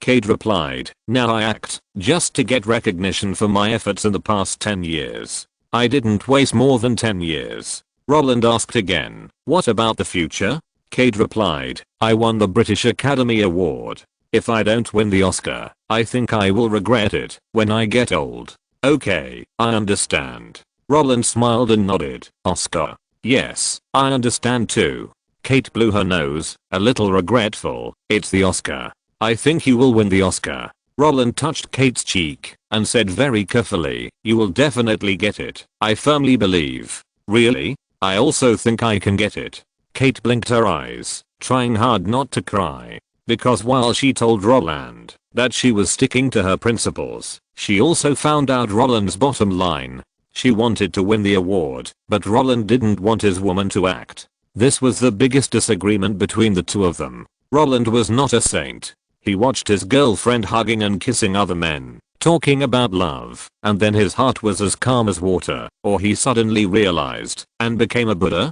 Don't be kidding. He also has selfish motives. He will never be able to accept his woman being intimate with others. Never. But the problem is, Kate is obviously the kind of guy who doesn't want to leave regrets in his life. Note, when you prove that you are successful again and again, even if it is an unpopular project, others will rush to invest. Men in Black is the best example. Although there was no successful precedent for superhero movies back then, when Spielberg made it, others rushed to invest. I have read a lot of entertainment articles. I really can't accept that the protagonist has become a big boss and his wife has a lot of dramas to shoot. There are too many examples in reality. The wives of big bosses can't act. It's not that they don't want to act, but no one asks them to act. Spielberg's wife said openly that she didn't make movies because Steven wanted me to return to the family. The producers are not fools. They certainly know who to choose to maximize their interests. They don't want to cause trouble in any way. No one can guarantee that the boss's wife will not encounter an accident during filming. If an accident happens, they will not be able to cooperate for a long time in the future. I admire those who write that the protagonist is generous. In reality, no big boss is generous. Those who keep saying that they don't care are just money-making tools for capital, not big bosses at all. Hanks and his wife also met during filming. After getting married, his wife also fell from the position of the leading actor. If she likes to act, she will play supporting roles or be a producer. When acting, the guys she cooperated with were Scott Eastwood and Meryl Streep. They were all wandering around in their own circle. After starring in Beautiful Ohio for many years, how introverted she is. Chapter 200, Emotional Rupture in Romance Films, Self-Deception of True Love. Of course, even if both sides have found out each other's bottom line, they have no intention of breaking it. Kate doesn't want to choose between her acting career that she has been pursuing for more than 10 years and the boy she has liked for 6 years, and Roland will never give up his perseverance, because the psychological barrier is not something that can be overcome by talking about it. The two guys are like turtles, and no one dares to break the current situation first, because they both feel that the current state is the most comfortable and the most suitable. No one wants to destroy it all by themselves, and everyone hopes to stay in this gentle land of vanity forever. It is with this ostrich mentality that they cherish the present, and even the performance is wrapped in a dreamy atmosphere. Bo Deck. The boy in a black coat is lying on the railing, the oncoming sea breeze blows his hair, and the scattered eyes facing the sea, coupled with a wooden and disappointed face, interpret the word love lorn to the fullest. And just as he was blinking his eyes mechanically, like a walking corpse losing his soul, a call suddenly came from behind him. "Hello, Jack." Although the tone was flat, no different from the greetings between ordinary people, the boy lying there seemed to have heard the sound of nature. He turned his head suddenly and turned around. His face, which had been sluggish before, was full of confusion caused by surprise. Looking at the girl wearing a white tube top, a blue dress, and a white shawl, his eyes were full of surprise. Under his gaze, the girl raised her hands, as if she had made up her mind, but more like mustering up courage. Her ups and downs showed her inner excitement. While taking a deep breath, she also said her true thoughts. "I changed my mind." Although it was just an ordinary sentence, it meant a lot to the boy. The corners of his mouth slowly raised, and his eyes, like dead water, were rippled. As the girl gradually approached, the smile on his face became brighter and brighter. "They said you might be here." When the girl walked up to the boy, she took the initiative to contribute her source of information. But the boy didn't want to hear this. He put his index finger in front of his mouth and made a gesture to keep quiet. "Shh." Just when the girl was surprised, the boy had already stretched out his right hand. "Give me your hand." After a moment of hesitation, the girl reacted and leaned forward. Under the boy's guidance, she gradually moved closer. "Close your eyes now. Come up. Hold the railing. Close your eyes." Under the boy's guidance, the girl who trusted him gave her body and mind to him. When the girl stepped on the railing, facing the sea, and opened her arms, she opened her eyes according to the boy's instructions, looked at the blue in front of her, felt the sea breeze, and the excitement and joy jumped on her face. "I'm flying, Jack." The excited words did not cause the boy to respond excitedly, but he opened his arms like him. Not only that, he also sang Blanche Ring's famous song in the girl's ear. "Come on, Josephine, get on my spaceship. Fly, fly." As he sang softly, the girl who understood the meaning of the lyrics no longer spared her smile. Their hands were entangled, and when their fingers were intertwined and lingering in their bellies, the two who were originally looking at the sea turned their heads in tacit understanding. The moment their eyes met, the fireworks called love also burst out instantly. At this moment, in the boy's eyes, the girl is the world.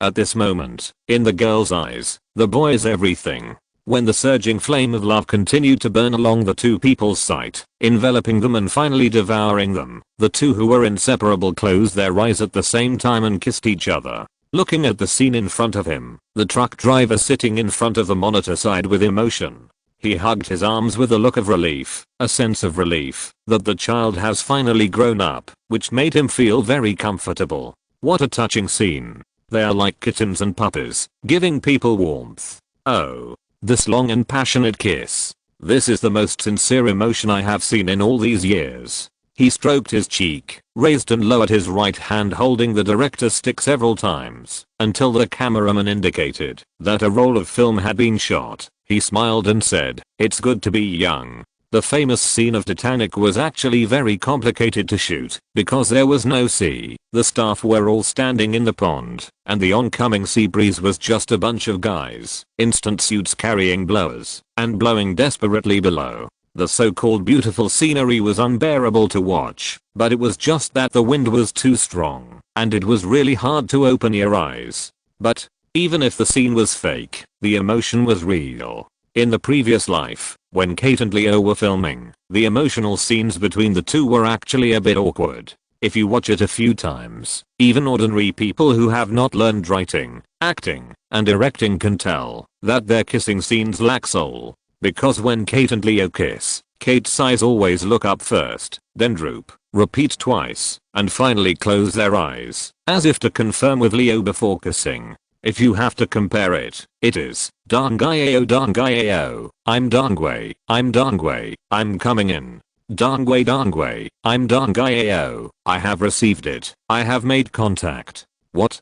Doesn't this strange practice make people feel strange? People who know understand that you are just kissing, but people who don't know think that you are playing Tetris. If the male and female protagonists need to rely on this auxiliary means to connect tacitly when filming love scenes, then I'm sorry. There is actually nothing wrong with the critics scolding them for being bad. This is actually a common problem in many love movies, because even if the male and female protagonists are really in love, it is impossible for them to have tacit understanding from beginning to end. Although according to the story development of love movies, the emotional journey and storyline of the male and female protagonists and the crew should be in line with each other, there are very few movies that will be shot in the order of the development of the storyline. In this way, even many romantic films that can be called classics actually have a sense of separation. At the end of Titanic, the elderly Rose threw the star of the sea into the sea. In the final fantasy extended from this, Rose and Jack's passionate kiss was not tacit. Before that, when the elderly Rose recalled, Rose desperately wanted to rush to the lower cabin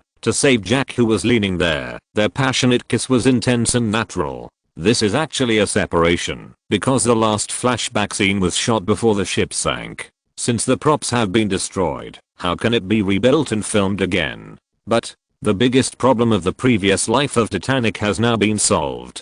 Half a year of living together day and night, although it cannot change a person, it can make them feel each other.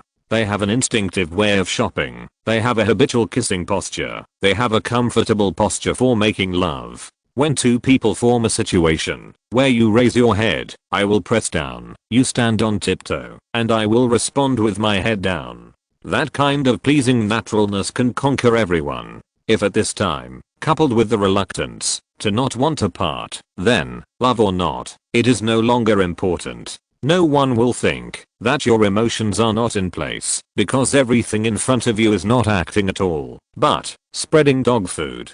To put it bluntly, the conversation between the two in the lounge because of privilege, the differences caused by privilege, and the reluctance to part because of privilege actually allow them to perfectly complete the last link of Rose and Jack's emotions in the movie. The surprise when meeting, the beauty when knowing each other, the redemption when struggling, the reluctance when parting, the love at first sight with the body, the touching at the Berlin Film Festival, the overlap of two lives after watching the talent show, the differences in persistence caused by privilege, one by one, for them. Now is really life like a play, and the play is like life. As it should be. Every time the truck driver shouted to add another line, he did not want to choose the best, but wanted to know how much love these two guys can burn. As professional actors, Kate and Roland can naturally find changes in themselves. But this positive change makes them secretly happy and excited, because their primary goal at the moment is to make the play well. If being a turtle is beneficial to the filming, then they will be more active in immersing themselves in it.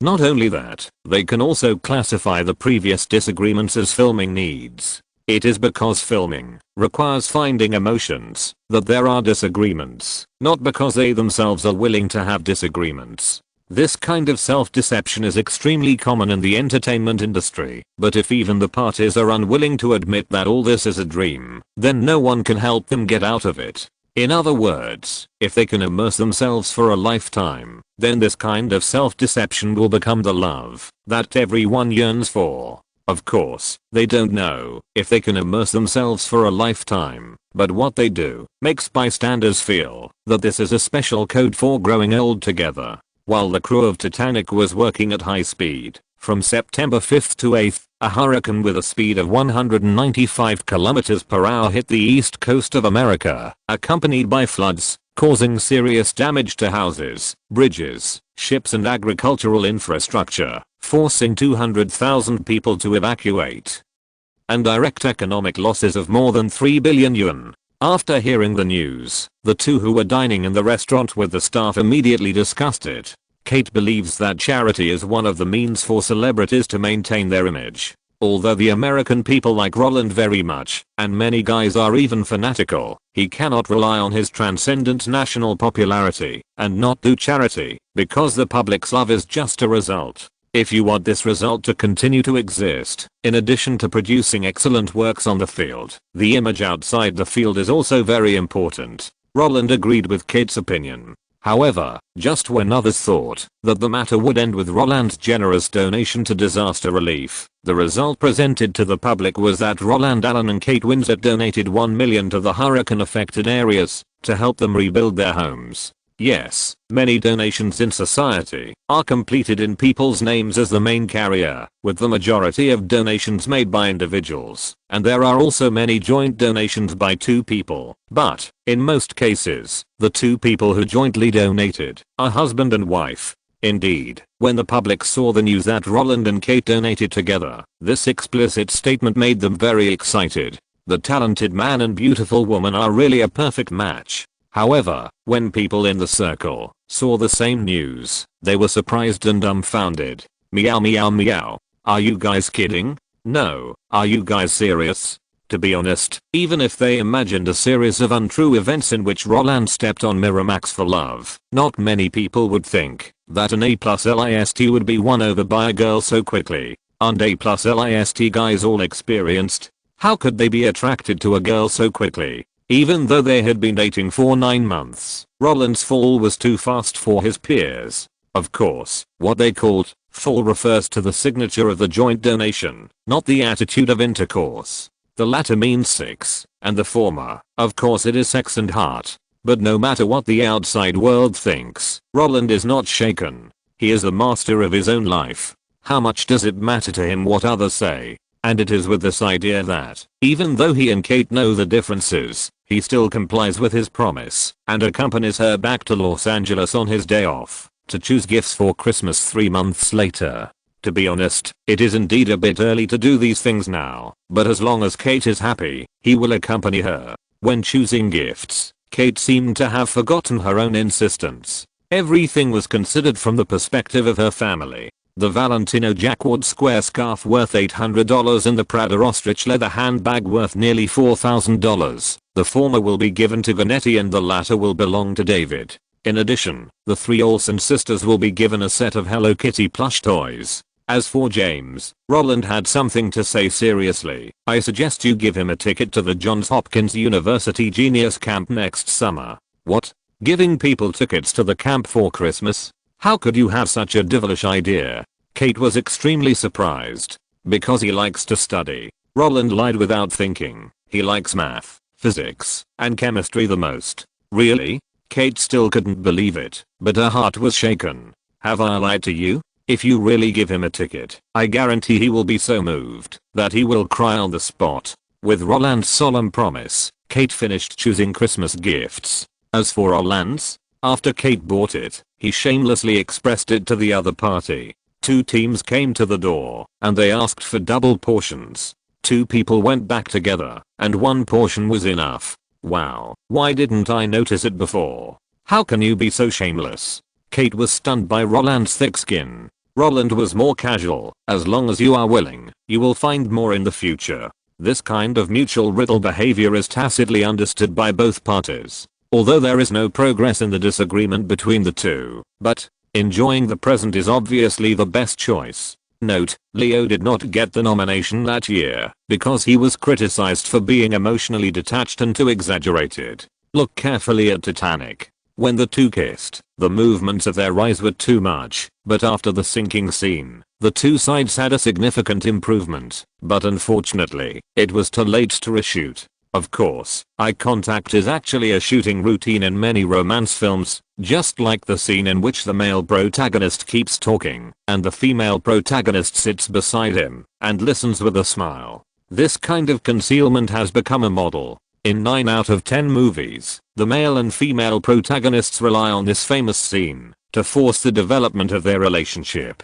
The self-deception mentioned in the article is okay in romance films. At most, you can continue to talk in reality, but other movies are life-threatening. Philip Hoffman relied on drugs for a long time to maintain normality because of this, and finally became addicted to drugs and died. Robin Williams also suffered from long-term depression and hanged himself. Playing yourself can make the performance very real, but it is also super dangerous. End of this chapter. Thank you very much for reaching the end. Don't forget to like. Looking for more exclusive content and immediate access? Subscribe to our Patreon. Remember, every like, subscription, or donation encourages us to continue. Thanks to everyone. See you in the next video.